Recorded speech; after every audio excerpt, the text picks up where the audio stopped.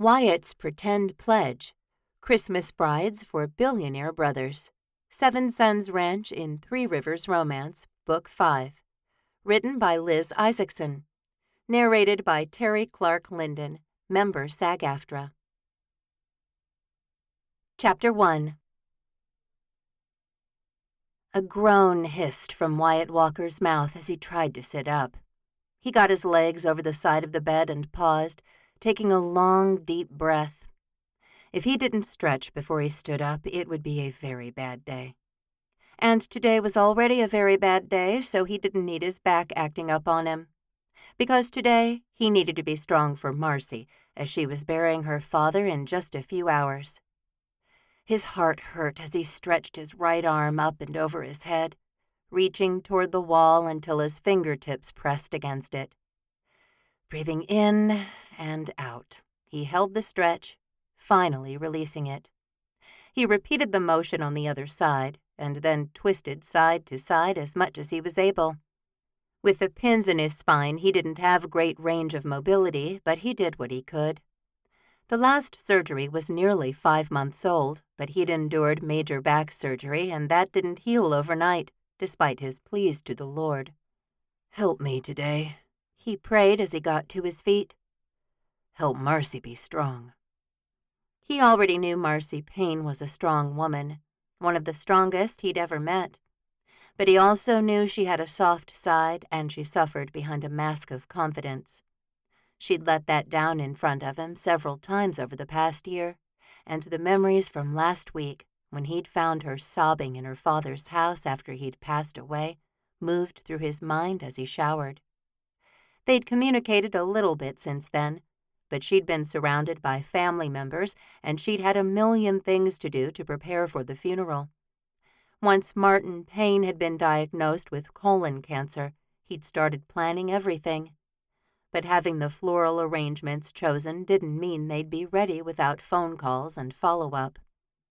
Wyatt had stayed away from Marcy's house, her father's place, and the hangar on the west side of town. If Marcy wanted him to come visit, bring food, or anything else, she'd call or text. She always had in the past. Once out of the shower, he stood in front of the mirror and shaved, keeping the edges of his beard trim and neat. He brushed his teeth and got dressed slowly, making sure all the right pieces were in the exact right place. Black slacks, white shirt, a burgundy navy and white tie knotted precisely at his collar, the navy blue colon cancer pin to show his support. He'd just pulled a pair of black, shiny church shoes from his closet when someone knocked on his bedroom door. "Yeah, Micah," he said, as he knew his brother's knock by now. Micah had moved to the ranch and Three Rivers just before Wyatt's surgery, and he was Wyatt's best friend. "Just checking on you," he said, entering the room. "Looks like you're ready." Micah was too, right down to the red and white paisley tie around his throat. "I'm ready," Wyatt said, inhaling the scent of coffee and sausage floating down the hall from the kitchen. "How's the back today?" Micah asked, his keen eyes missing nothing. So he saw the slight limp in Wyatt's step, though it evened out after only 2 strides. "Not bad," Wyatt said anyway.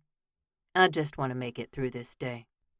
"Mama would say you need a hearty breakfast to do that," Jeremiah said, leaning into the doorway. "We've got eggs, sausage, and coffee out here." "Yep."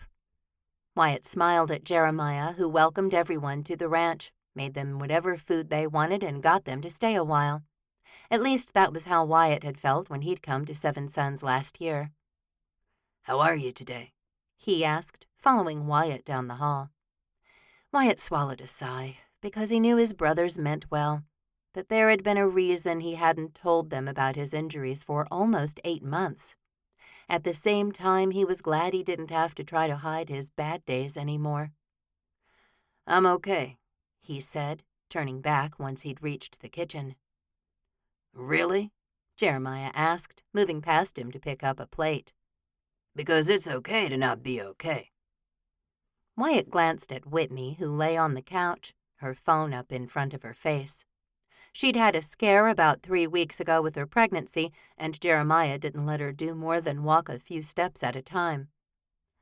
"If you keep badgering me," Wyatt said as he took the plate from Jeremiah, "it'll be a double funeral we go to in a couple of hours, and not mine." He cocked his eyebrows at his brother, who only laughed at him. "I hear you," Jeremiah said. "I just want to make sure you're doing all right." "I am right now," Wyatt said, but he wasn't sure what would happen when he saw Marcy. She had a couple of cousins in town, and Wyatt assumed her brother would come from back east. He couldn't remember where her brother lived, but it was a big city on the eastern seaboard where he worked as a corporate attorney. The Paynes were a Three Rivers generational family, and Wyatt expected the whole town to be at the funeral. He wanted to see Marcy today, make sure she knew he was there and available to her. "She knows that," he told himself as he put food on his plate and took it to the kitchen table.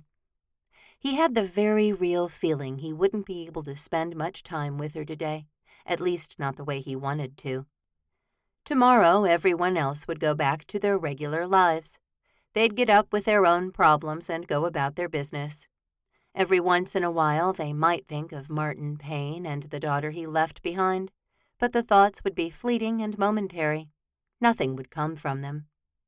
Wyatt didn't want Marcy to be alone tomorrow either, and he already had an alarm set on his phone to call her tomorrow morning to check in. The back door opened, and Liam, Callie, and their daughter Denise came inside. "See?" Liam said to the 3-year-old. "I told you Uncle Jeremiah would have breakfast." The little girl had tight, dark curls, and they bounced as she ran toward Jeremiah, who scooped her up into his arms. They both laughed, and he asked her what she wanted. "Toast," she said, and though there was no toast on the counter, Jeremiah set about making her what she wanted. "Dressed already?" Liam asked, glancing around. "Looks like we're the only ones not ready for the funeral." "We have time," Callie said. "I just hope Vicky doesn't go into labor today." Wyatt looked up from his plate, glancing between Liam and Callie. "It's that time already?"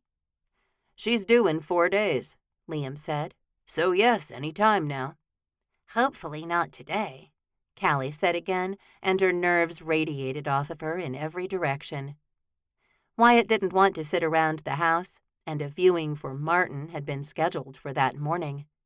Though he'd gone last night at the funeral home, he cleaned up his breakfast dishes and said, "I'm headed out." "Already?" Jeremiah asked, still nursing his coffee, while he held Denise on his knee as she ate bits of toast. "Already." Wyatt took his keys out of the kitchen drawer where he kept his stuff and met Micah's eye. "You want to come with me?" "Sure thing."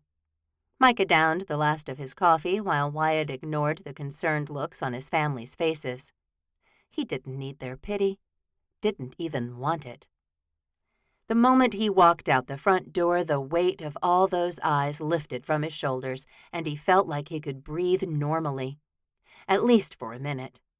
Micah joined him on the porch, the front door closing loudly behind them. The oak tree looked forlorn without all the Christmas decorations it had worn so festively for the past 6 weeks. Jeremiah loved their Christmas traditions, but he wanted the ranch to get back to normal after the holidays, too. All of the ranch hands and brothers had worked for the better part of a day to get all the ornaments off the front fence, all the tinsel out of the tree, though the good Lord had sent plenty of wind last week to help finish that job, and all the decorations snugly in their boxes and in the storage shed out back. "Where do you want to go?" Micah asked, his keys jangling in his hand as he went down the front steps. He didn't pause and look behind him to see if Wyatt needed help, and he appreciated that.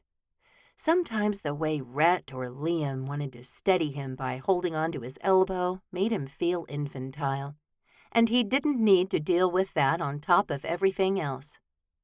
Wyatt pocketed his own keys and followed Micah to his truck, as it wasn't worth the argument with his youngest brother over who drove.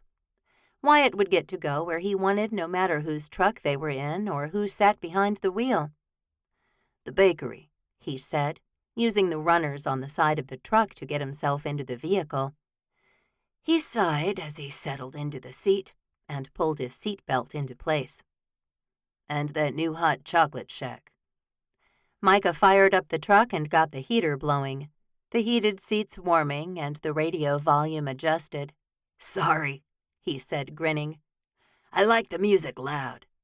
"You always have." Wyatt's head hurt, and he should have taken some painkillers before leaving the house. He thought about asking Micah to run back inside and grab some, but he didn't. Micah was good at letting Wyatt take care of himself, but if he went back inside, everyone would know why. "Will you open that glove box and see if I have any pills in there?" Micah nodded toward Wyatt's side of the truck. He turned onto the lane and headed toward the highway.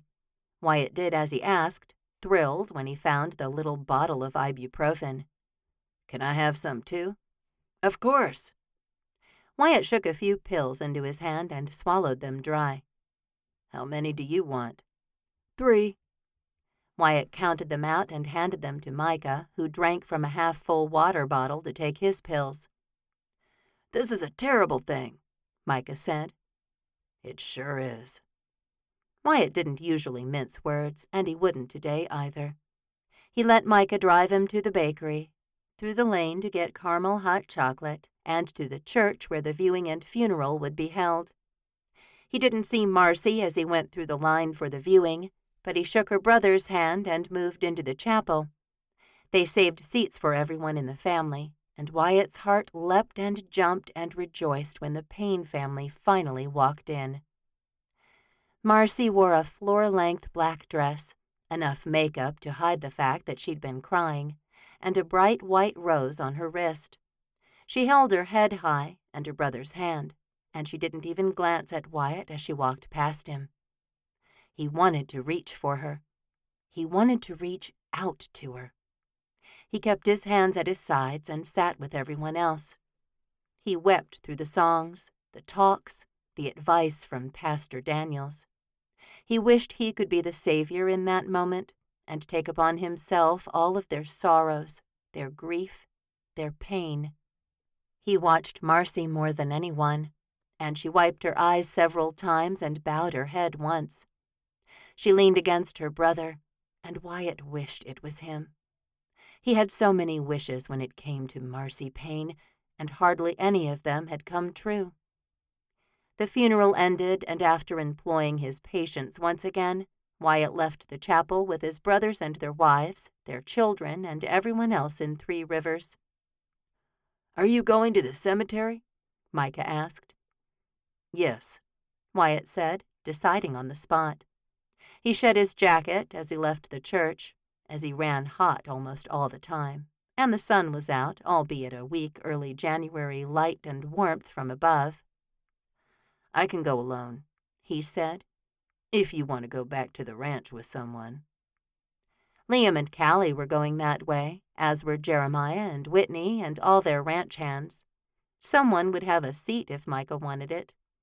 Micah said, "I'll come." Relief filled Wyatt, as he didn't really want to go alone. He didn't function at his best while alone, but he could do it. He'd usually traveled with other cowboys, a trainer and his manager while he ran the rodeo circuit, but he sometimes had to go by himself. He could stand near the back of the crowd at a cemetery. Marcy's brother dedicated the gravesite, and 4 planes flew over the cemetery. Wyatt looked up at the crop dusters, a sense of peace filling him. Martin had dedicated his life to flying and dusting the fields, farms, and ranches surrounding Three Rivers, and the flyby was a nice tribute to him. He didn't dare talk to Marcy at the cemetery, and he and Micah left as soon as the families started putting their corsages and boutonnieres on the casket. He wept openly on the way back to the truck, his heart so full. "You okay?" Micah asked as they got in the truck. "Fine," he said, wiping at his eyes. "Thank you, Micah." "Of course." They drove back to the ranch in silence, and Wyatt beelined for his bedroom the moment they stepped inside the homestead. He just wanted to be alone. No, What he really wanted was for Marcy to call him. He knew she was having a late lunch at her house after the ceremony at the cemetery, but he didn't want to go. He didn't want to comfort her in front of everyone. He wasn't even sure she wanted him to comfort her. Frustration filled him over the situation, and he shed all of his fancy clothes and lay down in bed. Maybe a nap would clear his head. Maybe then he'd know what to do about the beautiful blonde who'd crawled into his heart the moment he'd met her over a year ago. Chapter 2. Marcy Payne hated the way her vision blurred. She hadn't been able to see properly all day. Her head felt too hot, while the rest of her body was definitely too cold. Her skin cracked when she smiled, but she wasn't sure if that was from the excess makeup or the salty tears she'd cried. And cried and cried. But she'd made it through the funeral phone calls. Most of the decisions had been made while Daddy was still alive. But there had been a lot of emails, phone calls, and texts that had needed to happen once he'd passed. Flights booked, dresses bought, flowers delivered. She took in the dozen or so vases sitting on her kitchen counter, her eyes moving to the one filled with red, white, and pink roses. That one had come from Wyatt Walker, and she'd cried a quart from the simple sight of her favorite flowers and Wyatt's scrawled cowboy handwriting on the card. "I'm here if you need me, sugar. Love, Wyatt." Out of all the cards that had come with the condolences over the past week, Marcy had kept only Wyatt's. She had not reached out to him. She wasn't sure why she hadn't, only that she had enough balls in the air, and she couldn't stand the idea of him falling to the ground and cracking.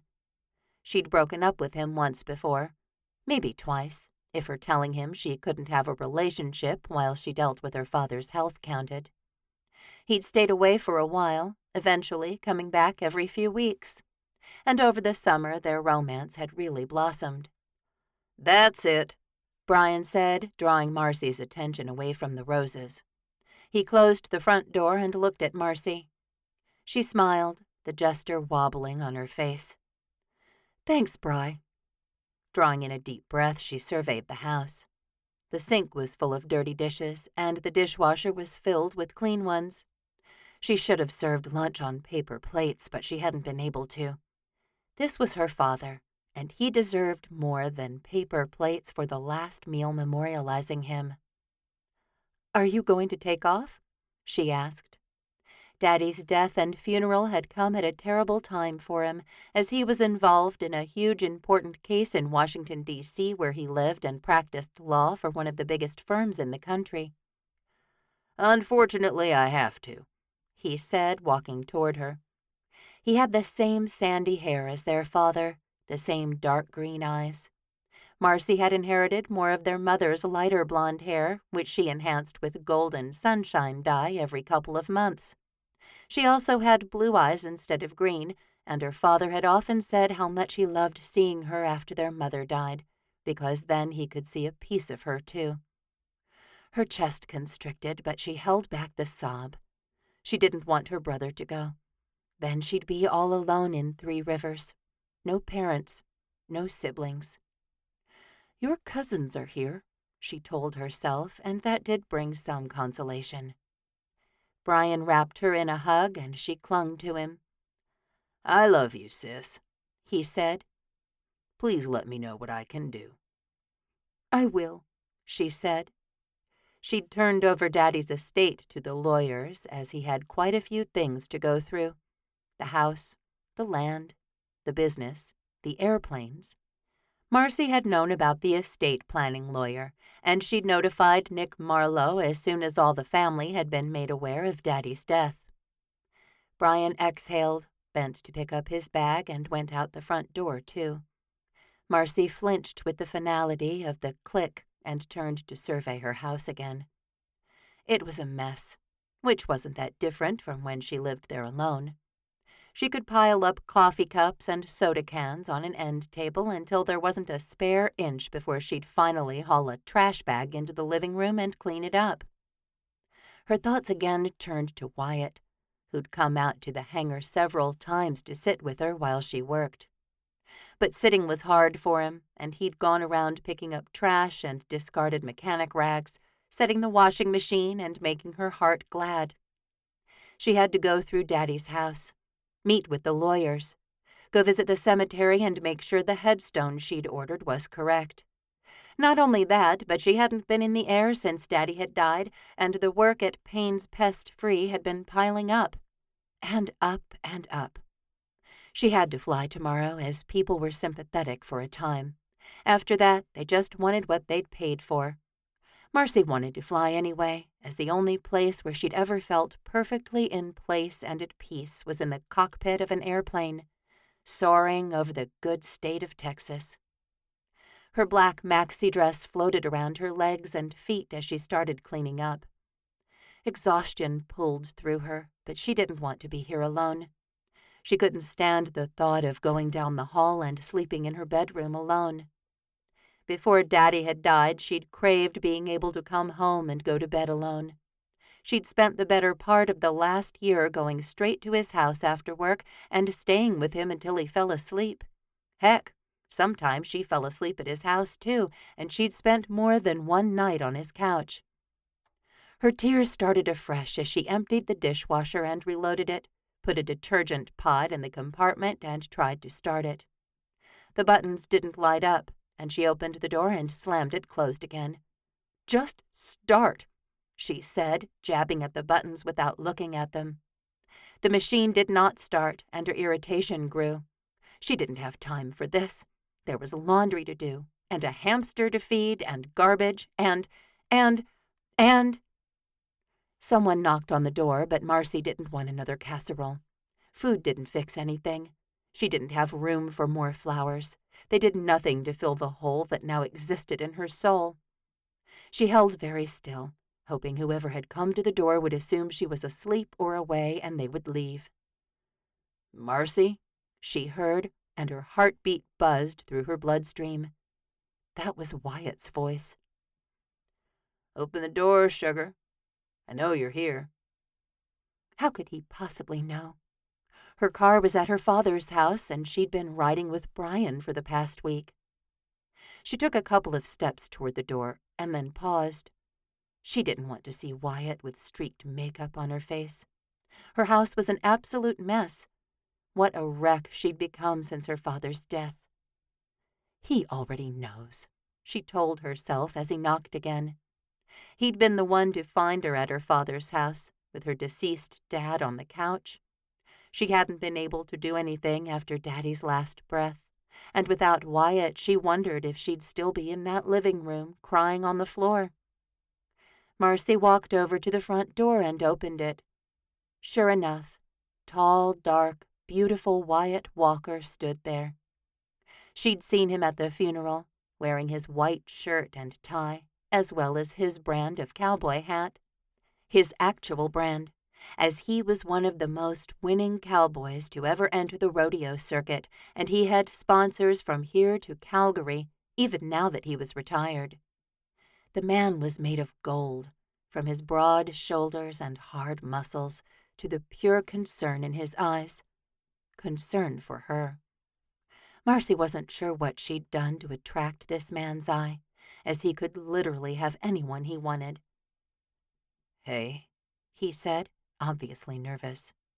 It was laughable that she made him anxious when he was the celebrity bull rider, when he was the one with international sponsors, when his face appeared in TV commercials, when he was the one with a Western wear clothing line. She glanced up at his cowboy hat, wishing she hadn't broken up with him before the hats had hit the market. "Hey," she finally managed to say. "Can I come in?" "I'm tired, Wyatt." She leaned into the door as if she needed to prove it to him. "Me too," he said. "Tired of waiting for you to call me." He took a step forward. "Please, 30 minutes. I had a feeling I should come see you, and I couldn't ignore that." She was tired of pushing him away, and she didn't want to be alone. Besides, who was she to tell him his prompting to come see her was wrong? So she backed up and let him step past her and into the house. "Thanks." He paused and surveyed the scene before him, and Marcy wondered what he saw. "How are you holding up?" Marcy didn't want to answer that question, so she just exhaled and went back into the kitchen. She didn't want to entertain anyone right now. She told herself that Wyatt had come out to the hangar several times and simply stayed with her. They didn't have to talk all the time. "I miss you," he said next, and Marcy's anger sparked. She glared at him and snatched up the trash bag. She could put napkins and envelopes and half-eaten sandwiches in a bag while he watched. He made no move to clean up, and Marcy poured her last remaining energy into picking up the house. She moved a jacket someone had left, and she stubbed her toe against the coffee table. She cried out, and more tears, more blasted tears, flowed down her face. "Marcy," Wyatt said, but she didn't look at him. She finished in the living room and turned to the dining room. He moved out of the way as she started picking up lemonade cans and sweet tea packets from the table. The trash made a clunking sound as she set it on the ground. She moved into the kitchen and started running the hot water. She could wash the remaining dishes while he watched, though she hadn't planned to do that. "Marcy," he said again, "will you just stop for a second?" "No," she said. "I have to go to work in the morning, and I don't have a maid." Wyatt probably did, though she knew he lived with his brothers and only had his bedroom to keep clean. "What do you want me to do?" he asked. Marcy dropped the silverware she held in her hand, and it made a horrible clanging sound against the plates there. "Why are you here?" She turned toward him, her despair spiraling out of control. She hated this feeling, and she wished he hadn't come. Why couldn't he just leave her alone? "I want to offer you support," he said. "I know you—" "Support?" Marcy shook her head, the idea almost laughable. "No, Wyatt, you're not here to support me. You're here for you. You're here because you want to ask me to dinner. You want me to be your girlfriend." He glowered at her and folded his arms. "I do want all of that, but that's not why I'm here." "Right." She turned back to the sink and plunged her hands into the water. But it was far too hot now that it had been running for a while, and she yelped as she pulled her hands back. Wyatt arrived at her side a moment later, and Marcy couldn't help crying. "It's okay," he said, handing her a towel. He turned off the water and curled her into his chest. "It's going to be okay." Marcy opened her mouth to argue, because she could not see how a world without either of her parents in it was ever going to be okay. But all she could do was suck at the air as she started to sob, and sob, and sob. Wyatt held her close and tight, and she let him, because she needed someone to do it. Brian had left. Her cousins had families and lives to get back to. The huge turnout from the people living in Three Rivers had comforted her, but they'd all move on with their regular lives, too. Marcy didn't have a regular life anymore. Not one she recognized, at least. Wyatt began to hum, and his bass voice soothed her. "Come on, sugar," he said. "It's time for bed." Marcy wasn't sure how long they'd been standing in her kitchen, the sink full of dirty dishes sitting in hot water, but she knew it wasn't time for bed.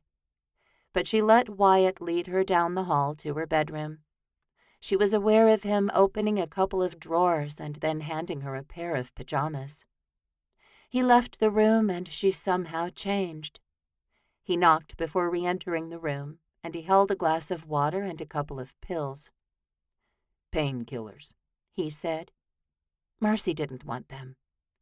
"They can't get rid of this pain," she whispered. "I know, baby. Take them anyway." She did, and she crawled under the covers.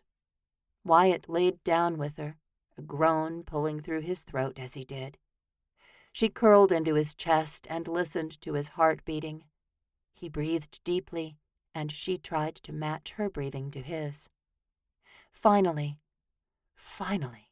she drew a breath full of peace and calm, both things she hadn't felt in 12 long months.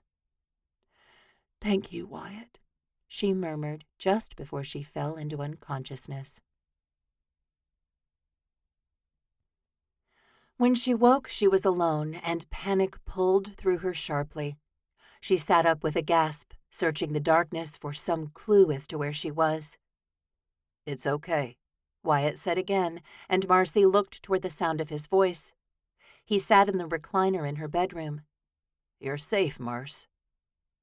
Marce. She loved the nickname he used for her, and she sighed as she swung her feet over the side of the bed. "What time is it?" "Late," he said. "I didn't want to leave you alone." Reaching over, she fumbled for a moment before snapping on the lamp on her nightstand.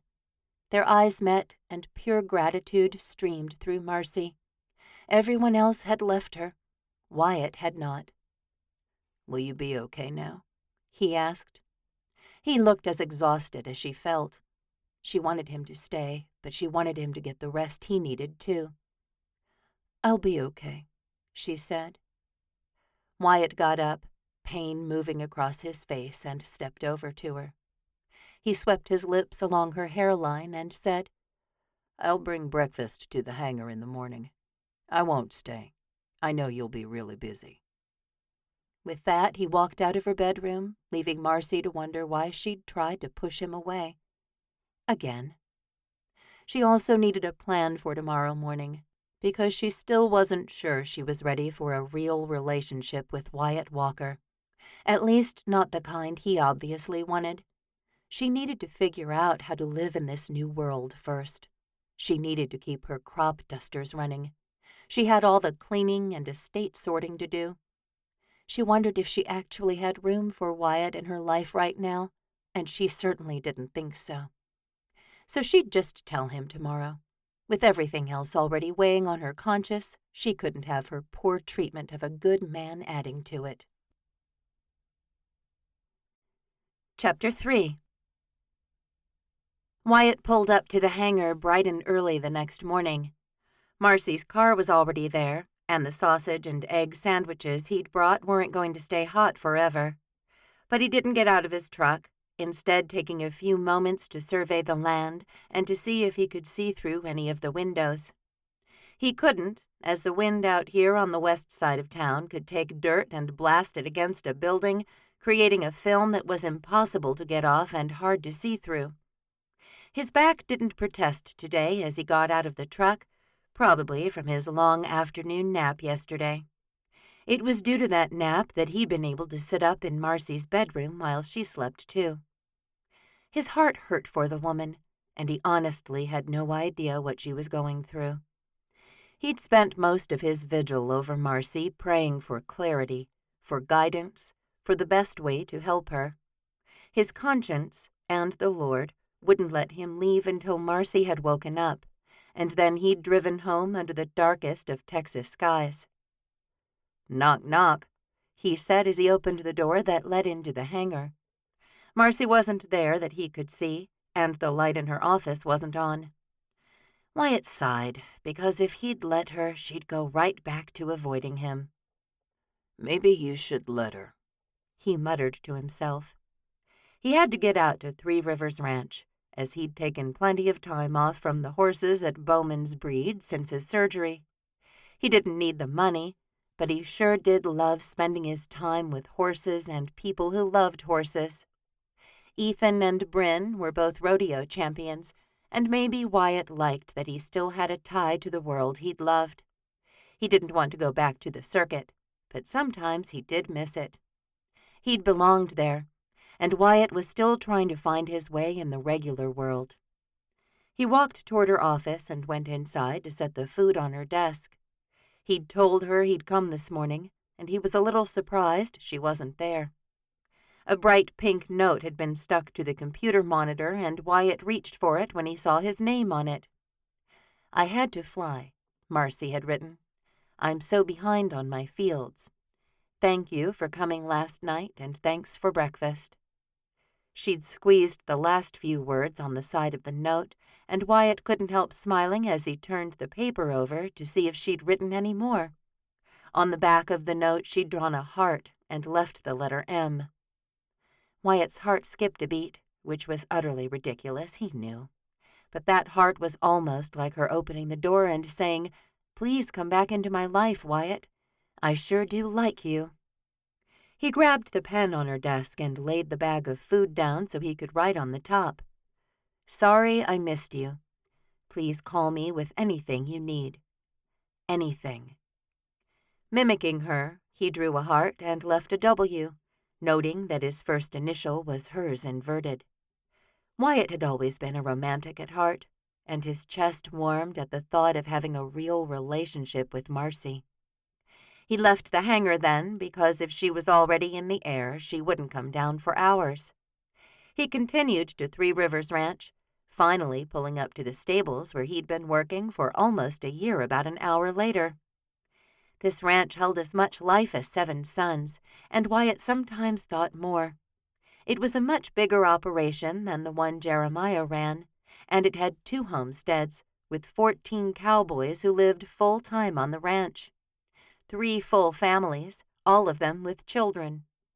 Wyatt supposed that with Jeremiah and Whitney due to have a baby that summer, and Liam and Callie getting their foster kids, Seven Sons would be caught up with Three Rivers soon enough. Not that it was a race. "Morning, Wyatt," someone said, and he pulled himself out of his thoughts as Kenny walked by. By the time he said morning, the other cowboy was out of earshot. "There you are," another man said, and Wyatt turned toward the familiar voice. A smile bloomed on his face as he reached for Bennett Patterson's hand. "Hey, Ben." They shook hands briefly, and Wyatt pulled the other man into a quick hug. "How was your New Year?" "Oh, you know," Bennett said, sighing. Wyatt did know, because Bennett was struggling with a lot of the same things Wyatt was. Loneliness. Wondering if the reality he lived in was all he was going to get in his life. Not being satisfied with that. Wanting more. Wanting a wife and family. "Yeah," he said. "Where are you today?" "Bo and I are riding out to the north cabin. We won't be back until the weekend." "So I guess you can't do lunch today." Wyatt grinned at his friend. "We'll let you by on Saturday," Bennett said with a smile as he glanced up at Wyatt's hat. "And hey, thanks for the cowboy hat. My brothers were so jealous." "You're welcome," Wyatt said easily. "If they want, I can get them." "Oh, no," Bennett said. "You're not getting everyone in my family one of your hats. This is my only claim to fame, Wyatt." "Oh, jeez," Wyatt said, pushing his hat forward. "I'm not famous." "You totally are in the right circles." Bennett started walking as Wyatt did. "I mean, look at that woman." He lowered his voice and kept his head turned away from the woman working with the 2 thoroughbreds in the front circle. "She hasn't taken her eyes from you since you got out of your truck." "You didn't even see me get out of my truck." Wyatt watched the woman. Her name was Tara Baylor, and she did seem to glance over at him and Bennett a lot. "But she did," Bennett chuckled. "She totally thinks you're famous." "Okay," Wyatt said with plenty of warning in his voice. "That's enough from you. Go out to the north cabin and work up your appetite for fajitas on Saturday." Bennett laughed, and Wyatt smiled as he turned and headed toward the ranch. "I'll tell Bo." "Sounds good." Wyatt touched the brim of his cowboy hat and faced the entrance barn to Bowman Breed's. The first time he'd come here, he'd been impressed by the professional atmosphere of the breeding stables. Bryn Bowman had a passion for horses that included making sure their health remained the #1 priority. She sold the horses she raised and trained to cowboys and cowgirls for competition in the rodeo, and her bull-riding husband Ethan had moved over from his work on the ranch to his wife's operation. He trained horses for bronc riding, and they'd both been thrilled to take on Wyatt to train roping horses and calves for that matter. Wyatt had competed in a lot of rodeo events, including the bull riding that had won him millions. He liked bronc riding, too, but neither of those could feasibly be done with his back. So the last few years of his career had been dedicated to roping, both calf roping and team roping, and he loved the feel of a length in his hand, the wind kicking up the dust as they got the animals set in the gates. He could practically taste the energy from a crowd, and a keen sense of missing wound through him as he thought about his days in the rodeo. "Hi, Wyatt," Tara said, and Wyatt switched his attention to her. He put a smile on his face. "Morning, ma'am."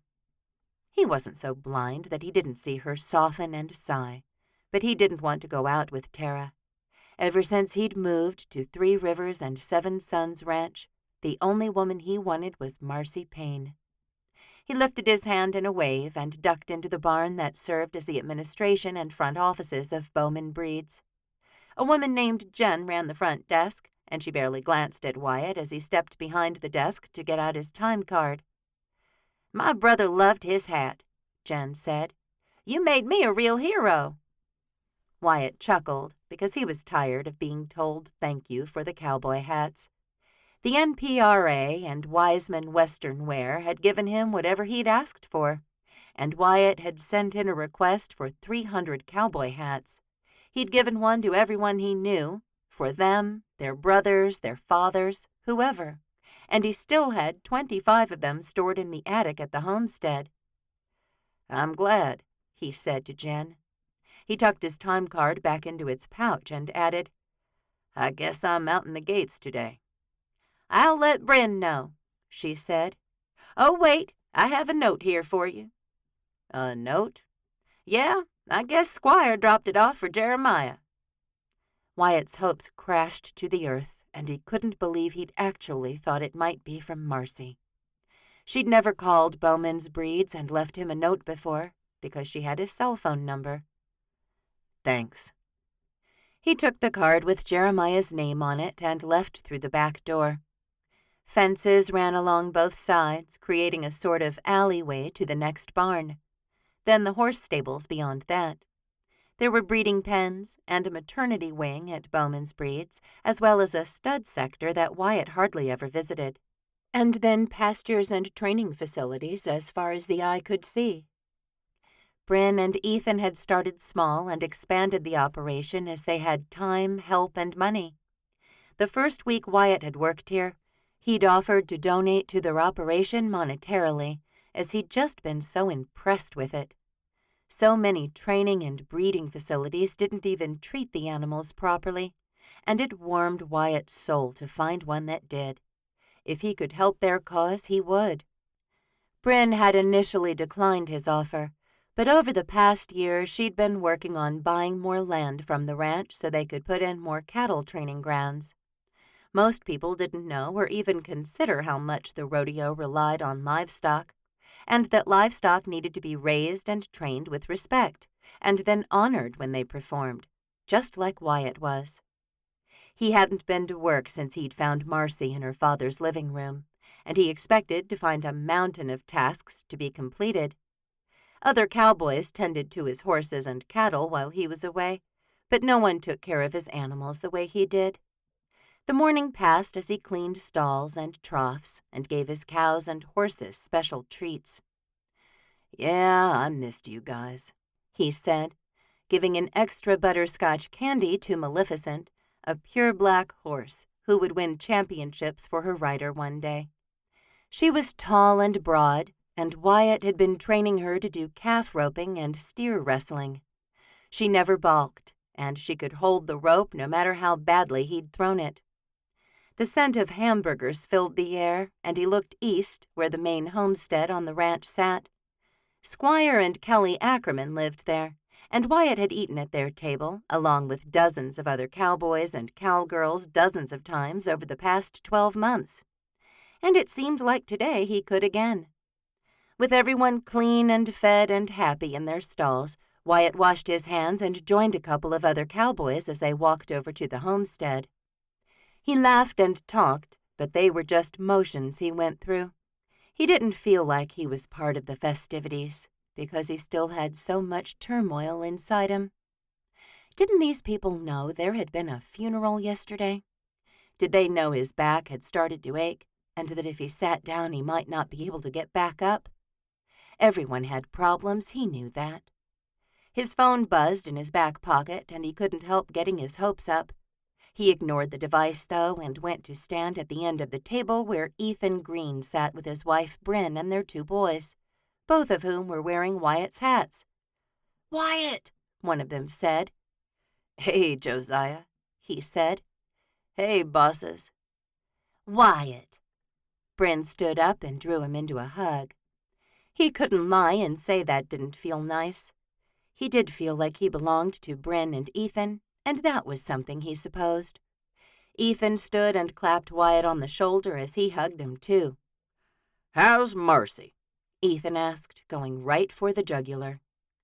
Thankfully, before Wyatt had to answer, Will, their other son, said, "You should have seen me riding this horse, Wyatt. He was wild and I kept him right against the rail."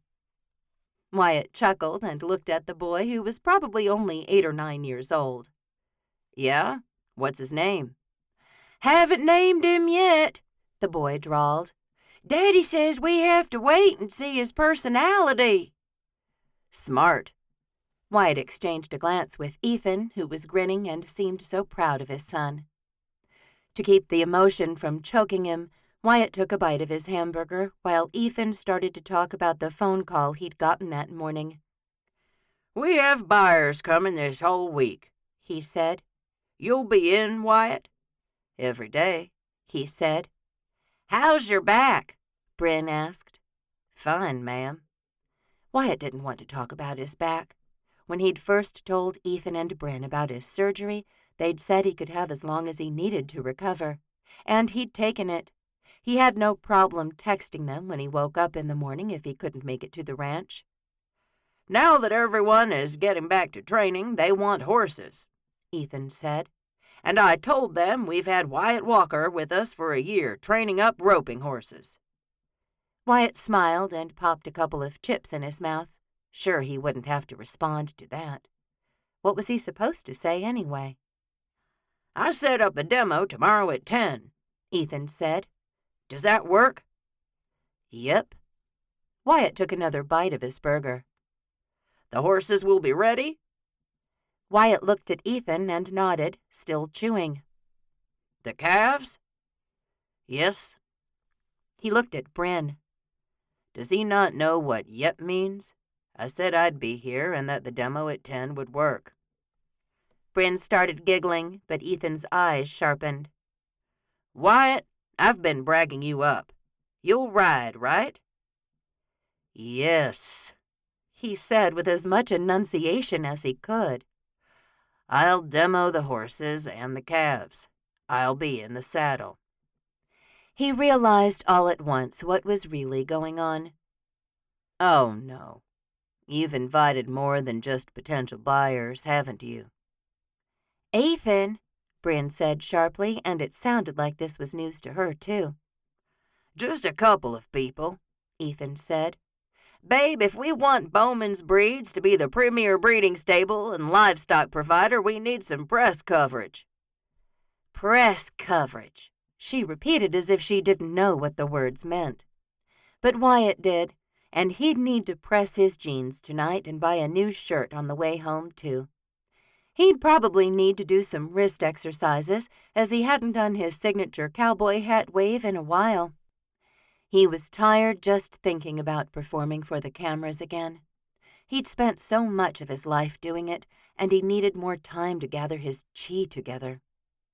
"You should have told me weeks ago," he said.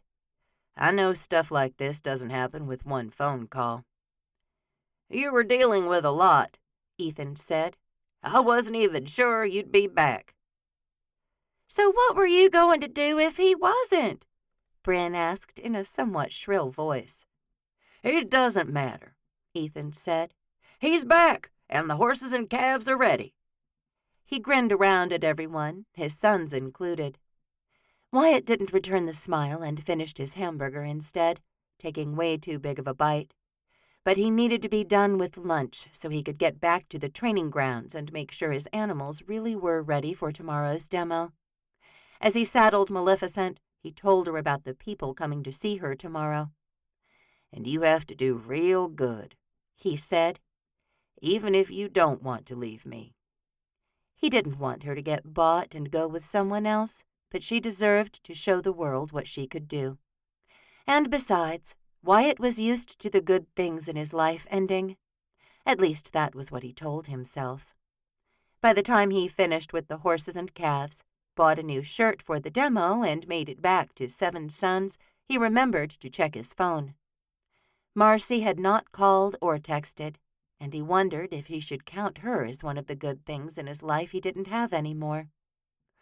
"You'd probably be happier," he muttered, though his heartbeat started thrashing against his ribs, protesting that they would most definitely not be happier without Marcy in their lives. As if summoned by his pounding heart, his phone rang and her name sat on the screen. Chapter 4. Marcy had thought she could make it through today without crying. She'd been wrong. But these tears were not tears of sadness, loss, or misery. Oh, no.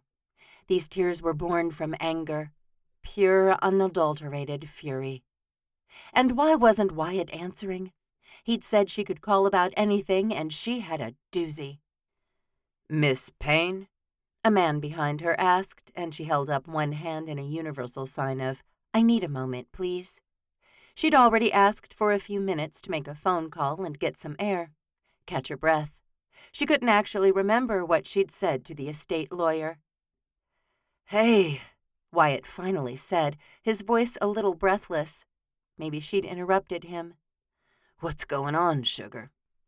"Wyatt," she said, something about his voice calming her. But she didn't want to be calmed right now. Well, she did, but only so he wouldn't hear the tears in her voice. "Yes," he said. "This is Wyatt Walker, at your service, ma'am." He really drawled out the words in that cowboy Texas drawl that would have made Marcy laugh a year ago. Today it still made her smile.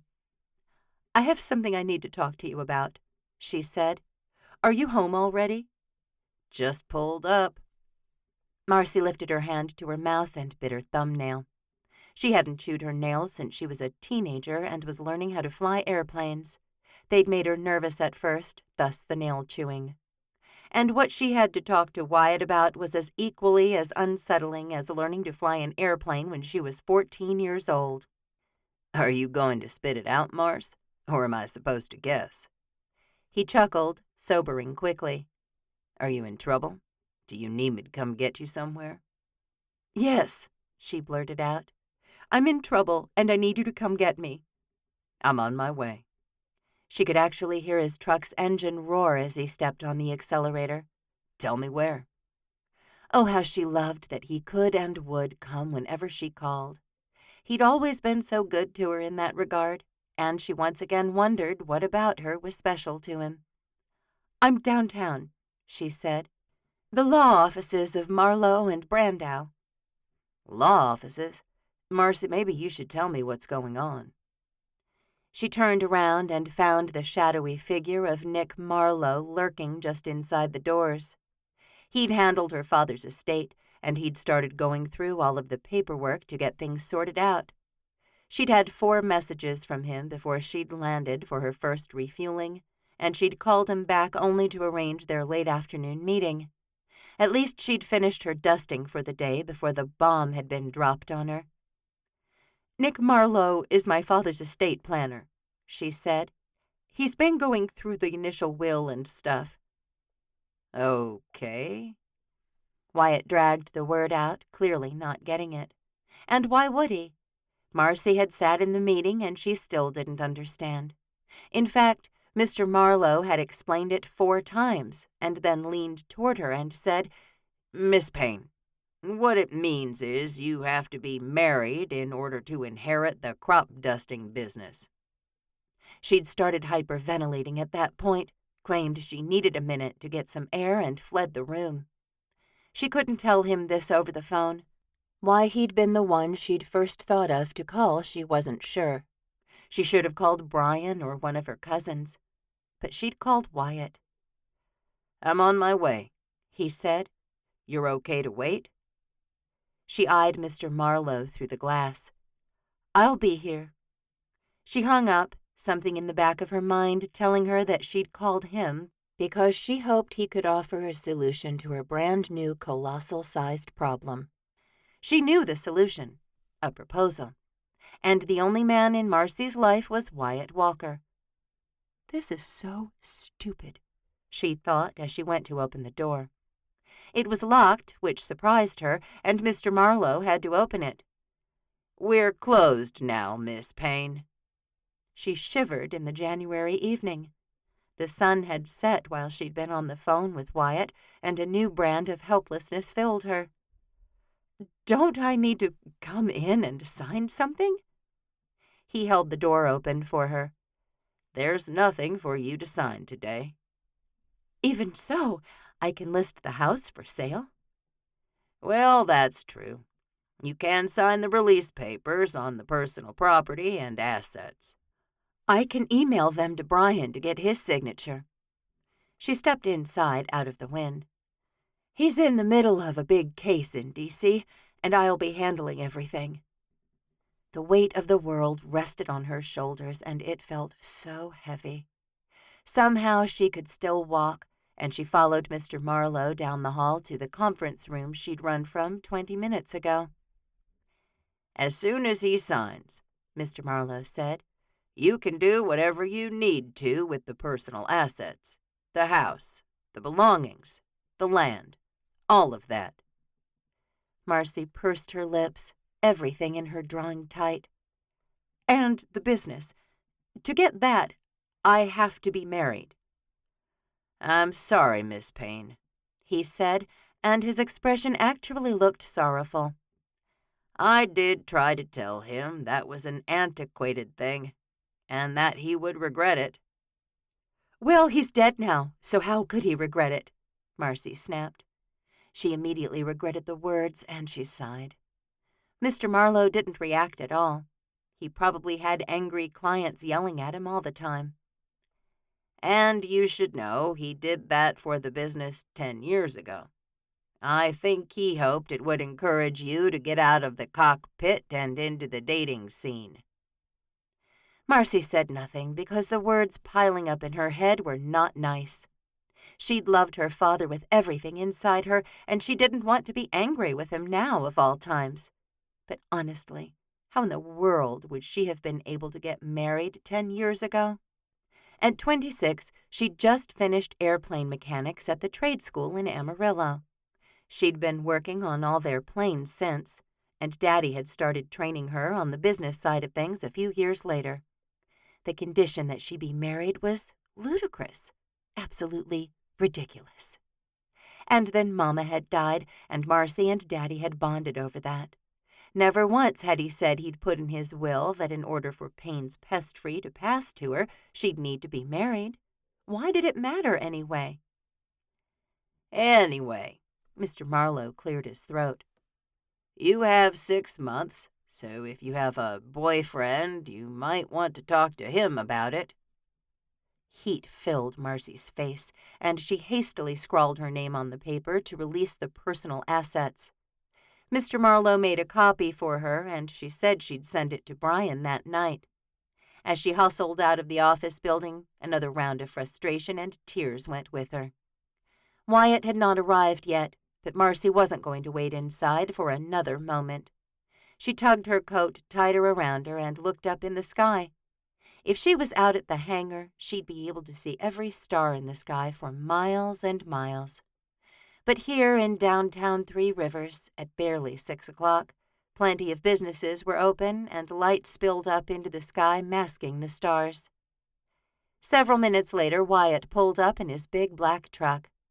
Marcy stepped toward the vehicle before he'd eased it all the way to a stop because her whole body was shaking with the cold.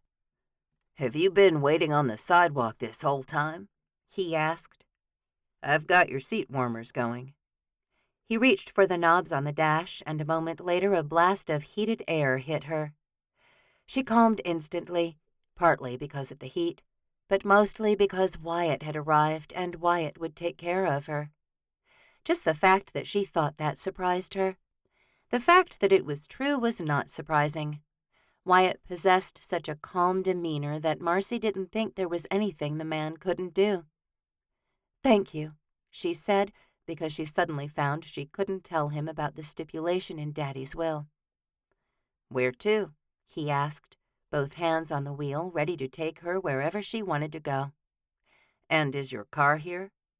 "Yes," she said. "Can we just go to dinner? Then you can bring me back here, and I'll get my car." "Sure," he said, still looking at her. "Pizza?" "A woman after my heart," he said with a grin. He eased back onto the road and hummed along with the radio as it played softly between them. Marcy chewed on the words he'd just said. A woman after my heart. She was after something, but it didn't have to be his heart. Yes, it does, she told herself. She couldn't just use Wyatt for his last name. Marcy had been fighting something for so long, and she was so tired. She couldn't argue with herself over this, too. She'd never given much thought to getting married. Many women did, she knew that. But she'd been wearing coveralls since the age of 6, and she'd dreamt of flying over fields while other girls probably fantasized over what their wedding dress would look like. Wyatt let her stew in silence during the quick drive to the pizza parlor. They went inside together, and Wyatt ordered a pizza they'd shared in the past. He knew what soda she liked, and he knew she'd want a side salad. No red onions, with her meat and cheese. Marcy let him take care of all of it, because a siren had started to wail in her mind and she couldn't think very far past it. Wyatt picked up their tray and led them to a booth in the corner, away from the door and anyone else in the restaurant. He sat down, took everything off the tray, and set it on another table before he sat across from her. "Okay, Marcy," he said. "Something's going on, and you better spit it out so we can talk about it." Marcy looked into Wyatt's dark gray, beautiful eyes. He hadn't shaved that day, obviously, because he almost had a full face of hair. He ticked so many boxes for Marcy, and she couldn't get herself to speak. Wyatt reached for his glass of cola and drank without a straw, his gaze never leaving hers. "Okay," she said, reaching for her own soda glass. "This is going to be so crazy. Like, I can't even believe it myself." "Do tell," he said, his eyes glittering, almost like this was a game he wanted to win. Marcy tried to smile, but she couldn't pull it off. "So it's bad news," Wyatt said. Marcy nodded. "Maybe I could guess," he said. "I mean, you were at the lawyer's office, and I'm guessing there's a problem with the will." "Sort of," she said, seizing onto his words. "The personal assets are fine." Before tonight, Marcy had never used the word assets before. "It's the business that's going to be tied up for a while." 6 months. And then she'd lose Payne's pest-free, if she wasn't married. "Oh? Why is that?" Marcy took a long drink of her soda, relishing the burn of the carbonation as it slid down her throat. She set the glass down, willing the words to order themselves properly. "I'm going to lose the crop dusting business," she said. Wyatt's whole demeanor changed, almost as if he himself had lost something precious to him. "You are? Why?" "I have to be married to keep it," she said. His eyebrows flew toward the ceiling. "Married?" A teen girl arrived with their pizza, chirping out, "Pepperoni, black olives, mushrooms, sausage, and green pepper." She put down 2 plates and set the pizza up on the stand in the middle of the table. "Side salad. Everything good?" Neither Wyatt nor Marcy spoke, and the girl took a few seconds before she walked away. Marcy glanced around and looked back at Wyatt again. "Married. Daddy put it in the estate that the dusting business goes to me, but only if I'm married. If I am at the time of his death, great. I get the business immediately. No problem. If not, I have 6 months to get the job done, or poof, everything I've worked for during my entire life is gone." "Gone where?" Wyatt asked, sitting very, very still. His mouth barely moved when he spoke. "The estate will sell it," she said, a sob forming in her chest and working its way up her throat. "I've worked there for 20 years, she said. "I went to college to get a business degree, and I went to trade school to be the mechanic." She shook her head, her hair brushing her face. She finally reached for the serving spatula and put 2 pieces of pizza on her plate.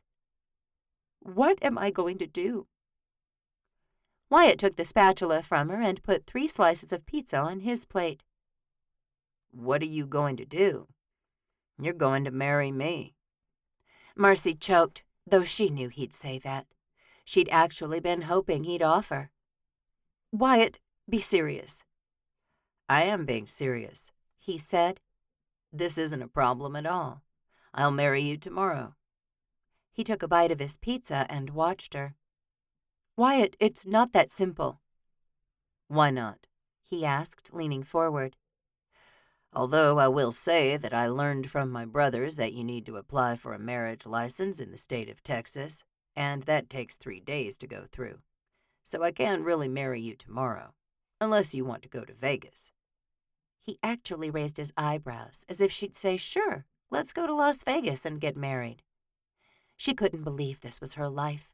She didn't recognize it at all, from a world without her parents in it to one where she had to get married to keep the family business that she loved. "We're not going to Vegas," she said through a narrow throat. "And I can't marry you." "So you'll lose the business?" he asked. "Marce, this is a technicality." "No," she said. "It's not." "Why not?" "I have to be married for a year," she said, dropping the final bomb. She watched him, and he definitely flinched when he realized what that meant. "Yeah," she said. "Just, yeah." Chapter 5. Wyatt kept thinking that his stomach would settle down if he took another bite of pizza. Another bite. Then another while Marcy continued to talk. "Get married within 6 months," she said, "and stay married for at least a year or I lose it all." He couldn't let that happen, and he saw an opportunity here that made him feel like a real jerk. "A year is a long time," he said, "for a fake marriage." But he'd still do it. Heck, he'd been shadowing Marcy for over a year already. Marcy stabbed at her salad, clearly unsure of what to say. "Marcy," he said, pushing his pizza away. It had not settled his stomach at all. "we could do this. I don't want you to lose pains." "I don't want to ask you do this," she whispered, keeping her head down. Her pretty blonde hair formed a thin curtain between them, and Wyatt wanted to lift her chin and reassure her that everything would be fine. "I'm offering," he said. "Is that a proposal?" she asked, and Wyatt was surprised by the slight teasing quality in her voice. "I mean, we should talk about this," he said. "Make a plan we're both comfortable with, but I'm totally fine with a pretend pledge." For now, he thought. He leaned forward and kept his voice low when he said, "Marcy, my brothers have done this exact thing 4 times. Each of them have done a sort of fake marriage, and they've made it work." Marcy coughed, her eyes bright and wild now. "Made it work?" Wyatt realized too late what he'd said. "I'm just saying we can do this." His phone rang, but he ignored it. "Why did you call me?" "What?" "When you found out about this stipulation in the will, why did you call me? You have cousins you could have brainstormed with over pizza." He leaned back in the booth, a measure of anger simmering in his veins.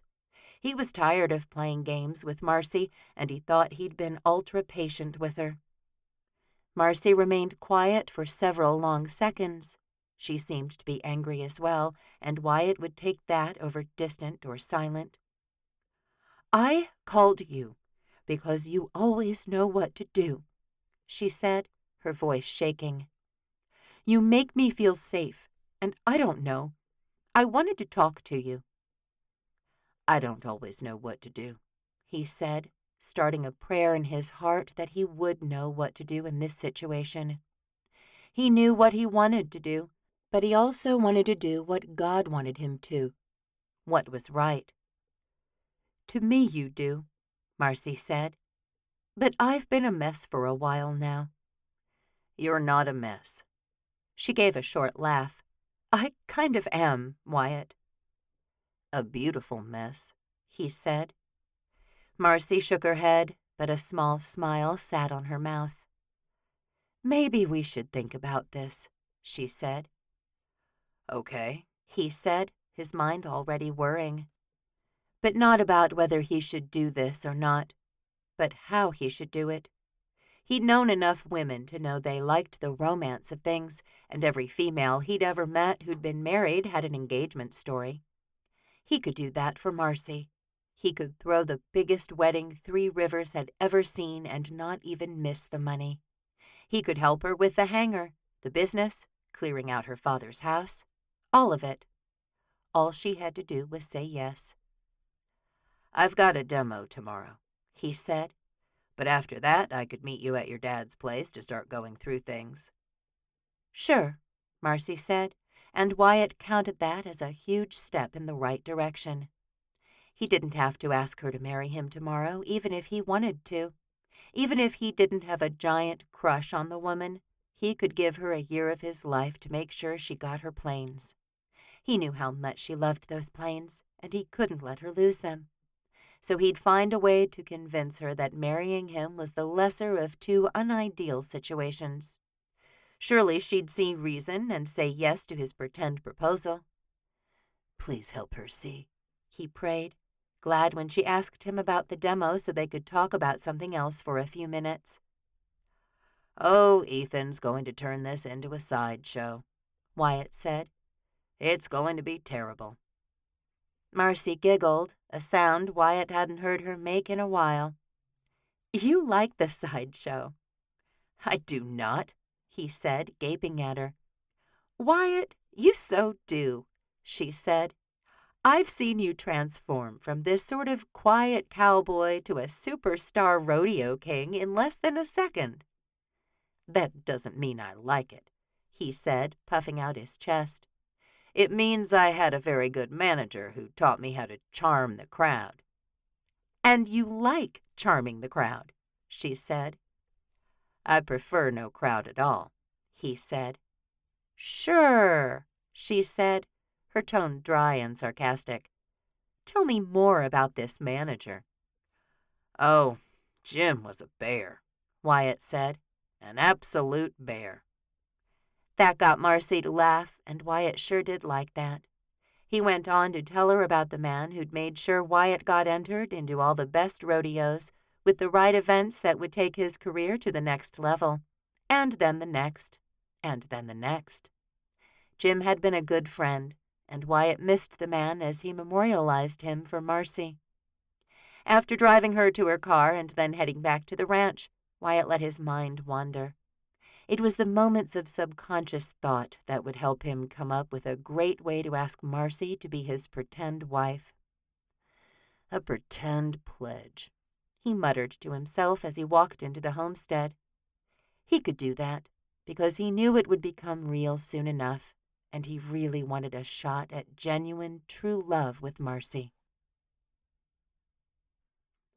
Wyatt stood at the ironing board, his mind focusing on making sure his blue jeans looked pristine. In the back of his subconscious, he thought about the date he'd had with Marcy last night. Yes, in his mind, he'd categorized their dinner at the pizza parlor as a date. He'd picked her up and dropped her off. He'd paid. They'd talked, and she'd even laughed and teased him. "You're ironing your jeans?" Jeremiah paused as he came into the kitchen. Why? I'm doing a demo today, Wyatt said. Trust me, the jeans need to be ironed. Jeremiah started laughing, the sound starting low and increasing over several seconds. Wyatt smiled because he was aware ironing denim was ridiculous.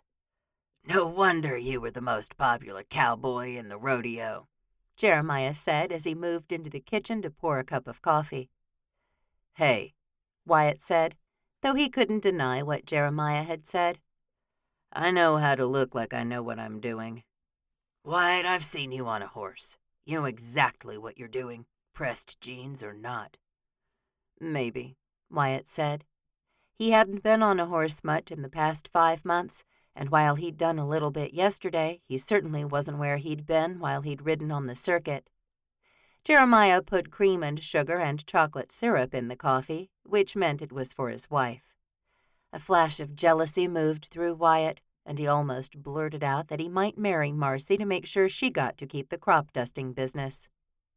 At the last moment, he sucked back the words, making a gasping sound that Jeremiah definitely heard. He let a couple of seconds pass while he stirred the coffee too much. You okay? Wyatt finished with the pant leg and set the iron upright. Jeremiah, he said slowly. Why did you and Whitney get married? Shock entered his brother's face, and Wyatt watched him closely. You know why. Because I said you were broken. Wyatt nodded, sharp regret lancing through him. How did you get Whitney to go along with you? Wyatt, Jeremiah said. What's going on? His phone bleeped out the alarm that he needed to get going, but Wyatt simply slid his finger across the screen to silence it. This is a secret, he said. Can you keep a secret? Wyatt, come on, he said. I'm the best secret keeper in the family. Wyatt shook his head, chuckling. You're better than the twins, that's for sure. And Rhett, that man can't keep anything to himself. True. Wyatt stepped into his jeans and buttoned them up. Okay, but I just need you to listen for a minute. Literally a minute. I can't be late today. I have a minute, Jeremiah said, still stirring Whitney's coffee. Marcy found out yesterday that she can't inherit Paynes unless she's married. For a year. Jeremiah was already nodding. And you want to marry her so she can keep her family business? Yes, Wyatt said, though there were other reasons. He didn't need to get into those right now. There wasn't time, for one, and for a second he wasn't even sure what they all were. And she's resistant? I think she doesn't want to ask me to do it. Oh, this is an easy one, Jeremiah said, stepping toward Wyatt. He patted Wyatt's chest and said, You ask her. He grinned, stepped past Wyatt, and went down the hall. Like it was so simple. Wyatt drove out to Three Rivers and Bowman's Breeds, his new shirt tucked in perfectly, and his bull riding championship belt buckle gleaming like the stars. He pulled up, noticing all the extra cars and trucks in the parking stalls in front of the stables. His nerves pounced, but he smoothed them back. He'd felt like this so many times before, and all he had to do was put on that charming smile, hold out a couple of words for an extra beat, and show everyone exactly what he could do. Morning, Jen, he said. Wyatt, she said, as if she was surprised he'd come in that day. Ethan wanted me to let him know the moment you arrived. I bet he did. Wyatt grinned. I'm headed out there now. Okay. She lifted her phone anyway, but Wyatt didn't wait around to listen to her call Ethan. The man needed to settle down. Wyatt found him out in the gates where he'd worked yesterday. He was setting up folding chairs. A lot of folding chairs. Morning, Ethan, he said. Hey, Wyatt. He looked and sounded relieved. People are already here. Brenn's take them on a tour. Sounds good, Wyatt said. I'll go get the animals ready. He turned, but Ethan called him back. "You look great, Wyatt." "I know what I'm doing," he said, giving Ethan a quick salute before he walked away. He went into the stables where the horses were kept, and he walked down the row, handing out candy to the 4 horses he'd been working with. "All right, guys," he said. "Today's your big day. There are a lot of people here to watch you, and it's time to show them how great you are." He paused in front of Harley and then Maleficent. He didn't want any of his horses to be bought that day because that meant they'd leave the stables, leave him.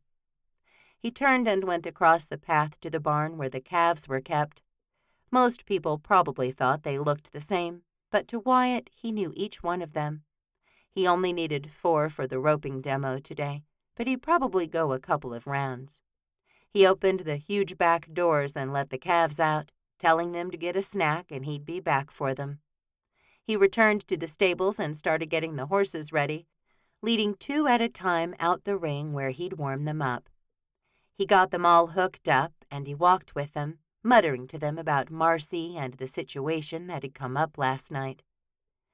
"And I think I'm going to ask her to marry me," Wyatt said. "Then she'll know she's not a burden, that I want to do this." And boy, did he want to marry her.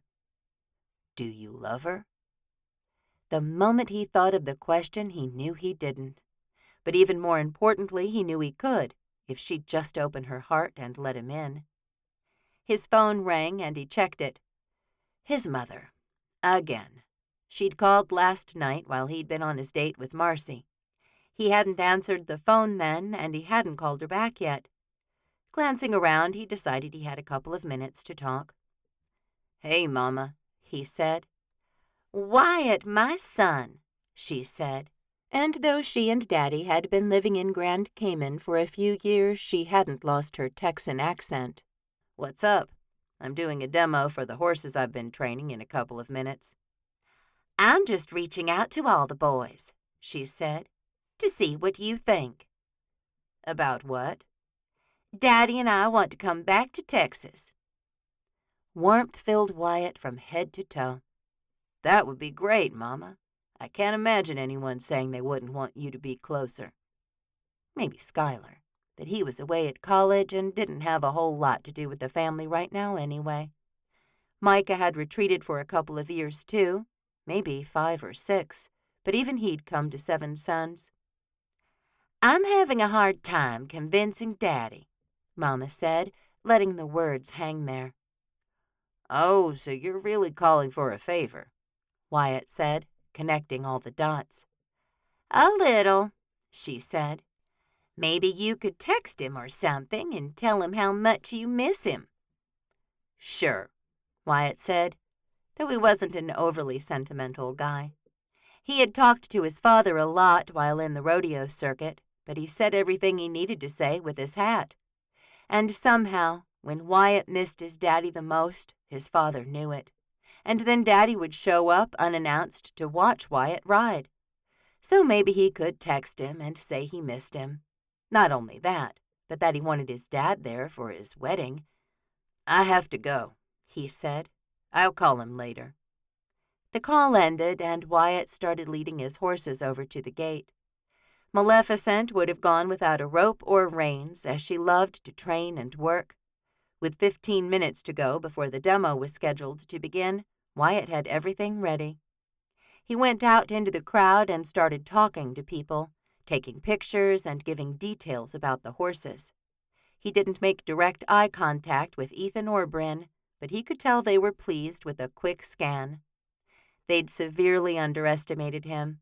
Wyatt had been working reporters and crowds for almost 2 decades, and this demo was one of the least high-profile things he'd done.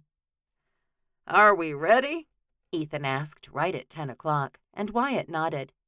He took the length of rope from his boss and headed toward the gates while Ethan welcomed everyone and got them settled down. "Wyatt's going to be riding Maleficent first," Ethan called. "She's a 2-year-old mare that's been here for 6 months, training under Wyatt's care." He nodded toward Wyatt, who mounted Maleficent and bent down to pat the horse's neck. "All right, girl," he said. "Let's show them how it's done." His heart beat rapidly in his chest as he absolutely loved being in the saddle. There was nothing better than the rush of running out of the gate, of throwing that rope, leaping from the horse and tying the calf. He looked over and Stuart had the calf in the gate. "Ready?" he said to him. "Yep." "Hit the bell," Wyatt said, his heart practically in his throat. Every eye was trained on him, and he could see and feel them all.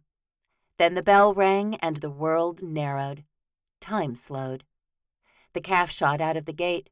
Wyatt held Maleficent back because the horse couldn't bolt at the same time as the calf. He knew exactly when Maleficent could go, and the horse did too. They moved together, man and horse, and Wyatt threw the rope a moment later. The calf went down. Wyatt slid from the saddle. Maleficent balked and pulled back like a pro. A moment later the calf's legs were tied, and Wyatt threw his hands into the air. He sucked in a breath as the applause filled the training arena. He grinned like he'd just done a championship run, and he swiped his cowboy hat from his head and lifted it into the air, wondering if this crowd would know how to cheer with him. He bobbed the hat up and down, using only his wrist, like he was waving his cowboy hat to the crowd, thanking them for the energy they brought. At least that was what the reporters had assigned to his actions. Wyatt had started the wrist movement that waved his hat to the cameras as a tribute to his father. His father who'd taught him everything about riding, about horses, about the rodeo, about living a good, righteous life. The crowd exploded, whooping as they lifted their right arms into the air and did the wrist wave back to him. Pure joy streamed through Wyatt as he laughed, replaced his hat on his head, and looked to the large digital clock on the fence post. Not bad. Not quite championship time, but respectable. He turned back to Maleficent, who'd done an amazing job. Wyatt reminded himself that the spectators weren't there to watch him. They were there to see how well he trained livestock. And he'd done a great job with Maleficent. But really, the horse was simply an amazing creature. He stroked her nose and pressed his face to hers before releasing the rope and saying, "That was awesome, Maleficent. Good job." He rode the high of the demo, leaving the ranch as soon as he could after charming everyone, staying for lunch and signing autographs. By the time he pulled up to the jeweler in downtown Three Rivers, he was exhausted and ready for a nap. But first, he had a diamond to buy. Chapter 6. Marcy soared over the fields on the southwest side of Three Rivers. Shiloh Ridge Ranch was some of the most beautiful land in Texas, in Marcy's opinion. She got a view very few people did, and she loved seeing the fields in all of their stages. Bear Glover had a lot of trees to deal with in the hillier part of the Three Rivers area, and he cut down as few as possible. She liked seeing the fields as bare dirt when she sprayed them with fertilizer and a pre-spring pesticide that would make sure their fields were ready for planting. She got the job done and headed back to the hangar to get the next batch of fertilizer she needed. She'd actually be flying over 7 suns today, and she couldn't help the way her heart beat out a few extra thumps. But she'd enjoyed eating dinner with Wyatt last night. Too much, probably. He was so cool and so casual, and Marcy wondered what it would take to rile him up. Surely he was passionate about something. The man had won multiple rodeo championships, but he wasn't anything like the cowboys Marcy had dated before. He wasn't loud. He wasn't constantly bragging. He was down to earth and normal, Marcy whispered to the clouds in the sky. She touched down, landing a plane, one of the things that brought her the most joy. She taxied to the end of the dirt road, wondering what in the world her father had been thinking when he'd put conditions on her ability to inherit this business. And he'd never once mentioned it to her. He'd never badgered her about finding a man and getting married. He'd never asked when she could produce some grandbabies. Nothing.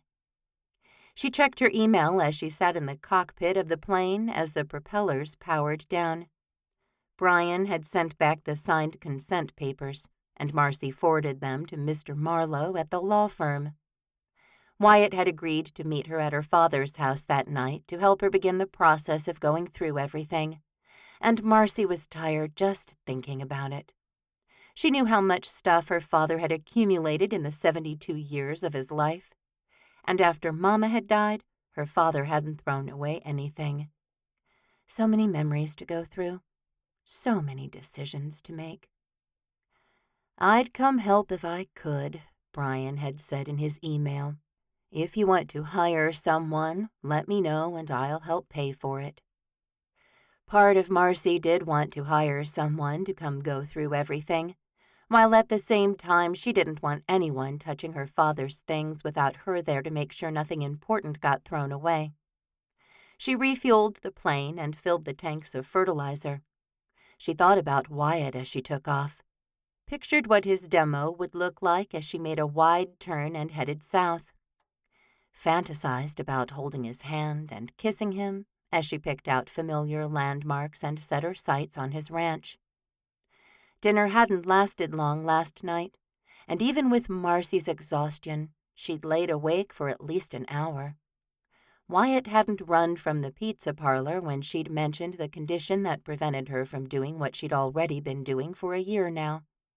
He hadn't laughed at her. In fact, he'd offered to marry her. He'd also asked her why she'd called him, and Marcy hadn't been able to tell him the whole truth. She'd called him because he was the only man in her life, and she'd been hoping he'd offer to marry her. A hitch in her lungs made breathing difficult. How could she go through with this?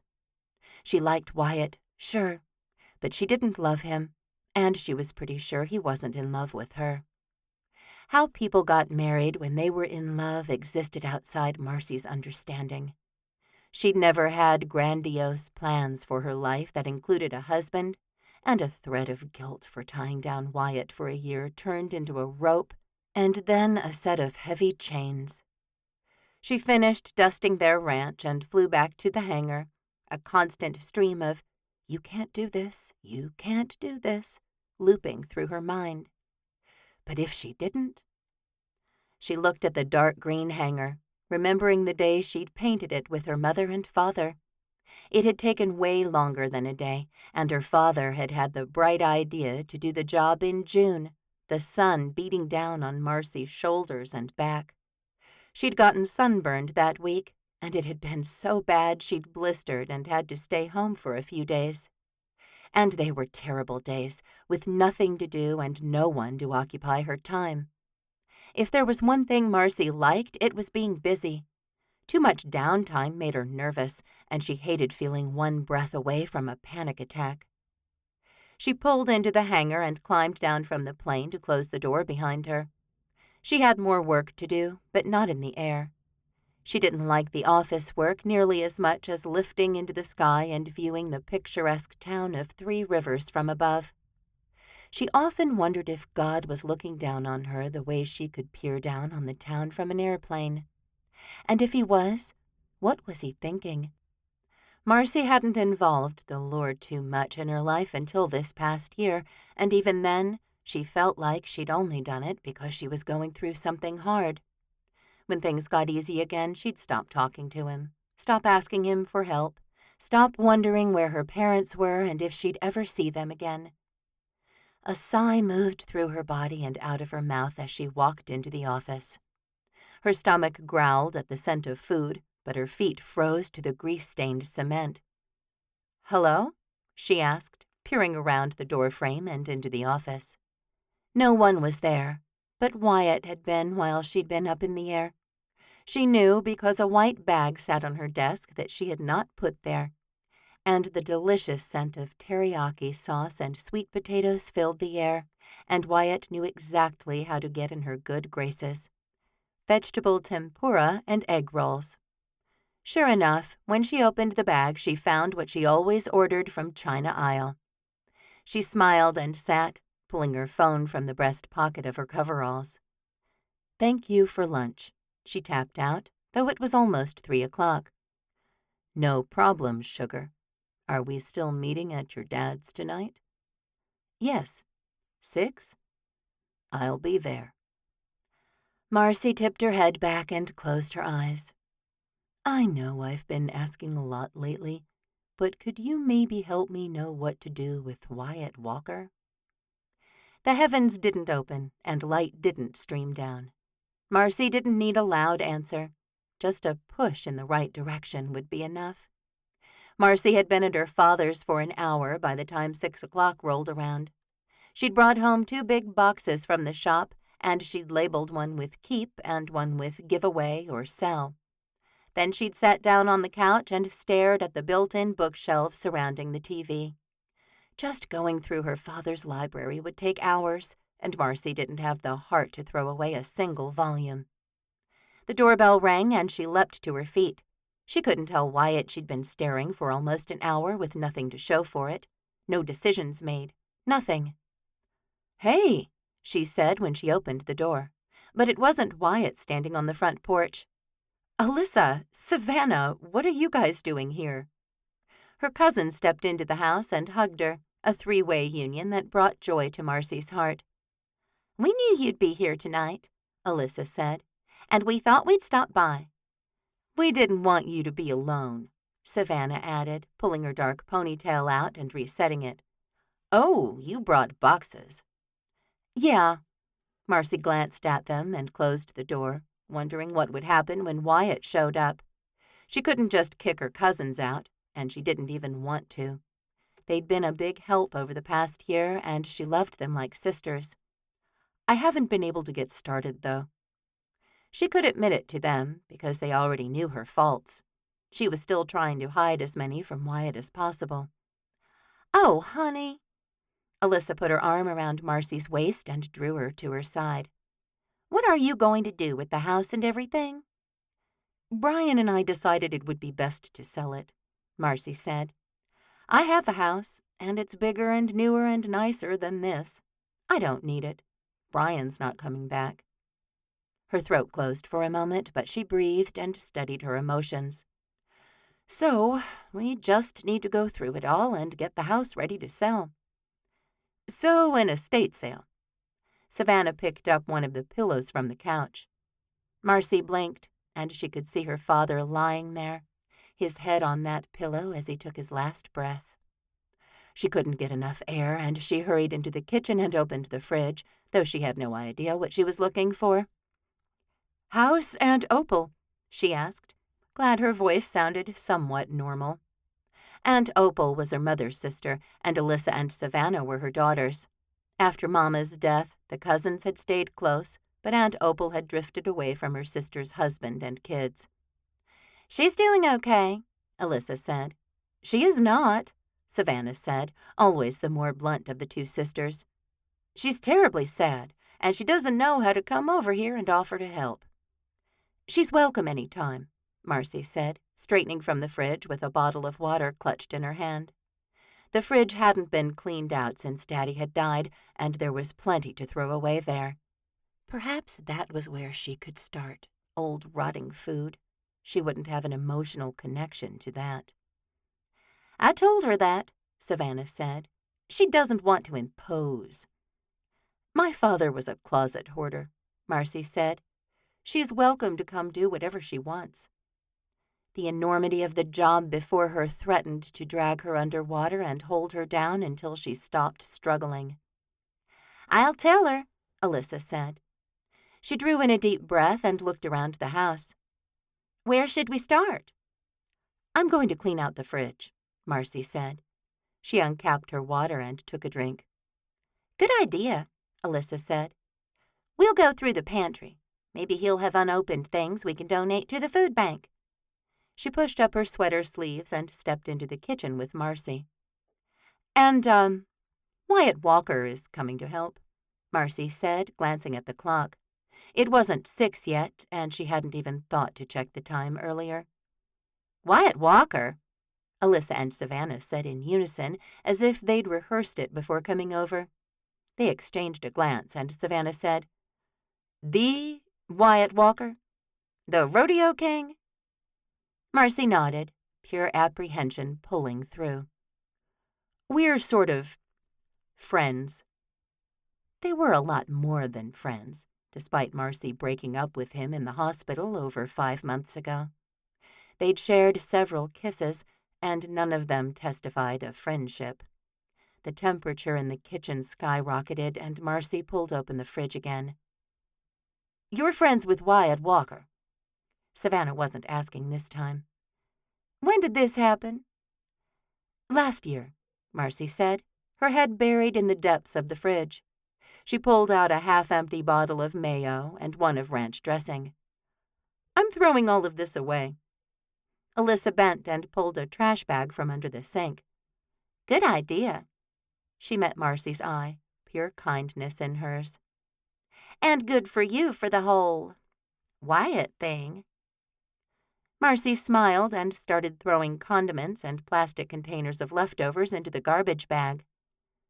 The Wyatt thing summed up her current relationship with Wyatt, actually, and that made her heart twist in its spot in her chest. She realized in that moment that she wanted more than the Wyatt thing. She may have called him last night because he was her only option, but she did like him. She'd always liked him. She liked him so much she'd broken up with him and held him at arm's length so she wouldn't hurt him by trying to have a relationship when she wasn't ready for such things. The doorbell rang again, and Marcy spun toward it. "That'll be him, and he'll probably have food. I should have texted him you two were here." "Oh, we can leave," Alyssa said. "We just didn't want you to be alone, and now you won't be." "Speak for yourself," Savannah said. "I want to see what's going on with her and Wyatt." "Savvy," Alyssa warned. "What?" Savannah laughed. "Look at her. She's bright red and frozen to the spot." Marcy felt her cousin's eyes on her, but she couldn't make herself move, nor could she help what her face looked like. "I don't think they're just friends," Savannah said with a giggle. "Yeah, no kidding," Alyssa said. The doorbell rang again, and very clearly Wyatt said, "Marcy, it's Wyatt, sugar." "Sugar," Savannah teased, and Marcy blinked her gaze away from the door and toward her cousins. "I'll get it," Savannah said, taking one step toward the front door. That got Marcy to thaw, and she darted in front of her cousin. "No way." Savannah's dark eyes sparkled, and she said, "Marcy, you like this man."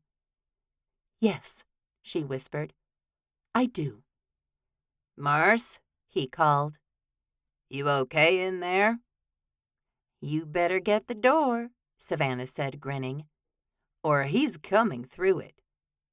"I think it's great she likes him," Alyssa said as Marcy walked through the living room.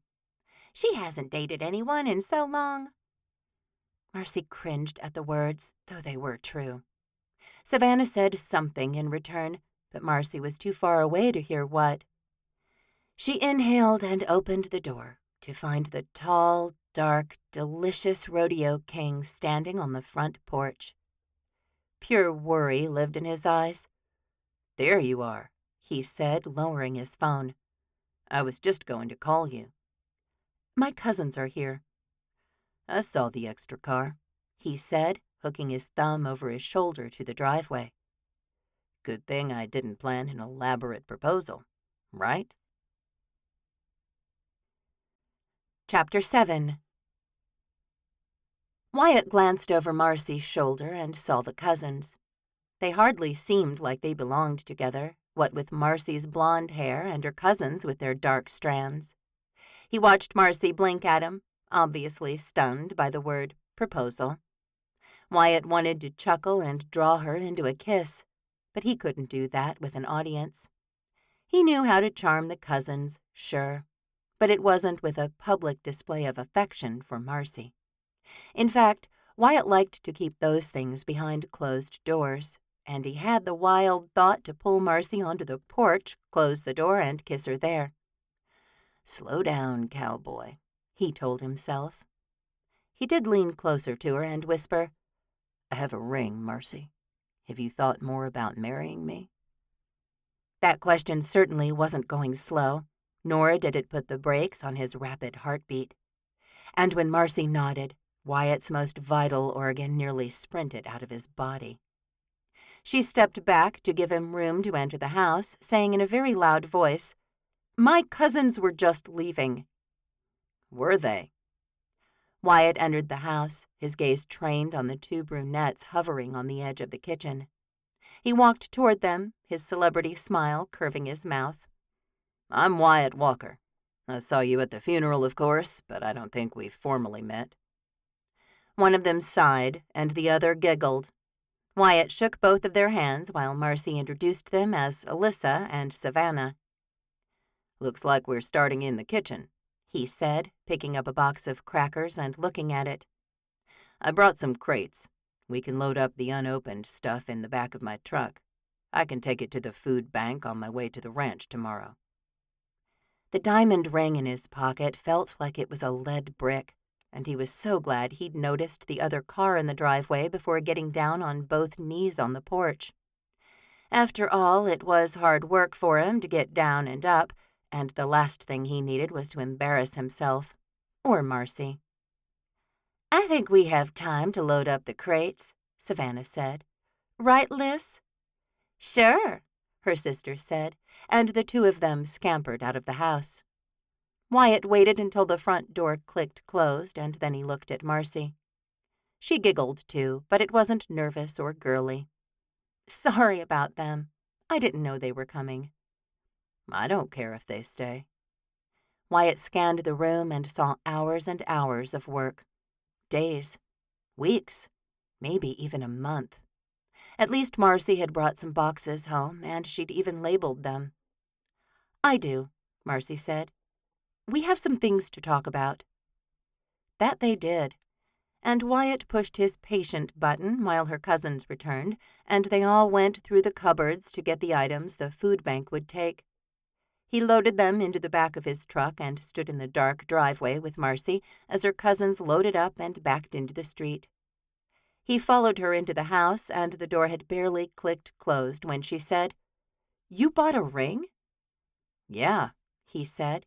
"You want to see it?" She turned to face him, and Wyatt could tell she wanted to see it. He dug in his pocket and pulled the ring out. "I was going to do the super romantic thing. There were flowers involved and chocolate cake, because we both love that. But then, I don't know. I thought maybe I wouldn't even tell you about the ring tonight." Then he'd seen her, and Wyatt's brain seemed to misfire whenever Marcy was in the room. "It was the first thing you said," Marcy teased. "You make me nervous," Wyatt admitted. A brand new glint entered the blonde's eyes. "I do?" She took a step toward him. "Why's that, Wyatt? Don't you know you're the celebrity here?" "I'm just a regular man," he said, "who happens to know how to ride a horse and throw a rope." He swallowed, his mouth so dry as his gaze dropped to her lips. She tiptoed her fingertips up his shirt, touching each one of his buttons. "I've thought about you all day," she said. Ditto. Heck, the woman had followed him into his dreams during his afternoon nap. "I have a dilemma," she said, their faces so close, all Wyatt had to do was lean forward 4 inches and he could kiss her. "I want to keep Payne's, and I don't want to lose you." "Sugar, marrying me would make me yours." And oh, how he wanted to be hers. And he wanted her to be his. Only his. "You wouldn't lose me. In fact, you wouldn't be able to get rid of me for a year." He grinned down at her, his hand finally lifting to rest on her hip. "I don't think it's a secret that I like you, Marce. I have for a long time now." She nodded. "And I like you." He opened his fist to reveal the ring. "So let's get married." He'd made a mistake last night by mentioning that maybe they could fall in love. So while he wanted to say it again right now, he bit back the words. "We need to make some decisions," Marcy said, staring at the huge diamond in his palm. "Before I'll wear that ring." He wanted her to say yes and wear the ring. "Okay," he said. "let's make them then." She looked up at him, her blue eyes brighter than he'd seen them in a while. "There's so many things." She blinked, shuddering off some of her playfulness and all of her emotions. "What are you thinking about?" "Kissing you," he said. "Wyatt," she said, smiling. "Be serious." "Oh, I'm serious." "I meant, what do you need to talk about?" Wyatt tried to focus, mentally commanding his hormones to calm down. "Well, the first thing my mama will ask is when we are getting married." "Has to be by July 1st, she said. "I got that email today." "What do you want?" he asked. Wyatt would do everything in his power to give her what she wanted, but he wasn't going to say that. He'd already revealed too much by saying he was thinking about kissing her. "I'm not a fussy person," she said. "But I'm the rodeo king," he said, using her words, the media's words. "and my marriage will be a big thing." "June, then," she said. "June," he said, pulling out his phone. "Saturday, Friday night, Sunday?" "Friday night," she said. "It doesn't need to be a big thing. Certainly not a whole day." Wyatt could just see his sponsors turning this into a very big thing, but he didn't say anything. "June 16th is a Friday," he said. "Let's do the 2nd, she said. "Get it over with." Wyatt flinched at the words. "Okay." He made an event on his calendar that literally said, "Marry Marcy," and set it on June 2nd. "What else?" "I've been thinking about where we'll live," she said. "I don't have a place of my own," he said, "but I can get one, or I can live with you." The very idea had his pulse and his nerves and every ounce of testosterone in his body vibrating like a horse ready to explode out of a gate. Marcy stayed silent. She turned and went back into the kitchen, Wyatt following like a puppy dog. "Talk to me," he said. "I was just thinking it might be nice for us to get married really soon." She lifted her eyes to his finally. "And move in here together. We can go through the house together and, I don't know." She shrugged. "It might not be so painful for me that way." "You want to live here?" Wyatt couldn't believe that. The house was fine as far as houses went, but she'd been raised in this house, and he couldn't believe she wanted to start their life together here. "It's not a true start to a true life together," he thought, and the words stung him, pricking and piercing over and over again until Wyatt shoved them out of his head. "It was just an idea," Marcy said, reaching into the fridge for something else. "How soon is really soon?" His brothers had gotten married without their parents, but Wyatt wanted his family there, especially his mother. He'd always been more of a mama's boy than the other brothers, and he used to feel bad about it. Not only that, but Liam and Callie were about to have a baby. Wyatt couldn't send a family text and be like, "Surprise, I'm getting married this weekend." "I don't know," Marcy said, tossing a head of lettuce in the trash can. "But the sooner we get married, the sooner the countdown clock starts." Wyatt pressed his eyes closed in a long blink.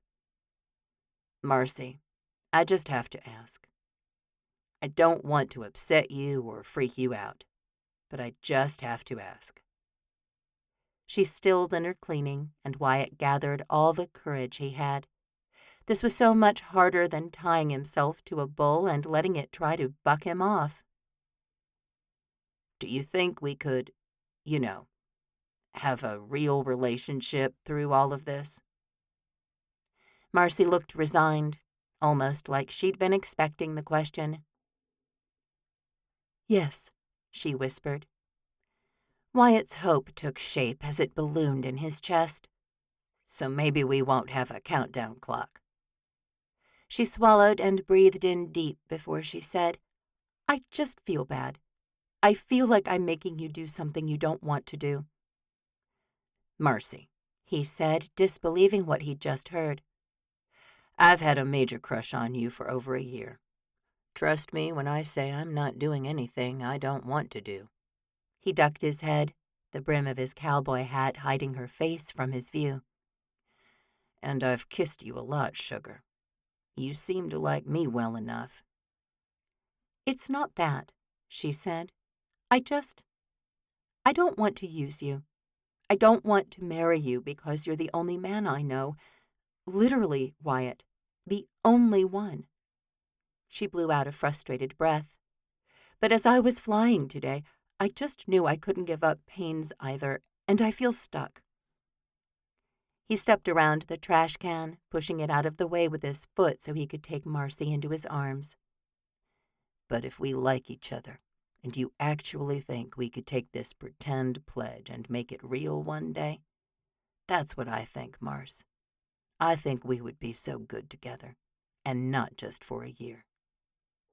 He touched his nose to her forehead and took a deep breath of her skin. She smelled soft and powdery, with always a touch of grease and metal beneath that. And he loved it. But forever, he whispered. I don't love you. Yet. He looked at her. Tell me you don't love me. Yet. I don't love you. Yet. But you could. She nodded, tears gathering in her eyes. I think I could. Yes. I like it when you say yes, he whispered, pressing his lips to her temple, then her cheek.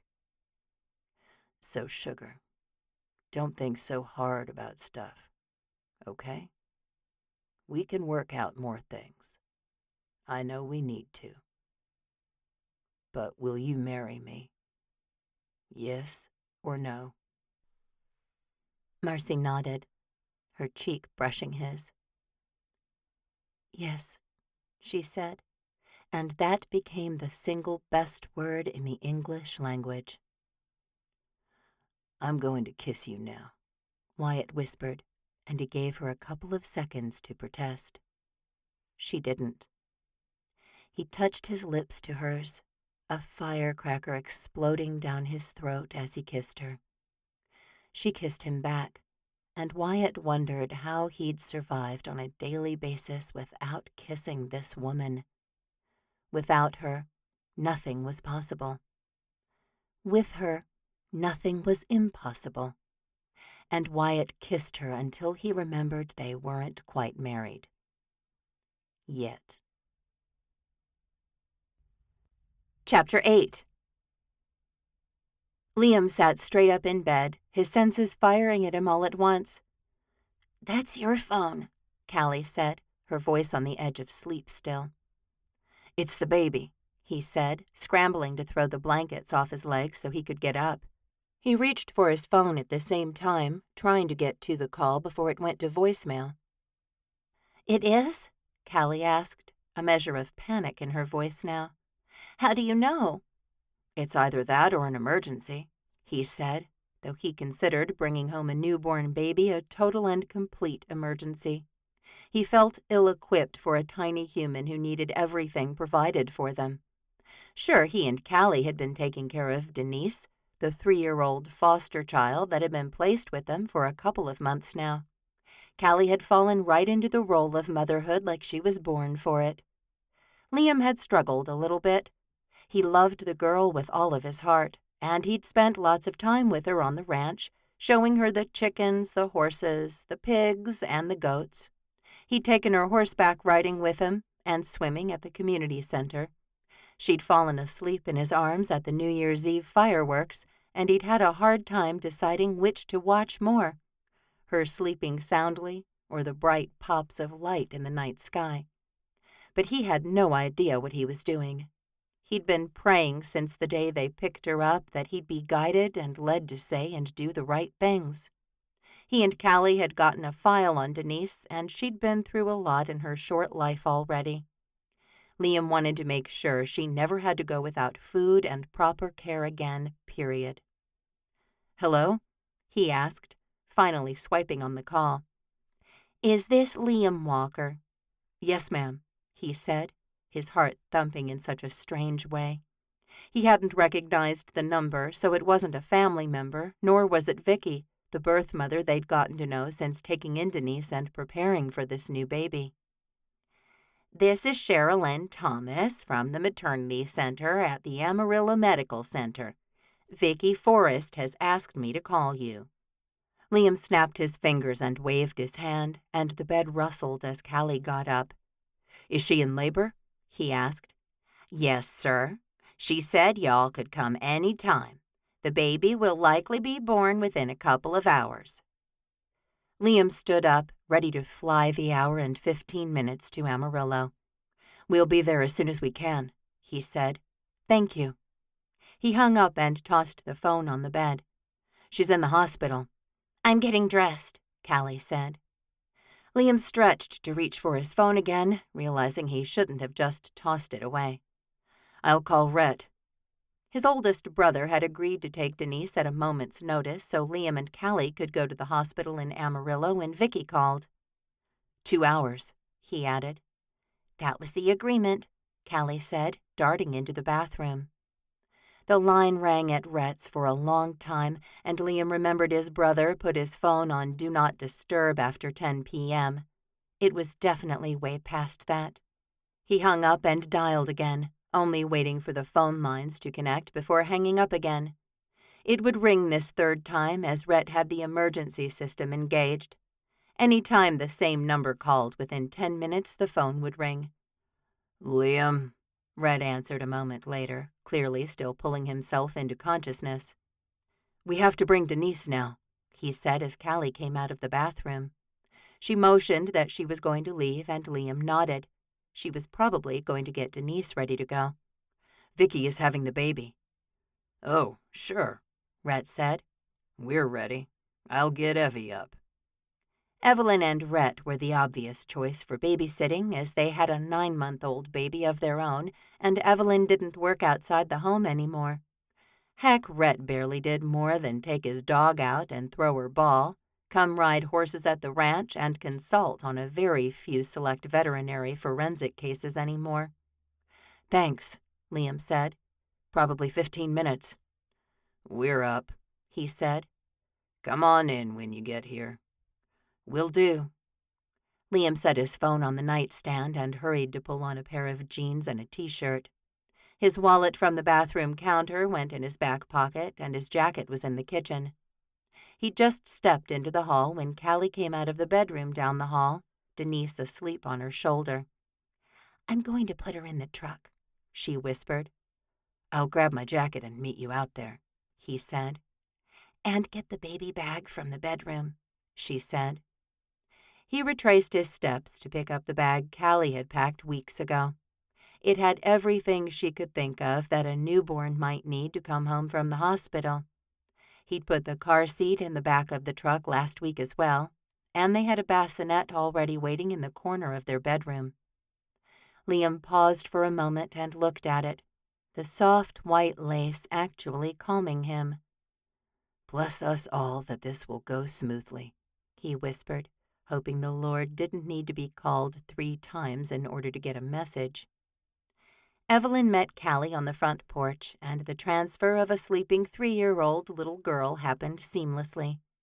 Rhett grabbed Liam in a tight hug, for which Liam was grateful. He felt like he had to be the strong one for Callie, who had started weeping on the drive from the Shining Star to the house on Quail Creek Road where Rhett and Evelyn lived. but he felt frayed, like he would fall apart at the seams before he got to Amarillo. "You got this," Rhett said, and Liam nodded. "I'll call you when we know," he said. Vicky had not wanted to find out the sex of the baby. She'd been in and out of drug treatment facilities, and Callie and Liam weren't even sure if the baby would be healthy. They'd been praying, of course. Everyone in the family had been. "I'll call Mama as soon as it's a decent hour," Rhett said. "and everyone else." "But no one's coming to the hospital," he reminded Rhett. Vicky hadn't wanted a show, and with the Walkers, even going to a movie became a production. Liam remembered when Rhett's son was born and the nurses had had to ask the family to calm down or go outside. Callie had laid down the law and said that only she and Liam would be going to the hospital, and even then, they couldn't go in the room where Vicky had the baby. They'd have to wait outside until the nurse brought them the infant. Liam's stomach boiled as he stepped back and swept his arm around Callie's waist. "No one's coming," Rhett said. "Keep us updated, and I'm sure Jeremiah will have something at the homestead." "Simone's been putting things in the freezer for weeks, too," Callie said. "Let's go, sweetheart," Liam said, anxious to be on the road. They loaded back into the truck, but Liam didn't pull out of the driveway. "Let's have a prayer, should we?" Callie nodded, sniffling. "I can't say it." "I will." Liam hadn't grabbed his cowboy hat before leaving the house, so he didn't have to swipe it from his head.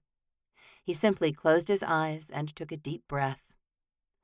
"Dear Lord, please help us to drive safely to the hospital. Bless Vicky to have an easy delivery, if it be thy will." His voice stalled as his throat closed. He wanted to pray that it would be easy for her to give them her baby, but he knew no part of that would be easy.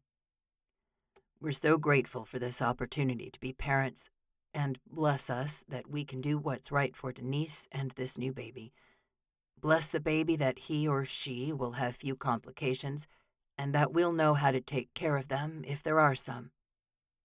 He paused again, swallowing to try to steady his voice.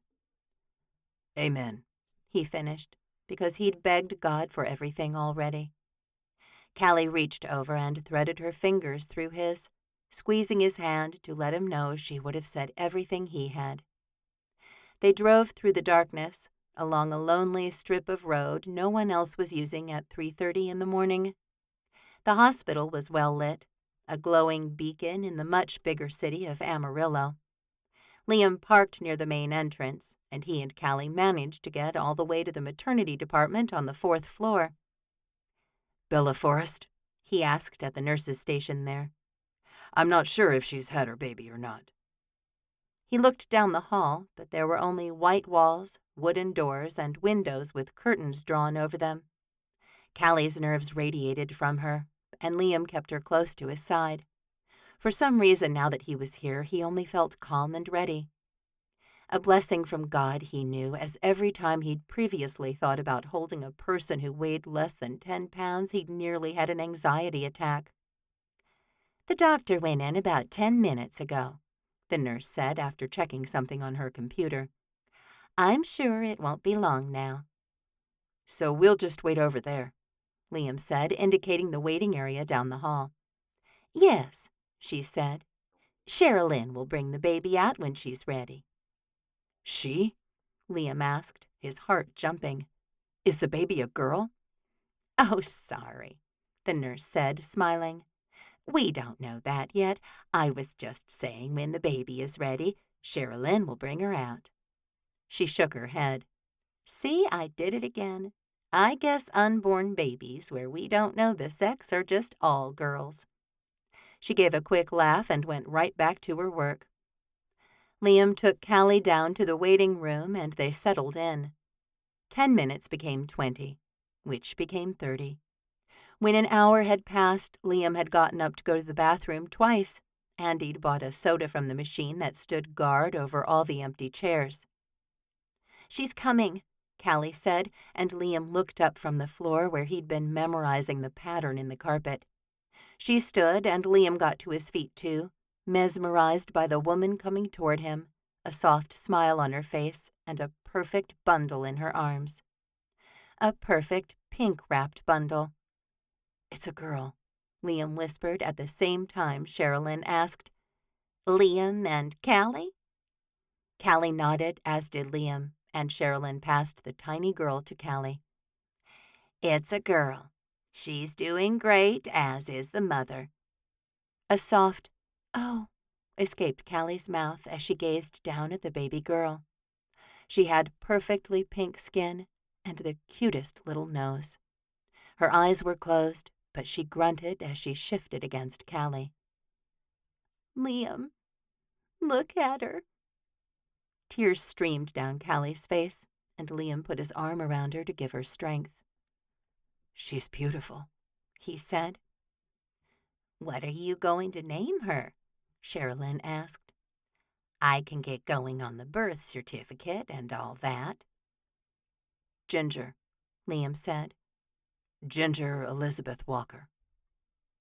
Callie hummed and swayed with their new baby, and Liam wanted to take a picture so he could remember this moment forever. There was so much love filling him, and so much peace, and he couldn't help gazing at the little girl in all of her newborn glory. Sherilyn repeated the name and added, "And Miss Forrest doesn't want to see her again, just so you know. We'll need to keep her in the nursery for at least 24 hours, and I've got a room for the two of you, if you'd like to follow me." "Okay," Liam said, guiding Callie to follow the nurse. She took them to a room that had a couch and a recliner, but not a bed. He knew he wouldn't be able to get Callie to leave the baby for more than a few minutes, and he eyed the couch like it had already robbed him of a good night's sleep. She sat down, and Liam sat next to her.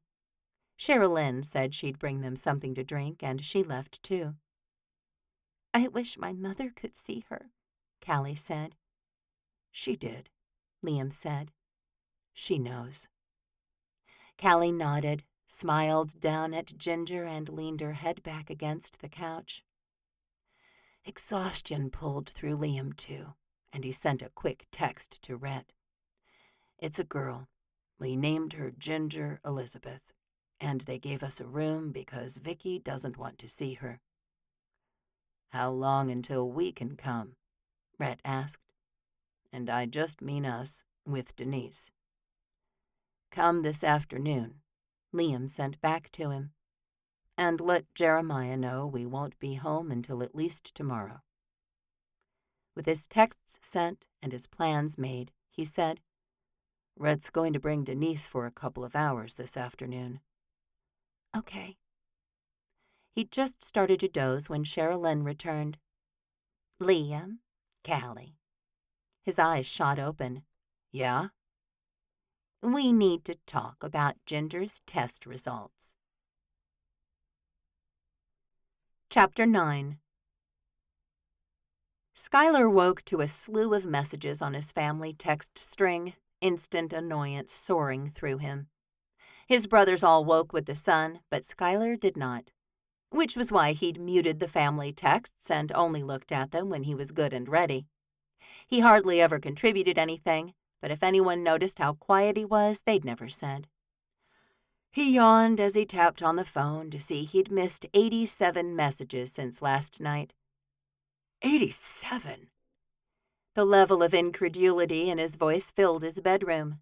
He put the phone back down, already overwhelmed with his family. He loved them, sure, but at times like these, he was glad he was a little bit removed from them. In the shower, he hoped the thoughts of his brothers and all the families they'd started would wash down the drain with the water. Honestly, it was hard being a Walker. There was a standard his parents expected, and Skylar had already fallen short of that several times. He'd never be as compassionate as Rhett, who looked over all the brothers, texting them individually and checking in constantly. At least he did that for Skylar, and he appreciated it. Without Rhett, Skylar would feel very little connection to the brothers, and his oldest brother seemed to know it. He'd never be able to play the role Jeremiah did, as family manager, cook, and the open arms party planner. There was always room for one more with Jeremiah, especially now that he'd found a woman and was starting a family too. The twins were great examples of how to avoid letting money and fame go to their heads. But they'd always had each other, and Schuyler had given up trying to crack into their relationship. His best friends in the family, besides Rhett, were the younger brothers, Wyatt and Micah, and thankfully neither of them had gotten married yet. Schuyler couldn't imagine what his life would be like if he were the last Walker to get married. The phone calls and texts he'd have to endure then. The swirling thoughts of his family maintained him through his morning routine, and Schuyler found himself grabbing a protein bar and a bottle of soda on his way out the door, just like he did every day. The thoughts were still with him. His phone felt heavy with all those messages, and Schuyler kept looking at the device sitting in the console as he drove over to campus. He didn't particularly like college, but he wasn't going to quit. He couldn't fail again. After sliding into a seat in the back of his business finance class, Schuyler decided to get the messages read and done with. He now had over 100 to sift through, and he wondered how any of his brothers could keep up. They had lives and responsibilities, too. He knew why the moment he tapped on the string. Rhett had texted first, and he'd said Liam and Callie just had a baby girl. They named her Ginger Elizabeth Walker. They'll keep us updated with more details, but they'll be in Amarillo until at least tomorrow. Schuyler's heart skipped and leapt as if it were running through a dewy meadow. He wasn't surprised by the name. It had been discussed to death on the family text. Ginger was Callie's mother's name, and Elizabeth was his great-grandmother's name. The texts that came after were congratulations and well wishes, followed by a couple of pictures of the new infant from Liam. Lots of hearts and awing after those, and Schuyler found himself smiling at his device while his professor talked about something he'd probably need to know to pass the class. He reached the end of the texts and quickly added a "Congrats, Liam and Callie!" with his own heart emoticon, sent the message, and turned his phone over. Guilt threaded through him that he'd been frustrated with his brothers and their wives. A new baby was a good thing to celebrate, and one of the few reasons Schuyler believed the family text should be used to communicate. And he'd been surly about it. He wondered if there would come a time when he didn't feel guilty, if that religious upbringing his parents had provided for their family would ever truly fade. The only time Schuyler went to church anymore was when he was living at Seven Sons, and he'd been considering not going back to the ranch until his degree was finished. He could stay here in the summer and take a few classes as he explored all that Amarillo had to offer. His phone buzzed, which meant he'd gotten a message that wasn't from the brothers. He picked up his phone and saw a message from Mal. They'd been friends for a while, and he'd recently been attending her yoga class after she'd begged him to. Schuyler didn't enjoy yoga, just like he didn't like school, but Mal needed bodies in the class right now, and Schuyler couldn't say no to her. She was full of life and fun, and she liked a lot of the same things Schuyler did. Seeing the sights, talking about frivolous things, eating at every restaurant in the city. Saw you smiling at your phone. What's on that thing that's so interesting? He grinned again, looked around the huge auditorium classroom for her, and didn't see her high dark ponytail. Hey, anything is more interesting than what Jackson is talking about. Schuyler glanced up at the instructor. He honestly didn't even know what he was saying. You'll have to help me catch up later. Right, Mal responded. You'll get Susie, Sally, Sarah to help you, or some other blonde. Schuyler shook his head, his smile widening. Nope, it's gotta be you, Mal. I haven't been coming to all those yoga classes for nothing. Schuyler had no romantic interest in Mal, or Susie, Sally, or Sarah, all of whom he'd flirted with like this via text or in person. He simply wasn't interested in having a real relationship with a woman at all. Some people, the twins, Jeremiah, and probably Rhett too, called him a player. Heck, his own friends here at the university did too. He was comfortable in that role, and he didn't mind the negative label. Women knew what they were getting with Schuyler Walker, and it wasn't his heart or his time. Only if you tell me what had you smiling at the phone. If it's another woman, I'm out. She can help you with risk and return. My brother had his baby this morning. As soon as Schuyler sent the text, he realized how it sounded. A laugh started in the bottom of his stomach, and he knew he wouldn't be able to contain it. And there was nothing funny about risk and return in the financial sector. I mean, he didn't have a baby. He and his wife are adopting, and the baby was born this morning. He heard someone giggle to his right, and he knew it was Mal. He had to get out of there. He quickly tapped send on the last message, grabbed his backpack, and headed for the door, a chuckle escaping his mouth as he went. In the hall, he laughed before the door was all the way closed. The thought of Liam having a baby shouldn't be this funny, and maybe Schuyler was stressed. Maybe he felt ashamed for thinking his family was a burden when the texts were worthy and about something he wanted to know. A moment later, the door opened again, and Mal and her giggle spilled into the hallway, too. Schuyler started laughing again, and it sure was nice to chase away some of his darker emotions with laughter. And oh, Schuyler was very good at covering up his true feelings with laughter. Your brother had a baby, Mal said, still laughing. He did, Schuyler said, and I need to call him and see if I can go visit. They're here in the city. That would probably earn him some much-needed family points, but Schuyler hated that thought too. No one was keeping score with points. He knew that, but it still felt like he was playing catch-up, especially with Micah living at Seven Sons now. You better get back in there and take notes, he teased, as Mal pulled her long dark hair into a ponytail. She had olive skin and a pair of deep dark eyes, too. She hailed from south of the border, and she was an exotic kind of beautiful Schuyler really liked. Their eyes met as she sobered, and something arced between them that he had never felt with her before. I can't go back in there, she teased. I had to climb over 4 people with all my stuff. She lifted her backpack and her purse, both of which were quite bulky. As I laughed out loud?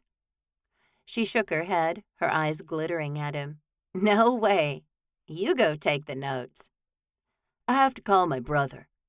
Schuyler was the master at finding excuses, and he tapped Liam's name in the family text string, which was still going strong, and then the phone icon to call him. Schuyler, Liam said, his voice full of warmth. Hey, bro, he said. Congratulations on the new baby. Mal dissolved into giggles again, and Schuyler couldn't help grinning. I know Callie said no visitors, but it would just be me, and I'm not loud. Not like the other brothers, he wanted to say. But honestly, when the 7 of them got together in the same room, Schuyler could be just as loud and just as obnoxious. It was almost like a different version of himself emerged around the men he'd grown up with, and he had no control over that side. Sure, he said. How do you feel about bringing us lunch? What's your class schedule like? I can do that, Schuyler said, because he didn't need to go to his auditing class. If there was anything more boring than business finance, it was auditing. Tell me what you want and when to bring it, and I'll be there. He looked at Mal and caught her watching him. He smiled, and she returned the gesture. Nothing romantic had ever sparked between them before, and he'd seen her wearing super tight clothing as she contorted her body during yoga classes. So what had changed? I want that roast beef sandwich from that place you took me to last time I was here, Liam said. And all the salt and vinegar chips I can get. Schuyler chuckled. Papa Henry's, he said. Hot or cold? Hot, of course, Liam said, as if eating a cold sandwich was ridiculous. And actually, in Schuyler's opinion, and Liam's too, apparently, it was. And for Callie? She wants the BLT, Liam said, with a side salad, ranch dressing. I'll get it and bring it over around noon. "Thank you, Schuyler," Liam said, and he truly sounded grateful.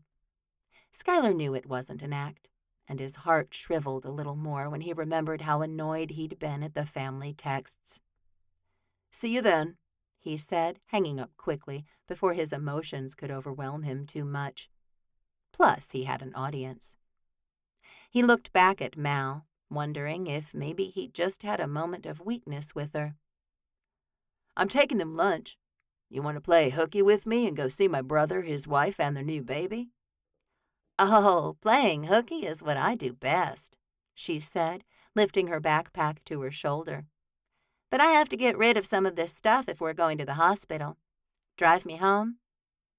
He'd taken her home several times after her evening yoga classes, as she had an unreliable car. "Let's go, Miss Mallory." He grinned because he knew she hated her full name. He'd teased her in a heavy Texan accent because he knew it would cover up anything else that had happened between them. And Schuyler needed there to be nothing between them because he absolutely wasn't going to get seriously involved with anyone while in Amarillo.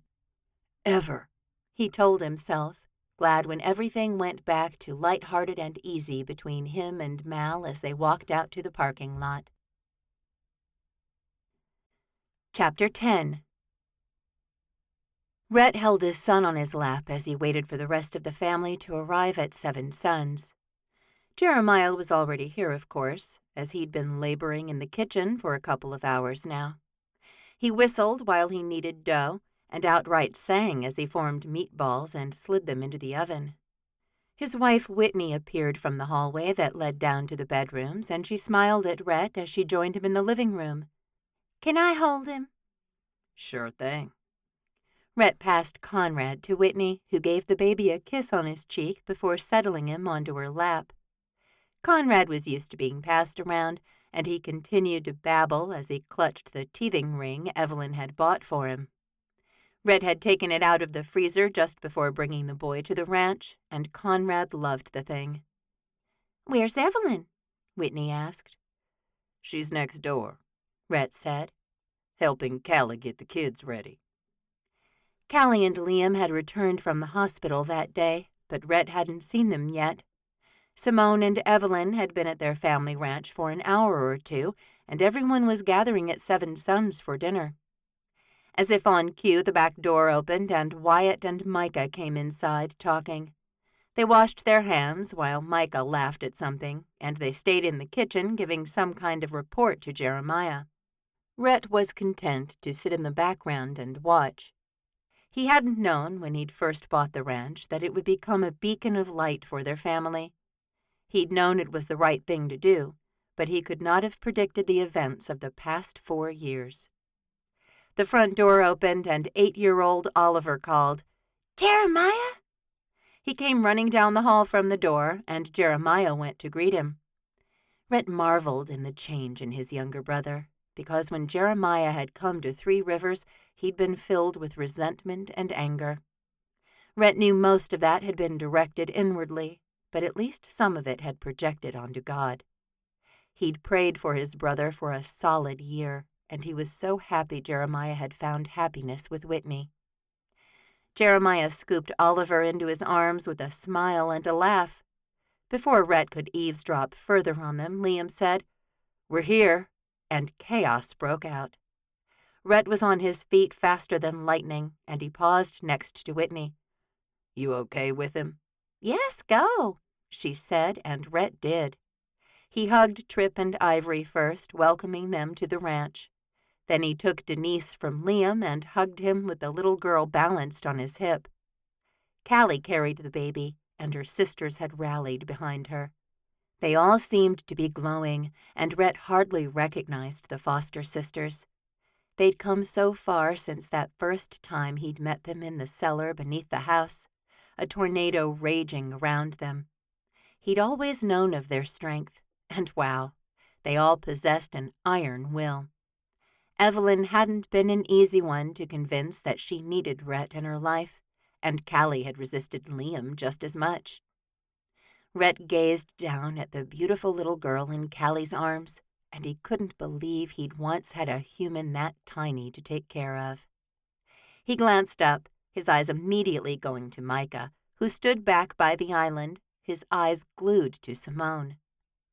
Rhett knew there was something going on there, but from the storm on his youngest brother's face, it wasn't something good. "We have a quick announcement," Liam said, and everyone quieted. "First, we want to say thank you to everyone for the prayers, and a special thanks to Jeremiah for cooking for us tonight." Everyone clapped, and Jeremiah simply ducked his head. "Skylar said he wishes he could be here with us," Liam said, but Rhett wondered if that was true. He hadn't texted that particular brother in a while, and Rhett could feel him slipping further and further away. But he didn't know how to reel him back in. He couldn't imagine not being at this ranch for this celebration. It was exactly where he should be, and where he wanted to be. And he wanted every one of the brothers, their wives, their parents, everyone with him. That was heaven to Rhett, and he hoped he'd get to see all of these people there too. "And last," he said, glancing at Callie and their new baby, Ginger. "Ginger was born with some addiction, though it is slight. She's going through a detoxification process, and we have to monitor her heavily for the first several months. She's a little fussy because of it, and we're getting the help we need." He looked so calm, but Rhett could feel the emotion pouring off of Liam. He grabbed him in a hug, and Liam held him tight. "Love you, brother," Rhett said. "I can help. I'm not doing anything right now." "I might need you," Liam said. He worked as an animator, and he'd taken on a 4-year project with one of the biggest superhero franchises in the world. And he'd gotten 2 children in the span of a few months. Rhett couldn't even imagine how much Liam and Callie must be reeling. More hugs were given out, and Evelyn took Conrad from Whitney and put him in a high chair. He'd gotten a head start on dinner by the time Jeremiah said, "Okay, we're ready to eat." Rhett jostled for a seat close to Conrad, and he watched Micah try to sit next to Simone. She'd actually sat down, and she jumped back to her feet. "Let me help with Denise," she said to Callie, and she picked up the little girl and put her in another high chair. Micah clenched his teeth and kept his eyes on Simone. When he finally turned away, he wore a look of disappointment and resignation. Everyone was talking and chattering, and finally Jeremiah said, "Rhett, call on someone to say the prayer, would you?" "Oh, right." He'd forgotten that as the oldest brother, he usually did that. "Trip, would you?" "Of course." Hats were swiped off heads, and Trip closed his eyes. Rhett didn't, though. He looked around at all these people he loved as Trip said, "Thank you, Lord, for the blessings we enjoy. Thank you for family, for a good reason to get together to celebrate the birth of this precious baby. Bless Ginger that she will heal quickly, and that Callie and Liam will know exactly what to do for her. We pray for thy hand in our lives always, guiding us and helping us. Amen." "Amen," filled the homestead, and Rhett lifted up his voice in praise to God, too. "And bless the food," Jeremiah said. "It's barbecue meatball pockets. Come get it." Rhett made sure he stood next to Micah in line, asking quietly, "What's with you and Simone?" "Nothing there," Micah practically barked. "No?" "She's made that clear," he said, putting 3 meatball pockets on his plate and moving down to the salad. "Maybe." "No," Micah said. "In fact, she's dating someone else. End of story." "Oh, okay," Rhett said, though he had not heard that Simone was dating someone else. He'd have to ask Evelyn about that. "You want to go riding tomorrow?" "Yeah," Micah said. "Jeremiah has his ranch owners meeting in the morning, so any time works." Rhett didn't care if Jeremiah didn't like what time he showed up to ride his horse, but he just said, "I'll come over in the morning then," and left it at that.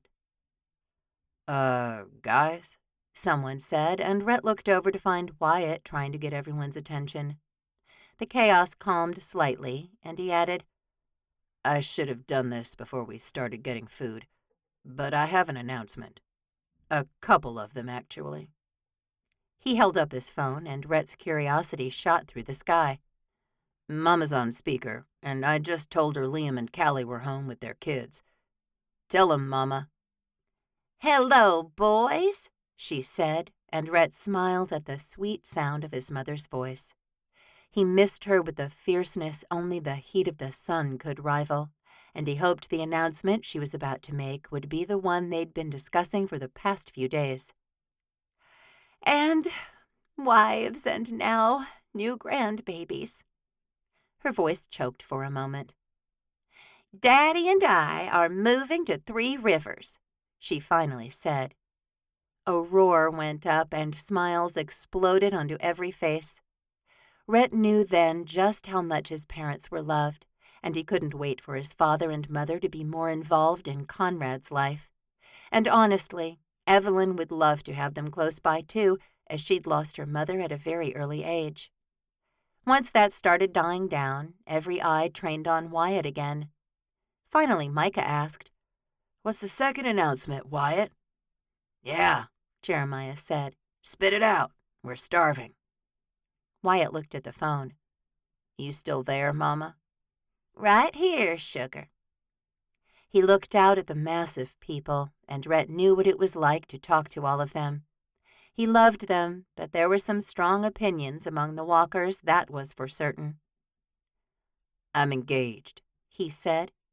"To Marcy Payne. We're getting married next month." A beat of silence passed. Then two. Rhett didn't know what to say or do. Of course he knew Wyatt had liked Marcy for a while now. But marriage? On the third beat of silence, a general roar went up, with questions flying from one side of the kitchen to the other, congratulations being said, and some people laughing. Wyatt wore his fake rodeo smile, and Rhett suspected something was off. This was Wyatt, the man who'd ridden the fiercest horses bareback and calmed the toughest bulls for 8 long seconds. So why was he treating the family like they were reporters? He picked up another meatball pocket and bit into it, the sweet and tangy barbecue sauce, the perfect pairing with the savory and salty meatball, and the perfectly browned bread with garlic butter brushed on the outside. Wyatt answered all the questions with the smooth demeanor of someone who'd been behind a microphone before, who'd performed for a crowd, who'd made complete strangers fall in love with him. Rhett stepped to his side and said, "Congratulations, Wyatt." "Thanks, Rhett." Wyatt beamed at him, but Rhett saw something in the depth of those eyes that couldn't lie. "Stop by for breakfast tomorrow?" he asked, expecting Wyatt to decline. He had a job a long drive from the ranch, and he'd literally never stopped at Rhett's for breakfast before. But tonight he said, "Sure thing." "Great," Rhett said. "We need to talk." Chapter 11. Marcy sat at her father's dining room table, an assortment of papers spread in front of her. Thankfully, they weren't anything to do with the will or the ridiculous stipulations of her inheritance of Payne's Pest-Free. No, these were checklists and to-do lists for her wedding. Her wedding with Wyatt. Marcy waited for the familiar nerves and slip of guilt to accompany her at the table, but they didn't come. She paused, wondering what that meant. She'd been kissing him hello and goodbye for a week now, and she expected him to show up at the house any minute now. His parents were coming to Three Rivers in 3 weeks, and they'd be married in 4. Married in a month. Marcy's vision blurred as she looked at the lists in front of her. Wyatt had said he'd book the venue, but he hadn't confirmed anything quite yet. Marcy had ordered the flowers. Check. She'd asked Alyssa to make her a cake. Check. She and Wyatt had agreed to forego announcement, so there were no pictures to take. Whitney, Jeremiah's wife, had agreed to take the photos on their wedding day. Check. They'd be living in this house until it was cleaned up and ready to put on the market, and Marcy should probably at least try to go through one closet today. That was her deal with herself. Keep up with Payne's. get all the fields dusted she'd committed to, keep up with the paperwork and the emails and the phone calls. Then at night she'd get to see Wyatt, and they'd do at least one task around her father's house. She looked up, the house suddenly so empty. A chill ran through her so strongly that she looked around for an open window. There was none. The house where her parents had lived for over 50 years was just empty now that they were gone. Hollow. She got up and started brewing a pot of coffee in the kitchen. She and Wyatt had gone through the kitchen cupboards, drawers, and pantry. She didn't keep hardly anything to eat here at all, but there was coffee and cream and sugar. Wyatt brought food with him every night, and Marcy ate breakfast and lunch from her own house. A few dishes, cups, and utensils remained, but the majority of the items had been boxed up and put in the garage. She and Wyatt would take them to the Salvation Army tomorrow morning, though Alyssa and Savannah had mentioned having a massive estate sale. That sounded like so much work to Marcy, and when neither of them had brought it up again, she'd let it go too. It was easier to donate the items than try to price them and then watch neighbors and friends buy them. She faced the living room with all the books and movies and family pictures. She'd just stepped over to the mantel where her father kept dozens of pictures of her and Brian, as well as their mother. She saw their family pictures taken every October, as Marcy's mom had loved the fall leaves, and there was a very narrow window to them in Texas. She remembered the trip to San Antonio, the vacation to Chicago, one to Washington, D.C., and one to Florida. Mom had wanted to go to Hawaii, but she'd never made it there. Florida was warm and humid, and she'd been like a kid in a candy shop on the white sand beaches of the Gulf of Mexico. Tears slipped down her face, but they weren't uncontrollable or even born from sadness. They were simply her body's response to happy times, and she lovingly touched the top of one picture frame that held their last family picture before her mother had died. "Marce?" Wyatt asked as he came through the front door. He brought the scent of freshly baked bread with him, and she wiped her face quickly, sniffled, and turned to face him. "Hey, here comes the king," she said, smiling at him. He paused, a smile on his face, but not the one that carried its normal wattage. "Okay, never say that again." He chuckled as he went into the kitchen. She laughed as she followed him. "I thought you liked being called the Rodeo King." "Not by you," he said simply. Marcy looked at him, but he focused on pulling out breadsticks and then a plastic container that she hoped contained pasta carbonara. And it totally did, because Wyatt knew what she liked. "Not by me? What does that mean?" He sighed and said another container that had spaghetti and meatballs in it, and a flash of pride moved through her that she would have ordered that for him. "It means, Marcy, that I want you to know the real Wyatt Walker, not the one who smiles at the cameras and signs autographs." He looked at her, an intensity on his face she hadn't expected. She'd seen it before, of course, on the internet videos she'd watched of him riding the bulls and throwing the ropes. He was a champion who charmed thousands by taking off his hat and waving it at them, giving them all the credit for cheering for him. He was a man who knew what he wanted, worked to get it, and achieved things. He was someone who could get in the zone and block out all other distractions. He kissed her like that, and Marcy had never been kissed so thoroughly. "I know the real Wyatt Walker," she said, her voice a touch too high. "And I sure do like how he brings me the exact pasta dish I love, and that he comes over here to help me with my father's house." Her breath caught in her lungs, but her voice stayed steady. "And I love that he's going to help me keep the business, and that he's hardworking and kind, and loves his mama, and—" "Okay," he said. "This is worse." He grinned at her and took her into his arms.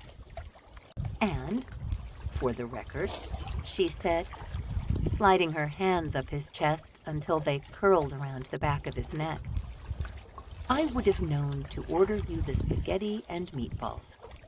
And I started coffee a few minutes ago because I know you love it fresh and hot.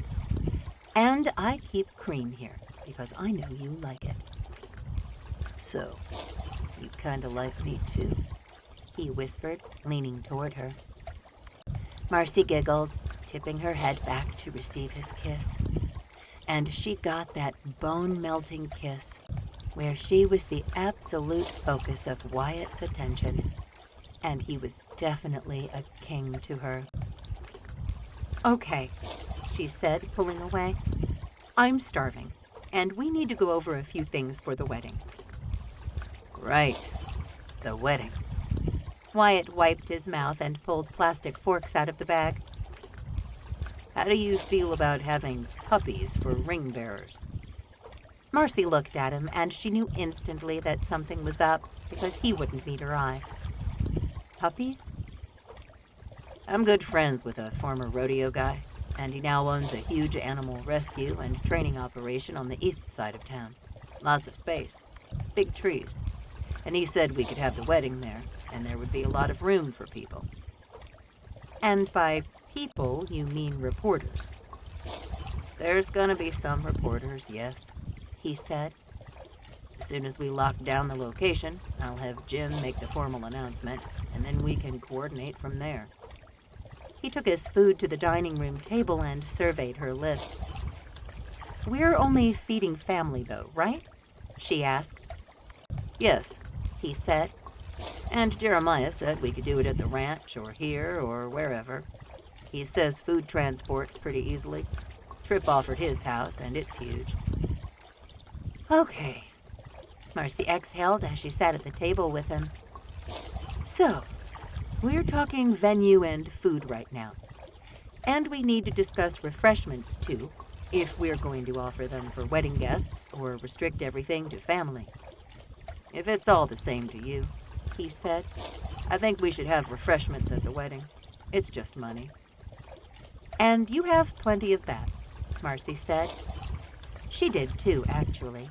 Maybe not enough to refresh the entire town of Three Rivers, as well as those who rode the rodeo circuit, but enough.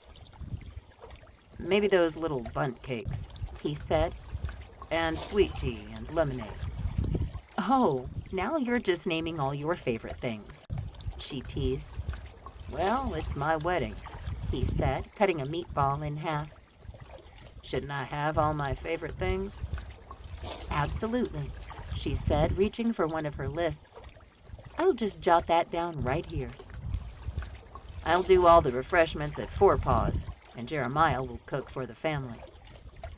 Marcy consulted her sheet, noticing how many boxes this one conversation would tick. She started marking them off. Venue, check. Food, check. Refreshments, check. "Things are coming together," she said. "What's left on that list?" he asked. "I need a dress," she said with a sigh. She put the paper down and picked up her fork. "I don't have time to look for a wedding dress." She thought of the one down the hall in her parents' bedroom closet. The dress had been haunting her during quiet moments, and she actually looked down the hall. "We can go tomorrow," he said. "after we drop the stuff off at the Salvation Army." "You can't see me in the wedding dress, Wyatt," she said. "Not before the wedding." "Oh, so we're sticking to some traditions, too." "Yes," she said, looking at him. He gazed at her, too, and Marcy thought of the conversations they'd had over the past several days. This was real for her, and she wanted to treat it as such. "Weren't you the one who told your brother that, yes, the marriage might be a little fake now, but it was definitely going to be real later?" Wyatt nodded, stirring his spaghetti around. "I did say that. I can't believe I told you I said that, but I did say it." "I need to meet Rhett," Marcy said. "He seems like the kind of man who can get you to say exactly what's what." "I do that for you, too," he said. "In case you were wondering. And I can't keep a secret from my mama or my manager either." "So do they know our little union is a little fake?" Not yet. He grinned. But as soon as I call Jim and tell him to reach out to everyone about my marriage, there will be a lot of questions. And your mother didn't have any? I mean, I may or may not have told her we'd been dating for a year. He lifted one shoulder in a shrug. In my mind, we've been dating for a year. Marcy gaped at him, her heart beating surprise through her bloodstream with every pulse. You told her that? Maybe, he said. Don't look like I hit you with a frying pan. Marcy gathered herself together and shook her hair over her shoulders. How's the house hunting going for your parents? Rhett and Tripp are handling it, he said. They're the least busy of the brothers, but they're fighting over the location. Like, really fighting? As much as walkers do, Wyatt said. So arguing, sending texts, looking at half a dozen houses each day, that kind of thing. And your mother trusts them to find her a house? Oh, Mama trusts Rhett explicitly. You should hear her talk about him. He looked up toward the ceiling. We're all surprised God hasn't taken Rhett straight to heaven yet. Marcy burst out laughing, glad Wyatt did too. I love him to death, don't get me wrong, he said. But yeah, Rhett can do no wrong in Mama's eyes. You're like that too, though, she said, giving him a look out of the corner of her eye. I mean, your mother thinks you walk on water too. Does she? Doesn't she? Marcy put a bite of noodles, bacon, and peas in her mouth, her taste buds rejoicing mightily. I wouldn't say that, he said. And I can't wait for you to meet them. She's going to love you. Daddy, too. Marcy could hardly swallow after that. She'd somehow forgotten that she'd have to meet his parents and pull off this sham of a wedding. As they continued eating, Marcy reminded herself that it wasn't 100% sham. She liked this gentle giant of a cowboy next to her, and she liked him a whole heck of a lot. What about the brothers? She finally asked, once she'd eaten more carbonara than was probably healthy. When am I meeting them? How about Sunday after church? He asked, glancing at her. It's loud and messy, and we have babies and kids now, but no one bites all that hard. Even Jeremiah? She asked. He's settled right down now that he and Whitney are permanent. Wyatt flashed her a grin and pushed his nearly empty container of spaghetti away. All right, sugar. What are we doing tonight?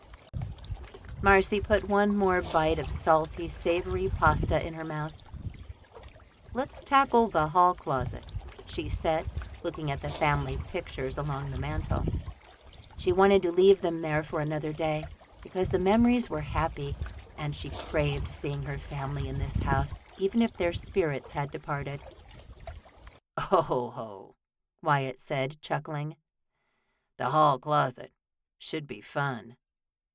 He got up and took their containers into the kitchen.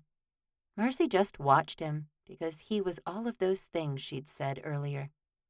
And she did like him. As she gazed at him as he cleaned up and poured 2 cups of coffee, Marcy may or may not have slipped a little further along the path toward loving him. Maybe, just like he'd said. Just maybe. And while a vein of fear accompanied her thoughts, Marcy got up and joined him in the kitchen. Thank you, Wyatt, she said. It could have been for the food, or for his company. His help over the past year, with everything from taking her father to a doctor's appointment to picking up the blue mechanic rags around the shop. He looked down at her. You don't need to thank me. His arm snaked around her waist. Remember how I'm not doing anything I don't want to do? Except for cleaning out a hall closet, she said. He touched the tip of his nose to hers. That's where you're wrong, Marce. I'm right where I want to be, doing exactly what I want to be doing. He straightened, a flicker of discomfort moving through those gorgeous eyes. Now, let's get her done so I can take a nap. Marcy laughed, and they went down the hall together, opening the closet to find it stuffed, literally stuffed, with towels, bed sheets, board games, and more. "Oh, boy," Wyatt grumbled under his breath. He pulled on one towel, and a mountain of them started raining out of the closet. "I'll get the boxes," Marcy said, leaving him with the linens. He was definitely doing something he didn't want to do, and Marcy could only hope that it only extended to washcloths and tea towels, and that when he said he wanted to marry her, he was speaking the truth. Chapter 12. Wyatt stepped onto the back deck, leaving the scent of fried eggs and bacon behind in the homestead. Jeremiah was really taking this dote-on-his-pregnant wife thing to the extreme. But one thought of Marcy, and Wyatt realized he'd do the exact same thing if she needed him to. Plus, he liked bacon and eggs and coffee for breakfast. Micah wasn't complaining either, that was for dang sure. Wyatt lifted his phone to his ear after tapping Jim's name on the screen. His manager would most likely answer within the first couple of rings, as he never went very far from his phone, never slept past 5 a.m., and loved to hear from his star rodeo client. "Mornin', Wyatt," he drawled out. "It's bright and early on a Saturday." "Did I wake you?" he asked, smiling at the fatherly sound of Jim's voice. Sometimes Jim was the only friend Wyatt had on the rodeo circuit, and the older man had taken really good care of Wyatt. He'd helped him out of a couple of tight situations, including one with a pair of women that still made Wyatt shiver in fear. "Not at all," he said. "I just thought you'd sleep past dawn now that you're not training." "Old habits die hard," Wyatt said, smiling as the sun started to turn the world gold. "Listen, I'm calling because I have an announcement I'd like you to make." "Lay it on me." "I'm getting married, and I'd like anyone who wants to show up in Three Rivers, Texas, to come." A beat of silence passed, and then two. "You're getting married?" "That's right." Wyatt closed his eyes in a long blink, expecting a deluge of questions. "February 20th. "You're getting married in 4 weeks?" "That's right." "How long have you known this woman?" "Over a year, Jim." "Is she willing to sign a prenuptial agreement?" he asked. "I know you don't like talking about that, but Wyatt, you have a lot of assets to protect." "I know that," Wyatt said. He and Jim had had this conversation before, though Wyatt had never really had a serious relationship while on the rodeo circuit.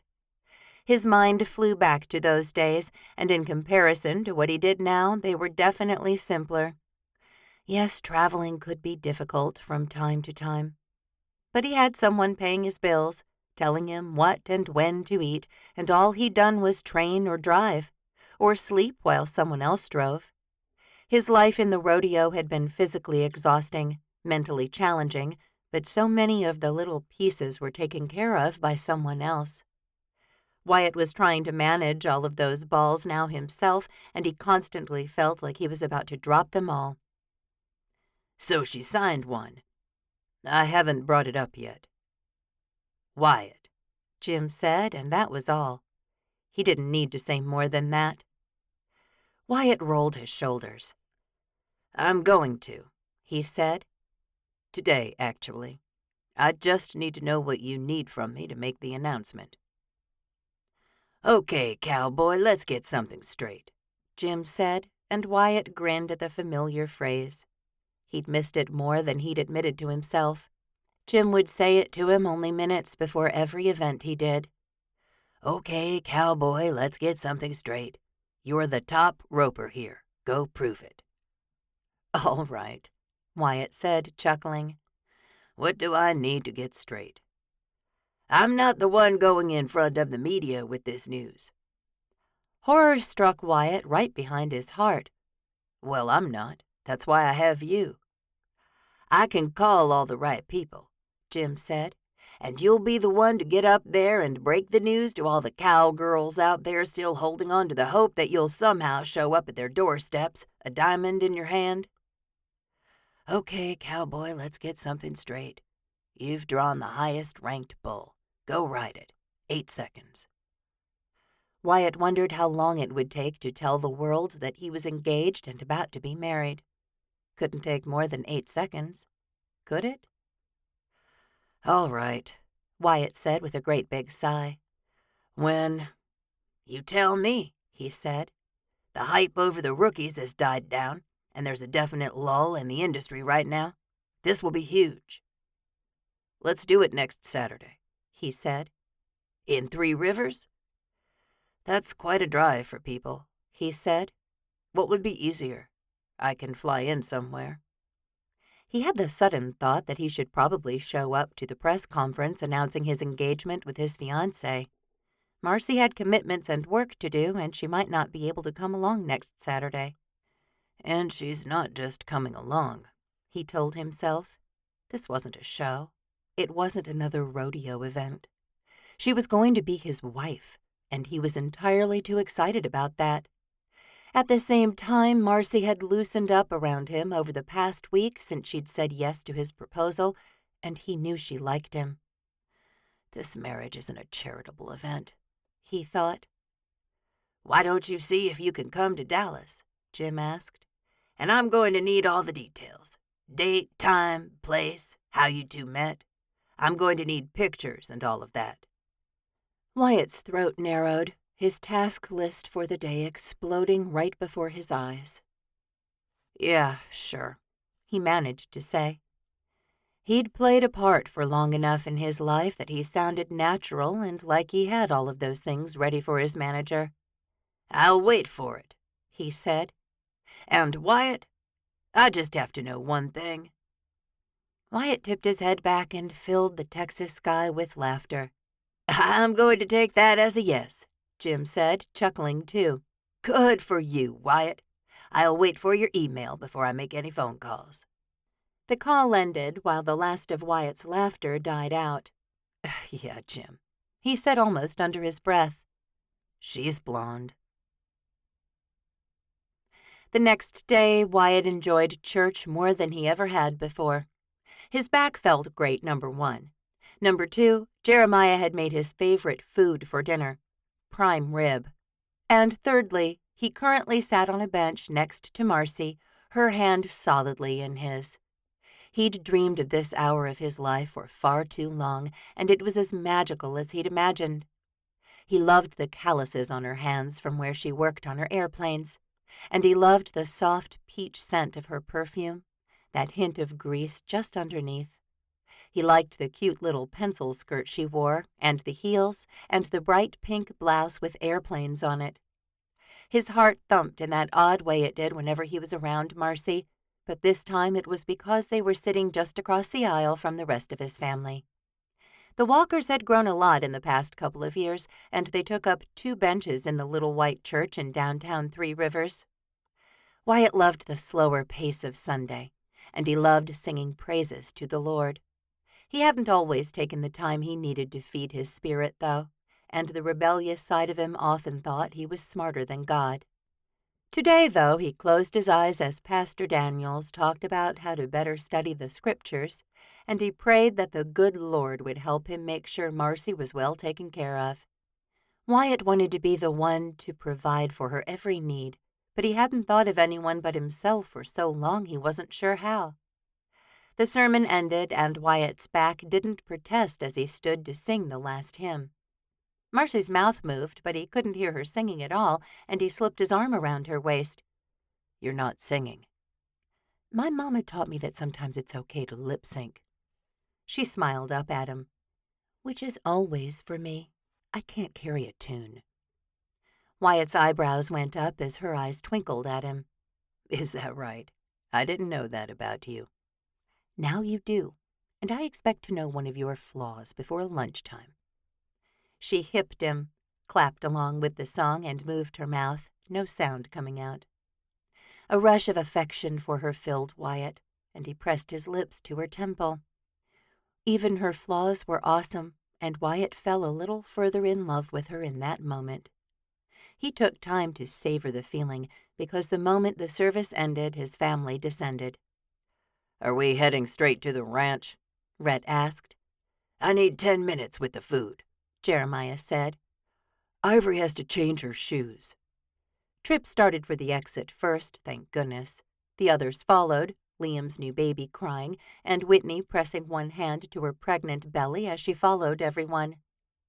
Wyatt watched them all go, and he caught sight of the dumbfounded look on Marcy's face as she stood in the aisle, too. "It's going to be fine," he said. "I hope I don't get married last," Micah said, joining them in the aisle. "Can you imagine?" He shook his head and reseated his cowboy hat. "It's a good thing Skylar says he's never getting married." "He says that?" Wyatt looked at his youngest brother in surprise. "All the time," Micah said. "And you've met him. He's not serious about much of anything." "He's getting good grades in college," Wyatt said. "Yeah, and taking mostly things like yoga and flower arranging, with one accounting class thrown in." "He takes yoga?" They started toward the back door, and Wyatt realized he needed to talk to Skylar more often. "Wow, that's a really low, right?" "I think he thinks it's a high," Micah said, chuckling. "Comparatively." "Oh, we've all had our hearts broken," Wyatt said. "Look at Jeremiah. His fiancée left him at the altar, and he got married again. Skylar said he's not cut out for it." Wyatt reached the door and paused to let Micah go first. He kept hold of Marcy's hand as she exited too, and he went right behind her. "Interesting. How are things with you and Simone?" "There's no me and Simone," Micah said, his voice a little bit false. "We're just friends." "Yeah, and so were Evelyn and Rhett, and Callie and Liam." "Yeah, and Simone has a boyfriend." Micah gave Wyatt a piercing glare. "So just drop it." Marcy's hand in Wyatt's tightened, and he looked at her. "You okay to go straight to the ranch?" "Do I have a choice?" "Sure," he said. "Do you want to change or anything?" "I'd love that."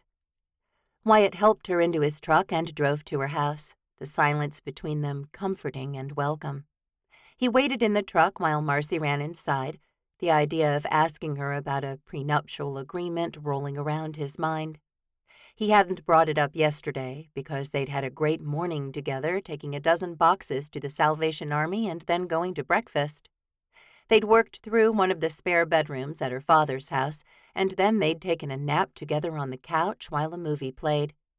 He'd bought dinner, and they'd eaten together, and he couldn't imagine bringing up the idea that he didn't trust her. She came back outside wearing a pair of jeans, her combat boots that got his heart racing, and a jacket in green camouflage. Wyatt found her downright desirable, with those blonde curls making her clothing choices oh so feminine. "You look great," he said as she climbed into the truck. "Thanks." She flashed him a smile, and Wyatt flexed his fingers around the steering wheel. "What's wrong?" "Nothing." "We're not moving," she said. "And you're kneading that wheel like it's your next breadstick. Something's wrong." "I sent everything off to my manager so he could announce the wedding," he said. "Okay," she said, drawing the word out. "He wants me to make the announcement in Dallas on Saturday." He looked at her. "I want you to come with me." Surprise filled her face. "Oh, this Saturday?" "Yes." "I could move a couple of fields," she said. "I don't do a whole lot on the weekends." He smiled at her, his stomach clenching, and not only because it was hungry. "There's one more thing." Marcy nodded and swallowed, the movement drawing Wyatt's attention to that slender throat. "Jim is insisting you sign a prenuptial agreement." He cleared his throat. "I don't think it's necessary for the record. I know you're not marrying me for my money." Marcy had that look again, the one that said he'd hit her upside the head with a frying pan. "You said you wanted to." "I do," Wyatt said. It's a favor for me, she said. I would never, Marce. he said, because he hated the panic in her voice. I know all of that. Jim's job is to make sure my assets are protected. He just said it would be wise. He put the truck in reverse because sitting there talking was way worse than driving while they had the same conversation. It's no big deal. He sent me the form. All you do is sign it. She folded her arms and looked out the passenger window. Okay. Wyatt sighed internally because he didn't want her to think he was frustrated with her. He was simply annoyed at the situation. You have a lot of assets, he said. I knew you would never try to take pains from me, she said. I wouldn't, he said. And I don't think you'd ever try to take something from me either. Do you have this form with you? I need to print it, he said, navigating out of her neighborhood. If you don't want to, it's fine. I just told Jim I'd mention it, and I did. And foolishness had every organ in his body rioting. Okay, cowboy, let's get something straight. You like this woman. Don't ruin this. Marcy. I'll sign it, she said. It's smart, and I don't want anything to be hard for you. Marcy, it's not about being hard. It is if we split up, she said. He jerked his attention to her then. And so I'd like you to sign one, too. She clenched her arms across her body and didn't look at him. Wyatt got on the highway and got the truck going faster. I'm sorry to bring it up. I shouldn't have. It's fine, she said. You can print at the homestead, right? I'm not having you sign it on the same day you're meeting my whole family. Wyatt shook his head. It can wait. He glanced at her. Honestly, Marcy, I don't care about it. She finally looked at him, and Wyatt wasn't sure what emotion she had swimming in her eyes. He couldn't look at her for long as he was driving highway speeds and needed to focus on the road. I'll do it, she said. It's fine. Wyatt may not have had a lot of girlfriends, but he knew when a woman said, it's fine, in that way too casual tone, it definitely wasn't fine. But he had no idea what to do about it, and he sent up another prayer like the one he'd issued during the sermon. Just a hint, he pleaded, of what to do or say so I don't mess this up. An idea entered his mind, and he toyed with it as the miles rolled by under his tires. Chapter 13. The silence in the truck suffocated Marcy, but she didn't know what to say. Prenuptial agreement.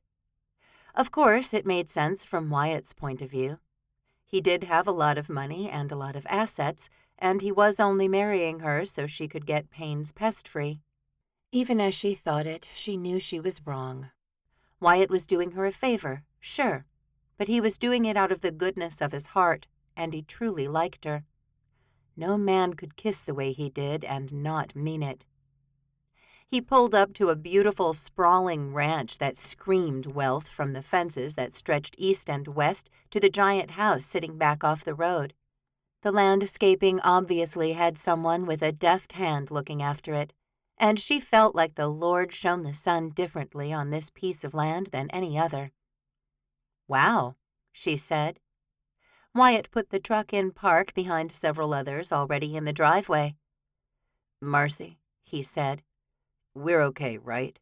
I mean, I'm stupid for bringing it up, but you said you were tone deaf. Maybe I just didn't want you to think you were the only one with flaws. An instant smile formed on her face, and she giggled as she turned to look at him. You're not stupid. Looking at him fully now, that compassion rampant in his eyes, and she knew he didn't believe she would do something to hurt him financially, even if they did break up. And she didn't want to break up. Like I said, it's smart. She reached toward him and cradled his face in her palm. He pressed into her touch and then leaned toward her to kiss her. I'm sorry, he murmured. You can buy me a ticket to Dallas, she whispered back. And we're not sharing a hotel room, cowboy, so pull out the money bags to pay for 2. You want to make it a weekend while we're there? Definitely. Marcy kissed him again, and she thought a weekend in Dallas would be exactly what the doctor ordered for her weary soul. She pulled away from Wyatt and looked toward the house. I think they sent a spy. That's my nephew, Oliver, Wyatt said. He's great, and he's probably just excited to tell me about the new horse Orion got. He grinned toward the house. We should go in, though. Marcy wanted to meet his brothers and their wives and families. She did.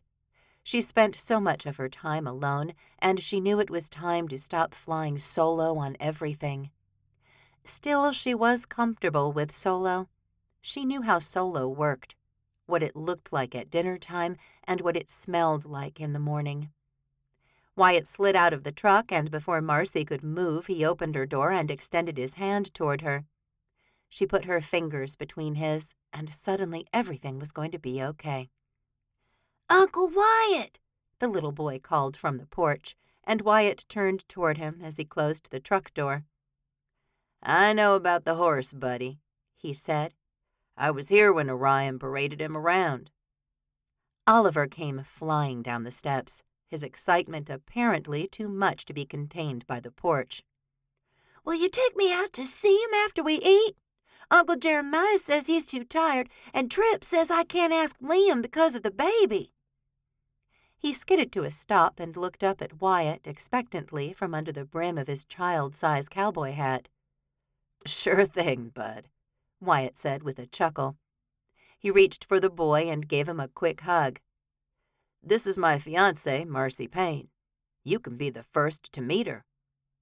Oliver looked at her then, and ridiculously, Marcy wanted the little boy to love her as much as he obviously loved Wyatt. "Hey," she said, her experience with children limited.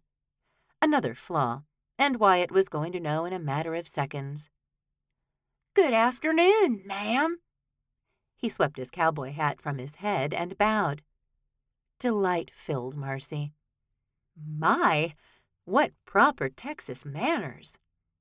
"Can you tell my mom?" he asked, putting his hat back on. "I get a quarter every time I remember my manners." Marcy laughed then, and they made room between the two of them for Oliver, each of them taking one of his hands, whether they wanted to or not. Marcy looked at Wyatt over the top of the boy's head, and when their eyes met, the familiar and excited crackle of attraction snapped between them. You go tell everyone we're here, Wyatt said when they reached the top of the steps. I have to talk to Marcy alone for a sec. Oliver skipped inside, leaving the front door wide open behind him, which gave them no privacy. Dear Lord, Wyatt said. I can hear them all already. He looked at her with an apology in his eyes. I'm sorry about this. Maybe we should have gone out with them a couple at a time. No time for that, she said. You have 1,000,000 brothers. He grinned and leaned closer to her. Just real quick. You know how we have things to work out between us. Marcy could fall into a hypnotic state within seconds when Wyatt spoke in that low, sexy voice that was almost a growl. Yeah. I just thought of one. Kids. Oh. Do you want kids? I've got to have someone to pass pains on to, right? She looked up at him, that dazzling rodeo king smile on his face. In that flash of time, while he breathed before he spoke, she could see a future with him, with a couple of little boys with those eyes and that smile on their faces. I'm going to take that as a yes. It's a yes. You? I love kids, he said. I've got to have someone to show new Tennessee walking horses to, right? Teach them how to throw a rope and how to hold onto a bucking bull. What if we have girls? Girls love horses, Wyatt said without missing a beat. They don't ride bulls, Marcy said. Yet. Wyatt gave her another grin and pressed his cheek right against hers. I sure am falling in love with you, Miss Payne. Why are you lurking out here? Tripp said. Come in already. Jeremiah's been holding the prime rib, and I have holes in my chest from the way he's been staring at me like it's my fault y'all are late." Wyatt turned toward his brother during the short monologue and said, "Oh, come on. We're not late, and we weren't lurking." Marcy smiled at Tripp as Wyatt took her past him. "Nice to meet you." "Oh, right." Wyatt paused in the entrance of the house. "One of the twins, Tripp. He's Oliver's dad." "Nice to meet you too, ma'am." "I see where he gets the manners." Marcy shook Tripp's hand. "I'd give him $1 just for being cute." "And then we'd be broke," Tripp said with a wide grin, gesturing for them to go first down the hall that led to all the noise.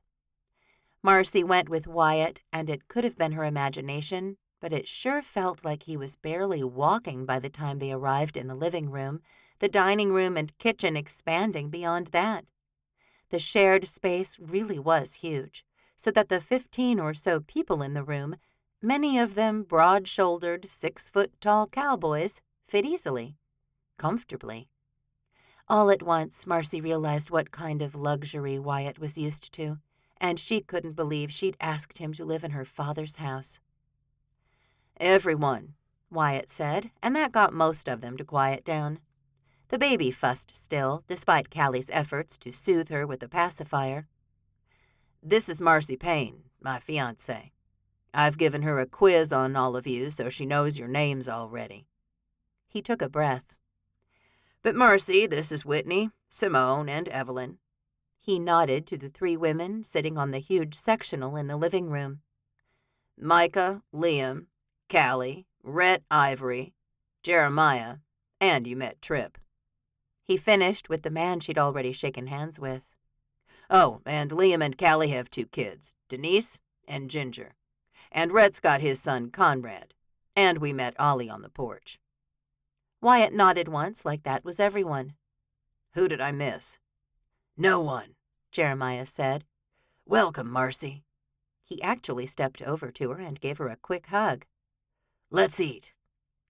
Just as quickly as the noise had muted, it came roaring back, and Jeremiah somehow succeeded in calming everyone again so they could say grace. He said it himself, and the man didn't waste words. "Dear Lord, thank you for this food. Bless us and this food. Amen. Some of the prime rib might be a little overdone," he said, stepping over to the stove. "But if that bothers you, just don't eat it. Penny, Winston, and Willow like it at any temperature." "Those are the dogs," Wyatt murmured, and that got Marcy to smile. Of course Jeremiah would feed his dogs steak. Didn't all cowboy billionaires do the same? As if summoned now that he'd spoken their names, Marcy saw all 3 dogs outside on the back deck, their noses pressed up against the glass as if they knew their master had prime rib, and they'd get some if they looked forlorn enough. In the blink of an eye, Wyatt let go of her hand, and she got separated from him almost instantly. "Nice to see you again, Marcy," Liam said. She'd met with him about dusting the Shining Star Ranch next door. She nodded and smiled and nodded at everyone in the room. She went through the line and got her prime rib, cooked perfectly medium, despite what Jeremiah had claimed, and mashed potatoes, a roll, and roasted vegetables. "This is amazing," she said to Jeremiah.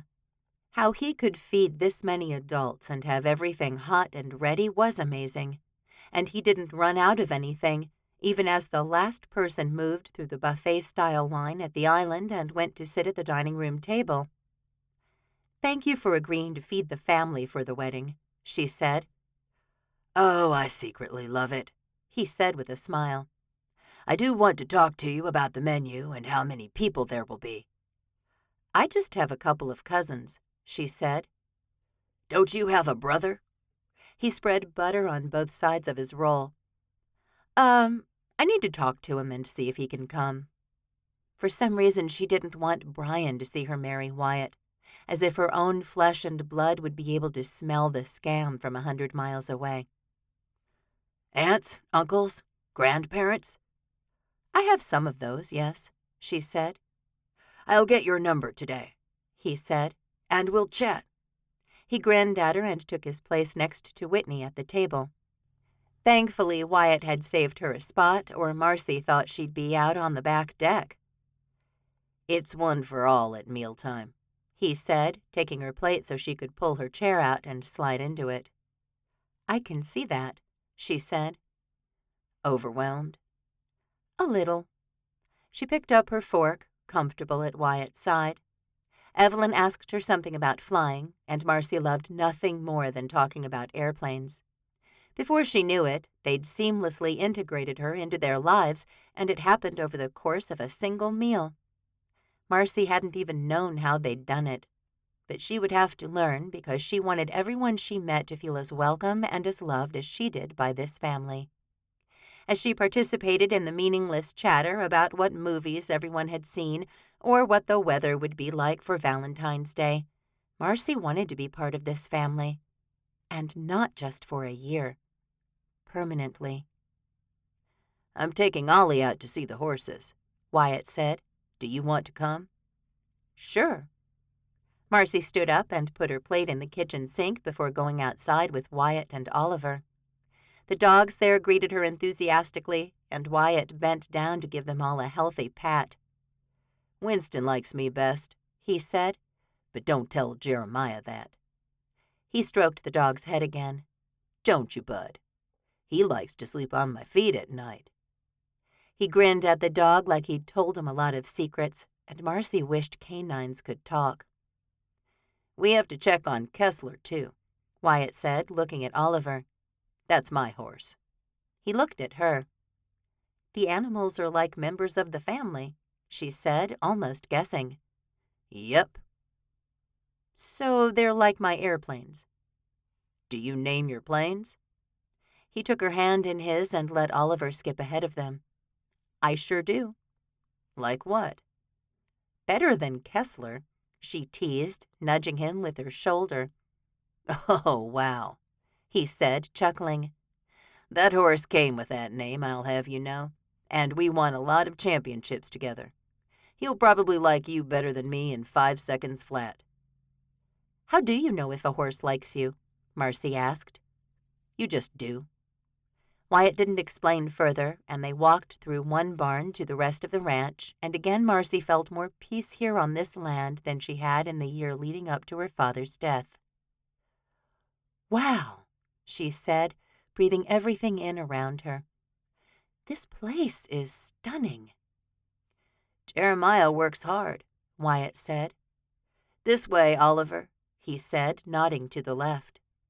They went to the last stable on the lane, and Oliver climbed up on the outside rung, while Wyatt went inside to let the horses out. "That's Kessler," the little boy said when the first horse came out of the door that had been opened. "Wyatt's horse, and that's the new one." He climbed up another rung, leaning out into the pasture as if he could get to know the horse that way. Kessler was a beautiful black beast, and he seemed to know he was a champion. Wyatt came back outside, and Kessler lifted his head from the grass where he'd been snacking. The horse walked right over to Wyatt, a sense of urgency in his eyes. "Hey, you bud," he said, stroking the horse's neck and nose. "This is Marcy. I'm going to marry her." He beamed at her and looked back at his horse. He handed her a peppermint disc, and she just looked at it.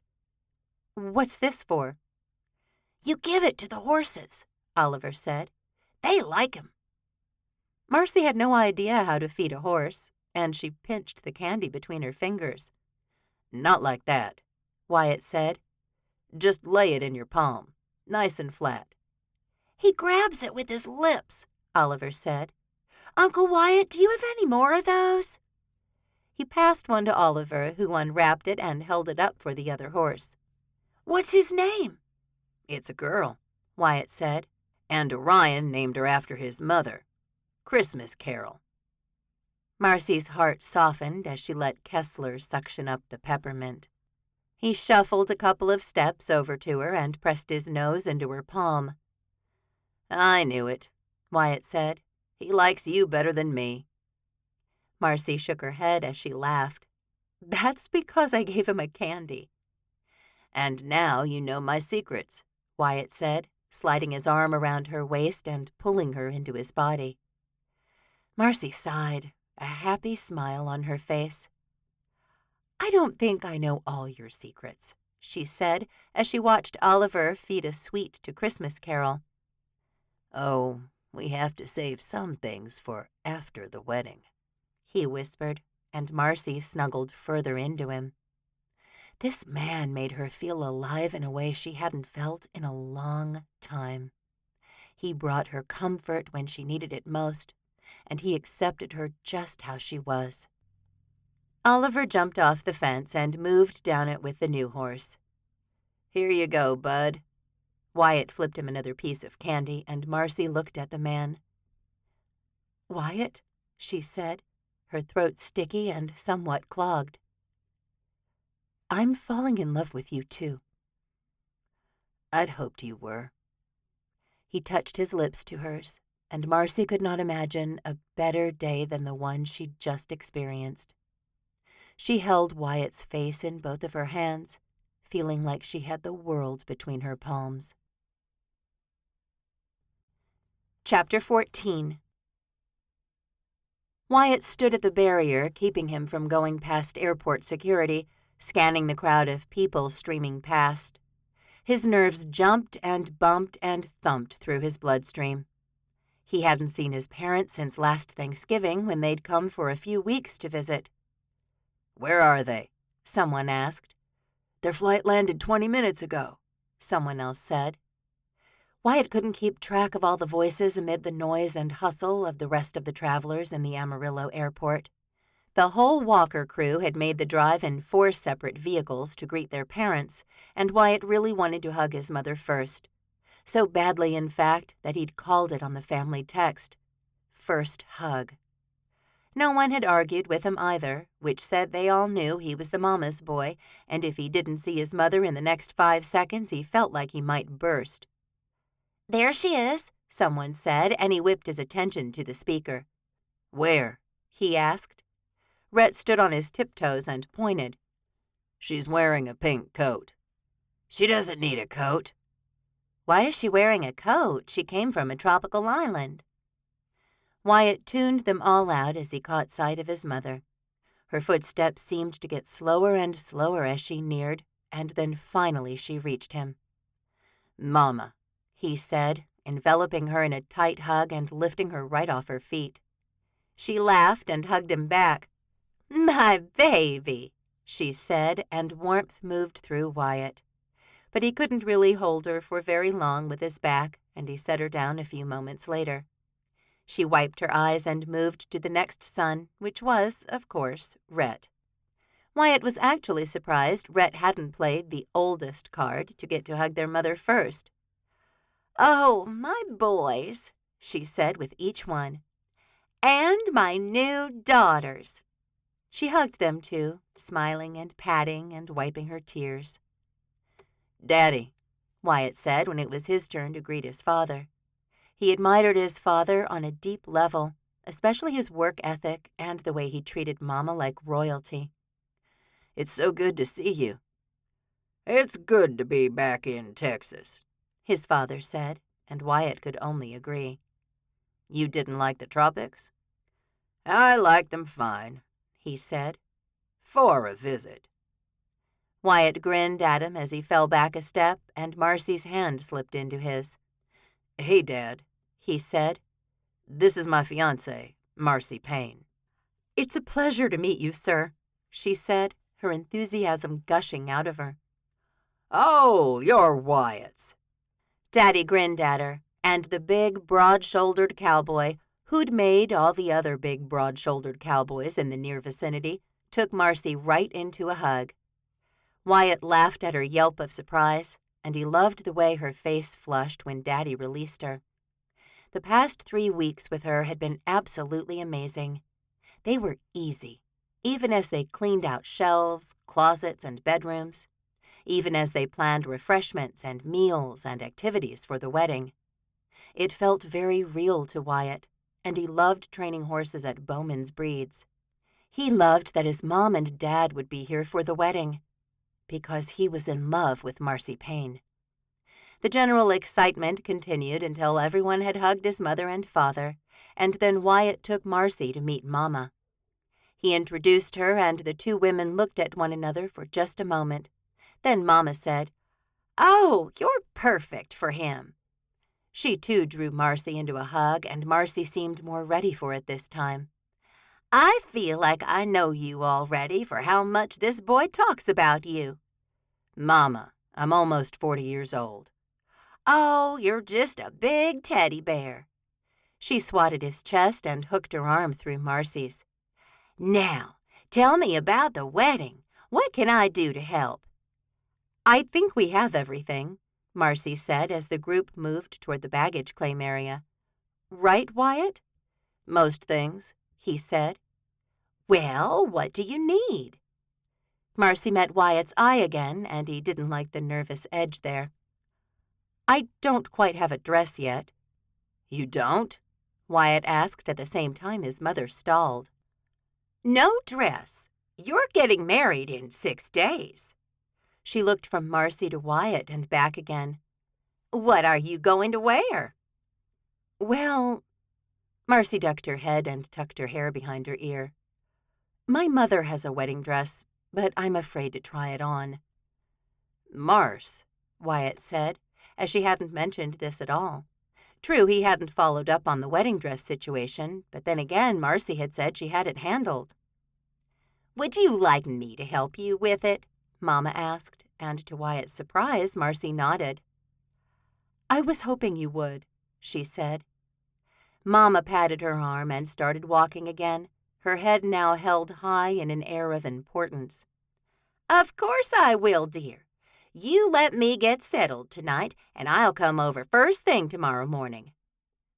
"Mama," Wyatt said, watching the satisfaction roll across Marcy's face. "Marcy flies in the morning." "Oh, that's right," Mama said. "You fly airplanes." "That's right, ma'am." "Don't call me ma'am," Mama said. "I'm far too young for that, despite Wyatt almost being 40 years old." She smiled in a way that only Mama could, and added, "You tell me when, dear, and I'll come over and help you with the dress." "Nice move," Wyatt muttered as the whole lot of them arrived at the baggage claim. Mama and Daddy got their bags, and the entourage moved out to the parking garage. It was decided that they'd go home with Liam and Callie, who had purchased a minivan when they'd gotten their new baby. "That way Daddy's hip won't have to exert itself." "What's wrong with Daddy's hip?" Tripp asked as Daddy said, "Penny, I didn't think we were telling them about the hip." Wyatt's gaze flew back to his mother, and she had the decency to look ashamed. "Oops. Sorry, Gideon." "It's nothing," Daddy said with a sigh. "I hurt it hiking, and I had to have surgery." "You had surgery?" Jeremiah demanded, his voice definitely on the angry side of the line. "Daddy, why didn't you tell us?" "It's fine," he said. "Can we go? I'm starving, and I hear you've inherited my mother's cooking genes." He beamed at Jeremiah, who was definitely his favorite, but no one moved. "Really, sons, it's fine. This is why I didn't tell anyone." Wyatt understood on a deep level because he'd concealed his rodeo injuries from his family for several long months. He might never have told them if not for the major back surgery he couldn't hide. "All right," he said loudly. "First one back to 7 Sons gets my new work shirt before it hits shelves." "Oh, it's on," Tripp said, and Rhett herded Evelyn down to his truck with the words, "Let's go, sweetheart." "I can just buy that," Jeremiah said, but he went to his truck too, telling Micah to hurry up. Wyatt grinned, glad he could still have some sway in this family of loud, amazing men. He looked at Marcy and found her shaking her head. "You're impossible."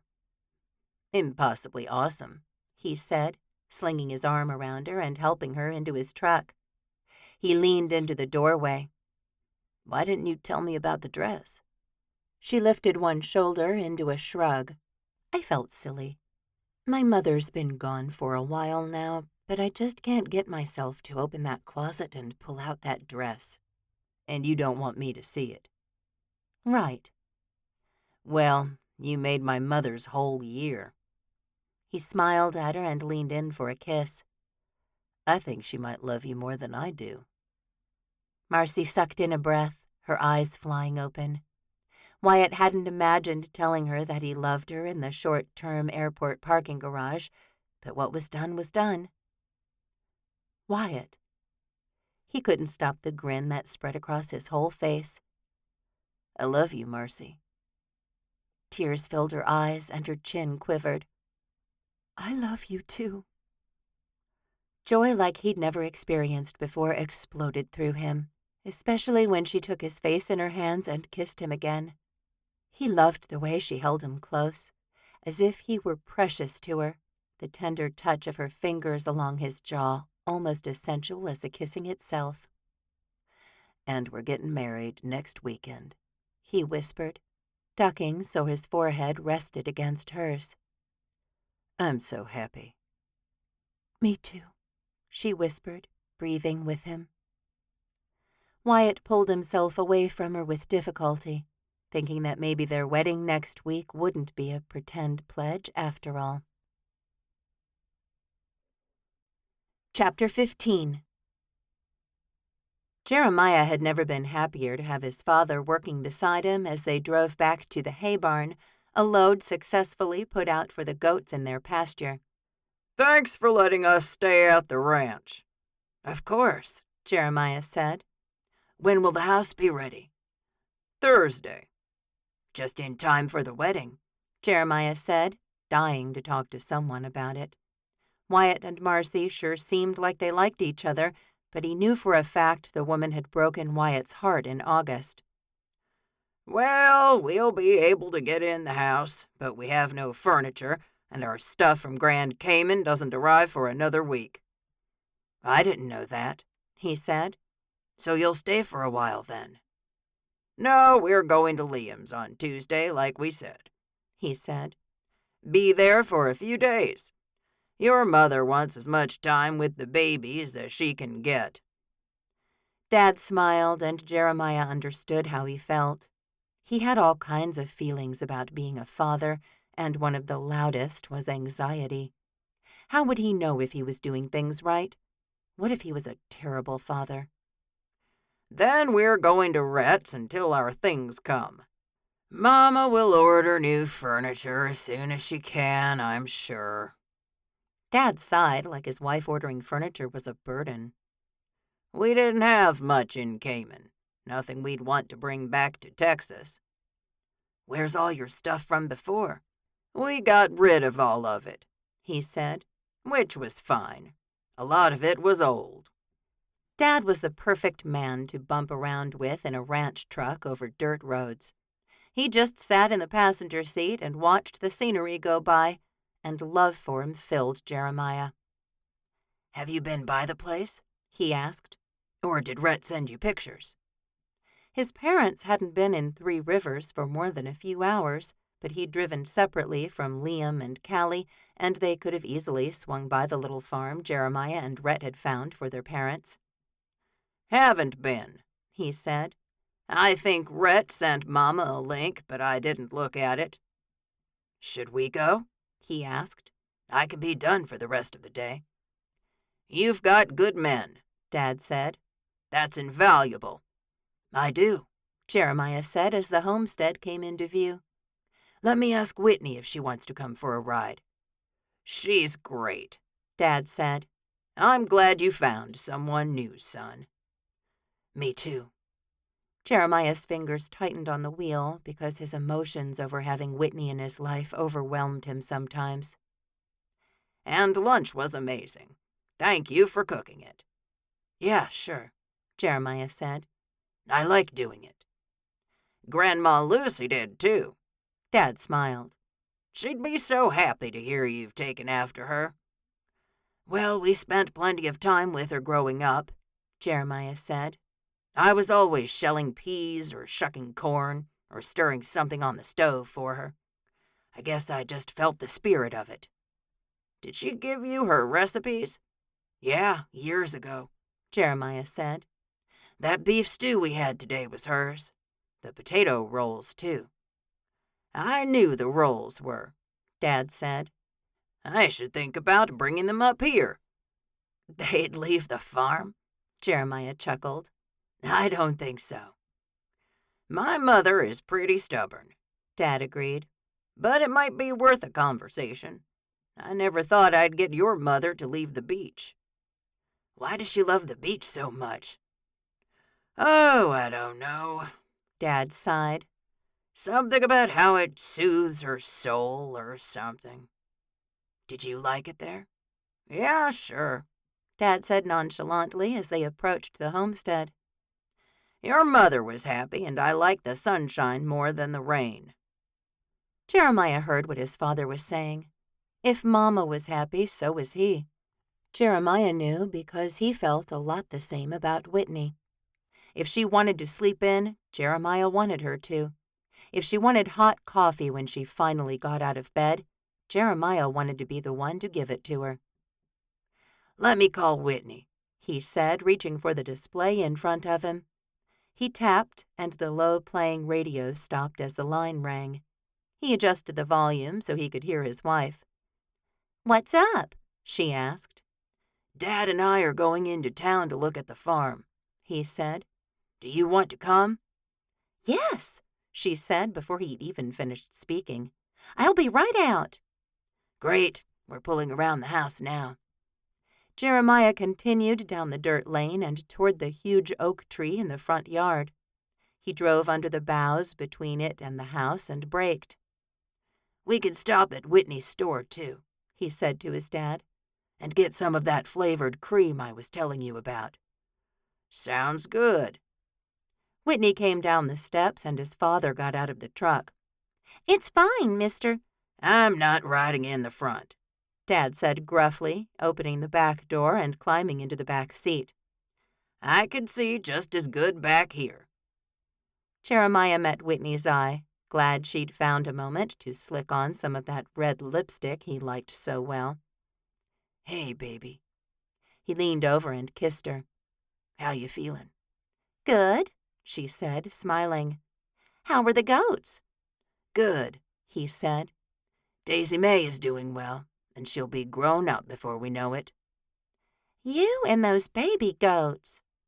She shook her head as he passed through the gate and headed toward town. I like them, he said, not really needing to defend himself. Whitney didn't care if he had goats, pigs, or llamas on the ranch. I booked another family, she said, and a bride for September. She rolled her eyes and Jeremiah smiled at her. You don't have to do the super hot wedding in the fall if you don't want to, he said. But I do want to, she said. I just wish it wouldn't be 5 million degrees. Any more babies? Yeah, she said. 2 in July. Jeremiah grinned at her and shook his head. I still don't think you're going to be up and able to do that for our baby. I've already started picking out props, she said. But how? He asked. You don't even know if it'll be a boy or girl. Rope is gender neutral, she said. And Jeremiah fell in love with her a little more, if that was even possible. Several minutes later, he pulled off on a road that led east, almost directly across the highway from Rhett's right turnoff. Rhett lives down there, he said. You'll be like 5 minutes apart and only 15 from the ranch. And where's Tripp compared to here? Dad asked. He's got a great big place on the east side of town, Jeremiah said. It's probably 10 minutes from here. Jeremiah pulled up to the cheery white brick home with the bright blue door. Here it is. The yard had been well kept, and it had big trees like his father liked. But the best part was Look at that front porch, his dad said, already sliding out of the truck. Dad! Jeremiah hurried to get out, too. You don't own this place yet, Dad. But his father didn't care, and he went right up the front sidewalk and the several steps to the front porch. I can put a chair right there. Whittling table next to it. He surveyed the space as if he could envision it already, and he probably could. He looked at Jeremiah, and a new light had entered his eyes. "This is great." Jeremiah glanced around, though he knew the house was empty. He'd tagged along with Rhett and Trip as they'd looked at it without any furniture in it, and it seemed plenty big enough for 2 people. "And a dog," he reminded himself, as his father had already told Mama that he'd be getting a new dog as soon as they were settled. "How big is the yard?" "It's not huge," Jeremiah said. "There's a small corral for maybe 1 horse. I'm getting old to be taking care of a big yard." He tapped the brim of his cowboy hat. "That was one good thing about Cayman. Small yards with low maintenance." "I'll come do it, Dad," Jeremiah said. "And any animals you want, we'll keep at the ranch." He smiled at his father and put his hand in Whitney's as she joined them on the porch. "The neighbors are looking out the window," she said almost under her breath, nodding across the street. "And we don't need to get arrested today," Jeremiah said. "Let's go, Dad." He was beyond excited his parents had decided to move to 3 Rivers, and when his mother had called and asked him his opinion, the first thing he'd said was, "I would love that, Mama, truly." He was fairly certain all of the brothers had said the same thing, and his mother didn't waste time when she'd made up her mind. Back at the homestead, he found Mama with baby Ginger in her arms, both of them sleeping on the couch in the living room. He smiled at them, an overwhelming sense of love filling him. "Thank you, God," he whispered, because he'd never thought he'd have a life like this. He still remembered keenly the day Rhett had come back to the ranch and said he was married, and the inexplicable anger that had taken over his mind and body. Now he felt only joy and peace when he thought of marriage and family, and he couldn't wait for his baby to be born so he could try to build the best life for his son or daughter that he could. He sat next to his mother, who made a small noise. "Love you, Mama," he said, laying his head against her shoulder. "Love you too, baby," she whispered, and everything in Jeremiah's life made sense for this one moment. Chapter 16. Marcy folded the tea towel she'd brought from her house and laced it through the handle on the refrigerator. Her nerves buzzed like the bees Wyatt had shown her on the ranch, as his mother should be arriving any moment. She still hadn't been able to go into her parents' bedroom closet and get out the dress. For all Marcy knew, it wouldn't fit, or it would be stained or covered in mold and mildew. She wasn't sure which she wanted most, for the dress to be perfect or for it to be a complete failure. What she knew was she still hadn't been able to take down any of the family photos, though she and Wyatt had gone through everything else in the living room. She'd kept a few boxes of books she knew her father had loved and spent a great deal of time or money to acquire. They were in her spare bedroom in her own house, and Marcy would probably never look at them again. But she couldn't get rid of them either. They'd cleaned out his movie collection and gotten rid of his impressive collection of National Geographic magazines. She'd sold the couches to a neighbor down the street who had a daughter getting married, and she'd given them the television, too. The living room was a skeleton of what it had once been, and Marcy didn't like the sterility in the house. When Wyatt was with her, she didn't feel as hollow, and neither did the house. She'd enjoyed their weekend in Dallas a few weeks ago, and she couldn't wait to be married to the man who'd become her best friend. The doorbell rang, and Marcy startled out of her thoughts. She hurried over to the door and opened it to find both Wyatt and his mother standing there. "Good morning, Penny," she said. "Wyatt, you're not staying, right?" He held up both hands in surrender and said, "I'm off to get breakfast by myself, and then I'll see you ladies later at church." He leaned in and kissed Marcy quickly before backing up. "Unless you want me to stay." "Go on, baby," his mother said as she came in. "It'll be so boring here." She closed the door while Wyatt still wore that hopeful expression on his face, and she patted Marcy's shoulder as she went by. Don't mind him, he'll be fine. Marcy turned and followed his mother into the house. She was already dressed for church, but Marcy hadn't mentally committed to going to Sabbath services today. But one look at Wyatt's mother and Marcy knew she'd be running home to put on a skirt and heels so she could go to church. "All right," she said. "The dress is back here." She started down the hallway, the sound of Penny's footsteps behind her sounding like the pounding of a hammer. The door to the bedroom stood open, and Marcy had been inside several times. She'd gone through her father's nightstand one day, weeping the entire time. Every little thing held such strong memories, from the mint tins he'd kept and stored random amounts of money in, to the newspaper clipping of his and Mama's wedding. Marcy had kept the clipping and the money, but she'd thrown out the tins. She wasn't even sure why her father had kept them, other than to store little bits and bobs in, which she'd also thrown away. After all, she didn't need safety pins or old buttons that didn't match anything. "This is a lovely house," his mother said. "Thank you," Marcy said. "Wyatt and I have been going through it bit by bit." "Yes, he told me all about it last night." She paused and looked earnestly at Marcy. "I'm so sorry about your father." Marcy's heart shivered, but she managed to nod. "The dress should be back here." She moved over to the door of the closet and opened it. She hadn't made it this far in her purging yet, because she knew the scent of her father's cologne, aftershave, and the synthetic oil that belonged uniquely to Payne's Pest Free. She backed up after opening the door, but all of those smells assaulted her, awakening her memories in a single breath. Her emotions spiraled, and she didn't even startle when Penny put her hand in Marcy's and squeezed. They stood there, the two of them, holding hands as she faced this closet full of memories. After what felt like a long time, Penny said, "I can tell you loved your father very much." She released Marcy's hand. "May I?" Marcy could only nod, and Penny stepped forward to start leafing through the clothes in the closet.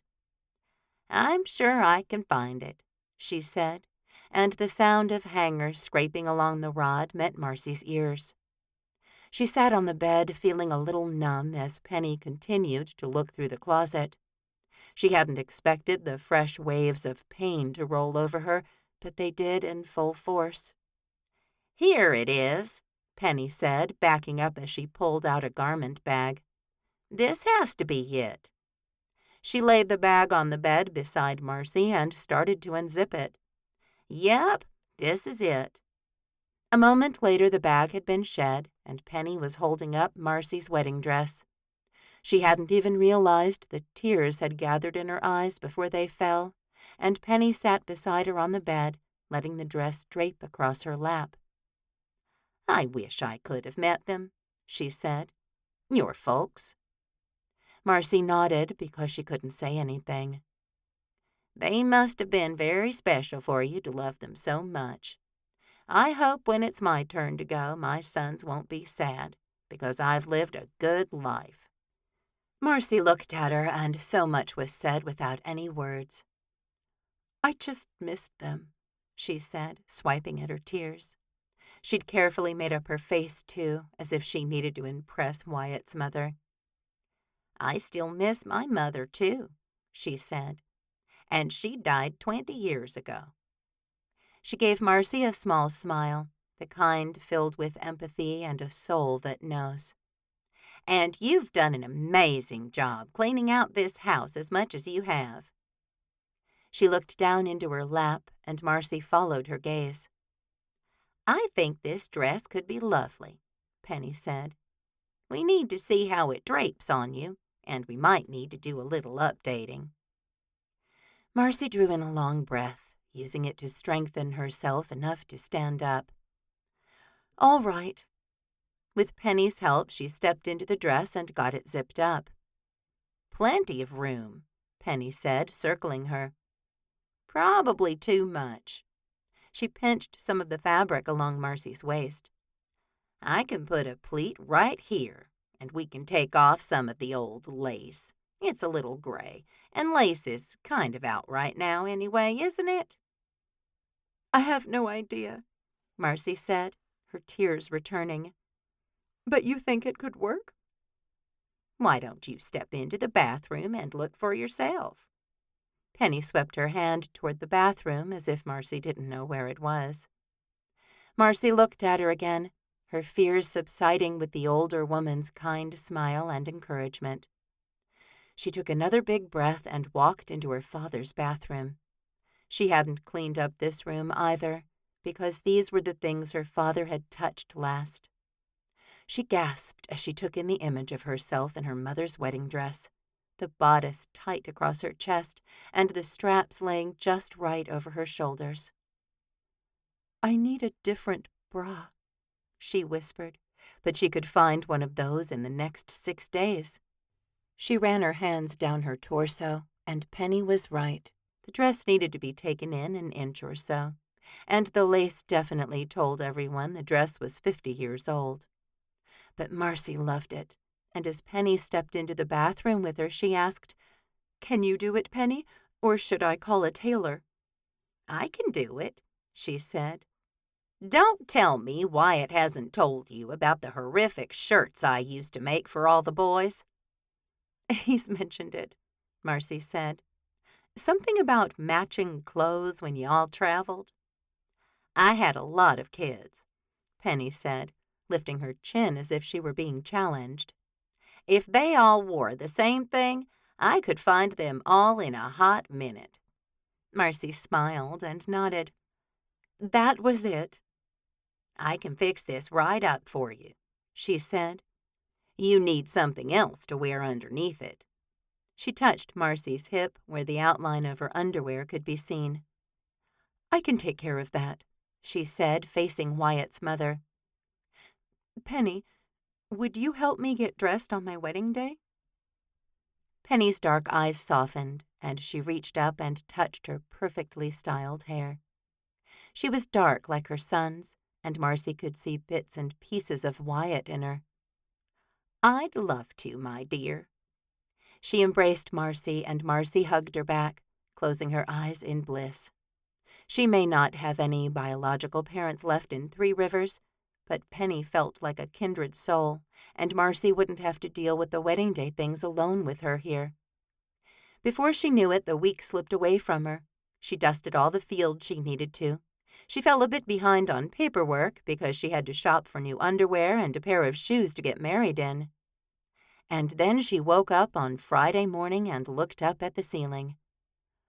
"I'm getting married today," she whispered to the empty house. Wyatt's announcement in Dallas had gone well, and he'd been on the phone with his manager for what felt like a long time yesterday. His friend at Four Paws had confirmed that they could get into the buildings where they'd change and stage before the ceremony by 10 a.m. for a wedding that would begin at noon on the dot. Her phone buzzed on the nightstand beside her, and she picked it up to find a text from Wyatt. "Everything good?" he'd asked. "Can't wait to see you today." "Everything's good," she answered. "I'll see you at noon." She let the phone fall to her chest, and she stayed in bed for several more minutes, letting her mind roam wherever it wanted. When she finally sat up to get out of bed, she said, "Wish you were here, Mama. You too, Daddy, though it's your fault I'm getting married only 2 months after you died." She wanted to ask him what he was thinking, just as she had for the past several weeks since she'd found out about the stipulation. She showered and double-checked that she had everything, towing her bag down the hall to the living room just as Savannah entered. "Hey!" She hugged her cousin, so glad to have some sort of anchor to hold on to. "Are you ready for this?" Savannah asked. "Yes," Marcy said, because once they got going there would be no turning back. Not that Marcy would do that at this point. She had to get married in order to keep Payne's, and Wyatt wouldn't likely back out, as he had his whole family here, as well as actual news reporters. The wedding itself was being recorded and shown online on a rodeo website, for crying out loud. She let Savannah take her bag, and she let her drive her across town to Four Paws. Everything seemed to be happening in a blur, from getting her makeup done to her hair curled and set just so on top of her head. Before she knew it, Penny had arrived with the dress and a wide smile. "I think you're going to love it." "I'm sure I will," Marcy said, hugging her. "Thank you so much." "Let's get you dressed." Penny held the straps while Marcy stepped into the dress, and then she zipped it up. The fabric fit like a glove now, and Marcy didn't dare turn to look in the mirror. "I've got your shoes," Alyssa said, placing them on the floor in front of Marcy. She held her hand to steady her as Marcy stepped into the shoes. "Oh!" Her eyes filled with tears, and she clapped one hand over her mouth. "You're so beautiful, Marcy." She embraced her cousin, trying to hold back her own tears. "Thank you for helping me this morning," she said. "Where's Savannah?" "She went to get something. She'll be back." Alyssa stepped back, wiping her eyes. "Now I'm going to need Nessa to fix me up again." "I can," the makeup artist said from a couple of chairs down. Alyssa went that way, returning quickly when Savannah entered the room. She carried a small black gift bag, and Marcy eyed her and then it. "What's that?" "Something from Liz and I." Savannah thrust the bag toward her. "Open it." Marcy did, and she pulled a single black glove from a box. "What's this?" She fingered the material, and it almost felt like rubber. "We know your dad can't be here to walk you down the aisle," Savannah said. "So we had a glove made from something he loved, and Gideon has agreed to wear it. That way it's like your daddy walking you toward your husband." "The inner tube," she said, surprise twining with joy inside her. "Is this the inner tube from the front of that airplane?" Savannah grinned so wide. "That it is." Marcy did cry then, embracing her cousins with everything inside her. "Come on, dear," Penny said as they stepped apart.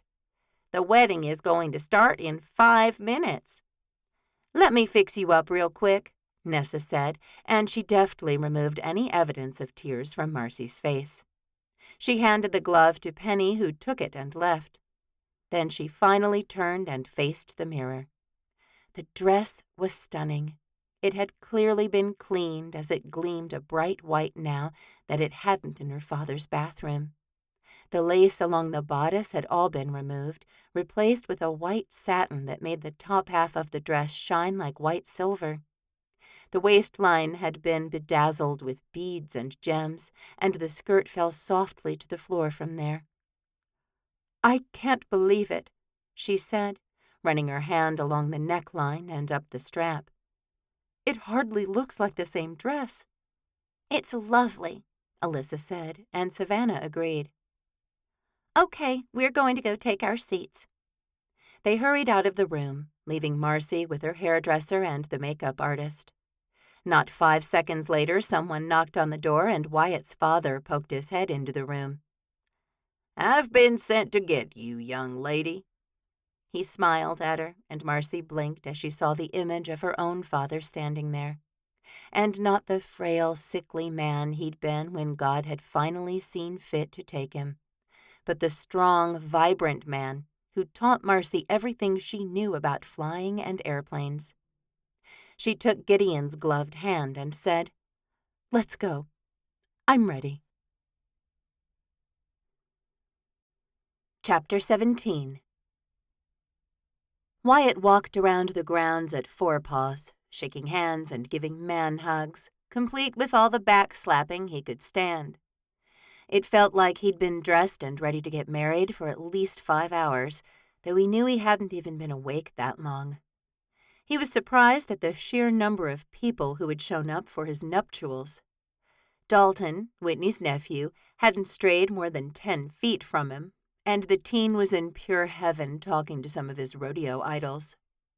Wyatt was glad to have Dalton along because he wanted to talk to everyone, and Wyatt definitely had some people at his wedding he'd hoped to never see again.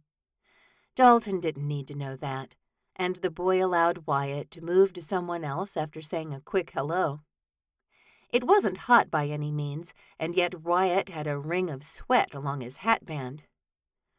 "What time is it?" he hissed to Micah, who'd also been hovering on the peripheral, just in case Wyatt needed some help getting out of a situation. "It's time to head down to the altar," Micah said, and Wyatt put his fake reporter smile on his face as he said hello to just one more person. Cameras had been set up at the back of the swelling crowd, and Wyatt walked right past them to go down the aisle to the front. Every eye felt like a ton of bricks, and they were all watching him. He cursed himself for setting this all up. Marcy was going to hate it, absolutely hate it, and his anxiety bounced through his throat like a pulse. He'd gotten dressed in a cabin about 50 yards away, and he knew Marcy had been sequestered in the one right next door. He looked that way and caught sight of the door closing. "She's on her way," Micah said. "Stay right here. I have to go join the wedding party." He jogged away, leaving Wyatt all alone in front of the whole crowd. His eyes scanned the sea of people in front of him, and they found his mother sitting in the front row. All at once his nerves calmed, and the smile on his face felt genuine. He hoped the cameras caught that, because he didn't feel very real right now. He'd be here at the dog sanctuary until 2, with the ceremony, refreshments, and dancing with anyone who wanted to come for the 2 hours. The family dinner was happening at 3 at Seven Sons Ranch, and he and Marcy needed to be on the road by 5 to make their flight in Amarillo. They weren't leaving for long, but Wyatt had convinced Marcy to rearrange her flying schedule so they could spend 4 days in sunny, peaceful Cancun. They'd be arriving fairly late that night, and by the time Wyatt lugged his suitcase to their private cabana, just one room this time, it would be after midnight. He'd have been up for almost 18 hours, and he was hoping for a very late start tomorrow. Thankfully, he'd been able to book a private jet through someone Jeremiah knew, so they didn't have any layovers. The crowd stood up, and Wyatt shook himself out of his honeymoon fantasies. A collective sigh moved through the crowd as Marcy came to stand right between the cameras. He sucked in a breath at the sight of her, though she was still quite a distance away. Daddy beamed like he was escorting a princess down the aisle, because he totally was. The wedding party flowed around Marcy, and Wyatt grinned as his brothers and their wives came toward him. Schuyler had brought a friend from Amarillo whose name Wyatt had forgotten the moment Schuyler had said it. And Micah walked with Simone, though they weren't exactly talking to each other at the moment. Wyatt was going to ask him about it as soon as he returned from Mexico. He'd been so busy for the past several weeks, but Micah hadn't taken a step away from Wyatt at all. The flash of guilt passed as Rhett arrived and drew Wyatt into a brotherly hug. They all did the same thing, and Wyatt had never been more grateful for his brothers than he was in that moment. They all circled back to the front row, leaving the view of Marcy walking toward him wide open. He'd always found her the most beautiful woman he'd ever met, but wearing that dress only tripled that. Whatever his mother had done had worked, and Marcy looked absolutely angelic. "She's a keeper, son," Daddy said, passing Marcy to Wyatt. "Good luck, you two." Wyatt nodded to his father, his vocal cords filled with sawdust. He couldn't speak even if he knew what to say. He simply brushed his lips along Marcy's cheek and turned to face the pastor. He didn't know Pastor Daniels all that well, but Marcy had grown up in Three Rivers, and she'd known him for years. The man said good things on Sunday, Wyatt knew that. He welcomed anyone to their congregation.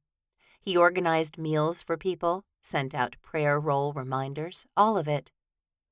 "Thank you, Lord," Wyatt thought as the man started talking. His hand in Marcy's tightened, and she squeezed back, thankfully. This was no pretend pledge. It couldn't be.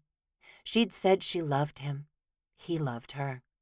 But they hadn't amended any of their rules or discussed anything further. As far as he knew, He'd still be moving into her father's house come Wednesday morning, and Wyatt wondered what the bed would be like. Did she really want to sleep in her parents' bedroom? "Marcy Payne," Pastor Daniel said. "do you take this cowboy, Wyatt Walker, to be your lawfully and legally wedded husband?" He blinked, having missed the entire advice portion of the ceremony. "I do," she said. Pastor Daniels turned to him, his eyes positively radiant as he looked at Wyatt. "Yee-haw!" Everyone chuckled, and Wyatt joined them. "Do you, Wyatt Walker, take this beautiful woman, Marcy Payne, to be your lawfully and legally wedded wife?" "I do," he said, his voice just the tiniest bit hoarse. Several cowboys cheered from the crowd, the same way they would for a rodeo champion. Wyatt laughed now and looked at Marcy. "Sorry, maybe this whole spectacle was a bad idea." "Just hold your horses," Pastor Daniel said, holding up both hands. That played right to the crowd of cowboys and cowgirls, and several more yips and calls went up before they settled into silence again. "Now that they've both said I do, I can pronounce them husband and wife." His eyes glittered like lit stars. "You may now kiss your bride, cowboy." Wyatt's heart sang as he turned toward Marcy and said, "I love you, Marce." He leaned closer so no one else could hear. With his lips right at her ear, he said, "And that is not pretend." He kissed her in the next moment. The way Marcy kissed him back, she wasn't pretending either. And now he was hers. She was his. He broke the kiss, laughed, and turned to face the crowd. They were already jeering and hollering like he'd just won another grand championship, and he raised his left hand with Marcy secured in it. In his right hand, he took off his cowboy hat and waved it at the crowd like he did after every win. This was his tribute to these people who'd taken time from their lives to celebrate his. He loved them, even if some of them weren't his favorite people. All the cowboys wearing hats pulled theirs off and waved them right on back at Wyatt and Marcy, who said, "Wow, you really are a celebrity." The cheering and whooping increased, and even the women in the crowd waved with their right hands. Wyatt's emotions overwhelmed him because he was just so grateful, so amazed that what had started out as a way for him to communicate with his father across hundreds of miles had become a way to say, "I love you," or "thank you" to everyone. So happy, all he could do was smile out at everyone who had taken time out of their Friday to attend this wedding. "Y'all," someone said over the speaker system. It took several more attempts to get everyone to settle down enough to hear Rhett. "We have chocolate, vanilla, and carrot cakes over on the east side of the seats here. Everyone is welcome to sample them. There's chocolate milk, hot chocolate, and coffee, too." Rhett continued to tell people that the dancing would begin in 15 minutes and that they should find their partners now. "Yee-haw!" He practically screeched into the microphone. Wyatt put his hat back on and held tightly to Marcy's hand as the crowd surged toward them. He shook her brother's hand, and he did let go of his new wife so she could hug Brian. They got separated for several long minutes while congratulations went around, and thankfully Rhett got back on the microphone. "I need the bride and groom over here, please. They'll be doing the first dance, and then we'll welcome everyone to pick a patch of floor and have a twirl." "Have a twirl?" Wyatt chuckled as he pressed through the people to the open patch of grass that Dustin had roped off for the dance floor. Someone he didn't know moved the rope so he could step through, and he took Marcy into his arms as effortlessly as breathing. "I'm so sorry," he whispered as the first strains of a love song filled the air. "Don't be," she said back. "This is every little girl's dream."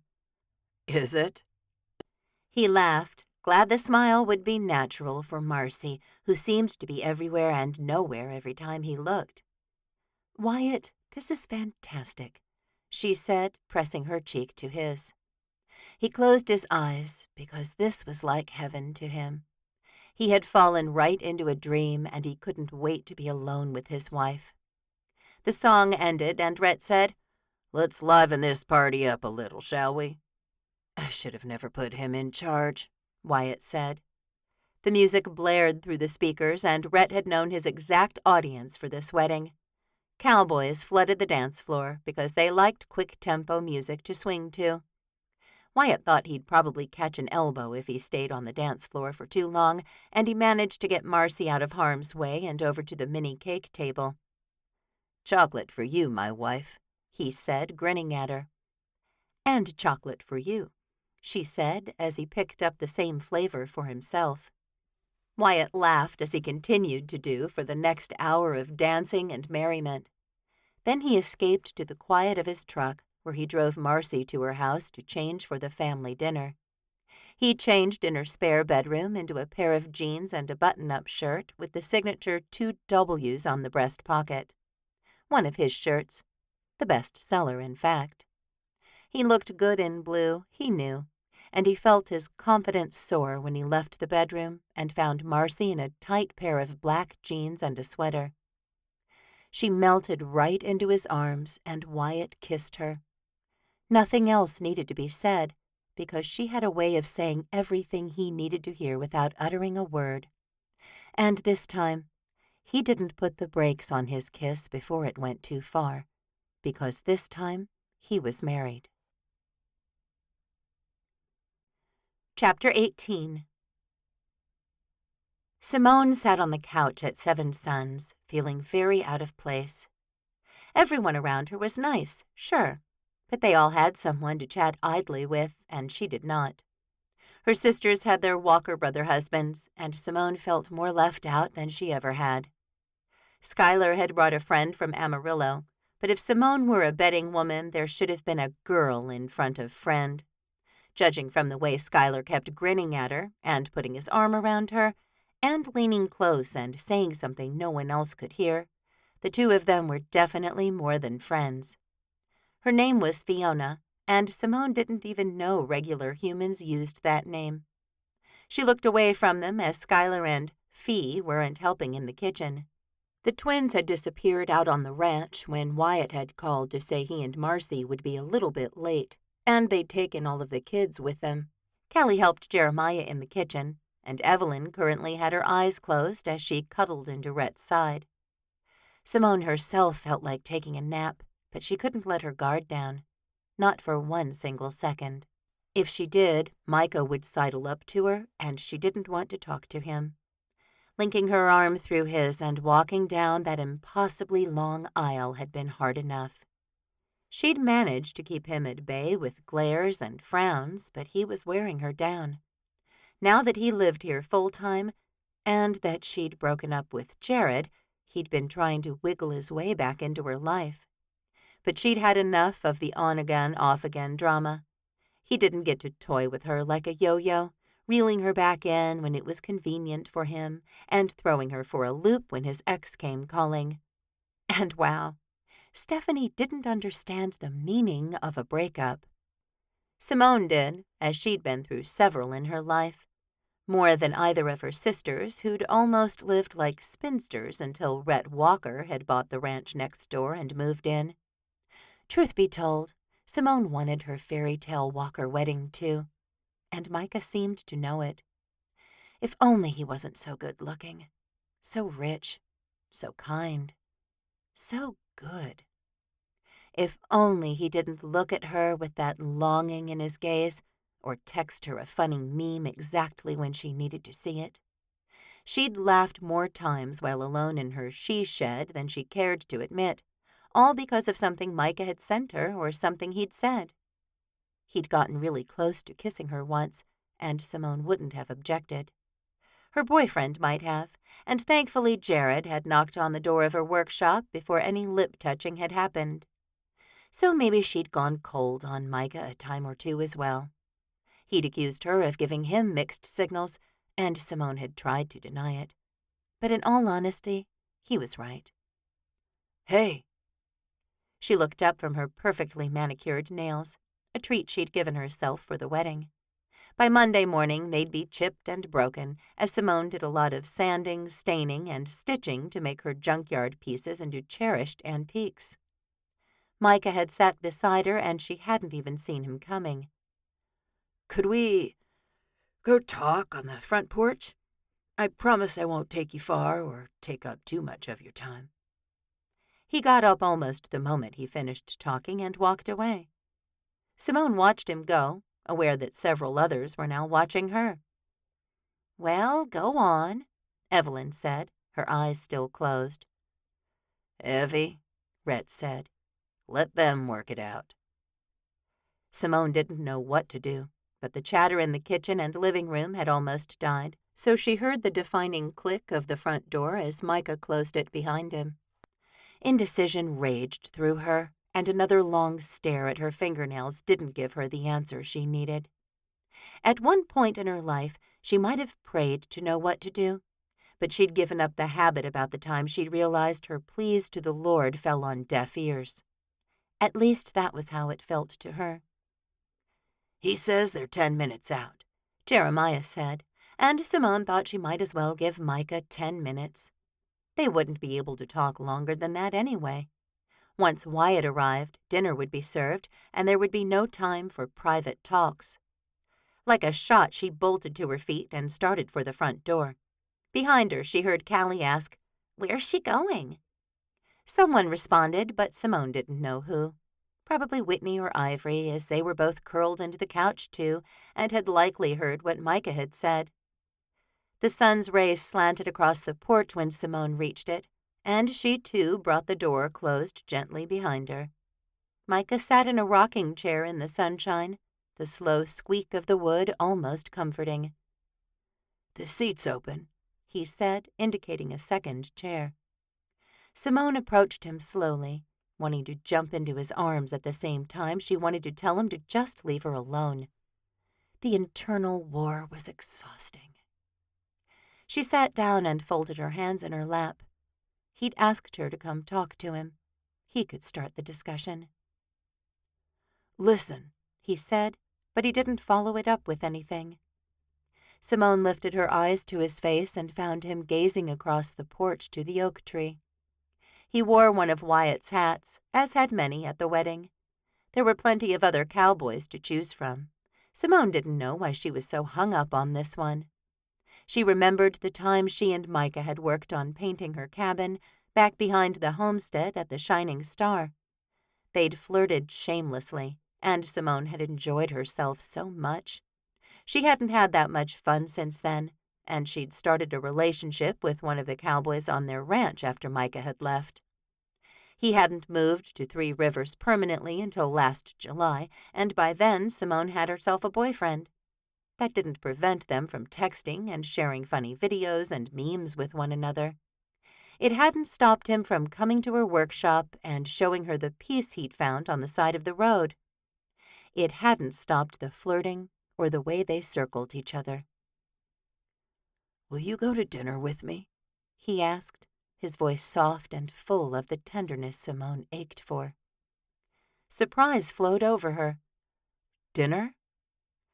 I know you broke up with Jared." Simone started nodding, but she didn't know what to say. "I like you, Simone," Micah said, and blast him, he knew exactly what to say. "When's the last time you talked to Stephanie?" A hiss leaked out of his mouth. "I don't know." "Yes, you do." She looked at him, but he only held her gaze for a moment before focusing on that stupid oak tree again. Fine, it wasn't stupid.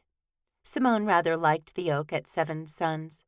She'd been jealous of the way the brothers dressed it up at Christmas time because it made the whole lane look like a scene straight from a Hallmark movie. Micah's jaw jumped, and Simone's heart fell to her shoes. "Does she still think she can win you back?" "No," he clipped out. "She knows that's not going to happen." "So when's the last time you talked to her?"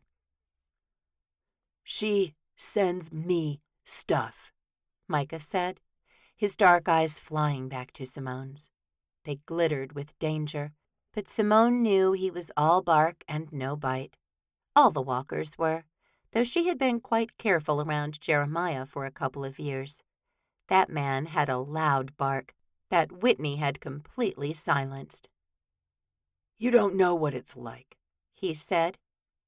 "And you send me stuff," Simone said. "I know exactly what it's like." "What do you think I'm doing when I send you stuff?" He stopped rocking in his chair, and Simone stilled hers too so the country silence wouldn't be broken. "Trying to win me back," she said simply. A quick smile crossed his face, making him devastatingly handsome instead of just drop-dead gorgeous. "Is it working?" The grumble of a truck engine filled the air, and Wyatt and Marcy pulled into the driveway. Simone stood up, well aware that she hadn't said she'd go to dinner with Micah. "Maybe you better send me another cat video," she said over her shoulder as she walked away from him. When she reached the door, her phone chimed. Her heart leapt, and she spun back to Micah, who wore a hopeful grin on his face. "Maybe you should check that," he said, getting to his feet too. Simone pulled her phone from her dress pocket and saw the message was from him. She shook her head, a smile already tugging at the corners of her mouth, and she hadn't even opened the text yet.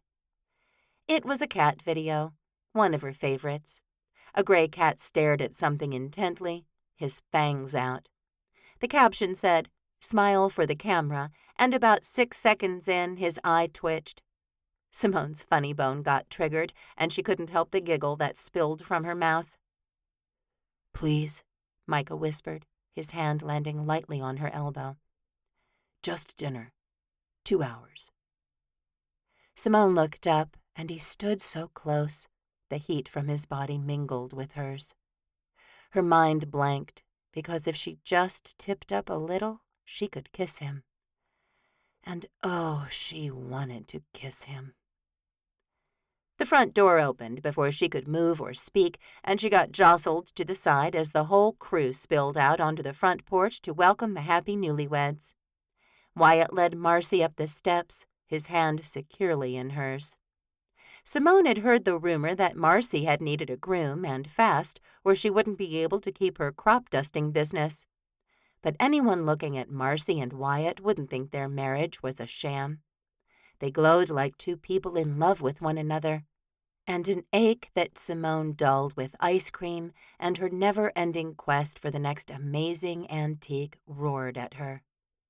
She wanted happiness like that. She wanted a loving husband who adored her. She wanted the big wedding with the whole town, the tiny bundt cakes, the cowboy billionaire groom. She only needed to look to her immediate right to find Micah, who wasn't focused on his brother and Wyatt's new wife. Their eyes met. "Okay," she said. "I'll go to dinner with you." Chapter 19. Marcy sat at the computer in her office, piecing together the new video snippet she'd taken that morning with the others she'd been working on since last fall. She wanted a year-long bird's-eye view of Three Rivers for the new Payne's Pest-Free website, and with this morning's flight, the video footage was finally all done. She'd captured every season at Seven Sons Ranch, and she'd need to get Jeremiah to sign off on using his ranch in the footage. He'd won Ranch of the Year for this year, and Marcy really wanted to capitalize on that. She could just hear the slogan now. Want Ranch of the Year? Hire Payne's Pest-Free to help get you there. She'd been taking a video editing class for the past several months, and she hadn't breathed a word of her project to anyone, not even Wyatt. Her husband. In the quiet moments of her life, now that she had quiet moments again, she couldn't believe she was married. 4 months had passed since she'd said "I do," and Marcy could admit she was blissfully happy. The kind of happy she thought only women in cheesy romance movies got to experience. In fact, that was why she'd stopped watching them during the year of her father's sickness. She couldn't find anyone like her, and she'd needed to see someone in a tough situation come out the victor. But there were no heroines with fathers dying from cancer. No women dealing with running their own business, working on airplanes or trying to juggle 5,000 balls, one of which was actually the heart of a very handsome cowboy. The women in the movies didn't have any true decisions to make. They could go back to the city and live their life as a fancy doctor and be happy, or stay in the small town and marry the guy and be happy. Either way, they ended up happy. And Marcy at the time had not been able to see a path toward happiness for herself. The rumbling of the garage opening gently vibrated the house, and she thought again of Wyatt's idea to find and buy a house of their own. She hadn't been able to move into her father's place, and they'd just gone over there at night for another month to finish clearing it out. She owned it, and she didn't need to sell it, so she hadn't put it on the market yet. Wyatt had moved in with her, and Marcy sure did like having his big, broad shoulders in her bed, his cowboy boots by her back door, and his aftershave in her bathroom. And suddenly she knew why he wanted them to buy a house together. She was still thinking of everything in this house as hers. "Hey, sugar," he called. "In the office," Marcy said over her shoulder. The video wasn't quite ready yet, and she'd be surprised if he came into the office without asking her if he could. She'd banished him from the room altogether, claiming she was working on something she wanted to have perfect before she showed it to anyone. "Hey," he said again, his voice much closer now. "Can I come in?" She turned around in her desk chair and smiled at him. "I think I'm ready to show you, so yes, come in." "Ooh," he said. "Intriguing." He grabbed a folding chair and swung it around so it faced the computer. "Let's see what you've got." "I need to adjust the music," she said. "I just shot this morning, and the colors might need some fixing too." She clicked once, twice, and the video popped up. "It's a video?" "A promotional video," she said. "I've been taking a class on video editing." "You have?" Wyatt's eyebrows practically disappeared under his cowboy hat.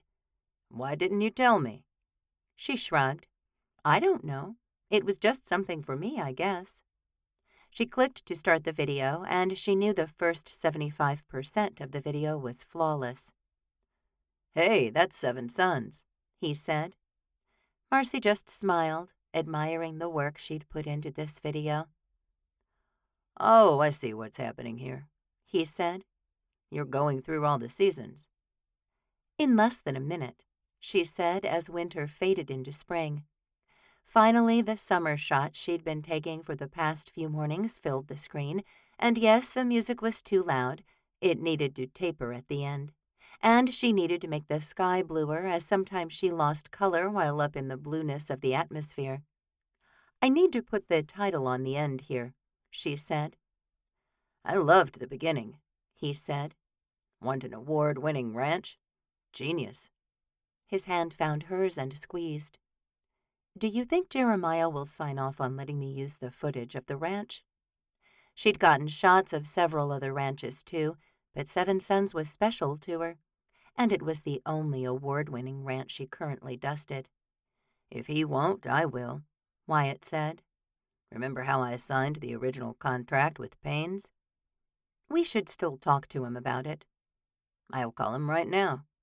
Wyatt pulled out his phone, but Marcy put her hand on his. He looked into her eyes, and she shook her head. "I'll talk to him," she said, her nerves firing. "You really think it's okay?"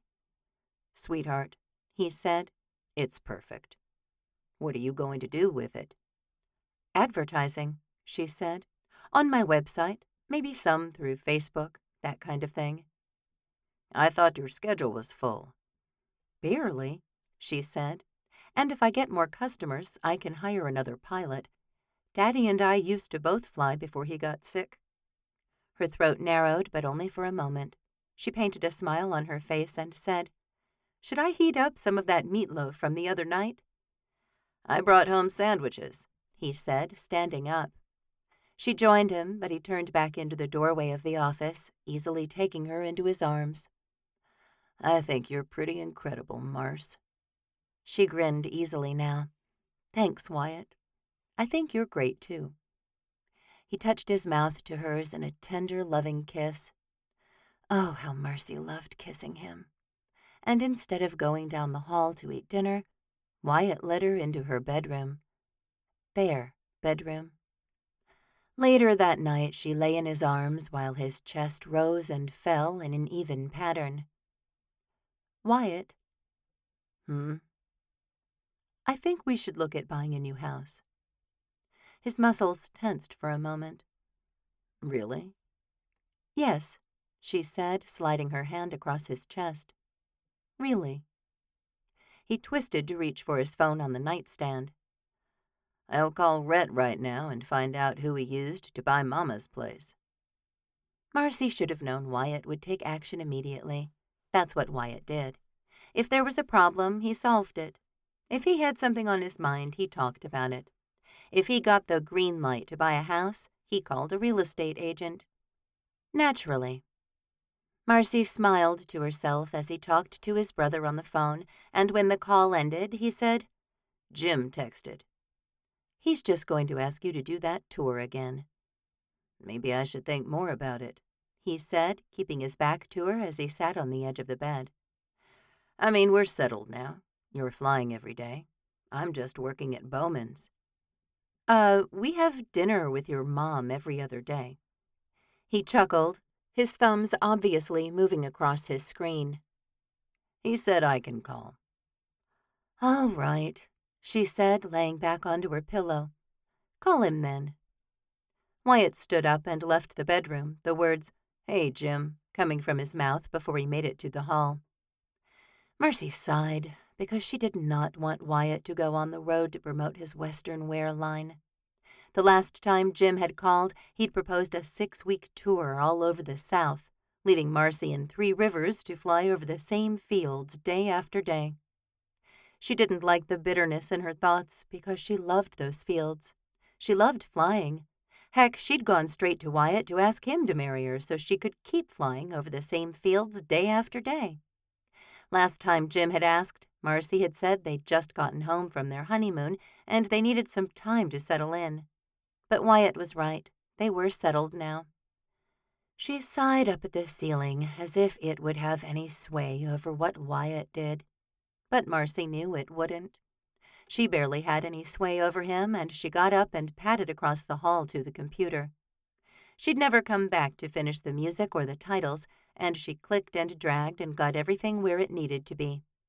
She saved her project, pushed play to watch it one more time, and clung to the happiness streaming through her the same way the plane flew effortlessly over the fields, maintaining them with precision to make Seven Sons the amazing ranch it was.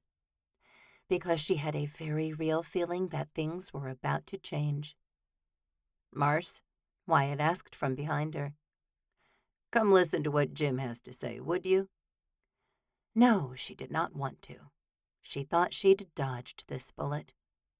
You should have known better, she told herself as she got up and followed Wyatt into the kitchen. After all, her husband was a celebrity. A minor one to a very niche group of people, but still a celebrity. She'd never have him all to herself. She's here, Jim. Wyatt leaned his elbows on the counter as he hovered over the phone, which was on speaker. Marcy got a bottle of water out of the fridge, though she'd probably only take a sip. She should have been asleep 30 minutes ago, as she had early mornings during the week. The best time to fly was as the sun warmed the earth in the morning, and every sunrise soothed her soul. Okay, hey, Marcy, Jim said. Hi, Jim, she said. She'd met him in Dallas, at the wedding, and another time when he'd been in the area with one of his cowboys. She liked the man. She did. He was about 10 years older than Wyatt, and he possessed a kind face and a warm spirit. Marcy just didn't want him to take Wyatt from her. She wasn't sure why. She'd spent many years alone, and she valued her independence. She didn't need a man to keep her warm at night, and she wasn't afraid of the dark. But somehow, over the course of the last 6 months, she'd gotten very comfortable with Wyatt, and she liked having him around. Wrangler would like to do a joint promotion with Wyatt. Marcy watched Wyatt and she saw something come alive inside him. He loved being in the spotlight, and Marcy didn't want to deny him that. The tour is 8 weeks, and we'll be going around Texas, Arkansas, Oklahoma, Kansas, Alabama, Kentucky, and up to Montana. Wow, Marcy said. Wyatt would be on the road during that time, but he doesn't have something every day. What would be the schedule? He asked. Nothing's set, Jim said. Wrangler just called last week, and they have to know you're in before they can put anything together. Who will they send? Wyatt asked. Jake Burroughs, Jim said. Wyatt nodded, so Jake Burroughs must be someone he could stand traveling around with for 8 weeks. He's the Rookie of the Year. That's right, Jim said. And it would be from Labor Day to Thanksgiving. Marcy pulled in a breath. But he'll be home for the holidays, right? Yes, Jim said. I can guarantee that, Marcy. She looked at Wyatt, who gazed steadily back at her. We need to talk about it, he said, as if he could read her mind. When do you need to know? End of the month, Jim said. Take your time. Thanks, Jim. Wyatt hung up and straightened, and Marcy knew what he was going to say before he said it. It's just 8 weeks, they said together. And I'll be home for the holidays, he added. Marcy nodded, but she was somewhat desperate to find a reason he should stay with her. She wasn't sure why. Let's think about it this week, she said. And pray about it, and talk on Sunday after church. Sure, okay. Wyatt couldn't argue with taking time to pray about the decision, but Marcy only felt guilt as she went back down the hallway and into her office. There was that darn her again, and she twisted into Wyatt when he joined her. He pressed a kiss to her jaw, and she murmured, "What about the house?" "I'll get us something lined up in the morning," he said. "They're going to ask us what we want." "They are?" "Yes," she said with a smile, glad their tiny disagreement over his tour hadn't put too much distance between them. "So you better start thinking about that too, cowboy." Chapter 20. Wyatt felt like he was playing a game of, say the first thing that comes to your mind when I ask you this question. Rhett had recommended a realtor to Wyatt, and only a couple of days had passed since he'd called the woman and set up this meeting. And boy, Marcy had been right. The woman had questions about everything. How many bedrooms? Wyatt had looked at Marcy. She'd looked at him. 4, he guessed. He couldn't even fathom why he'd need that many bedrooms. All of his family members lived right here in 3 Rivers, and they didn't need to plan for guests. Baths? 4, he'd guessed again. 1 level, or is 2 okay? 2? How big of a yard do you want?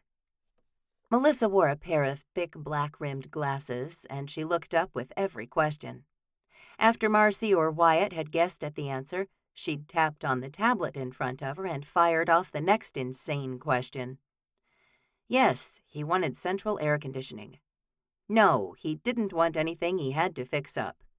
He wanted the whole yard landscaped and done. He wanted a pasture for horses, and he couldn't imagine a world where he couldn't walk outside and see Kessler or any other animal he might buy in the future. Yes, they needed a big garage. They both had cars, and Wyatt's truck was actually a beast, so an oversized garage would be great. And a master wing, sure. He wanted privacy if they hosted parties, and if they had any children, any future parties could be contained in another part of the house. Before Wyatt knew it, he'd realized he did have a lot of things he wanted in a home. He'd never thought about it before, and he'd lived out of a touring trailer for years of his life. But that isn't where you are anymore, he told himself. He'd done that to make the big bucks, so he didn't have to do that anymore. Melissa had been quiet for a few minutes now, and Wyatt reached over and took Marcy's hand in his. She could always calm him, and for some reason he felt like he was about to get bad news. Especially when Melissa said, "Really?" and started tapping furiously. There aren't any houses for sale in Three Rivers, he joked, and that brought the middle-aged woman's head up again. She had thick brown hair that fell in curls to her shoulders. She blinked as if she'd just realized she wasn't alone in her office. "There are," she said slowly, "but nothing I think you two want." "Really?" Wyatt asked, leaning forward to look at her tablet. Because of the angle, he couldn't see anything but a black screen. "There aren't any houses with a small pasture and central air conditioning?" "And a storage shed in the large backyard," Melissa said, "and all one level, with a master wing and a theater room with a hot tub pad." She cocked her eyebrows, and Wyatt took a turn blinking. Marcy started to giggle, but Wyatt asked, "Did we really specify all of that?" "And an office," Melissa said, "plus at least 4 other bedrooms besides the office." "Don't forget the large kitchen," Marcy said, still grinning like this was a comedy act. "How could I?" Melissa gave them both a smile and folded her arms over her tablet. "Here's what I think. I think the two of you should build. There are some great lots." "Build?" Wyatt blurted out. "Like a house?" "You wouldn't build it yourself, cowboy," Marcy said, bursting into laughter right afterward. Melissa chuckled, too, but Wyatt didn't want to build. He wanted to move into a new place that belonged to him and Marcy, so she'd stop saying everything was hers. And he wanted to do it in the next couple of months so they'd be settled before the tour. And then they could have their first Christmas together in their new house and everything would be perfect. So maybe he fantasized a little too much. Maybe he romanticized things when he should be teaching a horse to pull harder the moment the rope left his hand. Maybe he'd laid awake for a night or two thinking about what a new house for him and Marcy could do and be. "If you build," Melissa said, "you'd get exactly what you want. And there are some animal lots on the west side of town." "In Rosewood?" Marcy asked. "Yes," Melissa said, a measure of surprise in her voice. "You know them?" "I drive past them on the way to the hangar every morning." She looked at Wyatt. "We should look at the lots and think about building." He studied her fair features, and she sure didn't seem to be kidding. He looked back to Melissa. "How long does it take to build?" "Depends," she said, "but they're putting those houses up in Rosewood in about 4 months." October. He'd be gone in October, and he frowned. "You might be gone in October," he amended. He hadn't committed to the tour yet, because Marcy was reluctant for him to go. She wasn't sure why, only that she wanted to wait and see if God had a different plan for them. Wyatt felt great about the tour, and he didn't need to wait to go to church to know it. But the Sabbath day was tomorrow, and Wyatt figured he'd waited this long, he could wait one more day. "And if you're really thinking about building," Melissa said, interrupting his thoughts, "a brand new development is coming to Three Rivers, and there'll be estates." "Estates?" Marcy asked. "What does coming to Three Rivers mean?" Wyatt asked. "It means the development has been announced to realtors, but they're not officially on sale yet." She touched her tablet, swiped, typed, and turned it to show them. "They go on sale on Tuesday." The estates on her screen took Wyatt's breath away. They were huge, sprawling houses with plenty of land around them. "Animals?" he asked. "Yes," Melissa said. "One level?" Marcy asked. "There will be several models, but yes. There are 2 or 3 one-level options. All the upgrades you can think of, even a heated driveway for the one time it snows up here." She smiled and swiped and smiled. "Huge master area, with a separate living room, large open spaces for family, big kitchens."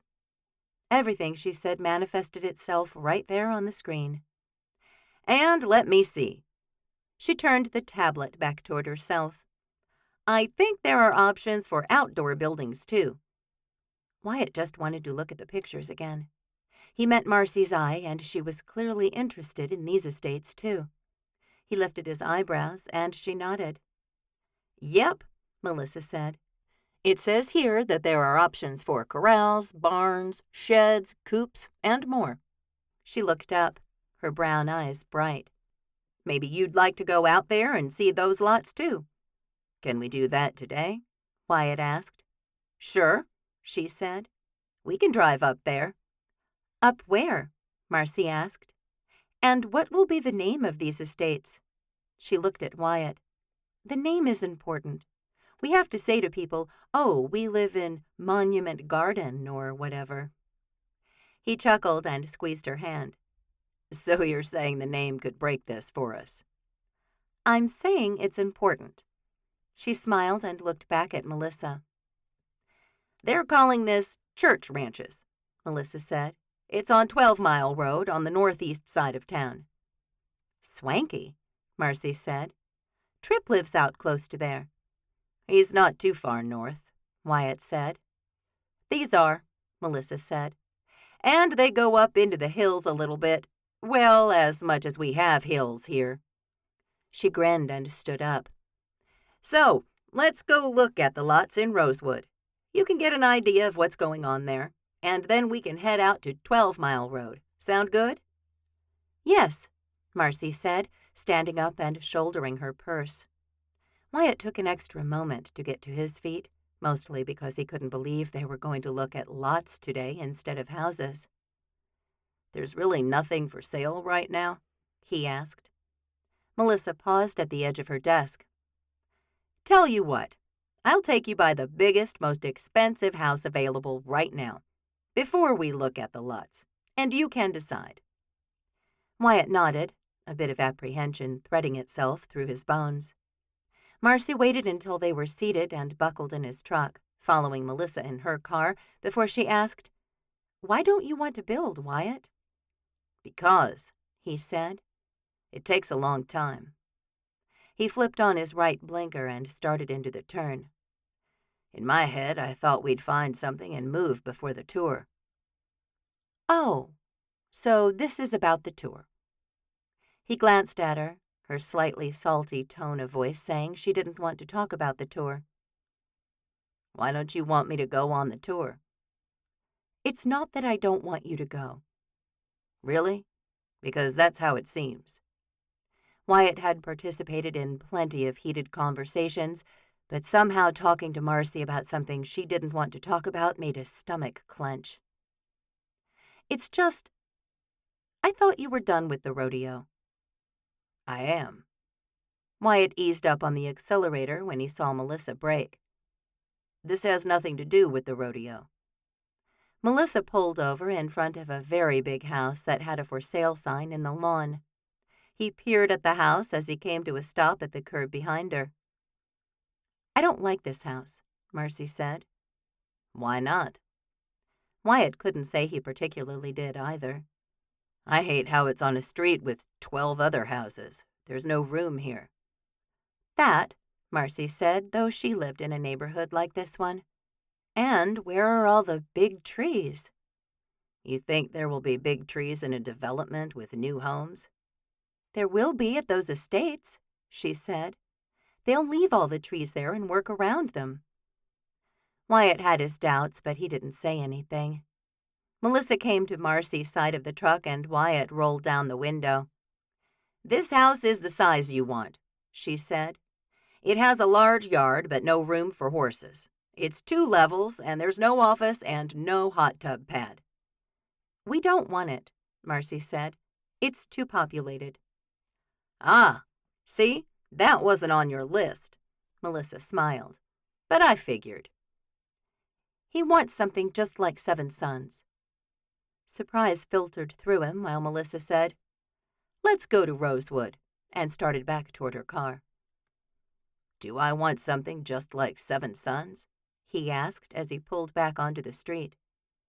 I do, Marcy said, except not as much land outside. You don't want to run a ranch. She looked at him. Do you? No, he said quickly. I don't want a ranch. I just want to be able to keep a few horses and goats if I want to. Goats? She shook her head. I don't think so, buddy. Goats around? Why? What do you do with a goat? You talk to them. You talk to goats. Marcy folded her arms and cocked her head at him. Are you serious? Dead serious. He followed Melissa out of the neighborhood and back to the highway. They're good listeners. Marcy just shook her head. Wyatt liked Rosewood a heck of a lot more than the house in the middle of town. The homes were big and the lots were too. He could potentially have a couple of acres for the house and the pasture, and it would do. But there weren't many trees, and Marcy seemed stuck on the idea of church ranches. So they drove clear across town and up 12 Mile Road. The moment the road started inclining, Wyatt knew they were in the right place. This is it, he said. There are your trees, Marce. Melissa turned and Wyatt followed her. Oh, they've got lots marked. Yeah, they go on sale on Tuesday, Marcy said. They'll have to be ready. We might have to be ready too, Wyatt said. Do you think these will sell fast? No, Wyatt, Marcy said. I don't think they'll sell fast. Why not? She pointed to a sign on her side of the road, and Wyatt slowed to read it. Oh, he said once he'd gotten to the price tag. Lot starting at $750,000. That's for the lot, Marcy said. We can't live here either. Why not? He stopped beside Melissa and they got out of the truck. Here we are, Melissa said. There are only 14 lots up here, and they've all been marked. There won't be a model home, as the builder has a full display in their offices in Three Rivers. We can go there and look at them if you'd like. Wyatt didn't need to look at the displays. This was the land they wanted. The houses would be high-end here. How much are we talking for a house, the land, the outbuildings? I thought you said you didn't have a ceiling on your budget. We don't, Wyatt said. But we need to be reasonable. Didn't they? It's a gated community, Melissa said. Everything is private. You wanted that too. Wyatt, Marcy said, we can't afford this. He definitely could. He just hadn't told Marcy how much money he had in his bank account yet. She knew he was rich. Anyone who'd watched even a couple of his later videos in the rodeo knew. He'd retired as the richest cowboy in the association, for crying out loud. And that was before he counted his inheritance, which was also in the billions. Marcy, he said quietly, moving her away from Melissa. We can afford this, even if it's $10 million. Her eyes widened and she searched his face. Are you serious? Yes, he said. This is what you want, right? I can't just let you buy. We're married, he said, though they hadn't really talked about combining their assets yet. They'd been switching off paying her mortgage every month, and the months he did, she paid the utilities. They both bought food with their own money and put gas in their cars with their own money. Foolishness hit Wyatt. So he'd married Marcy, knowing he loved her. She loved him. They'd been living together, sharing a bed, working through her grief. But they hadn't actually combined their lives yet. Why hadn't he done that? Behind him, Melissa talked on the phone, asking someone for the pricing structure here at Church Ranches. Wyatt looked at Marcy, unsure of what to say next. The base model is roughly $1.5 million, Melissa said, and he turned toward her. It goes up from there, and Lorenzo, the selling agent I just spoke with, says with every upgrade he could think of, the top price would be about $9 million. We want one of these, Wyatt said. Marcy started to protest, but Wyatt gave her a glare that quieted her. So which lot would you recommend? I am sort of a celebrity. Melissa smiled and led him to a corner lot, explaining why she'd picked this one, pointing out the larger backyard, the potential for a back gate right into the woods, and how they could make sure a hot tub pad got poured. Wyatt let himself begin to fantasize again, and while the idea of living in a construction zone for the next year didn't enthuse him, Owning a private, well-kept house in the woods certainly did. When they got back in the truck, Marcy wasted no time in saying, "I looked you up online. This says you're worth $6.7 billion." He glanced at her, the shock pouring off of her in waves almost comical. Does it? "Wyatt Walker, you tell me the truth right this second. Is that true?" Sugar, how many people televise their wedding? She sputtered, finally coming up with, "Well, I mean, your fans." She exhaled. "I didn't know." It's actually a little low, he said coolly. The Western wear line has been going really well. He grinned at her as they left the soon-to-be community of church ranches behind. Now, where should we eat lunch? And nowhere outside. It's hot today. Chapter 21. "Trip," Ivory said, waking him. She groaned in the next moment, and that got Trip's heart beating. What? He asked, sitting up and switching on the lamp beside the bed. "Are you okay?" "I just had a contraction." She smiled, though her eyes held a wide-eyed fear in them. Trip felt it tripping through his body. He jumped to his feet. "I'll get the bag." "We can't just go right now," she said, scooting to the edge of the bed. "We can't?" "We have to time them," she said. "Time them, right." He practically dove for his phone, swiping so hard the device went flying out of his fingers. "Calm down, honey," she said, pulling in a long breath. Calm down? Trip hadn't been truly calm since Ivory had told him she was pregnant. He was comfortable with his life, and he'd been doing the very best he could with Oliver, but this was going to be a child of his own, a child he'd helped create, and Ivory had to go through labor, and Trip had never experienced that before. He remembered the panic on Rhett's face when he'd had his baby, and Trip hadn't understood it then. He did now. He retrieved his phone, wishing it wasn't 2:30 in the morning. "Should I see if someone can come sit with Ollie? Liam said he would. Wyatt, Micah, we can take him to Seven Sons too, and he'll be in heaven." "Liam," Ivory said. "He said he'd come get him day or night and take him to the ranch." Trip woke his phone and called his twin. "Ivory's in labor or you're dead," his brother said, his voice sounding like he'd swallowed a frog. "She's in labor," Trip said. "At least I think she is." "I am," Ivory said, groaning as another contraction hit her. At least Trip thought that was what was happening. She held her very pregnant belly with both hands and bent forward, a terrible, painful sound coming from her mouth. It wasn't loud and screechy, and that only made the low sound of pain that much more terrifying for him. "I'll be there in 20, Liam said. "Leave if you have to. Ollie won't know the difference." "He has a bag in his closet," Trip said. "It's been packed for a few days." "Got it."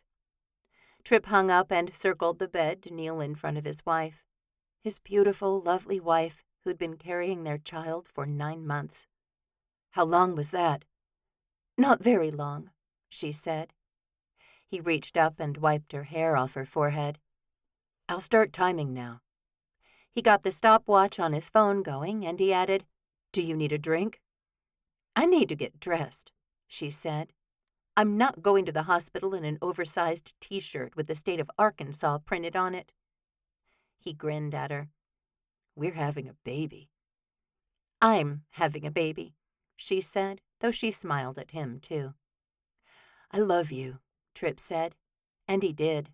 So much. He'd watched her deal with various discomforts over the past 9 months, from the nausea and throwing up to heartburn so bad she'd chew gum until her jaw ached. Then she'd just suck on it, anything to keep the stomach acid down. She'd said she'd never had that with Oliver, so she'd been convinced she was having a girl. But the doctor told them they were having another boy, and she'd started calling him Mr. Fussy because she literally got heartburn when she ate cucumbers or something simple like toast. "Liam said 20 minutes, Tripp said, steadying her as she got to her feet. Those, along with her ankles, had been swollen for 3 weeks, and Tripp had realized the pure sacrifice women went through when they had children. And he was so, so grateful because he wanted to be a dad so bad. Yes, he was Oliver's father, but this was different. This child was his, had come from part of him. Ivory had laid out some clothes to wear to the hospital, and Tripp stayed right by her side as she changed out of her oversized t-shirt. Then he quickly changed out of his basketball shorts and tee, just in time to hear Ivory say, "Here comes another one." He looked at his phone. 5.5 minutes since the last one. He hurried out of the closet to find her in the armchair near the window in their bedroom, her teeth gritted. "How long?" she asked. 5 minutes and 34 seconds, he said. "I'm timing the contraction. Tell me when it's over." He arrived in front of her a moment before she cried out, and everything inside of him wanted to take this pain from her. Ivory had told him she didn't want him to tell her how awesome she was, or that she could do this. "I know I can do this," she'd told him. But he wasn't prepared for how much birthing a baby would demand of her. The pain seemed to roll through her for a long time, and he knew the moment it released. He looked at his phone, suddenly unable to do math. He had an advanced computer science degree, and he couldn't subtract in that moment. 34 seconds, he said. "Getting close," she said. "We're leaving at 4 minutes, 30 seconds, he said, "and the moment you hit 45 seconds. "Tripp," she said. "It takes 13 minutes to get to the hospital," he said, a bit of hysteria entering his voice.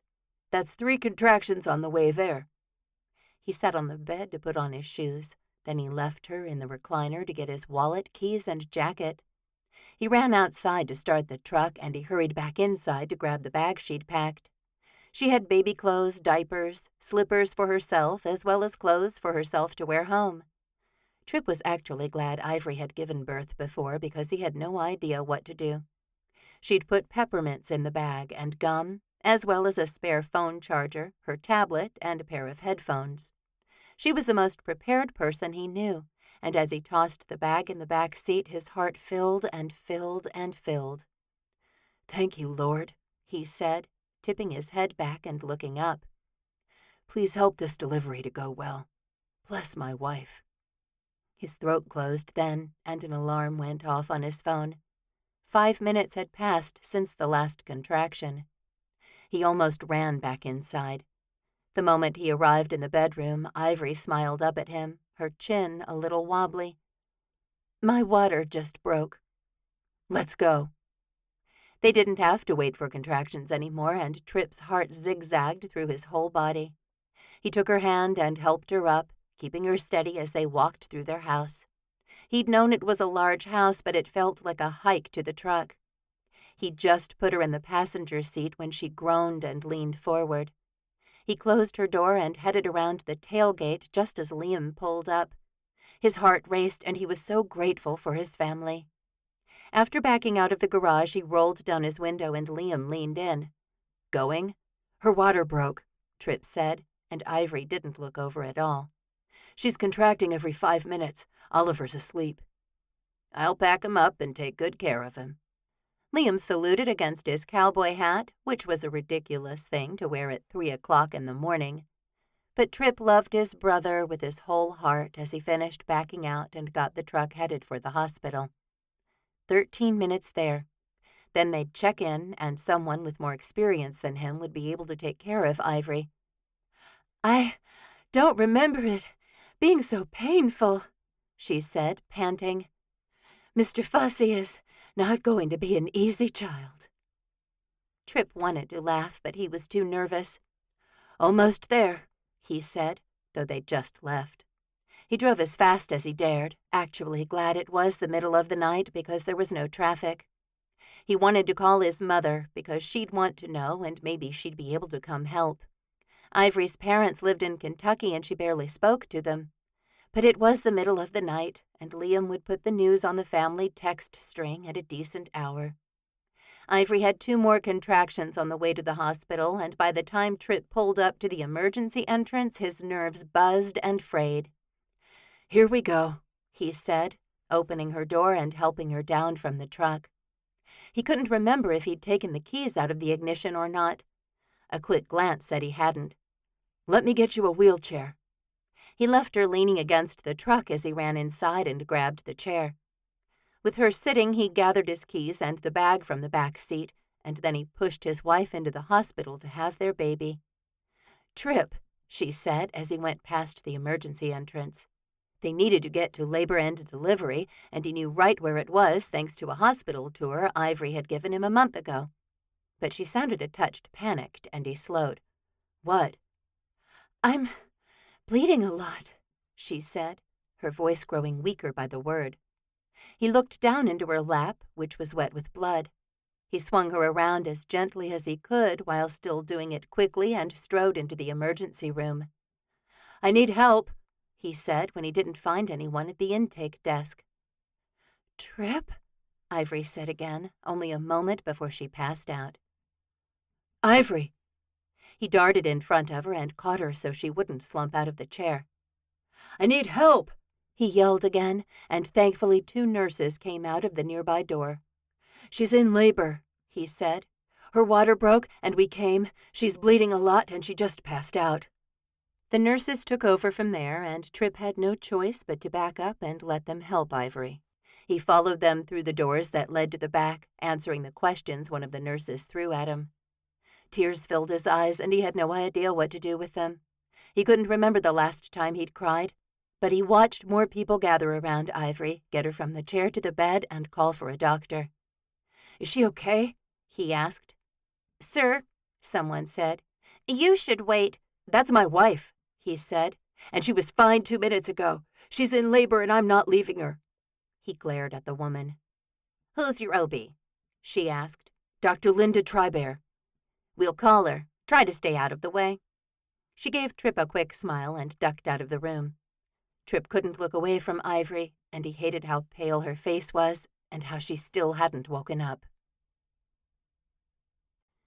Chapter 22. Skylar woke when his phone rang, instantly annoyed. It was far too dark for him to be awake, and when he saw Liam's name on the screen, he almost didn't answer the call. Then he realized that it was far too early for his phone to even be ringing, which meant Liam had called 3 times in the span of 10 minutes, deactivating the nighttime silent mode on his phone. "Liam?" he asked, sitting up and reaching to snap on a light. "What's going on?" "Ivory is in labor," he said, "and she passed out before they could get to labor and delivery. We're doing a family prayer in 5 minutes if you'd like to join in." "Yeah, sure," Skylar said, though he couldn't remember the last time he'd prayed. Maybe when he'd gone to 3 Rivers for Wyatt's wedding, as he needed the extra strength to deal with his large, loud family. "How's the baby?" "We don't know anything yet," Liam said. "Tripp called and he was pretty freaked out. I told him I'd take care of telling everyone." Skylar nodded, though Liam wasn't there to see. He swung his feet over the edge of the bed, thinking through his day. He'd told his family he wanted to stay in Amarillo for the summer to get ahead in his classes. But he hadn't enrolled in any summer classes. He didn't need a job, and Skylar had taken to sleeping late, playing video games for a while when he woke up, walking the city, and hanging out with his friends in the evening. He didn't particularly enjoy his life, and in truth he was bored out of his mind. But he hadn't been a good mechanic, and now he wasn't a good student. No, that wasn't true. When he was in school, he was a good student. He learned the material, did his assignments, and got good grades. But it was all very boring, and he couldn't imagine himself actually becoming an accountant. The only reason he hadn't dropped out completely and run for the Pacific Coast was because he knew he could return to Seven Sons Ranch and be the accountant there. No suits, no ladder climbing, just mindless number pushing while wearing a cowboy hat, eating Jeremiah's food, and riding horses. "What else can I do?" "Just pray," Liam said. "We have Oliver, and he's asleep. We're not telling him anything until there's something to tell." "Should I come home?" Home. What an odd word. Three Rivers definitely wasn't his home, but his entire family lived there now, and even he could admit that he missed his mama. "That's up to you," Liam said.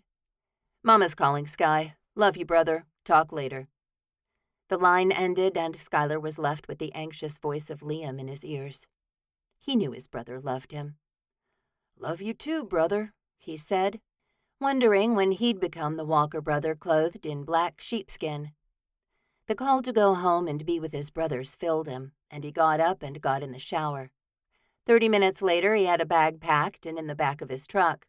His headlights cut a path through the darkness on the highway, and he was the only vehicle on the lonely road between Amarillo and Three Rivers. To keep himself awake, he rolled the window halfway down and put the radio on loud. Still, it didn't drown out his thoughts. He'd taken a giggling girl to Wyatt's wedding, and when Rhett had asked if Skylar was seeing her, he'd just laughed. "No," he said, "we're just friends." And barely that. He could tolerate Fiona most of the time, and that made her a safe bet to take to his celebrity brother's wedding. He certainly couldn't show up alone. Then he'd be like Micah, wearing a drawn-down face and throwing moon eyes at Simone Foster for the entire wedding. No thank you. Skylar sighed because he was so tired of thinking about his life, his future. He felt it had a giant crack down the middle of it, and the woman who'd wielded the hammer didn't even know it. Shayla Davis. He automatically wondered where she was, and if she'd latched on to another poor sucker with a big bank account. The familiar feelings of foolishness and anger came with thoughts of Shayla, and he shoved everything away. Not only had Shayla broken his heart into a million pieces and taken it with her when she'd left Dallas, but she'd taken his pride, thousands of his dollars, and his truck. She claimed he'd bought her the truck, which if someone were to get technical, he had, so he hadn't tried to get it back. The money was cash, and there was no way to prove it was his. The pride and every ounce of love he had to give were gone permanently, and while Skylar had admitted defeat with the mechanic shop, he didn't know how to give up being human. At the hospital in Three Rivers, he found every one of his brothers, as well as his parents, in the waiting room just outside of labor and delivery. He, of course, was the last to arrive, and he said, "Hey, everyone," as he stepped off the elevator. "Sky," his mother sounded relieved, and she was already crying when she stepped into him and hugged him tightly. "Hey, Mama." He clung to her, too, because he did love his mother, and he didn't want to disappoint her. And if he didn't want to do that, upsetting or showing his father he wasn't the man he could be was downright devastating to Skylar. "What's going on?" he asked as his mom released him. Daddy drew him into a hug, too, patting him on the back before just holding him tight. "Thanks for coming. It means a lot to your mother." Skylar leaned his forehead against his father's for a moment and then stepped back, feeling more loved than he had in a long time. And he knew that while he wore the black sheepskin, it was just a costume. He wasn't really the black sheep of the Walker brothers. He belonged with them, and they'd be there for him no matter what. Jeremiah stood with his wife, Whitney, who was also 9 months pregnant. She looked scared out of her mind and like she'd been crying, and Skylar's emotions surged. "Is she... someone say something." Skylar looked at Liam, who came toward him with the same anxiety on his face that filled every particle of air in the room. "They stabilized her and moved her up here, but she hasn't woken up. They're doing a C-section right now, and Tripp is with her." Skylar knew what the words meant, and he knew why everyone was concerned. "She needs to wake up, right?" "It's concerning that she hasn't," Liam said, drawing Skylar into a hug, too. His chest vibrated, and he closed his eyes to keep the burning tears from gathering too deeply. He did not want to cry in this room with all these tough cowboys. No, Skylar much preferred to weep when he was alone, preferably in the shower so the tears would wash away with the spray. "They're giving her blood because apparently she lost a lot, and they think the placenta might have separated prematurely, causing a lot of internal bleeding." Someone sniffed, and Skylar nearly lost his composure. It didn't help that the moment Liam released him, another brother took his place, until Schuyler had hugged them all, even the sisters-in-law.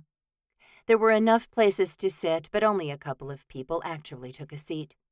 Schuyler couldn't contain himself to a chair, and he wandered over to the huge fish tank built into the wall.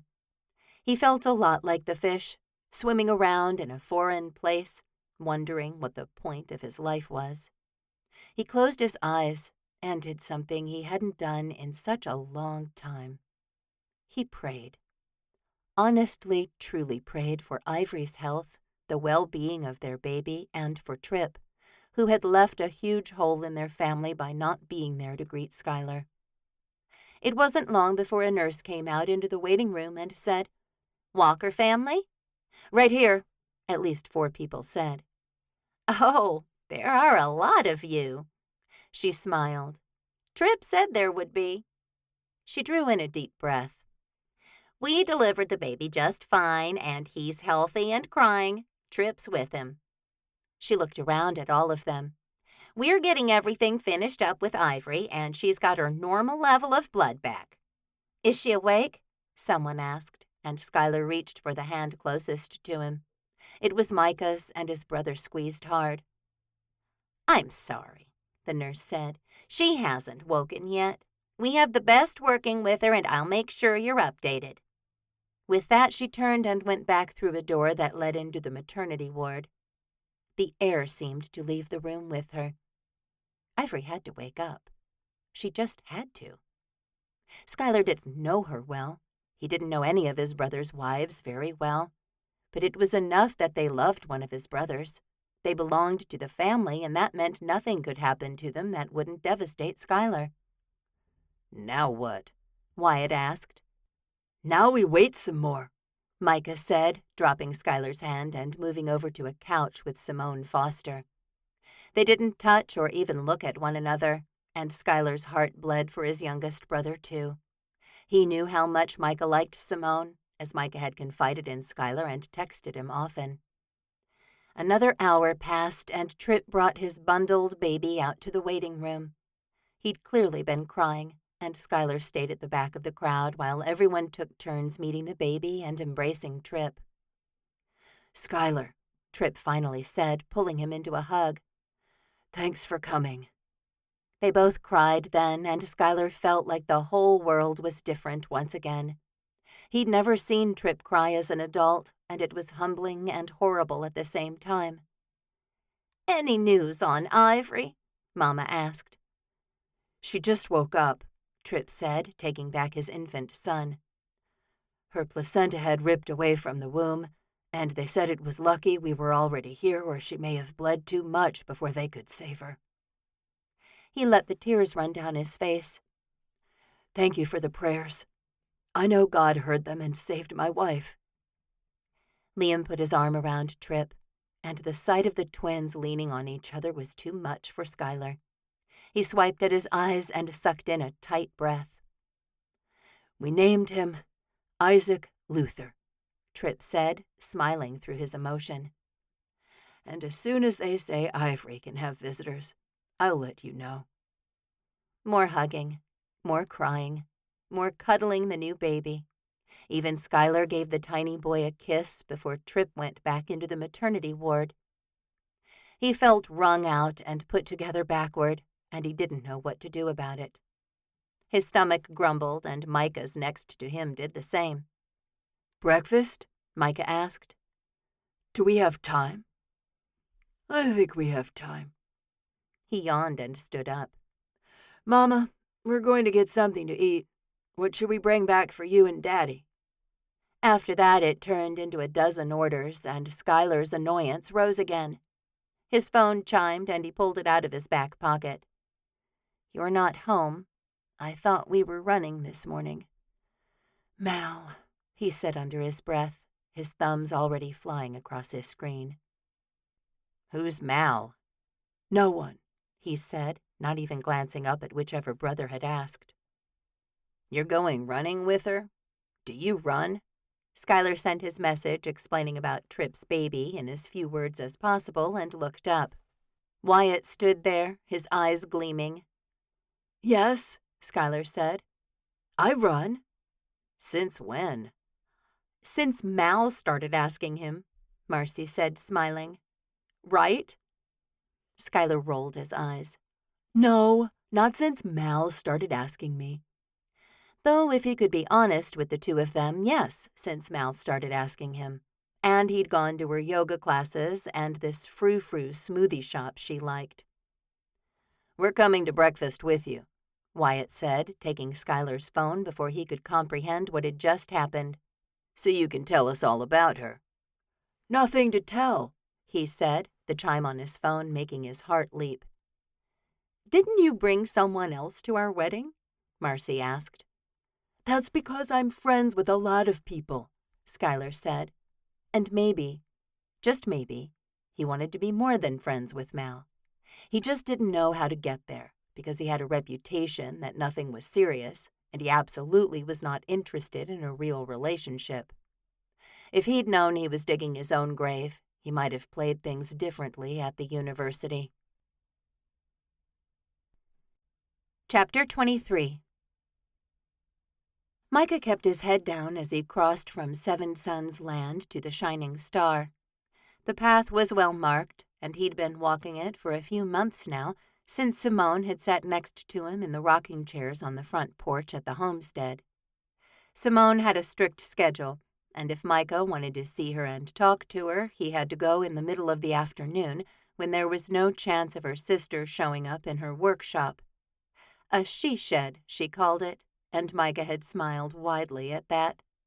He sometimes went to her cabin in Cowboy Row at night, too, but that had ended as summer had dawned, as she liked him to come after darkness had fallen. And that happened really late at night now, and Micah hadn't been able to keep up with his sleep schedule. Not if she wanted to see him during prime afternoon nap time and then past his bedtime. In all honesty, he would give up anything to see her, even sleep. He knocked on the door to her shed, which she kept locked these days. She'd actually started doing it when Callie had walked in on her and Jared making out. Callie's words, not Micah's. He actually didn't want to think about Simone kissing anyone else, especially the arrogant cowboy who lived only 2 doors down from her even now. Micah glanced up, as if he'd see Cowboy Row from here, but Simone's shop sat behind the stables and the chicken coops, sort of tucked into a corner of the ranch. A pasture with several tall trees waited right behind her she-shed, and a sense of peace filled Micah as he waited in the Texas summer heat. The lock finally jangled, and Simone opened the door a moment later. Blessed air conditioning filtered out of the building, but Micah couldn't move. Her beauty had rendered him mute and immobile once again. How a cowboy in this little Texas town hadn't snatched her up a decade ago, Micah wasn't sure. "Hey," she said, smiling as he leaned into the door. He had to step up to enter the she-shed, and when he did, she fell back. He'd held her hand over the months. They'd cuddled on her couch, and a couple of times on a piece of furniture she was working on. But he hadn't kissed her. Yet, he thought, his eyes moving to her mouth as he passed her. He still felt like he was walking on thin and cracking ice with her, and it was starting to get old. Would he have to live his whole life on eggshells because he was worried he'd upset her? Wow, look at all of this.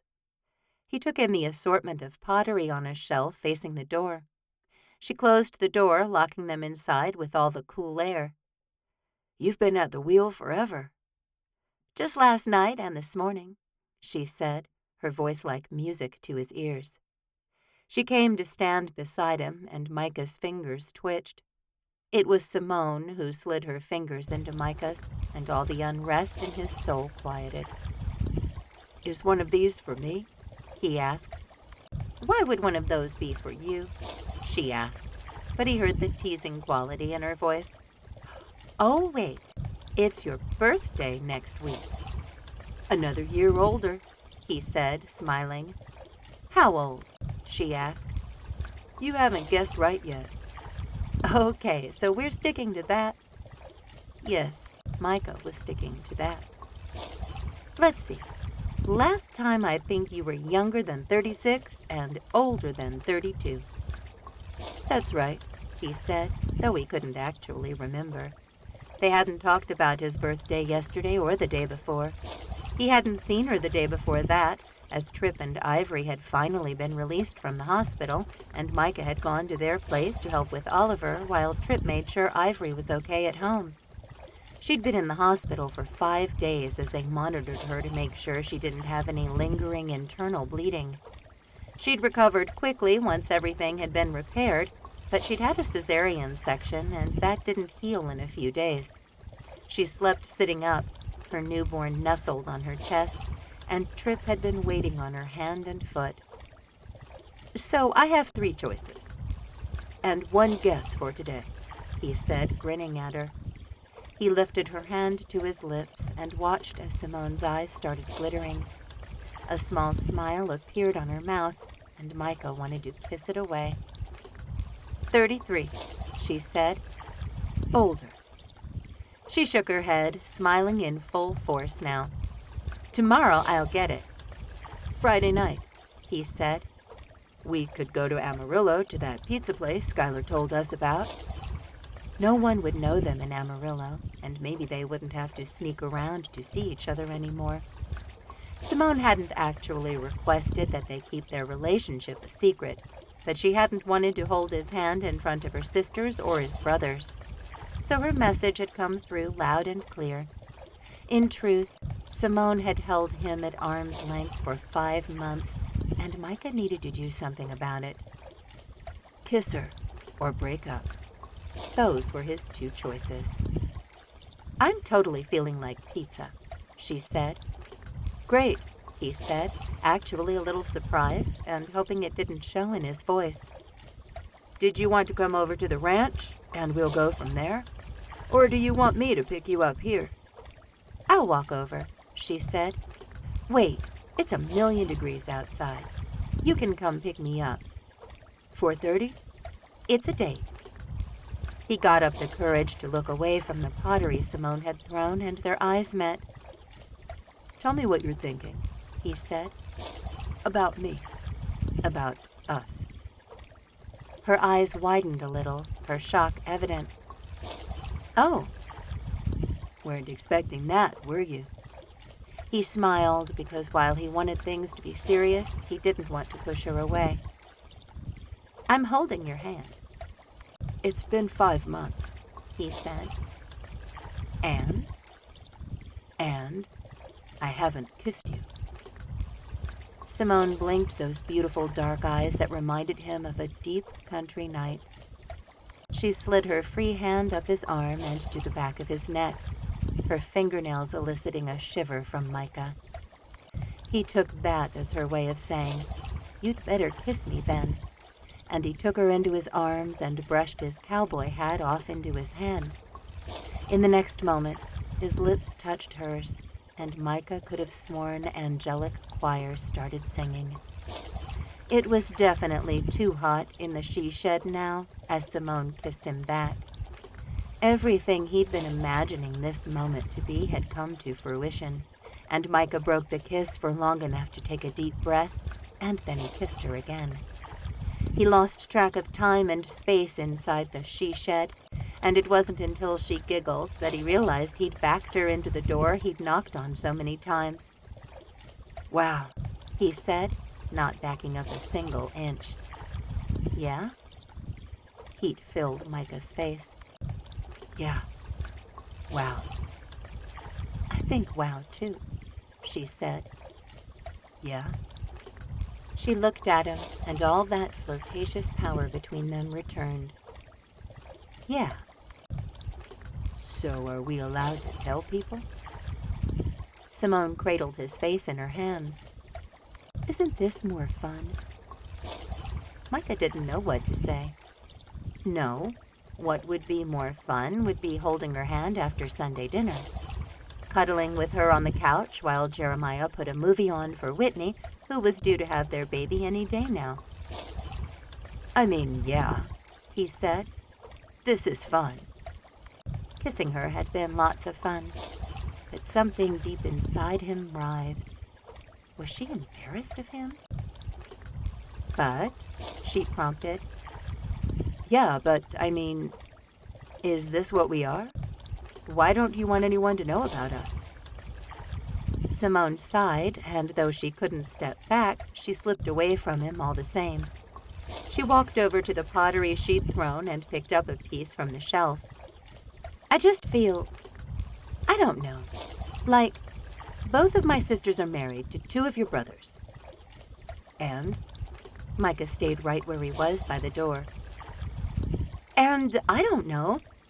It feels a little weird, like there are other cowboys out here. His heart bumped painfully in his chest. So it is me. Simone didn't answer, and Micah felt the air whoosh right out of his lungs. He'd kissed her, and now he felt like he should break up with her, too. He gave himself a small shake. He didn't want to break up with her. His phone went off, the loud ringtone actually startling him. It's Jeremiah. He fumbled with the lock on the door, got it open, and stepped outside. Hey, he said, a big giant sigh accompanying the word. Hey, he said, his voice on the outer edge of frantic. Whitney is having the baby and I'm headed back to the ranch, wondering where you are. Micah spun in the direction of Seven Sons. He was at least half a mile from the homestead and he could probably run it in a few minutes. 5 minutes out, he said, already moving. Where are you? How's she doing? Is she okay? I was out in the corn, Jeremiah said, so I'm at least 10 minutes. If you could get there and see, I'd appreciate it. Sure, Micah said, feeling his calf muscle cramping up a bit. He didn't run like Skylar, and while he wasn't overweight, he definitely wasn't in marathon shape. So you don't know how she is? She called and said she'd had a contraction and could I please come back to the homestead. I called you 5 seconds later. I'll call you back, Micah said, and he gripped his phone tightly and focused on his breathing. True to his word, he reached the homestead only a few minutes later, and he vaulted up the back steps to the deck. All 3 dogs stood at the door, almost like they could sense a problem inside. Look out, guys, he said, reaching over them to open the door. Whitney, he called. It's Micah. Jeremiah called me. She wasn't in the living room or the kitchen, and he hurried down the hall. Whitney! I'm in here, she said, and Micah opened the bedroom door. I was taking a nap, and I woke up, and... Tears streamed down her face. Where's Jeremiah? Micah took in the situation in front of him. The wet sheets, the way Whitney lay like she couldn't position herself any differently. He's coming, he said. I'm calling the paramedics. No, she said, but she didn't move. I'm not having the baby here. Yes, Micah said as he dialed 911. I think you are. Chapter 24.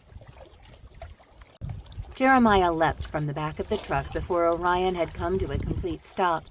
Micah had not called him back, and he had no idea what he would find when he went inside the homestead. He took the steps 2 or 3 at a time, his heart racing. Whit, he called as soon as he opened the door. Why didn't Micah have her loaded up yet? They should be headed to the hospital, and he thought his brother would have his wife ready. Micah appeared at the mouth of the hallway. The ambulance is on the way. Ambulance? Jeremiah's vision went white for a moment. What are you talking about? I'm not a doctor, Micah said, but she's not making it to the hospital. That baby is coming fast, and right here. Right here.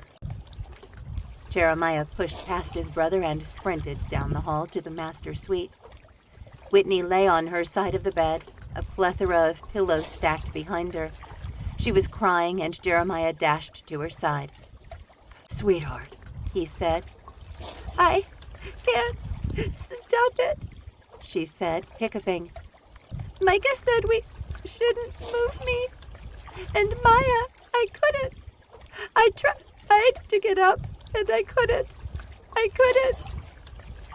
Shh, it's fine. He stroked her hair off her forehead, and she seemed sweaty and clammy to him. I'm going to get a washcloth and a drink. It's okay. It's going to be fine. He hurried into the bathroom and tossed a washcloth into the sink. He filled a glass with water, turned the water to hot, and went back to his wife's side. Yes, she's still in bed, Micah said. Her husband is here now. Jeremiah glanced at him as he handed Whitney the water. She drank, and she calmed a little. They want you to check her, Micah said. The ambulance is 11 minutes away. Whitney screamed, and Micah dropped his phone. Jeremiah spun back to her with no idea what to do to help her. He'd never had a baby before, and he'd never witnessed a birth. All he could think about was Ivory, and how if she'd had her baby at home, she'd be dead. And his wife, his wonderful wife that he'd only had for a year now, was screaming like she was about to die. "Talk to me," he said. She gripped the sheets and said, "It hurts." Micah had recovered his phone, and he said, "I'm putting you on speaker." "Jeremiah," someone said, and it drew his focus. "Right here," he said. "I need you to check her," the man said. "We need to know how far along she is." "Okay," he said. "How do I do that?" The paramedic started explaining, and Jeremiah did what he said. Whitney lay back on the pillows, and she put her feet flat on the bed. He checked her, and he said, Yeah, I can probably fit my whole hand." "Can you see the baby's head?" Jeremiah felt like he was having an out-of-body experience because he wasn't quite sure what he was looking for. "I don't think so." "Jeremiah!" Whitney whimpered, her fingers clenching the sheets again. "Here comes another one!" "She's contracting again. Less than 2 minutes," another man said, and Jeremiah didn't think that was good. "How close are you?" Micah asked, pure panic in his voice. "What should we do if you don't make it?" "They have to make it," Whitney said, and Jeremiah's whole world narrowed to her hysteria. He moved back to her side and looked at her. "Whitney," he said calmly. "Look at me, baby. Look. This is happening, and it's fine. Micah and I have experience with birthing cows and horses." "Jeremiah," she bit out, "this is not a cow or a horse." "I'm getting towels," Micah said. "And I'm going to throw a couple in the dryer so they're warm for the baby." "No!" Whitney cried out. "I am not having my baby here.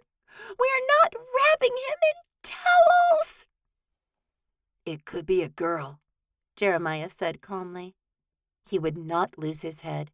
He'd spoken true, and he had delivered babies of other species. This was his wife, and he would do whatever he had to do to make sure she was as comfortable as possible. "And we'll wrap her in towels if that's what it takes to keep her warm." "I can't call anyone," Micah said, returning with half a dozen towels. "Give me your phone." Jeremiah handed it over at the same time Orion said, "Boss, what can I help with?" "Can you run out to the birthing shed and get me a clamp?" Jeremiah asked. "And Whitney is going to need some pain meds, Micah. I want her to take those now." "Jeremiah," she whimpered, and he planted a kiss on her forehead while Micah juggled 2 phones as he headed into the bathroom to get painkillers.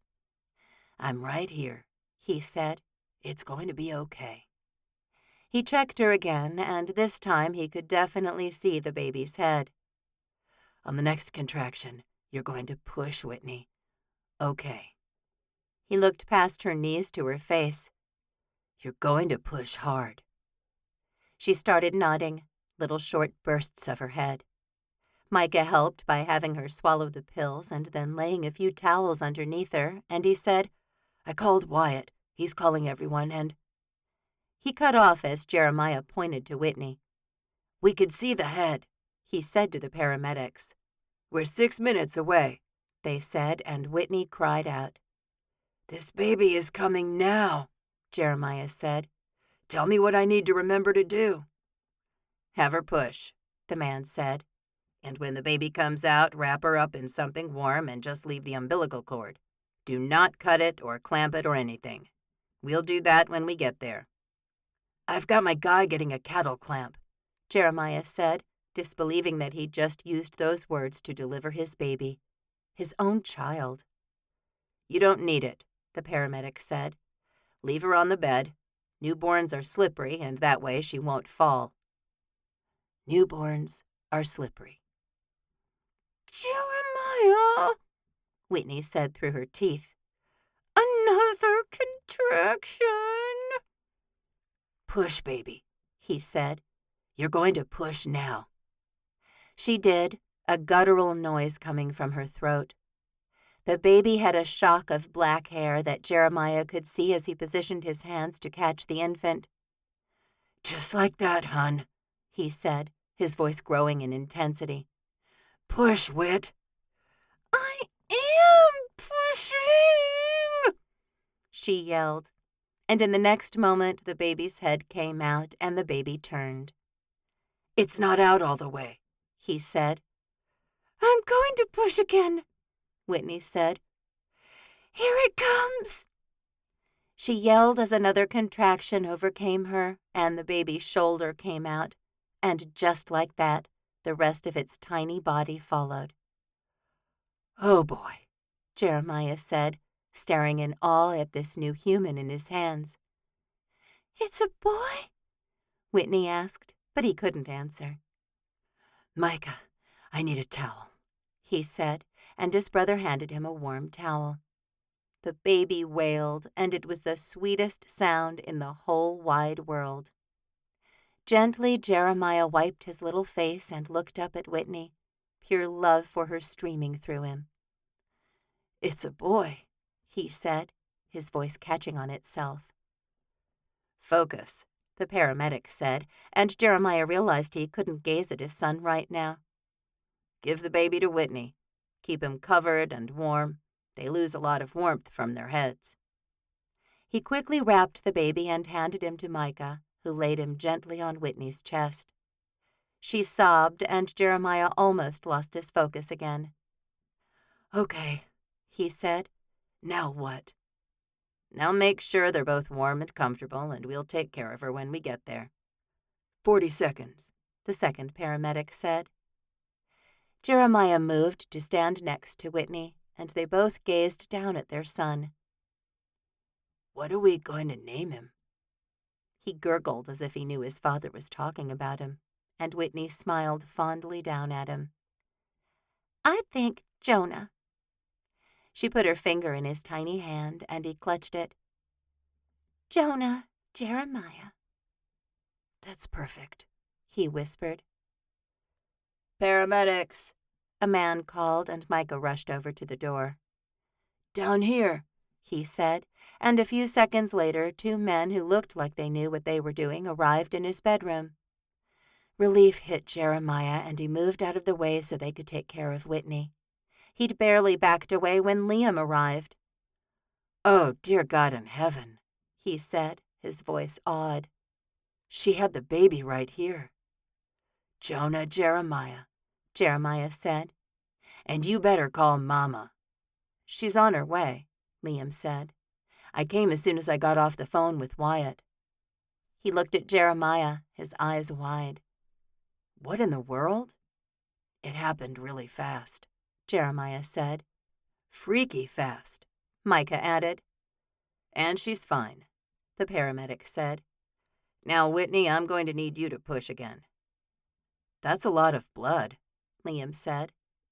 "I'm going to, step out." He faded out of the room, and Micah and Orion went with him. Jeremiah returned to Whitney's side until the paramedics had everything delivered and deemed her done with labor. "Okay," one of them said. "Let's get her to the hospital." She had not given up their son, and Jeremiah took him gingerly from her. "He's okay?" "Yep, he looked great," one of the paramedics said. "But we'll need to take them both. We have the warmer on in the bus. You should come out with the baby, and we'll bring in the stretcher to get her." "You're okay?" he asked Whitney, bending down to kiss her forehead. Tired, she said, smiling wearily.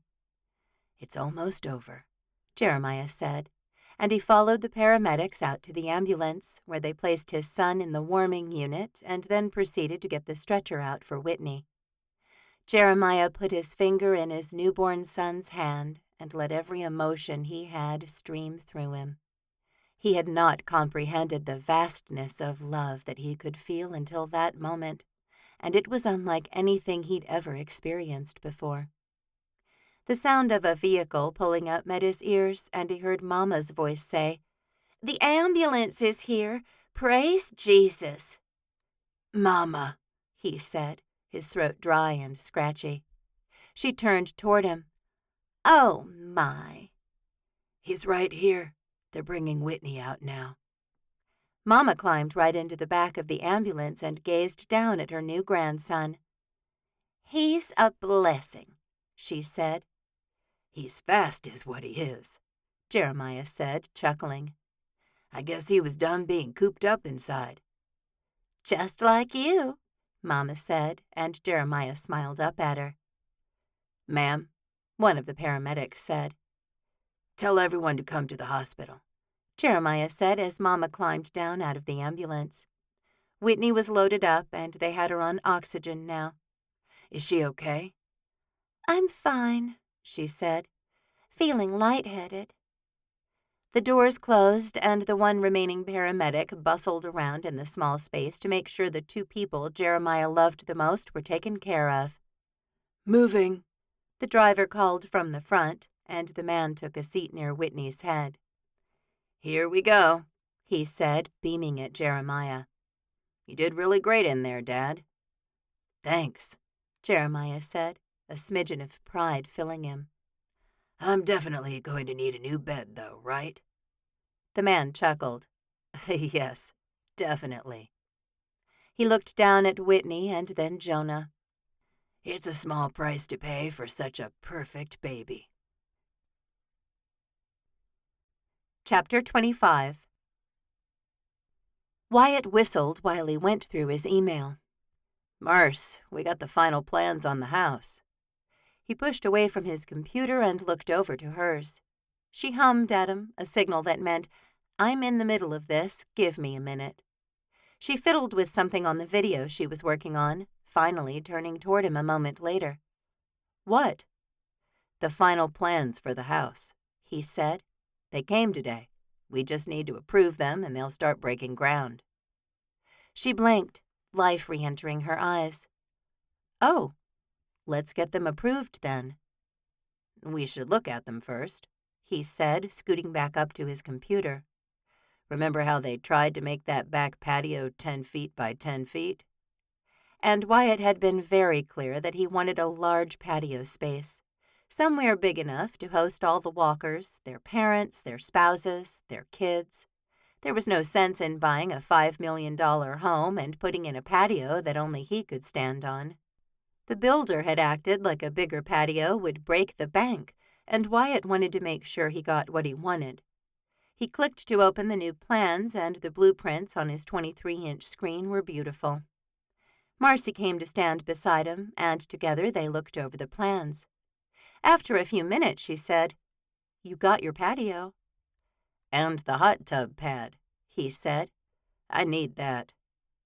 "Need," she said, shaking her head. "That's a relative term, Wyatt." She moved back over to her computer, and Wyatt let her. There had been some new distance between them since they decided to buy a house together. Wyatt wasn't sure if it was because she didn't want him to pay for everything, if she found the huge lot and house in the hills above Three Rivers too extravagant, or something else entirely. She'd finally agreed that he could go on his Western wear tour, only moments before Jim had called to get the final word. That had definitely put some distance between them, but Wyatt still wasn't sure why she didn't want him to go. After holding him at arm's length for a year, she suddenly wanted to keep him close. He wasn't complaining about that, not even a little bit.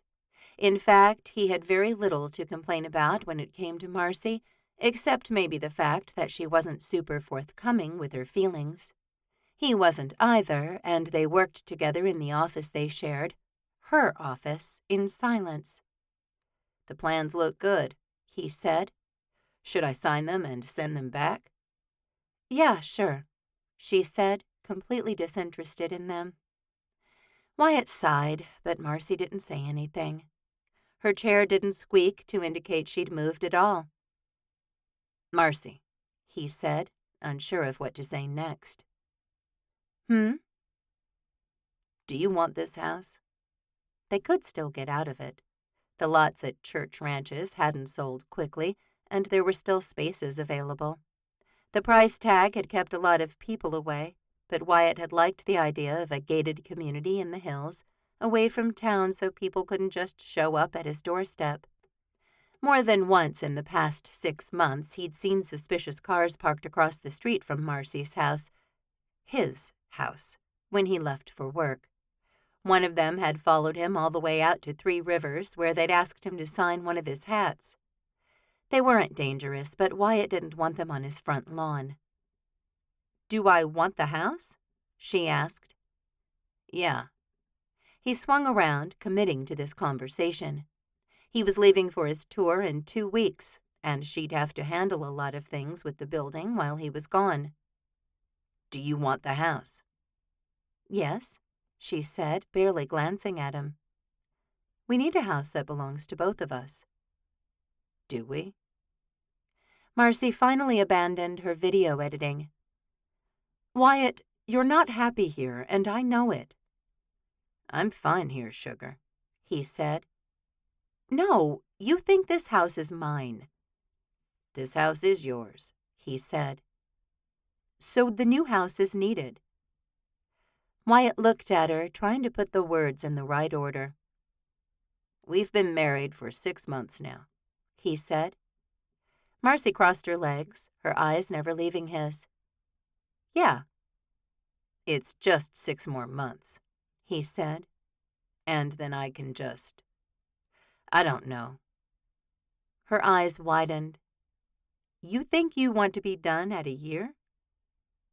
"I think you want to be done at a year." "Why would you think that? I haven't said that." "There's something bothering you, and you won't tell me what it is. That's why I think that."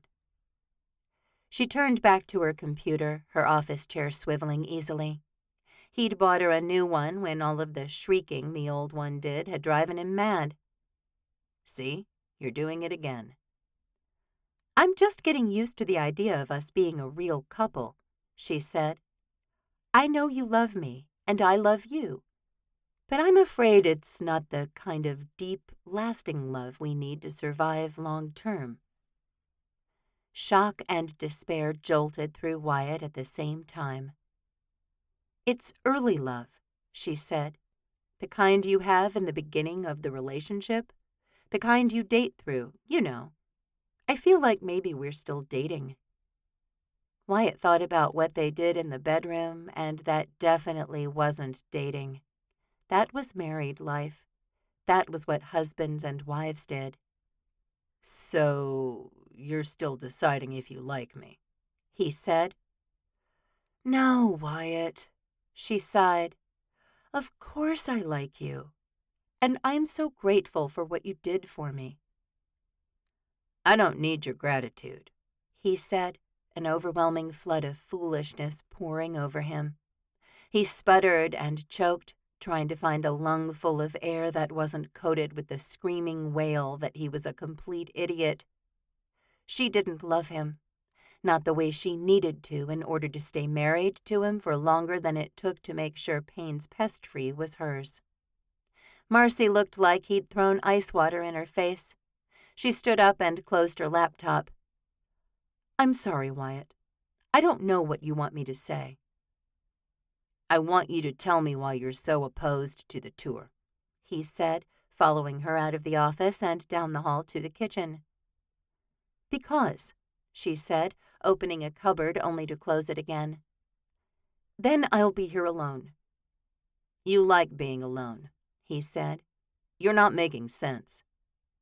She glared at him and pulled down a box of blueberry pancake mix. "I want you here so we can spend time together." Wyatt didn't want to argue with her, but they spent plenty of time together. Okay, he said. And I don't want to share you with America for the rest of our lives. Aha, he said. there it is. He searched her face, which was starting to crumple. Sugar. He took her into his arms, glad when she melted into his embrace as easily as she ever had. You don't have to share me. As if God wanted him to prove it, Wyatt's phone rang with Jim's ringtone. You should get that, Marcy said, trying to pull away. But Wyatt only held her tighter. He can wait. He'll have sent you an email, she said, and he'll just call again. She sniffed as Wyatt finally let her go. He didn't answer the phone, though. Fissures ran through his heart, and he didn't know how to stop them. His phone stopped ringing, and relief filled him, at least until the line rang again. Just get it, Wyatt, Marcy said, clearly exasperated. Don't go anywhere, he said. Where am I going to go? Wyatt wasn't sure, only that the woman had access to airplanes she knew how to fly. And he knew where they were, but he couldn't follow her into the sky. Jim, hi, he said, stepping away from her and out the back door. What's up? I have maybe 2 minutes. He looked over his shoulder to find Marcy walking back down the hall. She'd totally gone somewhere, even if it was still in the house. I just wanted you to know I sent over the packing list, he said. Every item is crucial, Wyatt. I know sometimes you think you don't need some of the items on the list, but you do. I didn't need a pink Sharpie, he said. I have a reputation to maintain. Jim laughed, and that got Wyatt to smile, despite the unrest in his gut. I'm sending a car for you on the 4th. I'll email you the confirmation number for that, too. Okay, Wyatt said. Jim, while I have you. Yeah? What if I couldn't do the tour? What? The snappy quality of his voice wasn't lost on Wyatt. I mean the whole tour, he amended. Could I skip out on some of the stops? Come back to Three Rivers for a week or so? Why? Is Marcy pregnant? The very idea had Wyatt's heart shrinking and expanding much too quickly. No, he said. Nothing like that. Is it your back? Okay, Mama, he said. I'm hanging up now. I can pack my own bags. Wyatt, wait. But Wyatt hung up anyway. He'd told Jim 2 minutes, and he'd given the man that. He shouldn't have said anything about the tour, and he sighed as he went back inside. He found Marcy feeding her hamster in the 3rd bedroom in the back corner of the house, a room she used for yoga and storage. He leaned in the doorway until she looked at him. What did he send you? She asked. Packing list, Wyatt said. Listen, Marcy, we don't have to get the house. Maybe we should just wait and see if we want to be together after a year. He'd been excited about the house, but maybe she'd just think of it as his, not theirs. And that was just trading in one problem for another. I think I just need more time for this to be more real. And that was the biggest, realest thing she'd ever said to him. So it's still pretend for you? Not completely, she said. And I do love you, Wyatt. Tears gathered in her eyes. I don't want you to be upset with me. I'm not, he said. I'd much rather know what you're thinking than try to guess at it. That's what I'm thinking, she said. And I feel guilty for wanting you to stay, and like I shouldn't be jealous, but I am jealous. And I feel stupid living in a $5 million home with a man I'm still trying to decide if I want to be with. Her words formed sharp points and stabbed him hard, right through the heart. After all this time, after all they'd been through together, after saying I do, and sleeping together, and building a life for the past 6 months, She still wasn't sure she wanted to be with him. Wyatt's breath came in short bursts, just like how he nodded his head. "Okay," he said, because what else was there to say? He'd learned to take a loss with his head held high in the rodeo. He could do the same here.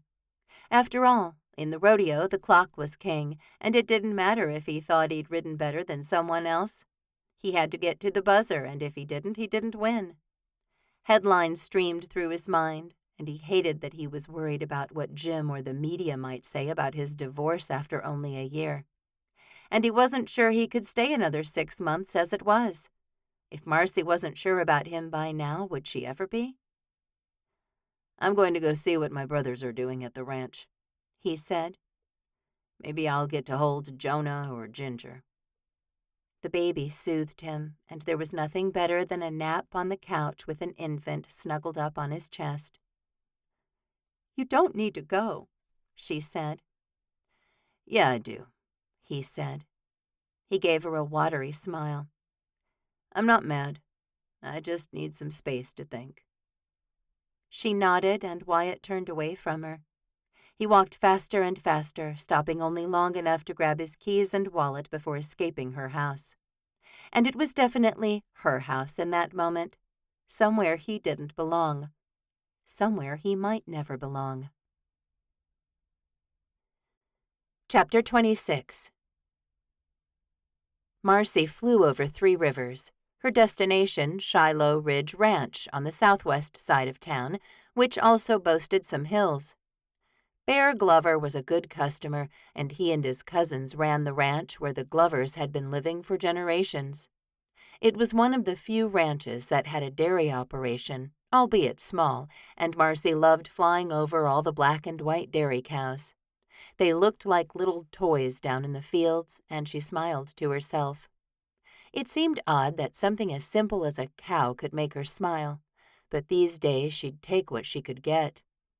Wyatt had not approved the plans for the house, and in fact he'd told the builders they needed to put their house on pause for a couple of months while he toured.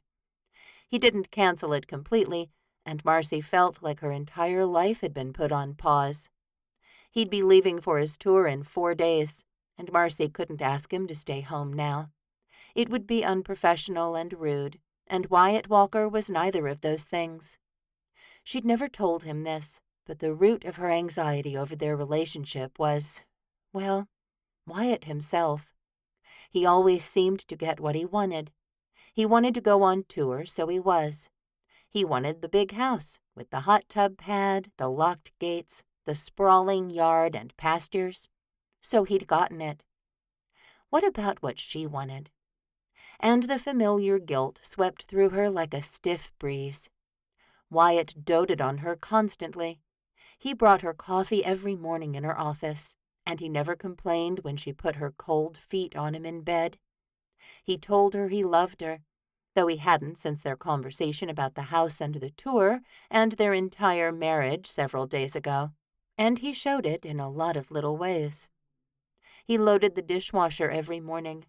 He stopped by the hangar at least once a week and picked up all the mechanic rags to wash them. She'd never asked him to do those things. He did them because he knew they needed to be done, and he didn't want her to have to do them. She knew this, and she did love him. But the doubt was strong within her. Maybe she'd been too enamored with him in the beginning. Living with someone really exposed a person to all the other person's flaws, that was for sure. Because for every dish Wyatt put in the dishwasher, there was at least 2 pairs of socks left on the bedroom floor, or the coffee table in the living room, or under his desk in the office. The man wore cowboy boots like they were molded to his feet, and by the time she'd found the slew of socks under his desk, she'd been lighting a candle in the office for a week.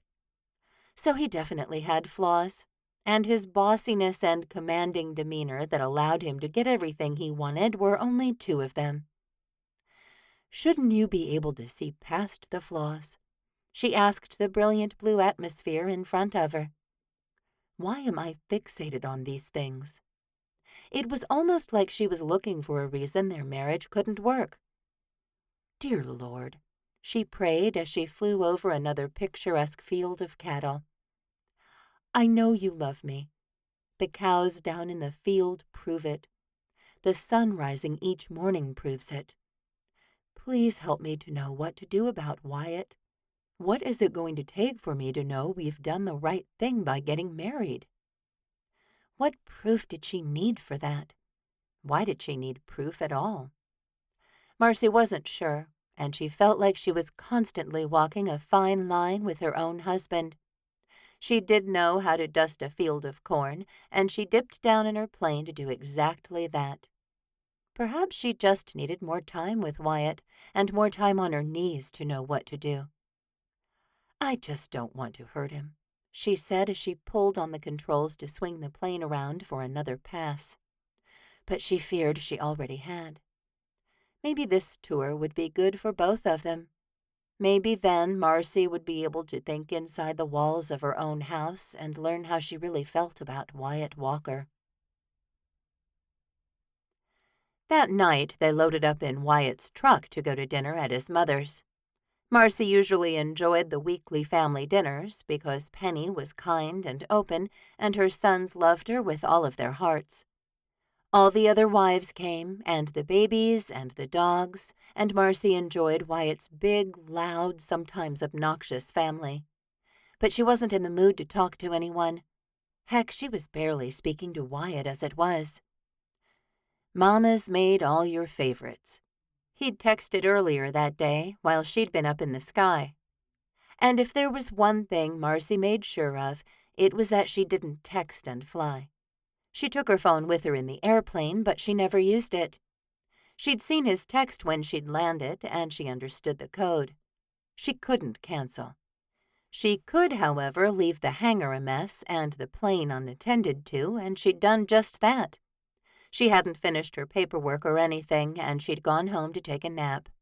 So it was that she was freshly rested, perfectly make-upped, and ready for a dinner in her honor. Why she was the one getting all the food made for her when it was Wyatt leaving, she wasn't sure, and she hadn't asked. Several minutes later, Wyatt pulled up to his parents' house, and they weren't the first truck to arrive. He chuckled as he got out of the truck, Jeremiah's dogs already at his side. Wyatt did have a way with animals. Marcy would give him that. Horses, cows, goats, pigs, dogs, it didn't matter. They all loved him and obeyed him. She carried a pan of brownies in her hands and went toward the front door, Wyatt falling into step behind her quickly. He guided her inside, his hand warm on her lower back, and Marcy's throat tightened. Noise filled the house already, spilling out onto the large back deck Micah had added to the house since his parents had bought it. The scent of hamburgers filled the air, along with coffee and popcorn. Marcy had never been to a meal at Wyatt's mother's without popcorn, and she smiled as she put the pan of brownies on a side counter with the other desserts. There they are, Penny announced, a wide smile on her face. Good to see you, dear. She hugged Marcy, who clung to her for an extra moment, maybe 2. Penny always let her hug her for a long time, and Marcy appreciated it. She'd forgotten what it was like to have a mother figure in her life, and she found she craved it. Would she lose Penny if she lost Wyatt? Probably, she thought. She and Wyatt didn't have children, and there would be no reason for Marcy to come visit Penny and Gideon other than she liked them and wanted to. Her heart felt like a stone in her chest, struggling to beat against a rigid exterior. She couldn't keep her husband around just because she liked his parents. He deserved a wife who was hopelessly in love with him, and while Marcy really wanted to be, she wasn't sure she was. She stepped away from Penny, gave her a shy look, and went to join Evelyn and Ivory in the living room. Can I? She reached for Isaac, and Ivory gave Marcy the baby easily. He was only a couple of months old, but he held his head up really well, and he had the clearest blue eyes Marcy had ever seen. Hey, baby, she cooed at the infant. She bounced him lightly and made sure his pacifier was secure in his mouth. How's it going? She asked Ivory, who'd laid back against the couch and closed her eyes. Great, she said with a smile. I'm just tired. Marcy nodded and looked back at the precious baby boy. He's a doll. Not at 2 a.m. Ivory laughed, and Evelyn added something about how Conrad hadn't slept through the night until he was almost 6 months old. Marcy didn't have any children of her own and couldn't contribute to the conversation. She watched as Wyatt went outside with Micah and Jeremiah, who was also carrying his 2-month-old son in his arms. Wyatt took the baby from his brother, his whole face lighting up like Main Street did at Christmas time. A smile moved across Marcy's face, and she wondered what a child with half of her and half of Wyatt's genes would look like. Are you guys going to have kids? Evelyn asked, and Marcy's gaze flew to hers. She'd obviously seen Marcy watching Wyatt, seen the smile, all of it. Eventually, Marcy said, because she and Wyatt hadn't talked about it or planned anything. They weren't talking about much right now at all. Evelyn started. Time to eat, Penny yelled, ringing a loud dinner bell in the next moment. The baby in Marcy's arms startled, and she hugged him tight to soothe him.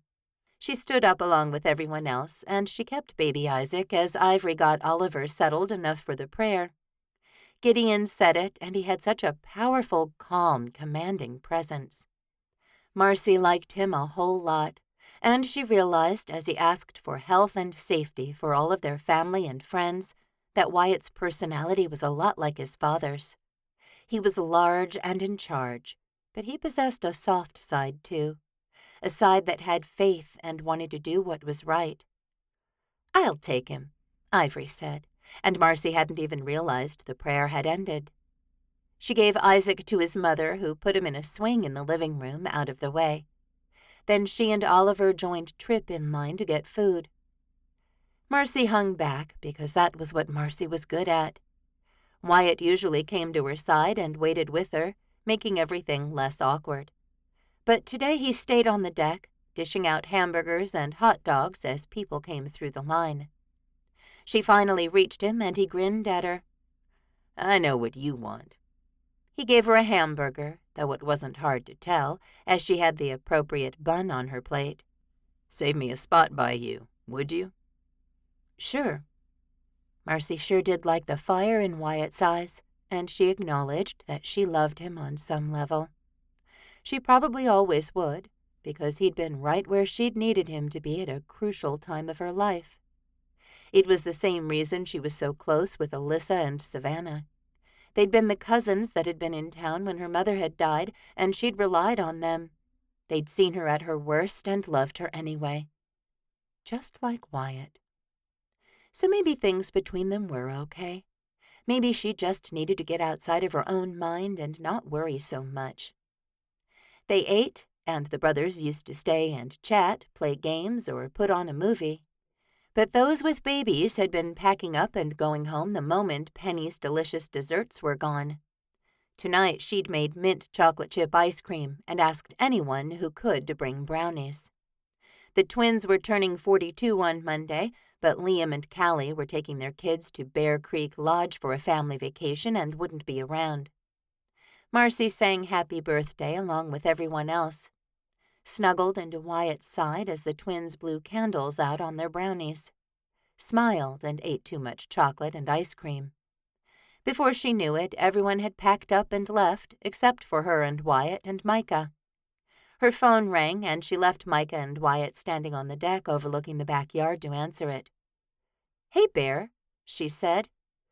"Marcy," he said, his growl much louder than anything. He liked people to think he was a grizzly, but he was really more of a teddy bear. "Don't tell me you have a problem," she said. "I flew over everything today, and it looked good." "No," he said. "No problem." "Oh, okay." "I just wanted to know about... Well, I wanted to ask you." He cleared his throat. "Do you know Samantha Benton? Sammy?" "Sure," Marcy said. "I know Sammy. She runs a great shop in town. Are you having problems with her?" No, he said quickly, and Marcy couldn't quite place the emotion in his voice. Was he relieved she knew Sammy? Why was he asking about her? my ranch mechanic quit, and I'm looking to hire a new one. But she can't come live out here permanently because of her nephew and all, and I was wondering if she's really good enough for me to put up with not having her around all the time. She's the best car and farm equipment mechanic in the state, Marcy said. I think she has an award that says so, Bear. She chuckled. I can see why she wouldn't want to live out there.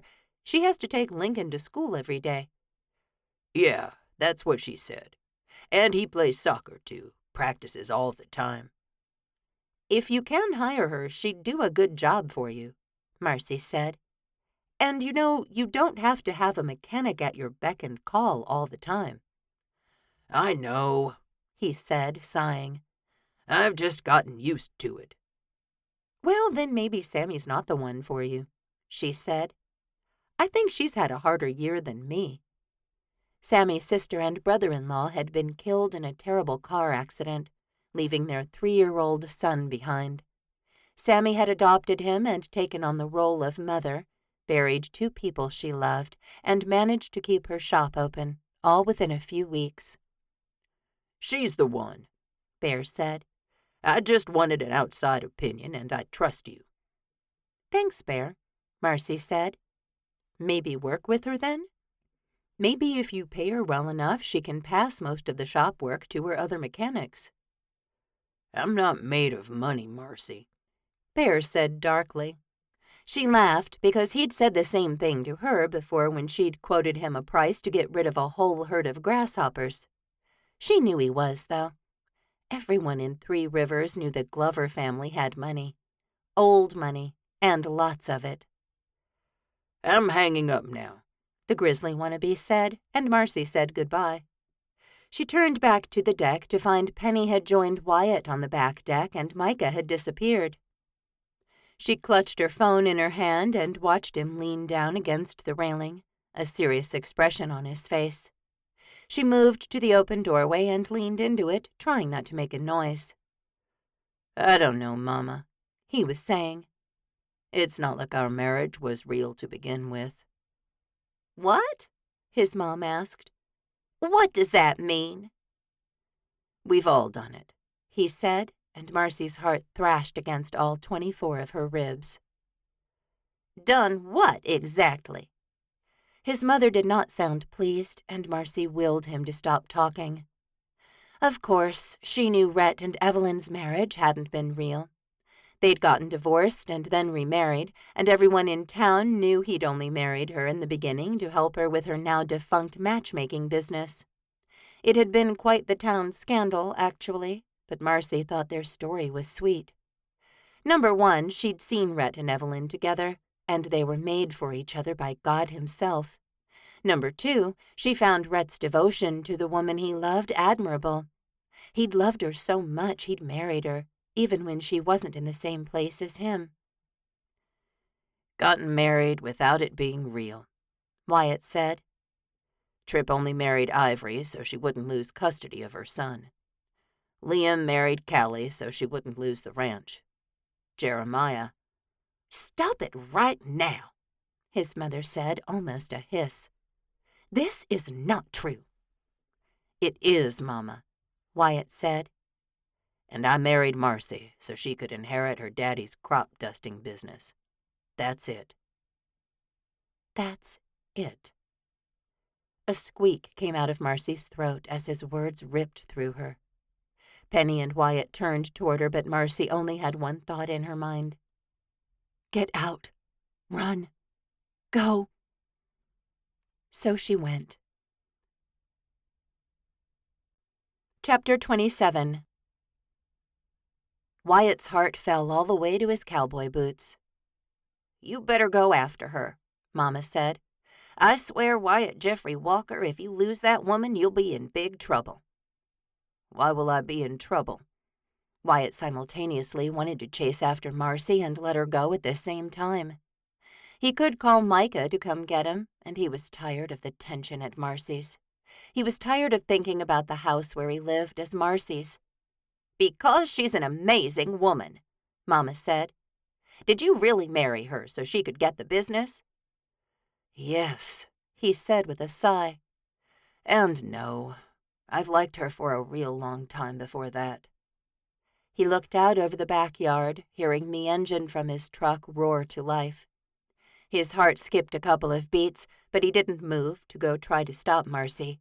Let her take his truck. It felt like the right thing to do because they'd been split for a while now anyway. Even if they'd stayed living in the same house, they hadn't been together. I don't even know what to say," Mama said. "All of you boys have done this?" "It starts out that way," Wyatt said. "but obviously, Mama, the others have made it work." He thought of Tripp, though, and how he'd moved back to the ranch after several months of marriage with Ivory. Liam and Callie had split up too, though for a much shorter time.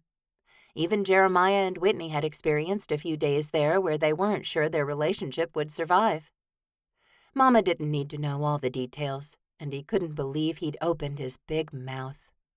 She'd started it by coming out here and saying he didn't seem happy, that she'd noticed he'd been out at the ranch more and without Marcy. And he'd found that he wanted to talk to someone about the situation. But Jeremiah and Tripp were both busy trying to figure out how to be husbands, new fathers, and keep their lives going. Jeremiah ran the whole ranch. Tripp had an animation job. Liam had 2 new kids to take care of, and Rhett wasn't around as much as he used to be. Micah had withdrawn as well. Or maybe Wyatt had separated himself from his brothers now that he didn't live at Seven Sons. And Skylar was off in Amarillo. So he hadn't mentioned his recent marital problems to anyone. "I'm going to go to the ranch." He pulled out his phone as his father came out on the deck. "Did I hear Marcy leave?" "Yeah," Wyatt said, glancing at Mama.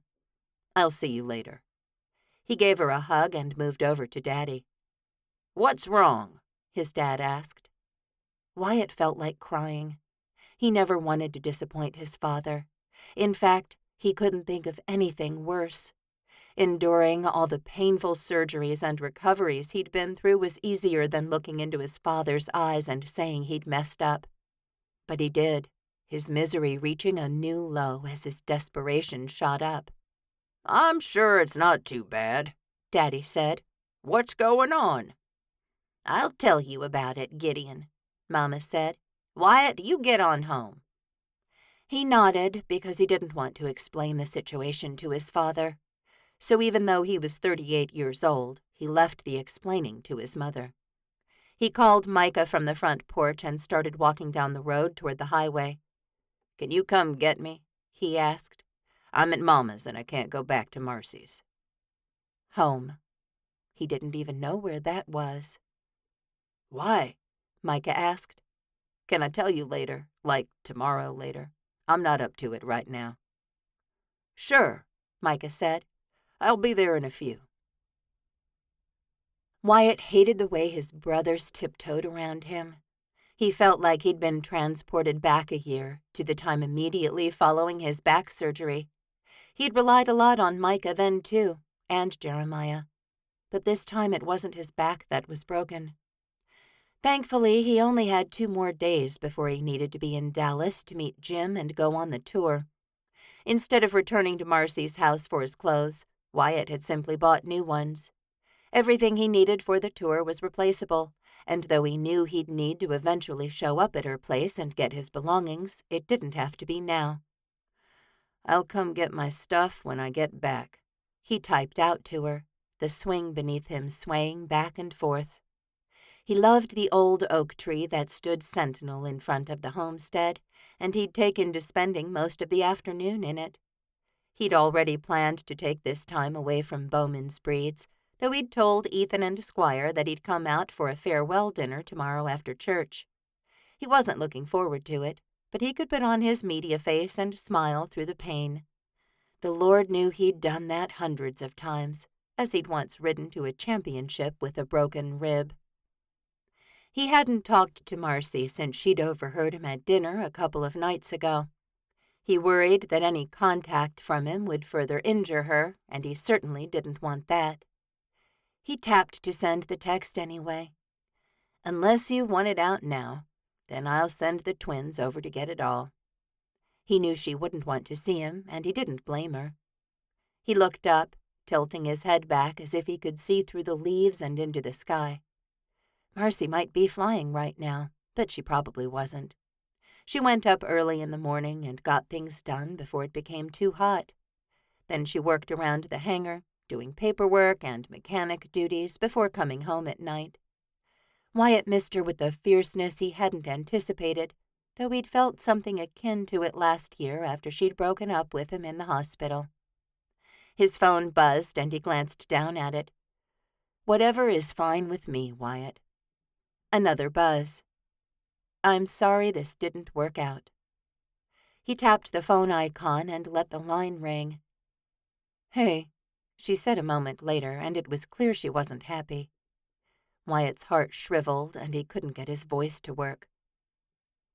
"Will you please let the marriage stand until February?" she whispered. "After that, I'll pay for the divorce and everything. You'll be free to do whatever you want." He was already free to do whatever he wanted, and maybe that was part of the problem. "What did I say?" he asked. "Or do, or whatever got us so off track." "Do you really want to know?" "Yes," he said, because if he knew, he could work on changing, and then he could get her back. The thought of not being with her made everything inside him bleed, and he absolutely could not stand it. "I think," she started, exhaling heavily. "I don't want to hurt you, Wyatt. Maybe we're just not meant to be." "I think you're wrong," he said, his voice hoarse. "I think we are meant to be, and I just need to know what I need to do better." The turbulent emotions coursing through him were at such odds with the peaceful atmosphere around him. Blue sky, green grass, gentle breeze. He felt like a hurricane had blown into his soul and taken up permanent residence.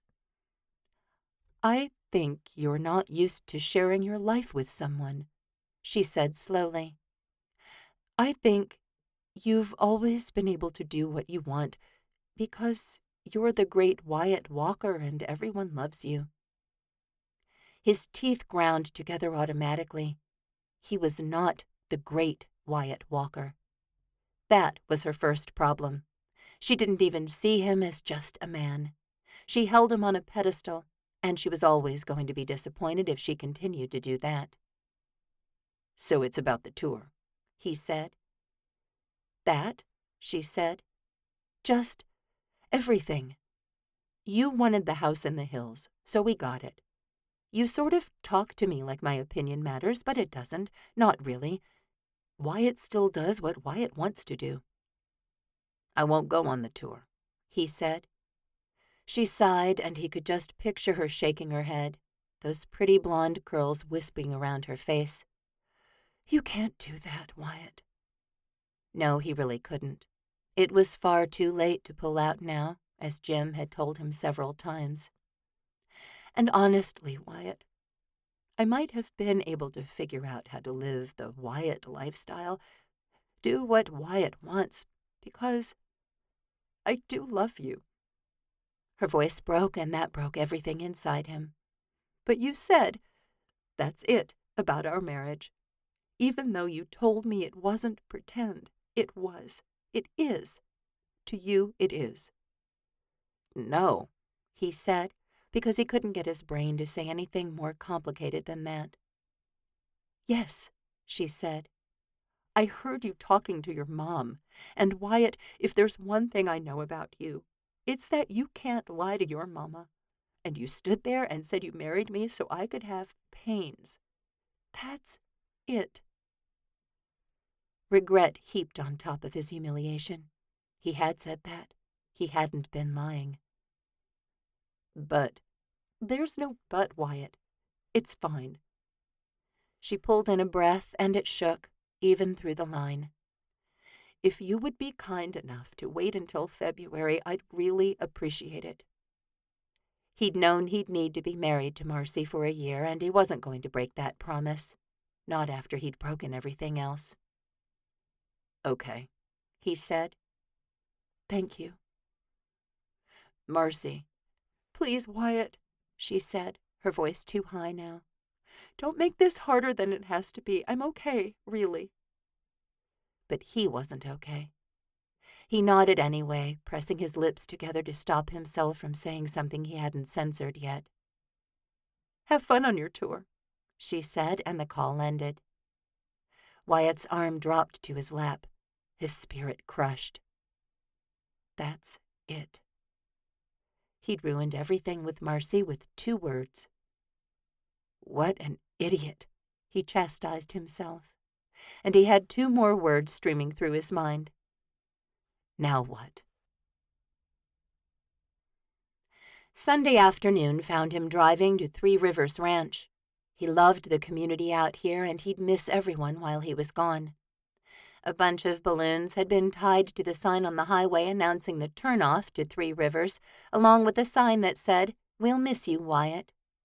A smile filled his soul, and Wyatt sure was glad for it. He hadn't had much to smile about these last few days. His chest pinched at the childish handwriting because he knew Josiah and Will had made it. Garth's kids might have helped, too. When he rounded the last corner, he dang near burst into tears. All of the animals he'd worked with at Bowman's Breeds had been brought out and tethered to the fence, with several cowboys lingering with them. He pulled to a stop when he saw Ethan and Bryn, his heart so full. "Here we go," he whispered to himself. "Keep it together." He hadn't cried over Marcy, and he wasn't going to lose his composure over a few goodbyes either. Heaven knew he'd said plenty of them in his life. "Look at this," he said, his smile stretching across his whole face. "You brought out my friends." He patted Jalape's neck. "Hey, buddy." He petted cows like they were dogs, touched each horse and spoke to them, and smiled as he finally reached Ethan and Bryn. He engulfed them both into a hug at the same time, and the 3 of them laughed together. "We tried to get Maleficent," Bryn said, swiping at her eyes.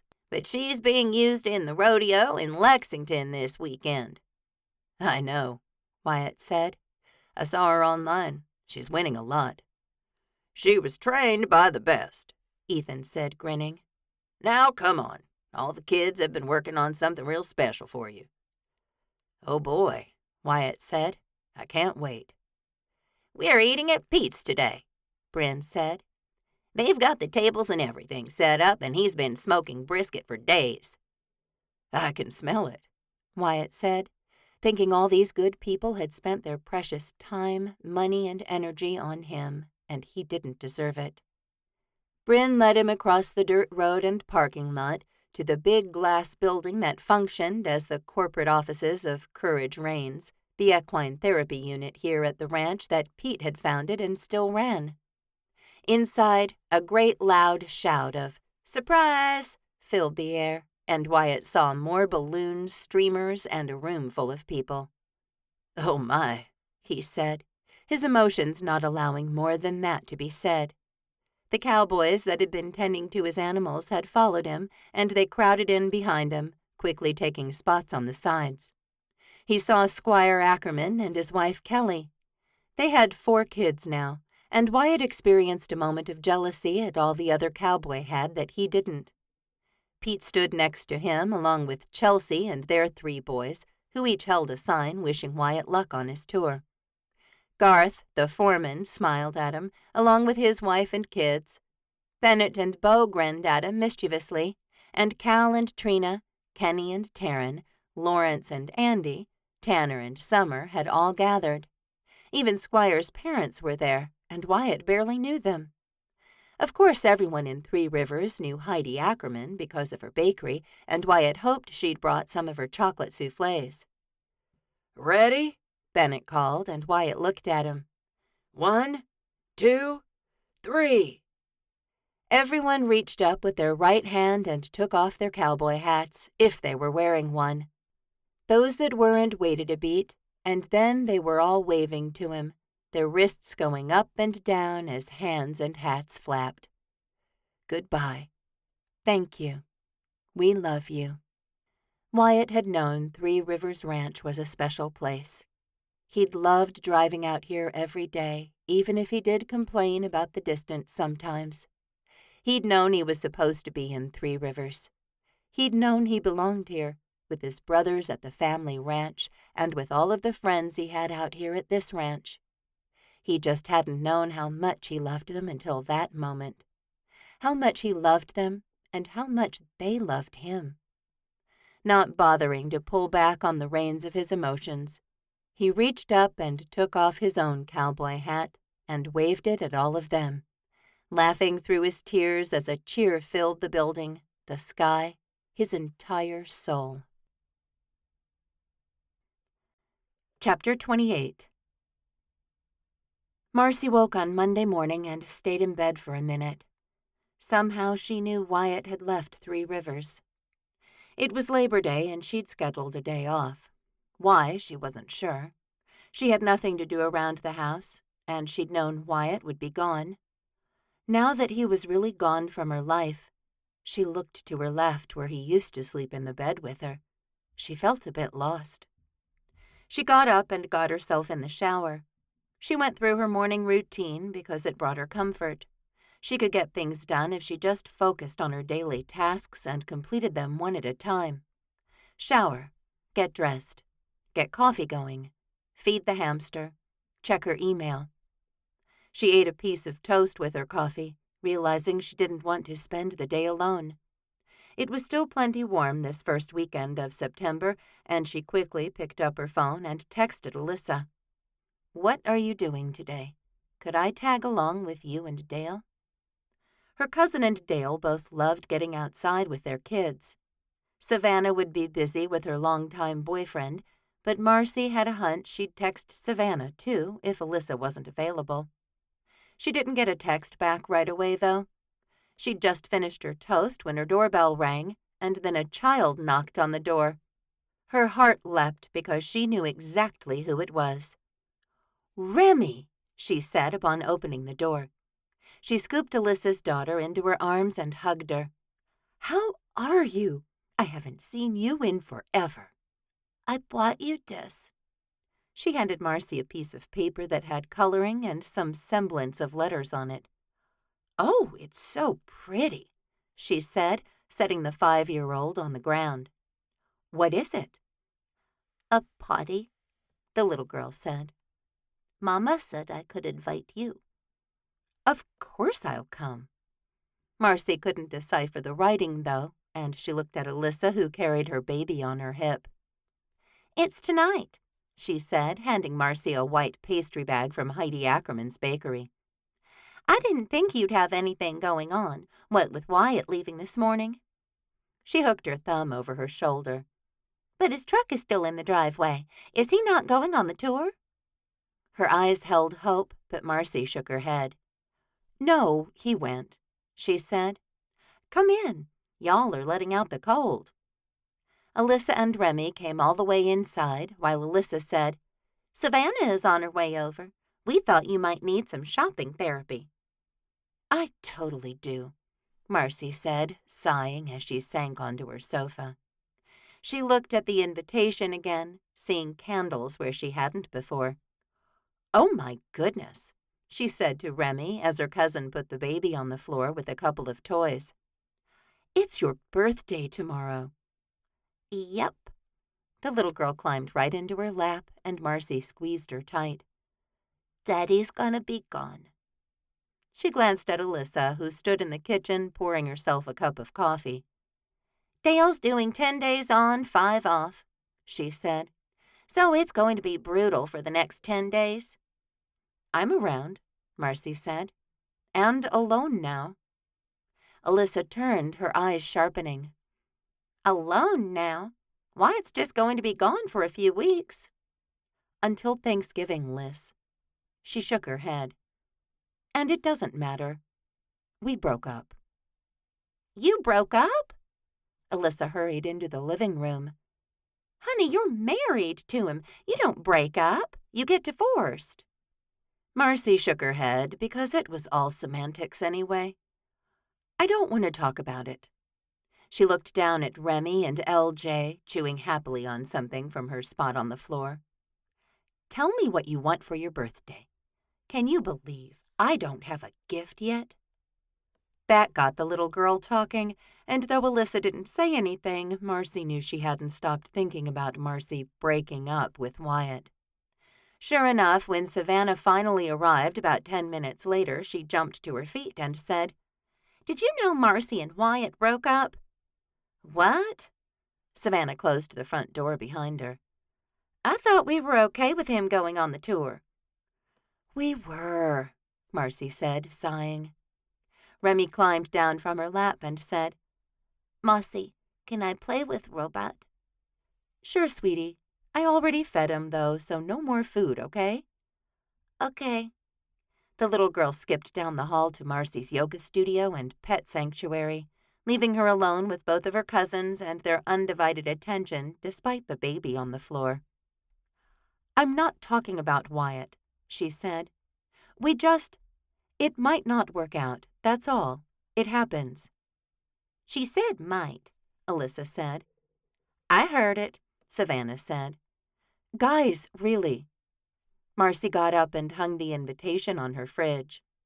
"And I wasn't lying when I said I didn't have a present for Remy, so we really do need to go shopping." "Maybe if you told us what happened this time with Wyatt, we could help you."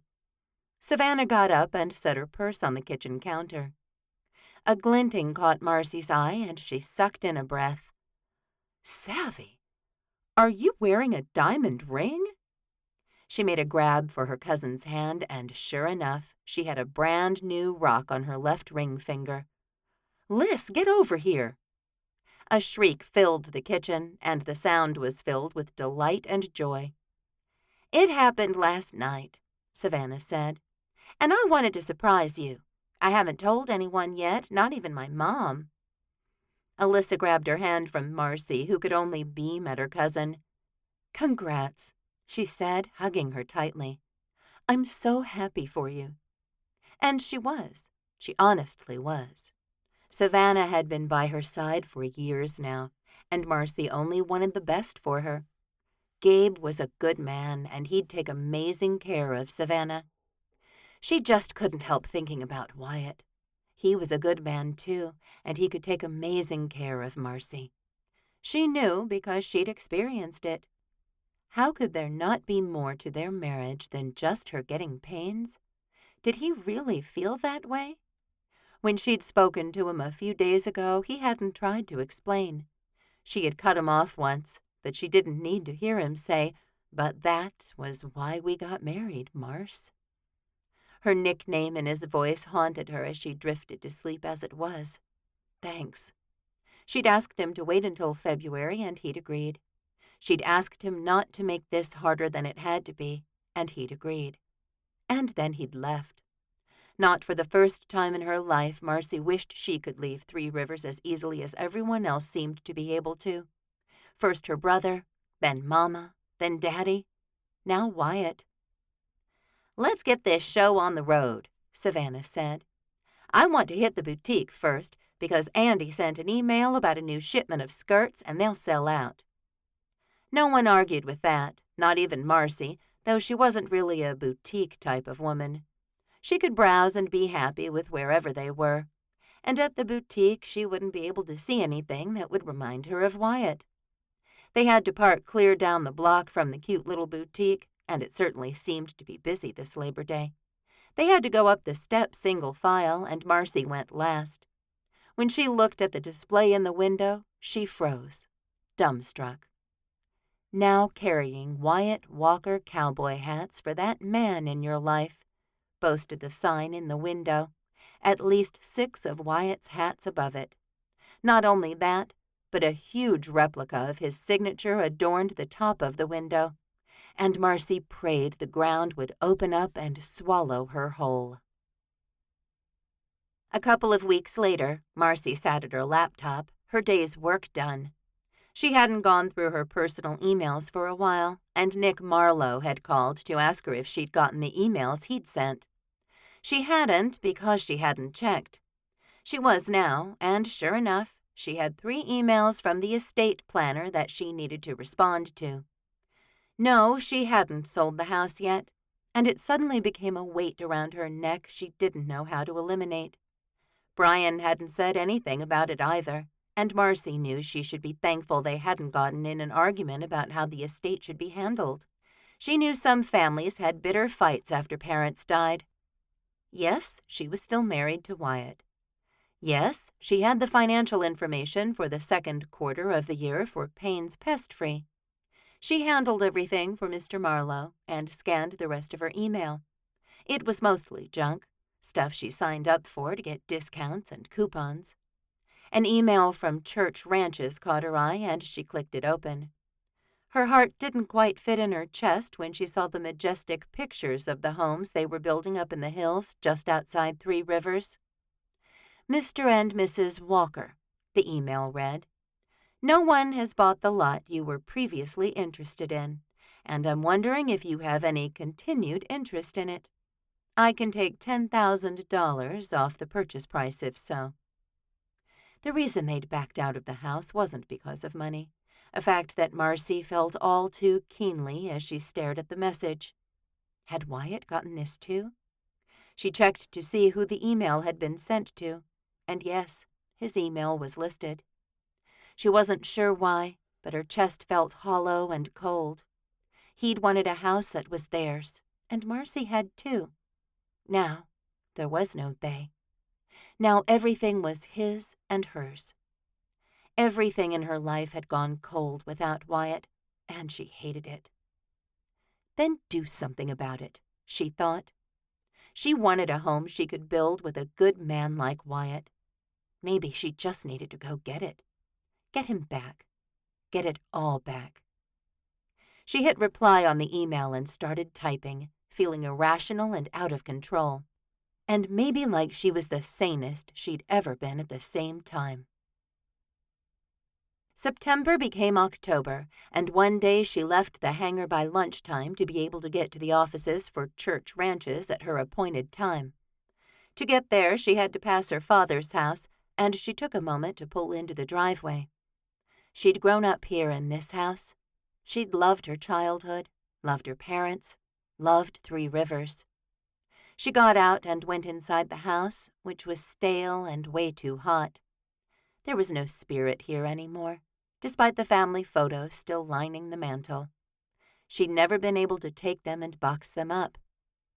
Maybe it's time, she said, as she'd been living her life with a lot of maybes lately. She had emailed about the house, and she was signing intent to purchase papers today. There was no maybe about that. She hadn't spoken with Wyatt in over a month, and she'd often thought that maybe she should just call him. She looked around the house from her spot just inside the front door. She should sell it, but it didn't quite feel like the right time. Soon, though, she said to herself, taking a deep breath. She'd been feeling better with each passing day, and she knew she was strong enough to sell her parents' home now. She pulled her phone and dialed her brother. "Marcy," he said, surprise in his voice. "What's going on?" "Nothing," she said. "I'm just wondering how you feel about Dad's house." "When you're ready to sell, I am," he said. "It's fine. I know you have some attachment to it, and I don't need the money." "I think I'll talk to a realtor about it," she said. "I still have some things I need to clean out." "All right," he said. "And listen, while you're here, I wanted to let you know that I've been seeing someone, and we're going to her folks for Thanksgiving." "Oh?" Marcy said, a smile touching her mouth. "That's great. What's her name?" "Diane Littleton," he said. "She's a doctor at the downtown hospital." "Wow," Marcy said. "A doctor. So your kids will be like geniuses." Brian laughed, but he sobered quickly. "Will you be okay for Thanksgiving? I know Wyatt's family is huge, and I figured it would be okay." The breath left Marcy's lungs. "Yeah," she said, her voice a shell of what it usually was. I'll be fine." "Great." Brian went on to tell her a little bit about Diane and where she was from, but Marcy's mind raced past everything he said. Her focus was on the fact that she'd lost all of Wyatt's family, too. She hadn't seen or spoken to any of them since that last family dinner at his parents' house. She wondered if she could call Penny and go to lunch with her. The idea sprouted and grew, and she waited for Brian to stop talking. "This is all so great," she said. "I have to go," he said, "but I can't wait for you to meet her." "I can't wait either." The call ended, and Marcy acted the way she had when she'd emailed back about the house. She dialed Penny, a prayer cascading through her whole being. "Please," she whispered. "Please, please, please." Chapter 29. Mallory Vieira held the phone to her ear, but she couldn't speak. She'd stopped listening to the mechanic when he'd said, 700. There was more to the amount she'd need to come up with to get her car running again, but it didn't matter what numbers came after the 700. She didn't even have $100 to spare on her car. "All right," she said, utterly defeated. She'd already dropped one class this semester so she could work more, and she was barely at half-time status with the university. At this rate, she'd be lucky to be 40 before she graduated from college. "All right, you want me to start?" "No," she said.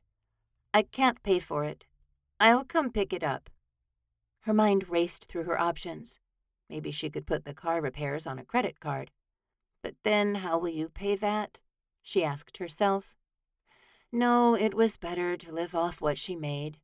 She'd added another yoga class at the fitness center where she'd worked for a few years now. She had 3 new clients for personal training, and she was working at the soda shop that night. Her fingers ached already because she had arthritis in her hands that made gripping the small scoops, straws, and cups difficult after the same repeated motions. But she needed the money, and she could walk to the soda shop from her modest apartment. Skylar could come pick her up, so she didn't have to walk home in the dark, and she reminded herself to text him once the numbness wore off.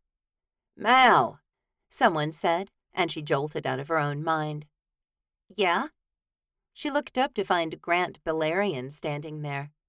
"Another tour?" She tightened her ponytail and put on her game face. She hated that she'd chosen to work at the fitness center instead of going to school 15 years ago. But now that she'd been here for so long, she did get a lot of clients, simply because she got first pick of who she tried to sell on a gym membership. A lot of the guys were jealous of her because she sold more memberships than them. It wasn't her fault she had curves and luscious Latina flair. Their words, not hers. And her boss was happy as long as memberships kept going up and up. "Yeah," he said, "and someone dropped off dinner for you. I put it in the workroom." "Who?" she asked, following him out of the back room where she'd escaped to take her phone call. "Guess," Grant said. "Same tall, dark, buffed-out bull rider who's always coming by." He grinned at her. "When are you going to give in and go out with the guy?" "Okay, first off," she said, "he's not a bull rider. Second, he's never asked me out. We're just friends." "Oh, it's cute how you think so." Grant laughed and held the door for her. The noise from the gym assaulted her on first contact, and Mal worked to put a smile on her face. "Trust me when I say he's interested." "What makes you think so?" She spied the people waiting for a tour. An elderly couple. Perfect. Her curves and tight muscles wouldn't matter, and she could almost guarantee a sale. Older people loved her, and she sent a prayer of thanks up to her deceased Nana for spending so much time with her as a child and then a teenager. "No guy brings by food and drinks and cookies just because," he said. "He wants something from you." He waggled his eyebrows, but Mal was much too old for sexual innuendo. She forgot that she worked with a lot of people that were a decade younger than her. "Hello," she said, reaching the elderly couple. I'm Mal. I understand you want a tour of the facilities? Yes, the woman said. My husband recently had hip surgery, and the doctor said he needs to do something. Do you have bikes here? The gentleman asked, yelling above the music. Mal smiled at him, his brash nature so much like Pop's. We do, she said. And we have a quiet room. Should we start there? Oh, my, yes, the woman said. What are your names? Mal said, gesturing for them to go to their right. Ethel and Luke, she said. Well, Luke, we have bikes here, which would probably be good for your hip. But we also have a dedicated therapy pool with classes taught by physical therapists who specialize in rehabilitation after injuries. Wow, Ethel said. It is part of our Diamond membership, Mouth said. So that's a couple of tiers up, and we'll get there in a few minutes. She continued the tour, unsurprised when Ethel and Luke bought 2 Diamond memberships only 30 minutes later. She pulled out her phone and texted Skylar. Thanks for the food. She sent the message and quickly tapped out another one. And I get off at 11:30. Too late for a ride home? Not too late, he said. And any time. Class is boring without you. She smiled at the screen, Grant's words swirling through her mind. She'd known Skylar for over a year now, and she'd never known him to be serious about anything. He was an eternal optimist in her eyes, and his life was one of luxury and ease. She wasn't sure why he didn't have a job or who paid his bills. She knew he was from Austin, but that his family now lived in Three Rivers. She knew he had 6 brothers and a bunch of sisters-in-law, some nieces and nephews, and a good sense of humor. She knew he made her feel safe, and she knew he was an older student like her, though they'd never talked about age. She knew she liked to run with him because he was fast, almost like he had phantoms chasing him, and she liked a challenge. She knew he was intelligent but didn't want anyone to know. He hadn't gone out with anyone seriously in all the time he'd been at college, and she wondered if he was as lonely as she was. Most of all, she knew he was hiding something from everyone, including her. She knew the mere thought of him made her pulse increase, and she started typing another text. Grant says a guy doesn't bring a woman as many dinners as you have for me unless he wants something. So, what do you want? Could she ask him that? Mal. She flinched, her thumb dropping onto the send button before she could decide. Yeah? She shoved her phone in the side pocket on her leggings. I need an override on a monthly charge, the front desk attendant, John, said. Coming. She ignored her phone as it buzzed against her leg because she wouldn't like it if John had his focus on his device when he should be working. She'd check it later. She refunded the charge, apologized profusely, met with a client, and wiped down all of the treadmills in the theater room before the next big feature showing. Skylar never left her mind, and she finally locked herself in a bathroom stall to see what he'd said. Ha ha, he'd texted. I don't want anything from you, Mal. I just like being your friend. The last word sharpened and stabbed her right through the heart. Friends. Of course. Skylar wasn't serious about anything or anyone. Why she thought she'd be different, she wasn't sure. Later that day, before her shift at the soda shop, Mal picked up the mail from the front stoop of the apartment she rented. There were actually 3 converted apartments in the house, and she sorted the mail into 2 piles and left them for the other tenants. A white envelope with green stripes caught her eye, and she knew exactly what it was. Her green card application. She'd seen a dozen envelopes like this in the past, and they still made her heart push out the wrong kind of beat. She didn't open the envelope right away, choosing to get inside and lock the door first. There shouldn't be a problem. She was going to school, she had a job, and she'd finally applied for her conditional green card to become permanent. She'd lived in the U.S. for 15 years. Everything else in the pile was junk, leaving Mal with just the green card envelope. She finally opened it, shocked by the bright yellow paper. She'd heard stories of papers like this, and her eyes scanned quickly. Tears came. "No," she said, the breath leaving her body. They'd denied her conditional green card upgrade status. Her 2 years were up. She had to attend a hearing before an immigration judge, and she might have to leave the country. It was that horror that rendered her mind blank and her emotions spiraling. She slid to the floor, the bright yellow paper with black, all-capital letters on it fluttering to her side. She could appeal, but she didn't know what she'd done wrong. She'd thought she'd put in all the supporting paperwork. Why had they denied her? She had a job. She was going to school. She needed an immigration attorney, but they cost money. Money she didn't have. What a terrible ending to a stupid day.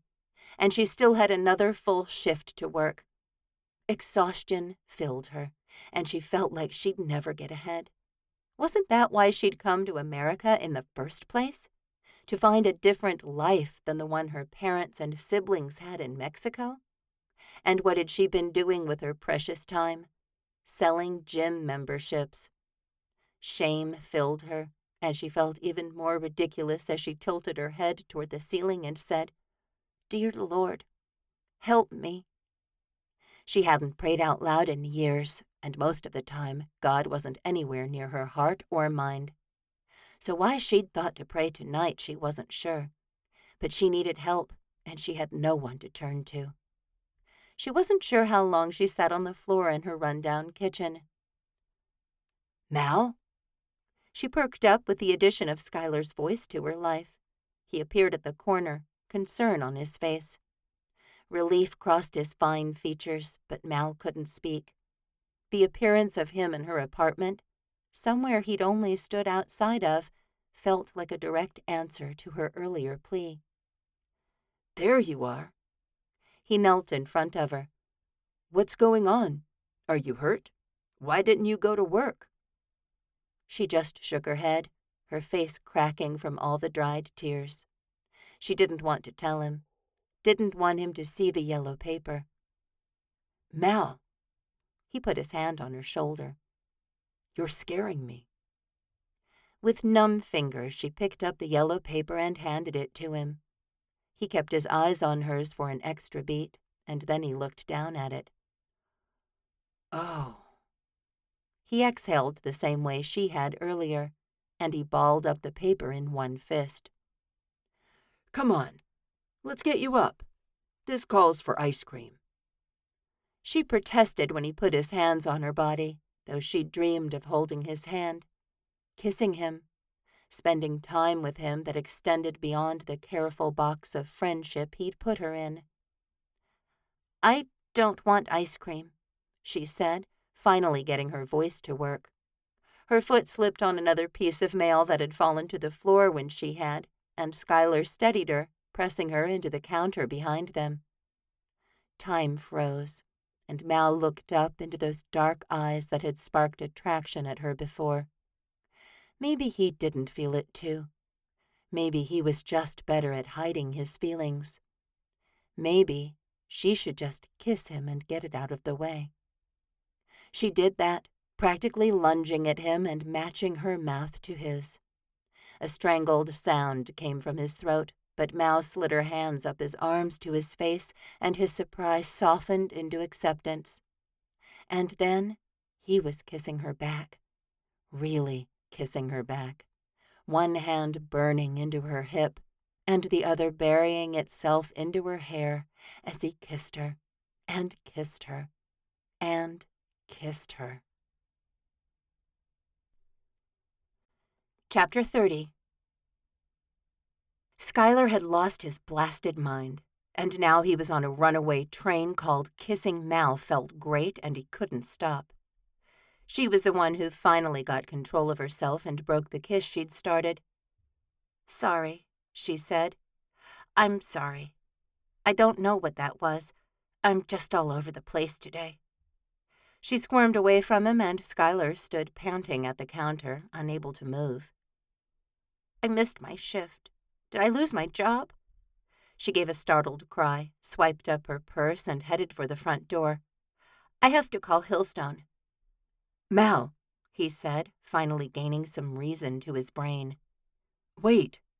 "I can't wait. I'm an hour late for work." "Hillstone called me," he said, "when you didn't show up. He said he hoped you were okay and not to worry about coming in." Why couldn't he look anywhere but at her mouth? Why did he want to kiss her again? And not just kiss her, but take her down that short hall to her bedroom and show her he could make this day better for her. His mother would be so disappointed he had thoughts like that. Not that he'd ever acted on them. But he still felt like there was something wrong with him for wanting Mal as much as he did. "Hillstone called you?" She seemed frantic, looking from him to her phone and back. "Yeah," he said, "and you're a lot more than an hour late, more like 3 hours. He's really worried about you." "I'll call him." She lifted the phone to her ear and looked somewhere past Skylar. Foolishness filled him when only a few minutes ago he'd been worried about Mal, too. It wasn't like her not to be exactly where she said she'd be, exactly when she said she'd be there. He knew she worked too hard, but he also knew she had to. She had no financial support from her family back in Mexico, and she'd been working to support herself, pay her tuition, keep her car running, and pay her bills by herself. She'd recently gotten the job at Sips, and he hated watching her work herself into the ground. He looked around her apartment where she'd never invited him, and he wanted to buy the house and bulldoze it. People shouldn't live like this, with peeling walls and threadbare carpet, especially Mal. He wasn't exactly sure when Mal had gone from friend to love interest, but it had definitely happened.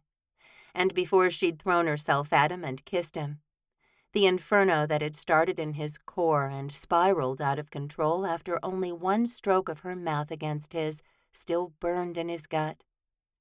"Okay, thanks," she said, and Skylar looked at her. She lowered the phone, and the general panic that hung in the air seeped away. "I don't need to go in." Her voice sounded like a melody to Skylar, and he fisted his fingers. That was his physical response to trying to keep his feelings contained. He'd been dealing with them for months, and most of the time he was in complete control. Mal looked at him now, though, and Skylar skidded. Every muscle tensed again, but he had no idea what to say. She sighed and set her purse down. "So, this is my place." She put a smile on her face, and it could have lit up Times Square at Christmas. "Should we sit and talk for a minute?" "All right." He stepped around the couch separating them and sat. Mal took her time coming over, and she sat on the other end of the sofa. "What are—" "About that kiss—" "Oh." "You go ahead." he said, because he wanted to talk about the kiss, too. "No, you go." There were too many things to talk about, and he couldn't just blurt out the things revolving in his mind. Could he? "I was just going to ask you what you were going to do about the green card thing." He gestured in the vague direction of the kitchen. "I mean, it says there's a hearing. Are you going to go?" "You have to go," she said. "If you don't, it's bad." "You've been before?" She nodded, her eyes on her hands now as her fingers twined around each other in her lap. "So we'll go," he said. "Tell them how you're working 2 jobs and going to school." "I told them all that." She shrugged and sniffed. "Well, I only had the one job at the time." Skylar knew nothing about immigration laws, and he suddenly wished he'd been studying law instead of accounting and business. "Mal," he said. "tell me what you need." She lifted her eyes to his, and Skylar felt the heavens open. "Please," he said. "Tell me what you need, and I'll help you." "Why?" she whispered. There were so many reasons why, and Skylar struggled to find one that wouldn't give away too much. You already kissed her like your life depended on it, he thought. Because I like you, and I want to help you. He hoped she understood what he really meant. Because what just happened in the kitchen, I want to do again. Heat filled his face, and his heart beat terribly fast in his chest. A betrayal beat against his mind. He honestly wasn't sure which one was leading right now. I need money, she said. I need to get my car fixed, and I need to hire an attorney. She exhaled and reached up to brush her hair out of her face. Skylar remembered what it was like to fist his fingers in all that glorious dark hair, and his blood heated again. I have a lot of money, he said, very quietly, focusing on the carpet in front of him. And he used it, sure. More than any of his brothers, he knew that. But he still had 9 figures in his bank account, and if he couldn't use it to help a friend, what was it all for? Okay, Mal said, and his gaze shot to hers. Okay? I was expecting you to argue with me. Like she had before. In fact, she'd never let him pay for one thing, not even a soda out of a machine after class. She lifted both hands in a "what do you expect" gesture. I'm desperate. Her voice broke. I might be deported, and I'll need a car to get back to Mexico. I don't want you to be deported. That makes 2 of us. His mind whirred. He needed an hour in front of his computer. What can we do? I will meet with an immigration attorney, she said. If you'll pay for it, I'll be in your eternal debt. Skylar smiled, because while Mal was certainly in turmoil, she knew how much he liked saying things like, I'll be in your eternal debt. Let's go to dinner, he said, and talk some more. He once again expected her to decline, but she stood up and said, Thank you, Skylar. I'm starving, and I don't have anything to eat here. His heart twisted in his chest, and the male, overprotective side of him wanted to shield her from everything bad in her life. He put his arm around her and drew her into his side. You should have told me sooner. Told you what? That you needed money. That you were living somewhere like this. Embarrassment filled him. What had she thought of his apartment? Somewhere she'd been countless times before as they studied for tests, hung out, watched movies, or had coffee after they'd run 6 miles. What a fool he'd been. Though he knew poverty existed around him, he hadn't known she was living in it. She didn't answer, and Skylar took her hand in his as he led her to his truck. Maybe a denied green card was the answer to his prayers, though he hadn't really been saying a whole lot of those lately. He had been wondering how to transition from friends to more than friends with Mal for months now, and he'd done a terrible job at it. He knew better than most that repressing his feelings resulted in an explosion. And if you get close to her, he thought as he started his truck and backed out of her driveway, you'll have to tell her all about those bombs in your life. The next afternoon, Skylar leaned back in his desk chair. The heat blew in his luxury apartment, and he had plenty to eat. His bed probably cost more than Mal's car, and nothing in the world seemed quite right. He'd been reading about immigration laws, student visas, conditional green cards, permanent green cards, and immigration hearings for the past couple of hours.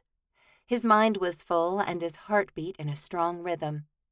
And he had an idea.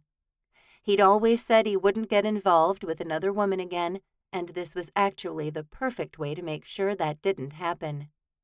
He needed to marry Mal. They were great friends. He could keep things platonic now that he'd released the sexual tension that had been building inside him for a while. Then his family wouldn't ask questions. His mother wouldn't look at him with sad eyes. And Mal would get to stay in the U.S. He picked up his phone, wondering if she was working that afternoon. He dialed her, a yawn pulling through his chest. They'd been out late the night before, as neither one of them seemed like they wanted to leave the other. He hadn't kissed her again, and it was fine. He was okay. He could do this. "Hey," she said when she picked up. "I'm on break and have about 6 minutes."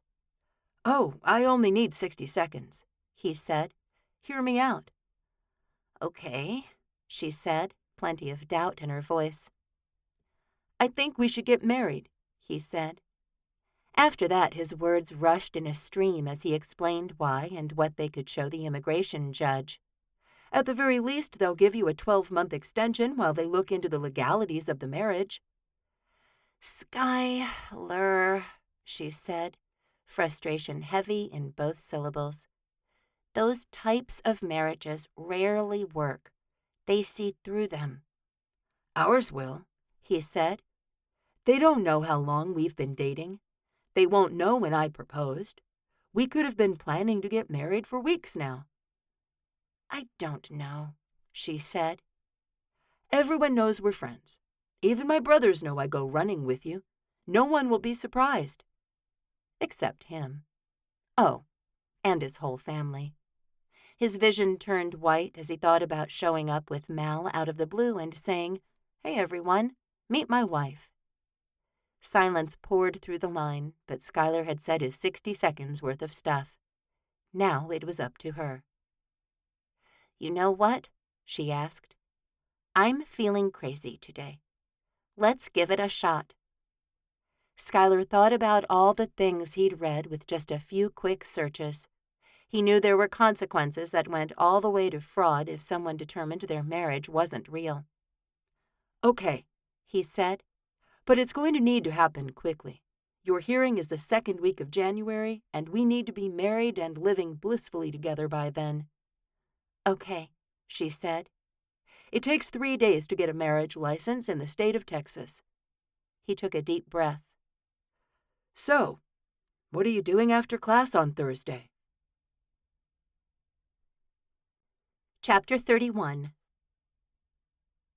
Wyatt groaned as his alarm went off. He'd been getting up early, staying up late, traveling, smiling, waving his hat, and signing autographs for 2 months now. He was in the last leg of his tour, and he'd arrived in Philadelphia last night. Late last night. Really this morning, and he had a set time of 5:30 a.m. He'd slept for 3 hours, and all he could do now was pray that the makeup artists at the digital shopping channel could make him look good. He showered, dressed in the most popular shirt of his Western wear line, carefully perched his signature cowboy hat on his head, and left his room. Jim waited in the living room of the suite they shared, and he nodded to the mug on the small dining table there. "Bless you," Wyatt said as he picked up the mug. He found a few pills next to the coffee, and he swallowed them with his first swig of the brew. "It's 2 hours this morning," he said. "Then we're done for the day, so a nap is in your future. We don't leave for Helena until tomorrow morning." Wyatt nodded, though he'd read through his itinerary. That had changed about him in the time since he'd left the rodeo. And maybe some things Marcy had said had prompted that change. He needed to listen more. He could do that. He needed to sacrifice what he wanted for her, or others. He could do that. This early morning call to the set proved it. No, he told himself. This tour was about him and him alone. If he'd have demanded a different film time, they would have given it to him. He didn't want to be that person, that beast who did what he wanted to do, no matter what. While he rode the circuit, he relied on Jim to tell him where to be and when, and he usually showed up. The key word there was usually. And this time, Wyatt was determined to show himself and his manager that he could, well, manage his own affairs. So he knew what time he needed to get up. He knew where he was supposed to be, and when, and in fact, he'd already checked in for his flight tomorrow morning. "You should go home for the weekend," Wyatt said. "I can get myself to Helena, and we don't have an event until Monday night. You could have 2 nights in your own bed." Wyatt glanced at his manager, and really the only friend he felt like he had at the moment. Even Mama's texts had slowed, and Wyatt wondered if Texas had floated away from the rest of the country. It felt like it. Bertie would like it, Wyatt said as Jim looked at his phone. She would, Jim said. Then I'll buy you a ticket, he said. Let me grab my laptop. I can buy my own ticket. I know. Wyatt got up, a twinge of pain shooting down to his knee. Winter was definitely coming in Philadelphia, which was much farther north than Texas, and Wyatt wished it was him returning home to spend a couple of nights in his own bed. The problem was he didn't know which bed that was. Yes, you do, he told himself. He wouldn't be returning to Marcy's for anything except his clothes and toiletries. His desktop computer in her office. He had just enough time to buy a ticket for Jim, and then they went downstairs to the car waiting to whisk them off to the set. A woman dressed in an expensive skirt suit met them at the door, all smiles and handshakes. She offered food, coffee, tea, anything Wyatt wanted. She seemed flushed by the time she led him onto the set where they'd film his segment. "Oh, wow," he said, pausing to take in the display. They'd decked out one of their studios in everything cowboy. And not just cowboy. Texas cowboy. And yes, to Wyatt there was a difference. "It's perfect," he said, smiling at Georgia. "Just beautiful." His hats lined the back wall, and the shirts were stacked just so on the counter. His WW, Wyatt Walker, brand sat in the center of the back wall, and Georgia went on to explain that it would be on the screen the whole time, too. "So you'll do the shirts first," she said. "then the hats, and we have children coming as well. And then we'll reveal the belts." "Do you have them?" Wyatt asked. The DSC had signed a contract with Wyatt to be the first to reveal the new item in his Western wear line. Belts. They came in black and brown, and the buckle could easily be changed for anything else, including championship buckles from the rodeo. "They're right over here." Georgia stepped onto the set, and Wyatt followed her. The sight from this side of the camera was much different, as there were no wires or cords, no chairs, no people bustling about. And boy, were the lights hot, and he hadn't even started performing yet. Georgia pulled out a box that looked like it had been made with wood, which of course it was. "That's nice," he said. "Yes, each belt comes in a signature storage box," she said, "which you'll sign on camera at least 3 times. "Right," he said. "And when will I meet Shelley?" "She's in makeup right now," she said. "which is where you should be." She lifted the lid on the box, revealing a black leather belt that Wyatt would have bought for himself whether it was from a celebrity or not. He whistled and took the belt out. "And they come in 6 adjustable sizes," he said, reciting what he'd memorized from the product sheets he'd been given to study. "That one's your size," she said. "So you'll replace your belt with that one on air, and we'd love to have you show viewers how to exchange the buckles." She dropped her gaze to the huge championship belt buckle Wyatt currently wore, and when she met his eyes again, he nodded. "Yeah, I'm prepared for that." Wyatt felt as prepared as he could be, and he followed Georgia to makeup, where he met a blonde named Shelley who would help him through the segment. An hour later, he stepped onto the set in front of at least 30 people, most of whom wore headsets, carried clipboards, and wore professional clothes. He felt underdressed in his jeans and long-sleeved shirt, despite his jeweled belt buckle. "Ready?" Shelley asked, immediately pressing her lips together one last time. "Absolutely," he said. "Try to smile," she said, and Wyatt just blinked at her. She may have been in front of a camera for a while, but he'd been playing live crowds for 2 decades. He didn't need to be told to smile. He knew he appeared to be standoffish, even a bit tired of the whole show before it started. But once it did, Wyatt flipped a switch and his charm and charisma flowed from him. He didn't know how he did it. It just happened. And we're on in 30, someone said.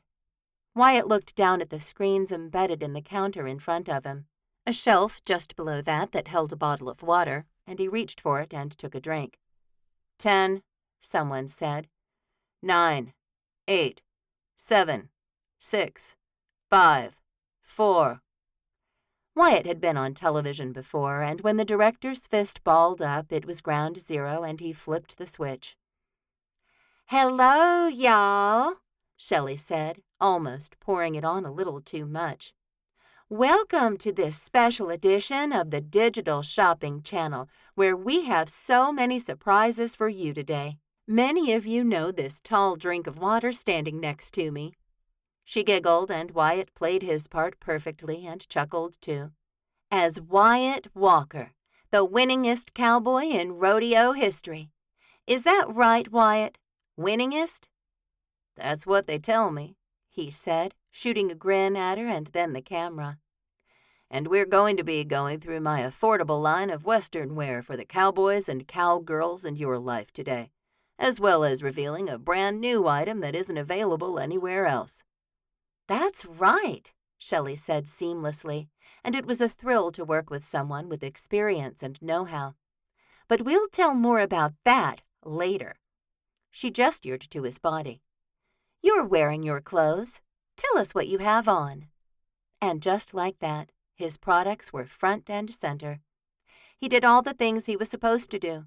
He signed cowboy hats while Shelley spoke to buyers live on the air, personalizing the inside of the hat bands for their loved ones for Christmas.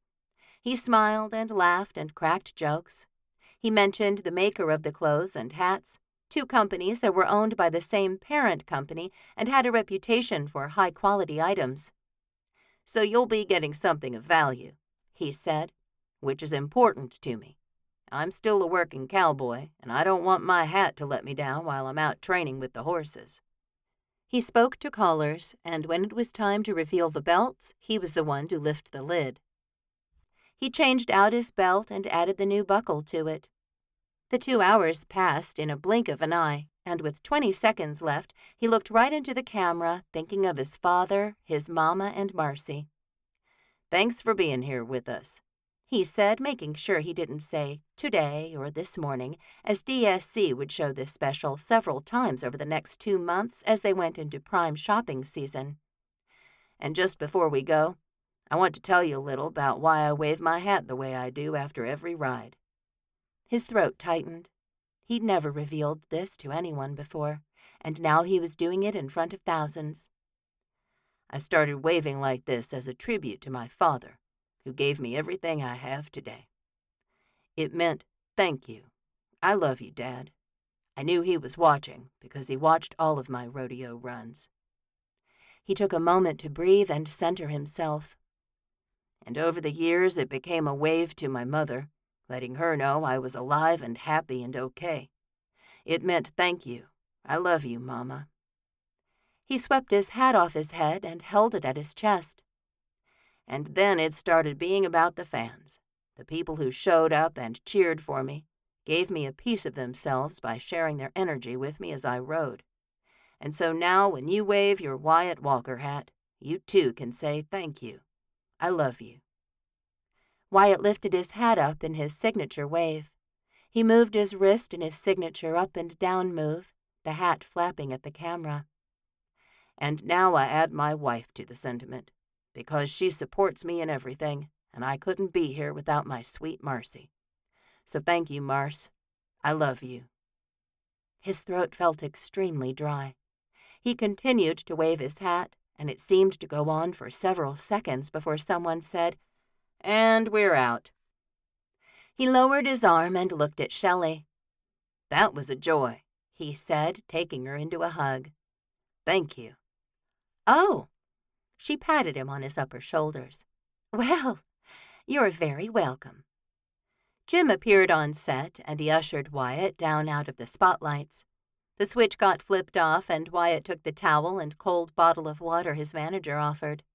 He wiped his face and drank, and utter exhaustion overcame him. This was always how his body reacted after such a high for so long. Outside, 2 cars waited at the curb, and Wyatt realized he'd be going back to the hotel alone. He grabbed onto Jim and said, "Thanks for everything, Jim."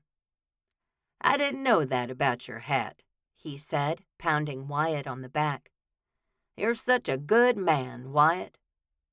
Wyatt stepped back, his smile a bit shaking now. "Thank you. I really appreciate that. I thought your hat wave was a brilliant piece of marketing to bind you to fans. It means so much more now that I know it was something else." "It was both," Wyatt said. "The message is always the same."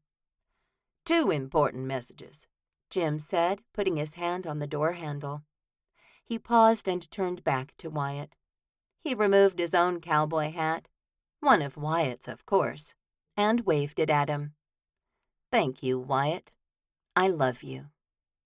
He nodded and allowed his driver to open his door so he could slide in the back seat. Wyatt sighed and pulled his phone out, wanting to call Marcy and say those two messages he'd just given to the world. He did appreciate her, as she'd given her permission for him to come on this tour, even when she wasn't happy about it. And he did love her. He flipped his phone over and over, only looking up when the driver said, "It's a pleasure to meet you, sir." "Thank you," he said. "It's nice meeting you, too." He understood what Marcy meant about sharing him with America, but he had no idea how to fix that. Chapter 32. Marcy rushed out of the hangar, well aware that she had grease under her fingernails still. The hangar was a mess besides, and she vowed to come back after lunch and clean it up. But it was Tuesday, and she had lunch with Penny every Tuesday. She tapped her phone a couple of times after she got behind the wheel. "On my way," she said into her phone. "Sorry, I'll be a few minutes late." She didn't bother to check to make sure the voice-to-text feature worked. She sent the text and threw the car into reverse. Penny was used to Marcy running late, but she still didn't want to disappoint Wyatt's mother. She was aware how odd it was to be sneaking off to lunch with her estranged husband's mother, but she'd called Penny weeks ago, and the woman had agreed to meet her for lunch. The truth was, they got along splendidly, and Marcy felt her mother's spirit when she spent time with Penny. They'd talked about Wyatt at length, and Penny didn't push Marcy in either direction. She was a good listener, and Marcy felt comfortable telling her almost anything. Her phone chimed several times on the drive to town, and she took a moment in the car to check the messages. Only one had come from Penny. "No problem. I'll get us a table when I get there." The others were from Brian, and he once again wanted to know if Marcy needed help getting the house on the market. She decided to call him quickly, and he picked up on the first ring. "I'm sorry to keep bothering you about it," he said. "I just want you to be able to move on." "It's okay," Marcy said. "I know I need to do it. I didn't think I was ready, but I am now." "I can come for the weekend and help with whatever you need." "That would be great," she said. "This weekend?" "Yes," he said. "Hey, real quick, did you happen to record Wyatt on the digital shopping channel? I heard he was amazing and I missed it." Marcy opened her mouth to respond, but she found she didn't know what to say. No one besides Penny knew she and Wyatt weren't in the best of places. Well, his brothers probably knew, as he'd stayed at Seven Sons for the few days before he'd left on tour. "I didn't," she finally said. "But they replay stuff all the time. I could probably find it and record it for you." And she needed to watch it for the first time. Or maybe she shouldn't. She felt like someone had taken a surgical knife and pulled it right down the middle of her heart. And a heart divided against itself couldn't beat for long. "That would be great," he said. "I'll get a flight and let you know when to expect me." "Okay," Marcy said, excited to see her brother again. "There's not much left in the house." "Could you call a realtor and have them meet us at the house on Saturday?" "Sure," she said. "I can if you don't want to." "I can do it," Marcy said, watching as Penny walked into the restaurant. At least she hadn't kept her waiting. Yet. I have to go, Brian. I'll see you soon. Love you, Marce. Marce. Her voice caught. Love you too. She hung up quickly, drawing a long breath. She could do this. She'd met Penny for lunch a handful of times now, and she wasn't someone Marcy feared. It was the advice she wanted that she didn't know if she could handle or not. She got out of the car and went into the restaurant, catching Penny just as the hostess started to take her to a table. I'm here, she said. Oh, here she is. Penny's face lit up and she pulled Marcy into a hug. It's good to see you, dear. Good to see you, too. They followed the woman to a table and waved away the menus. They'd been to this restaurant several times before, and Marcy got the chicken barbecue ranch tacos every time with the tortilla soup. Penny got cheese enchiladas with extra Spanish rice and refried beans. They both got sweet tea, though Penny sometimes ordered strawberry lemonade. What's got you shook today? Penny asked, spreading her napkin over her lap. I was just talking to my brother, she said. He's coming this weekend, and we're going to get my father's house on the market. Penny's expression softened, and she reached across the table to cover Marcy's hand. That's got to be hard. I remember when we moved my mother out of her house at 57 years. Boy, I knew then why God had given me 7 sons.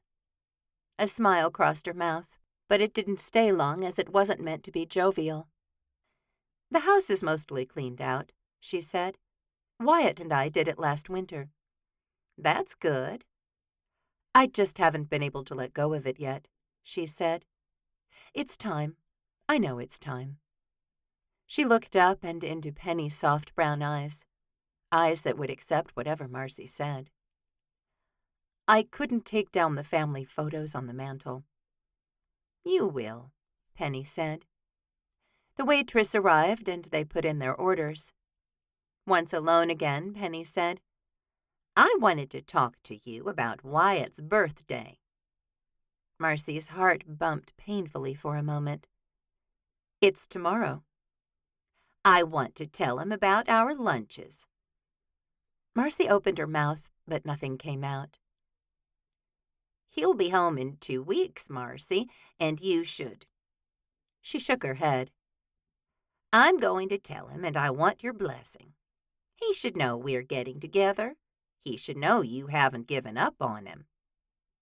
Is that what I've done? Yes, Penny said. That's what you've done. Or rather, what you haven't done. Marcy needed something to drink, as it would provide a pause for her that she needed to align her thoughts. But their waitress was nowhere to be found. I want to, she said. Talk to him. I just don't know how. Come to Thanksgiving, Penny said.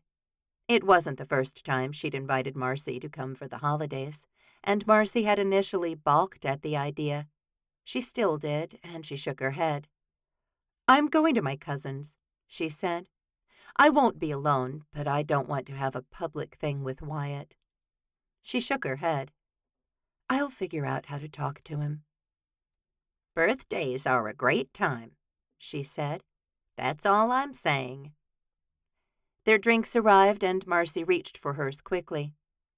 I agree, she said.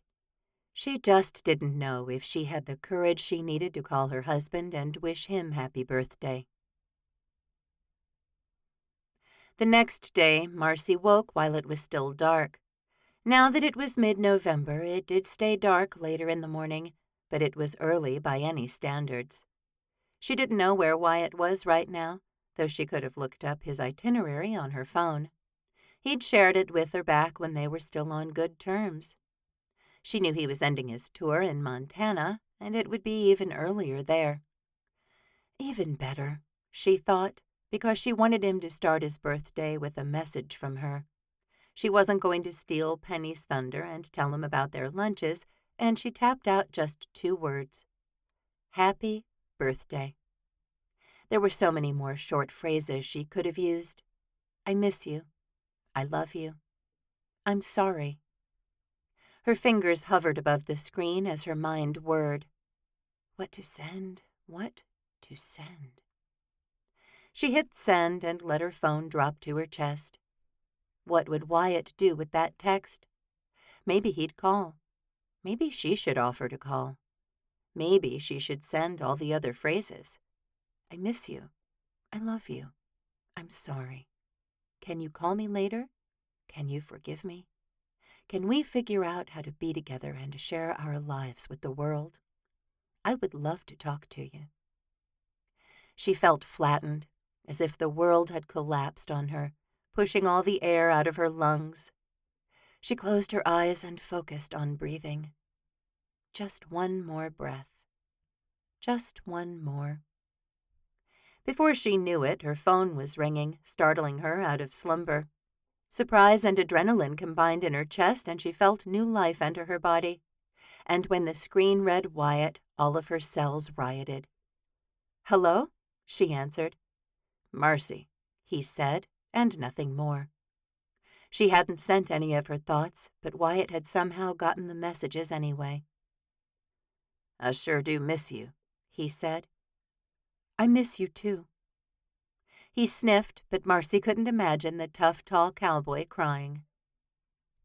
I'd love to see you when I get home. When will you be home? The day before Thanksgiving, he said. I'm eating with Savannah and her family. I know your mother is doing something at her house. You're not? Of course not. He exhaled.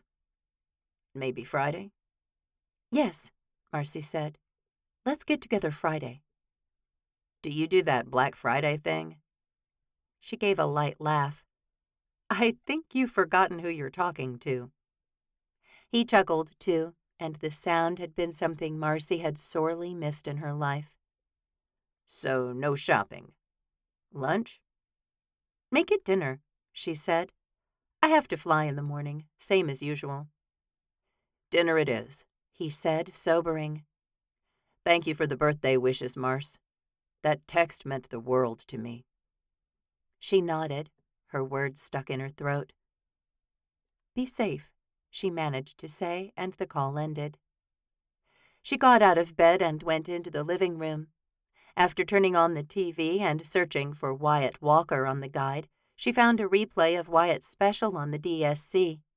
She pushed the record button and, satisfied that maybe she'd taken another step down the path that would bring her and Wyatt back together, she went to shower. Then she was going to check her email and see if there were any updates with the construction she'd restarted in Church Ranches. And she had a phone call to make to a realtor to make sure she and Brian could get their father's house on the market that weekend. Marcy felt like the pieces of her life were finally coming together, and a slip of happiness moved through her. It had been such a long time since she'd truly been happy that she barely recognized it. But it was there, and as she showered, dressed, and got herself up into the sky to begin her day's work, she reflected on the time she'd been the happiest over the past few years.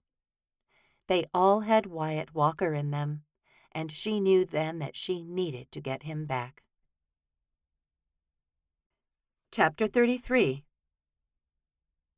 Micah sat at the counter in the homestead, the lights brightening the night.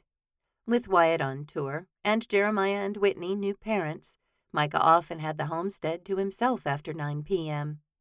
And he cherished those times because he had a glimpse of what his life could be if he moved out of the homestead. He'd never wanted to do that before, but he'd just broken up with Simone after another 4 months where she didn't want anyone to know they were seeing each other. And frankly, he'd had enough. He didn't understand why she didn't want her sisters to know. Both of them were married to Walkers. The only thing Micah could come up with, but Simone would not admit to, was that she was embarrassed to be with him. And he didn't need that in his life, thank you very much. He'd spent a couple of years with a woman who wanted him to be more than he already was, do more, make more money. Stephanie had really only warmed to him once he'd inherited his money from his father, and Micah had immediately started distancing himself from her then. It had taken a while because he'd loved Stephanie, and if she hadn't been so concerned with his status in Temple, he'd probably have married her long before the inheritance. His phone chimed, but it only added to his surliness. Thanksgiving was next week, and he couldn't wait for Wyatt to return. He needed someone to talk to face, as Wyatt was busy. Skylar had basically disappeared, and Micah's older brothers now had wives and families occupying their time. They'd come to his rescue should he need them. He knew that. They loved him. He loved them. But he needed someone to hash things out with that wasn't distracted by a wailing baby, a pregnant mare, or texts from his wife. Micah didn't blame Jeremiah or Liam for those things. Life changed. Things shifted. He knew that. Being the youngest, he'd seen it over and over throughout his life. Just when he'd arrive at a station, Rhett, Jeremiah, and the twins would leave it. He understood it, but he sure did miss Wyatt keenly in moments like this. The text bore his mother's label, and Micah swiped it open to read it. Dinner at 3 next Thursday. Food assignments are as follows. Micah scanned the list, knowing his mother could easily make everything on the list. She simply liked it when everyone had something to bring. The wives asked anyway, and they wanted to be useful. Micah was perfectly happy to eat whatever was there.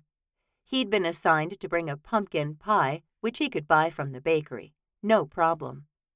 His eyes caught on Simone's name, and he wanted to take the phone outside and throw it as far as he could.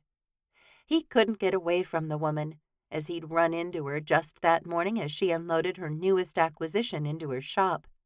He'd been helping Callie with building out a balcony on her and Liam's bedroom. He'd seen her yesterday at lunch, which Jeremiah had served at the homestead. And, in a cruel act of God, Micah was sure, he'd seen Simone at the grocery store. He'd only stopped as a favor to Jeremiah and had literally never been to Wild and Organic before. And there was Simone, picking out sweet potatoes while he needed russets. He ducked back around the end of the aisle and pretended to be completely absorbed in the gourmet coffees until he could be sure Simone wouldn't be in the produce section anymore. Now he'd have to spend Thanksgiving with Simone, and she'd probably be at the homestead after church in a couple of days, too. Thoughts of leaving 7 sons and 3 rivers entered his mind, as they'd done before. Just as quickly he pushed them away. He was done running. He'd left Temple over a woman, and he wasn't going to let another female drive him out from where he wanted to be. Confirmed, he sent back to his mother, the first one to respond. He usually was, just another reminder that his life had been reduced to odd carpentry jobs around 2 ranches, and he missed his shop in Temple fiercely. He folded his arms on the counter and laid his head on them, his cowboy hat pushed to the side. "What should I do?" he asked. "Lord, I could start a shop here. Should I? And what about Simone? Is she embarrassed of me? What do I need to do differently?" In that moment, he realized that he hadn't given up on Simone, and that only made him angrier. "Is that the answer?" he asked, his words angry as they filled the cavernous kitchen. "Really?" He didn't want to pray anymore, not if the answer was going to be, "Change yourself so Simone isn't embarrassed of you."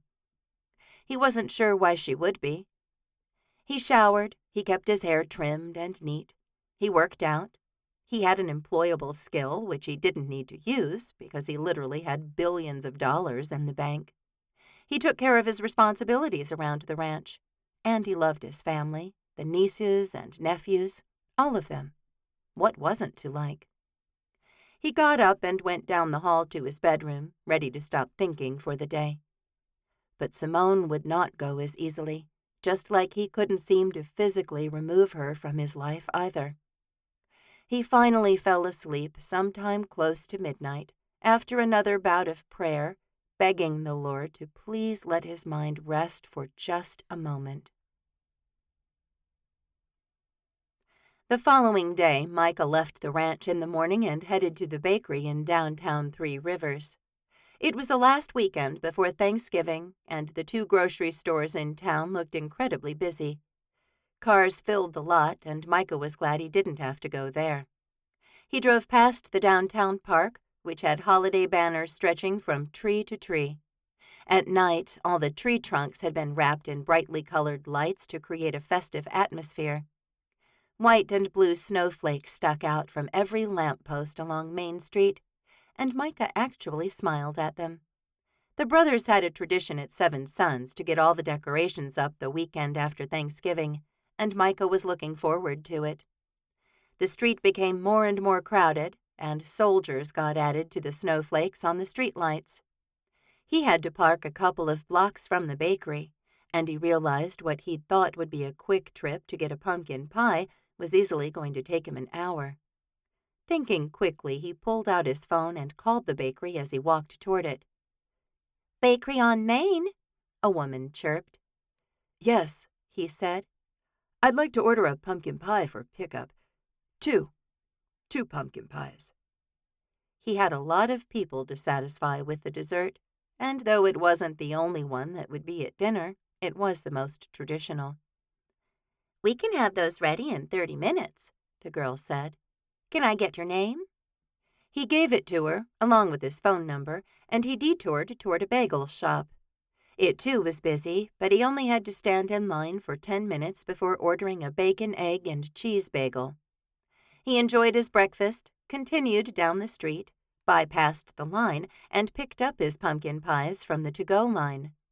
Feeling proud of himself for avoiding the holiday chaos, he grinned at the girl there and turned to go. A brunette stood there, and for a moment, Micah thought it was Simone. He almost dropped the pair of pies he'd just paid for. But it wasn't Simone. "Oh," the woman said. "I'm sorry." She giggled and reached out to steady the boxed pastries that bobbled in Micah's hands. She looked at them and then back to Micah. "Pumpkin pie. That's what I'm getting, too." "I can barely stand the stuff," Micah said, smiling at her. She had dark eyes like Simone, and she might be a little too young for Micah, who had moved into his 30s a few years ago.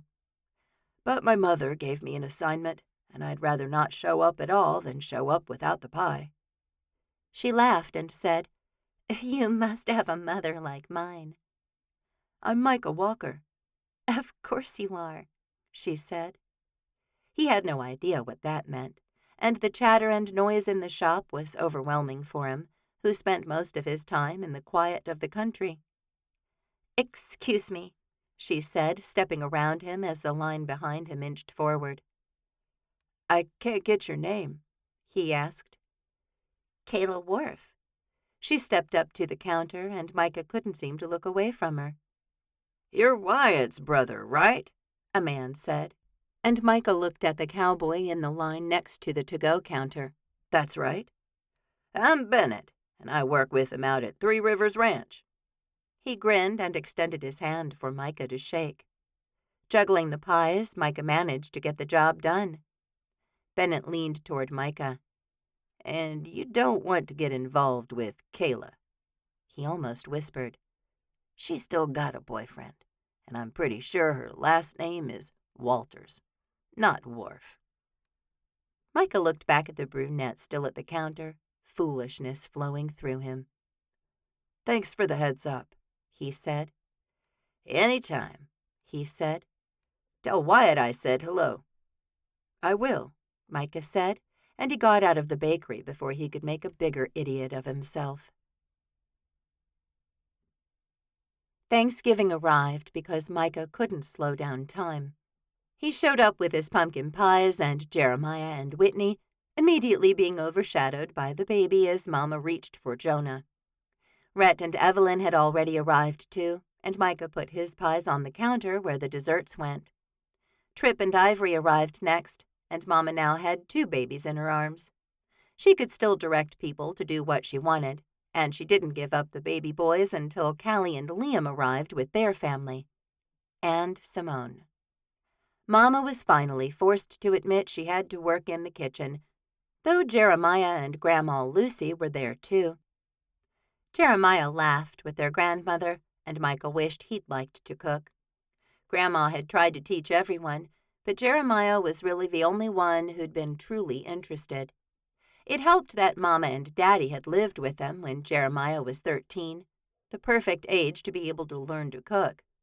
Micah had been 5 years old at the time, and there wasn't much a 5-year-old could do in the kitchen. So he stayed out of the way now, watching those around him. Wyatt finally entered, but Marcy wasn't with him. Micah alone knew why, and he instantly moved over to his brother's side. "Hey," He gave him a healthy pat on the back as he hugged him. "I've missed you so much around the homestead." "I've missed everyone," Wyatt said, and just like that a sort of cheer went up from the rest of the family. Everyone loved Wyatt, and Micah moved out of the way so Rhett could say hello, then Liam, Trip, and Jeremiah. "Where's Sky?" Wyatt asked. "Not here yet," Micah said, sticking close to his brother and lowering his voice. "Anything with Marcy?" "Seeing her tomorrow," Wyatt said without looking at Micah. "I hope it works out," Micah said. "I do too," Wyatt said. He finally looked at Micah, and he saw the despair mixed with hope there. "And Simone?" "She arrived with Callie," Micah said, his throat closing.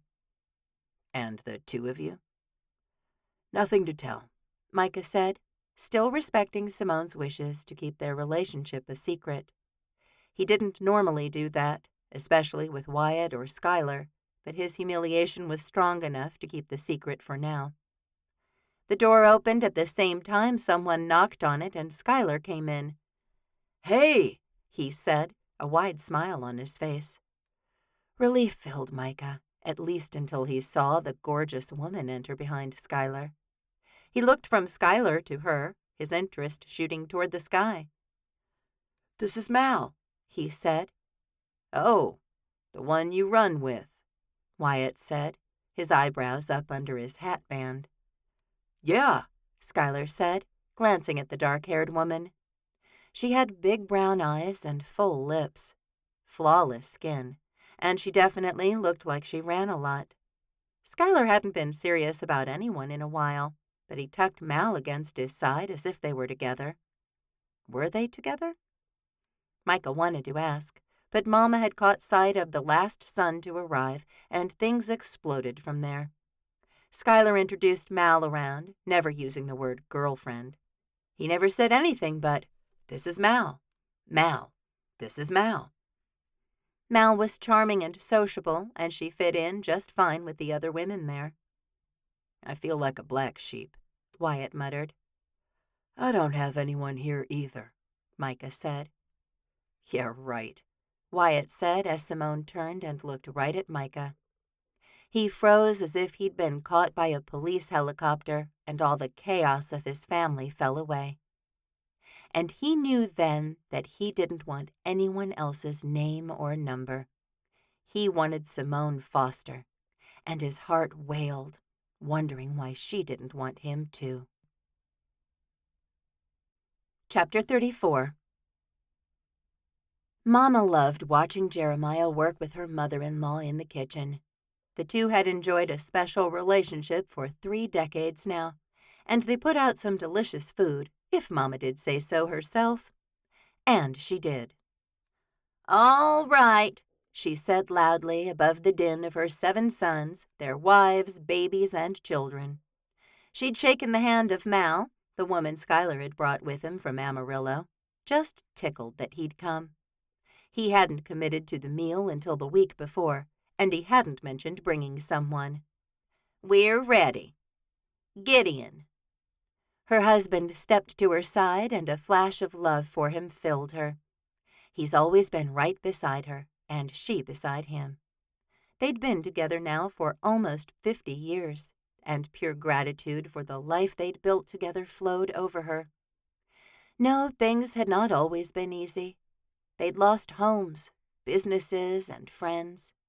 They'd lived with his parents for a year. And they'd had amazingly good times, too, with the birth of 7 healthy children, a business that had finally taken off, and their years on the beach she loved so much. "We're thrilled to be here with you this year," he said.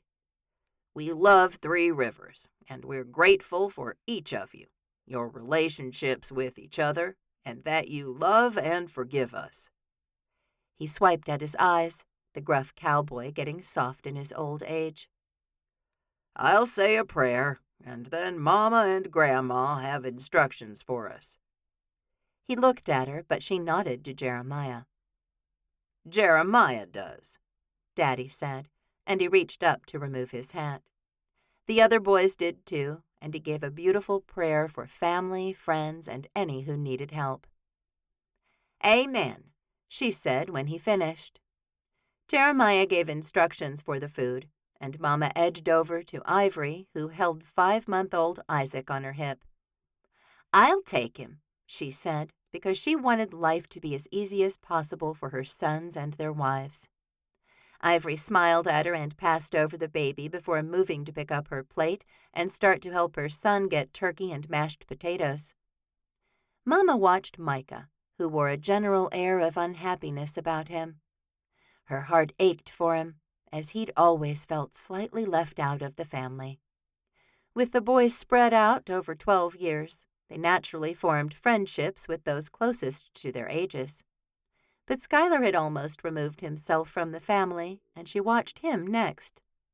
He leaned close to Mal, and the woman smiled in such a way that said she'd definitely kissed Schuyler. So there was something going on there, whether Schuyler had used the labels and terms or not. "Bless him, God," she prayed. "He needs the extra help, and I love him so much." She usually tread carefully when it came to Schuyler, choosing selectively what she sent to him. She only wanted him to feel love from her, never judgment or disappointment, as he'd always put those things on himself without any help from her. But she felt him moving farther and farther away, and she couldn't help but want to pull him back to her, hug him close, and make sure he knew how much she loved him, how much God loved him. She watched Daddy give Schuyler a tight hug, and she swallowed and pushed back tears. He loved the boys as much as she did, and they often prayed over their sons for quite a long time each evening. A loud laugh drew her attention, and she looked at Wyatt. Wyatt, who'd shown up to Thanksgiving dinner without his wife. Of course, Mama knew where Marcy was, but she hadn't stopped hoping and praying Marcy would come to dinner anyway. "Bless them all," she prayed while pressing her lips to baby Isaac's head. "And help Wyatt work things out with Marcy." She'd texted him on his birthday that she and Marcy had been having lunch together, and Wyatt had called instantly. He hadn't been upset, but rather resigned. At least that was what Mama thought. Her most charismatic son seemed a bit dull without the woman he loved, and she desperately wanted him to be able to work things out with her. She knew they were seeing each other tomorrow, and she didn't need to say anything to either of them. She'd learned over the years of parenting adult children that sometimes she just needed to stay out of their business. Micah, Wyatt, and Schuyler stuck close to one another, and she wondered if anyone else noticed. She certainly did, and her heart ached for the three of them. She'd done the best she'd known how with the boys, and she loved all of them. She was proud of all of them. "Mama," Wyatt said, noticing her standing there. "Give me the baby and come eat." He effortlessly took Isaac from her, but instead of her going to get something to eat, she latched onto him and hugged him tight. "I love you, son." "I know, Mama." He clutched her, too, his muscles much bigger than hers, his personality much brighter. Of all the boys, he reminded her of Gideon the most. He was willing to take the biggest risks. He was the one who put himself out there for the world to love. "I love you, too. Thanks for cooking for us." "Oh, that was Grandma Lucy and Jeremiah," she said, stepping back. She wiped her tears because she was so blessed to have such good sons. She met Schuyler's eye and moved over to sit beside him. "Save me this seat?" "Sure thing, Mama," he said, smiling at her. She knew that smile, though, and it hid a lot of pain. "Help, Wyatt," she prayed as she put a slice of turkey on her plate.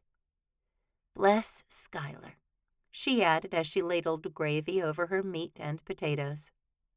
She glanced up and caught Micah watching Simone. "And open the eyes of Micah and Simone so they can find true happiness." With her plate full, she returned to the table. "I sure do love you boys," she said to Schuyler, putting her arm around his shoulders. "Thank you so much for coming." "I wouldn't miss it, Mama," he said, and she actually believed him. "Oh!" A cry went up from the table as 4-year-old Denise had reached for something and had knocked over her apple cider. "I've got it," Mama said, jumping up from the table. "It's fine, just fine." After all, there was nothing she wanted more than to help those she loved, and as she wetted a washcloth at the kitchen sink, she thanked God once more for her greatest blessings: her husband, her children, and her grandchildren. Chapter 35. Marcy flew over 3 rivers, the rest of the town still in a stupor of turkey, no doubt. She herself had eaten plenty of poultry the day before, but she'd still managed to get up before the sun, get to the hangar, and get her fields done for the day. "So thank you, Marce. I love you." She'd watched Wyatt's special on the DSC, and wow, the man was made to be in front of crowds. She hadn't known why he waved his hat like that, but she did now. And he summed up everything he felt for the people in his life so easy. Thank you. I love you. As she taxied to a stop and drove the airplane into the hangar, her nerves bubbled beneath the surface. She'd be seeing him in the flesh that day, and she couldn't wait. She'd neglected some chores around the hangar over the past week or 2 as she'd finished up preparations on her father's house so she and Brian could list it for sale. They'd met with a realtor who'd given her a list of things to do. They'd been easy, but Marcy had taken days to get them done, and the house had finally gone on the market on Monday. Since it was empty, she didn't need to know every time there was a showing. She'd asked Charles, the realtor she'd hired, to let her know if feedback came in she needed to know about. Otherwise, she just wanted him to sell the house, earn that commission she'd be paying him. She walked around the hangar and picked up the blue mechanic rags and put them in the washing machine. As she started it, she thought of Wyatt. He'd often done this chore for her, and she missed him more powerfully in that moment than she had before. She'd known she wanted him back for a couple of weeks now. They'd texted a little bit since then, but it seemed neither of them wanted to have their serious conversation over the phone, especially not through texts. She finished her paperwork, changed the rags to the dryer, and drove home. Wyatt's big black truck sat in her driveway, with the man himself behind the wheel. Her heart flipped and flopped, and she was glad she'd prepared her surprise for him before she'd left to fly. She'd also brought in the holiday decorations from the garage, and she was grateful she wouldn't have to put them up herself. She pulled into the garage, got out of the car, and turned toward Wyatt. He too slid from his truck, approaching her slowly. "Hi," she said, tucking her hands in the pockets of her hoodie. "Hey." He ducked his head and then lifted it to look at her.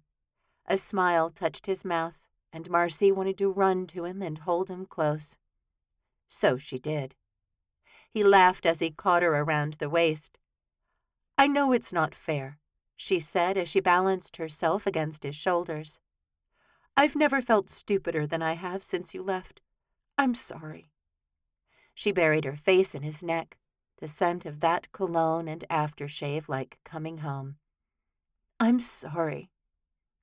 "I am too," he said, gently setting her on the ground. He didn't back up, though, and kept his strong arms around her.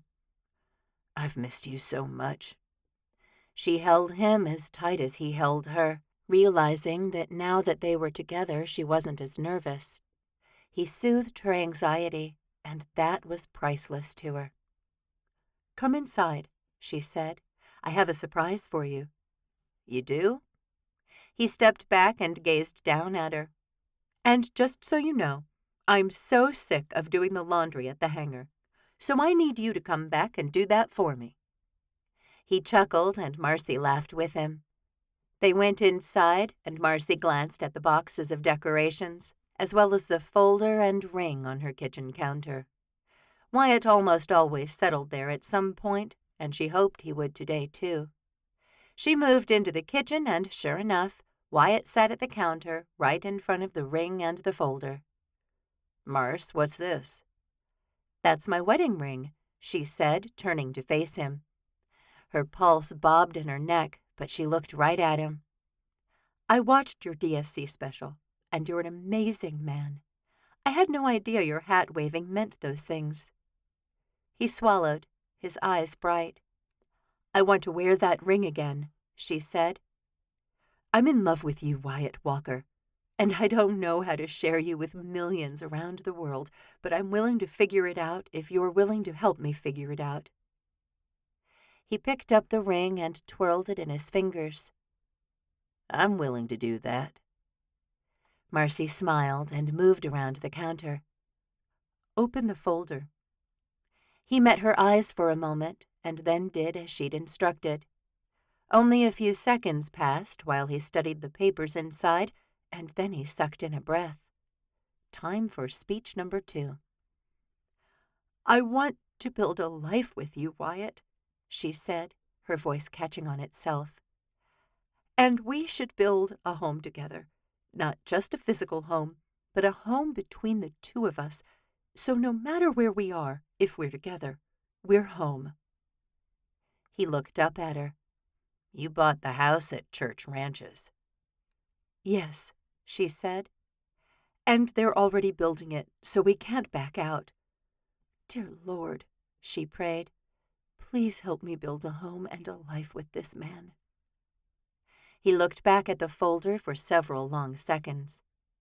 Then in one fluid movement he got to his feet, took her face in his hands, and kissed her. Joy dawned in her soul, and as she kissed him back, this tough, tender rodeo champion, her husband, the man she loved, Marcy got all of her prayers answered. "I love you," he murmured. "I love you so much." "I love you too."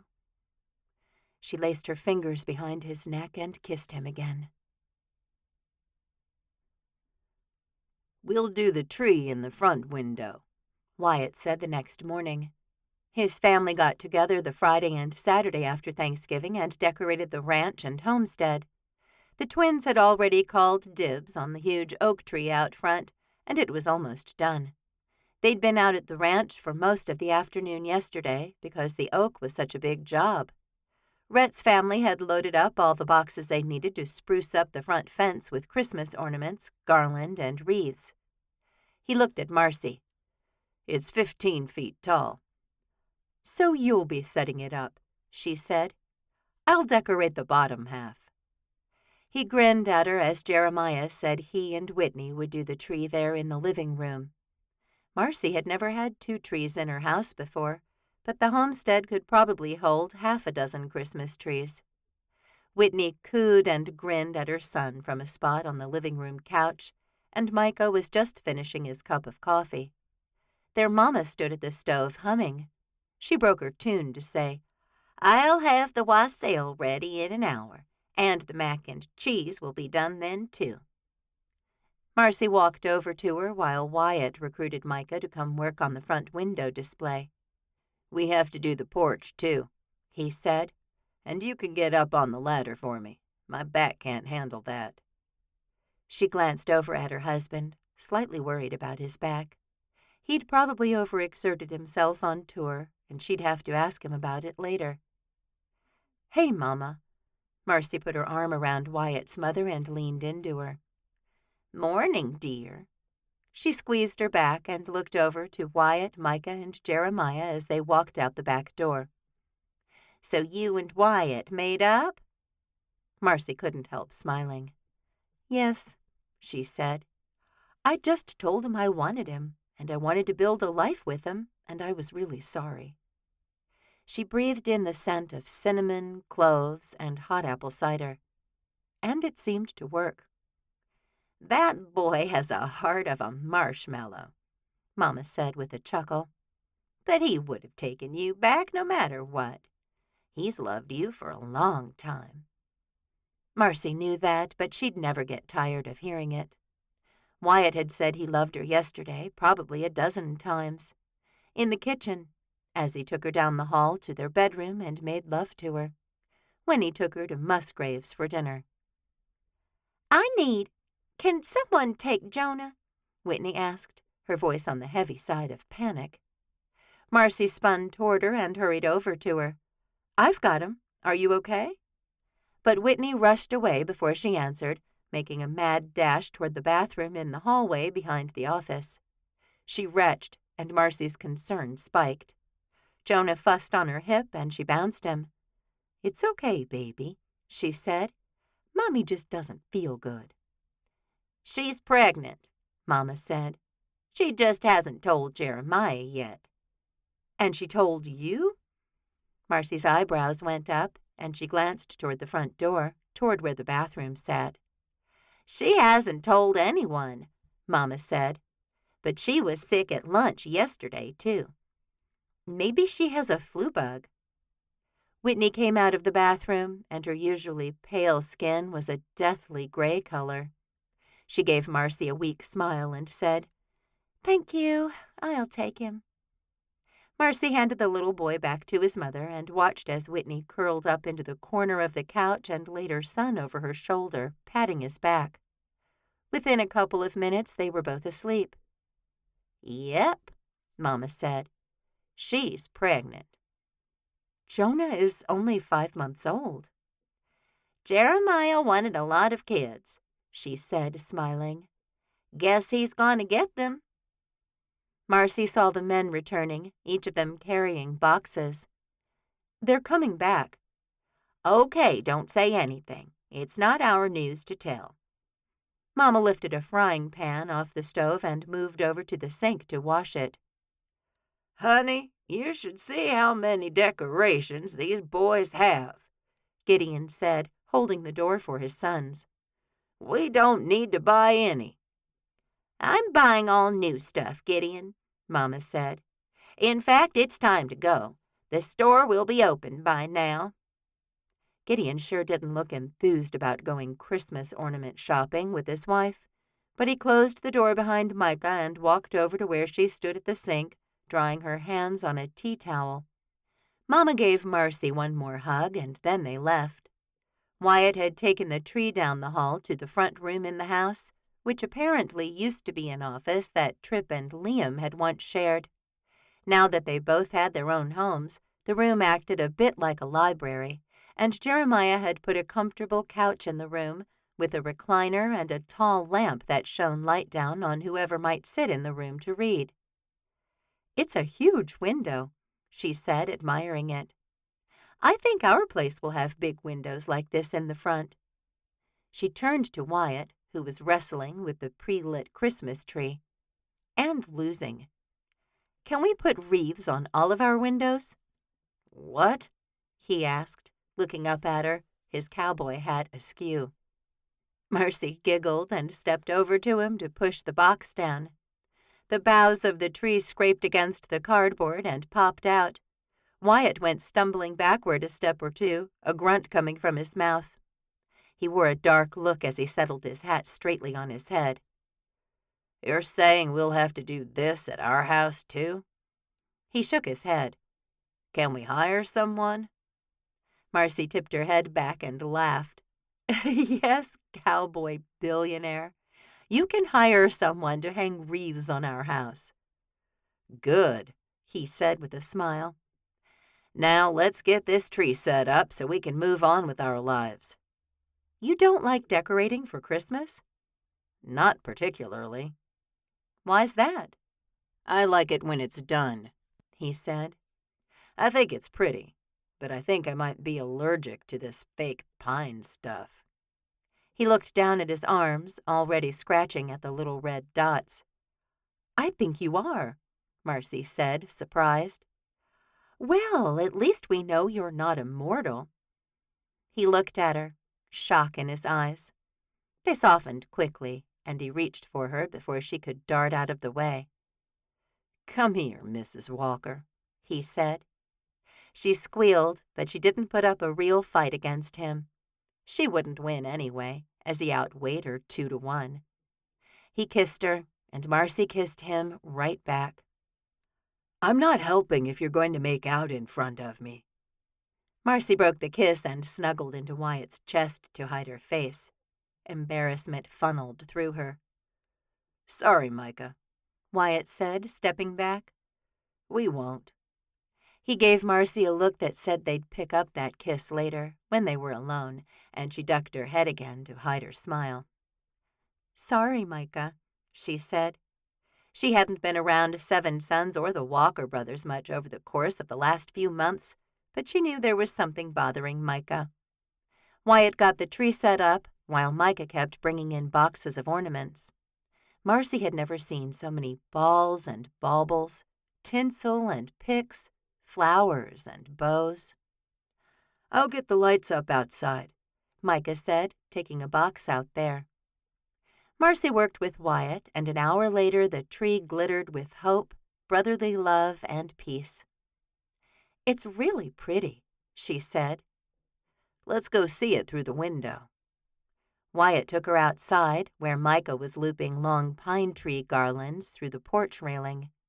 She followed Wyatt down the steps and to the front yard, and sure enough, looking back at the house, with the lights on the gutters now, the garland in the railing, the wreath on the front door, and the Christmas tree visible in the window, the homestead looked like a lodge right off a Hallmark movie poster. Wyatt put his arm around her, and she leaned into him. I love Christmas, she said. Me too, sweetheart, he said. And I can't wait for us to celebrate our first Christmas together. Marcy couldn't wait for that either. She couldn't wait to start building a new version of home with him, and a thread of happiness pulled through her. Thank you, Lord, she thought. Thank you for forgiving me, for helping me get out of my own way, for allowing me the opportunity to say, I'm sorry. Thank you. I love you. Chapter 36. On Christmas morning, Wyatt woke next to his wife. That fact made him so very happy, and he took a moment to study Marcy and admire her beauty. There was so much more to her than a pretty face, that was for sure. He reached over and ran his fingertips down the side of her face. She stirred, and Wyatt watched her wake up, pure peace streaming through him. Merry Christmas, my wife, he whispered when her eyes opened all the way. A soft smile touched that mouth he loved so much. Merry Christmas, my husband. Do you want to make the coffee, and I'll see if Santa came? I want to make the coffee because you're not great at it, she said. Wyatt chuckled, touched his lips to hers, and kissed her sweetly. I want to leave in time to go by the house and the ranches before we go to Seven Sons. Okay. She rolled away from him and sat up on her side of the bed. She pulled a robe over her nightgown and walked out of the bedroom while Wyatt was still in bed. He groaned as he sat up too, knowing he needed to tell her about his back. He feared going to the doctor because he was worried he needed another surgery. He stretched toward the wall, going as far as he could, first to the left, then to the right. He leaned forward, working out the kink in his back, 1 inch at a time. What are you doing? Marcy called. I see presents out here, and one of them is huge. Wyatt stood up with a smile and pulled a shirt over his head. Down the hall, he saw that Santa had indeed found the Christmas tree at Marcy's house. Would you look at that? Marcy crouched in front of the tree. It has my name on it. She turned and looked at him, her bright blue eyes dancing with merriment. Open it, he said, the faint scent of coffee starting to waft through the house. I got you a much smaller present, she said, straightening. You're a very hard man to buy for. He took her into his arms, enjoying the softness of her body next to his. You're all I need, sugar. She smiled up at him, turned back to the tree, and plucked an envelope from its boughs. Remember, it's the thought that counts. Wyatt grinned at her and opened the envelope. It had a fancy certificate in it for a Bacon of the Month club. He laughed and drew her into a hug. I love bacon so much.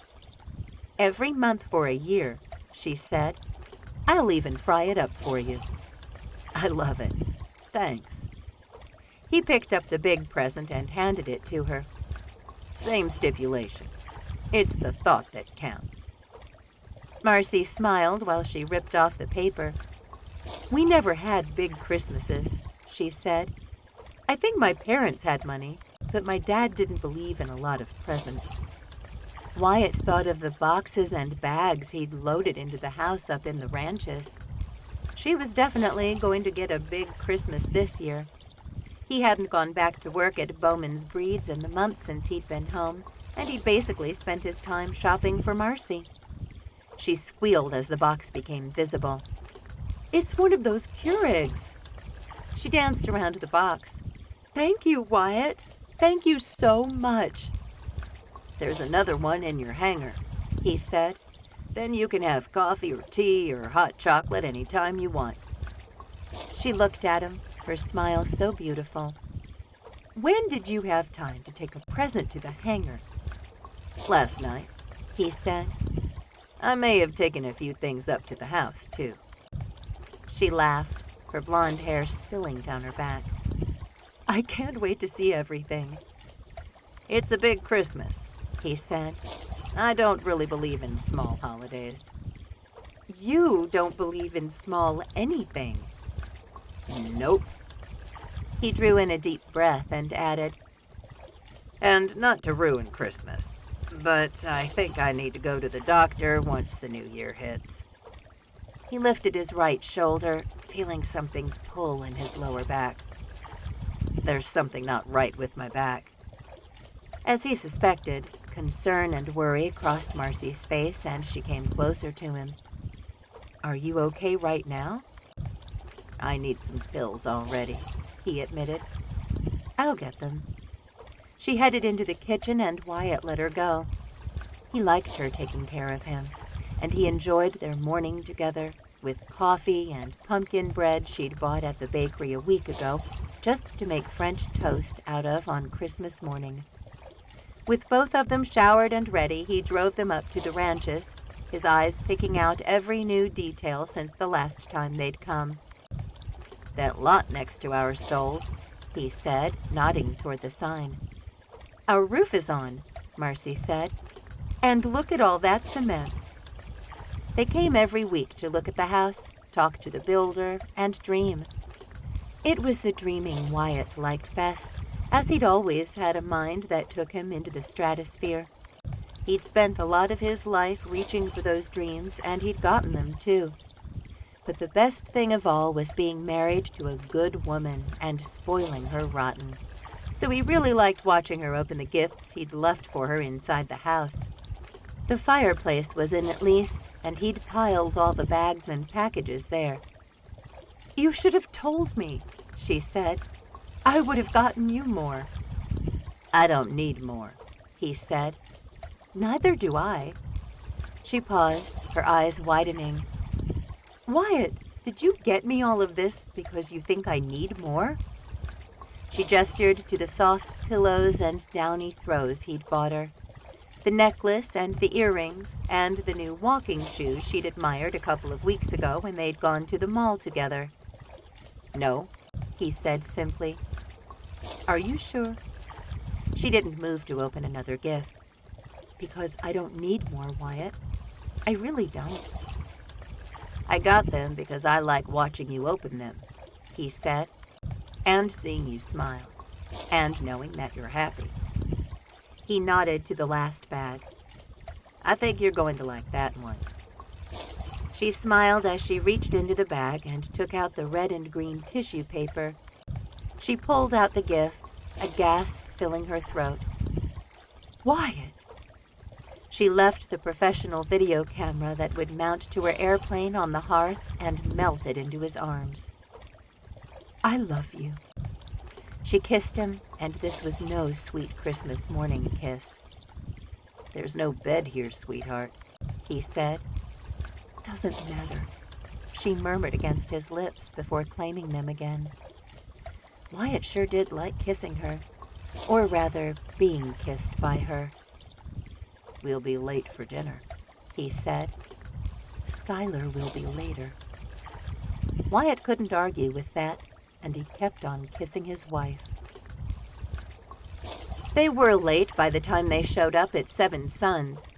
Even Skylar had beaten them, and he had the same woman with him that he'd brought to Thanksgiving at Mama's. Hey, Mama, Wyatt said, giving her a hug first. After he'd gotten home, he'd try to go to lunch with her and Marcy, quickly realizing the two women needed that time alone together. He couldn't say he wasn't jealous, but he was working on it, the same way Marcy was working on figuring out how to share him with America. His Western wear line had done really well for the holidays, and more than one article about the true meaning behind his hat waving had been published. Wyatt didn't regret revealing what that gesture had really meant, because he believed it was good to spread more love and more gratitude throughout the world. The house smelled like sugar and salt, chocolate and coffee, and Wyatt smiled at Jeremiah before giving him a big hug, too. Thank you for cooking for all of us. Keeps me relevant, Jeremiah said with a smile. And you barely made it. He lifted his eyebrows as if he knew Wyatt and Marcy had been late because they'd been making love in their new home. Slept late, Wyatt said. My back's been bothering me again. That got Jeremiah's eyebrows to go down, and he shook his head. I'm sorry, Wyatt. What are you going to do? About what? Tripp asked, joining them. Wyatt took his baby boy from him and said, I'll go to the doctor in January. What's going on? Tripp looked from Jeremiah to Wyatt. His back hurts. Just a little, Wyatt amended. Are we ready? Rhett called. A baby cried somewhere, and Jeremiah turned and searched the house. Other people talked and laughed, with Oliver chasing Denise as she squealed and ran toward the front office. Wyatt watched the craziness, and his heart felt like July, warm and sunny and bright. He loved his family. He loved how Marcy had seamlessly integrated herself into the group, and she stood over by the back door with Jeremiah's dogs, Evelyn, Callie, and Simone. They smiled and laughed about something, and Marcy tucked her hair behind her ear. Mal, Skylar's girlfriend, stepped over to their group, and they immediately made room for her. Skylar sat on the couch with Daddy, and Wyatt stepped that way. If they weren't going to be eating for a while, he might as well sit down. He'd just sat when Jeremiah said, Okay, we're ready. Let me grab Whitney and we'll get started. He hurried down the hall, returning a moment later with his wife and son. He nodded to Rhett, who got up on the chair as if his voice wouldn't be loud enough to be heard. We always do announcements at Christmas time. If you have an announcement you want to make, you just step up and say it. Do we have to stand on the chair? Liam asked, grinning at Rhett. No, he said, laughing. And I don't have any announcements, so I'm going to get on down from here. Wyatt knew the announcements were generally good news, but he wondered if he should tell everyone about his back. He could sure use their prayers.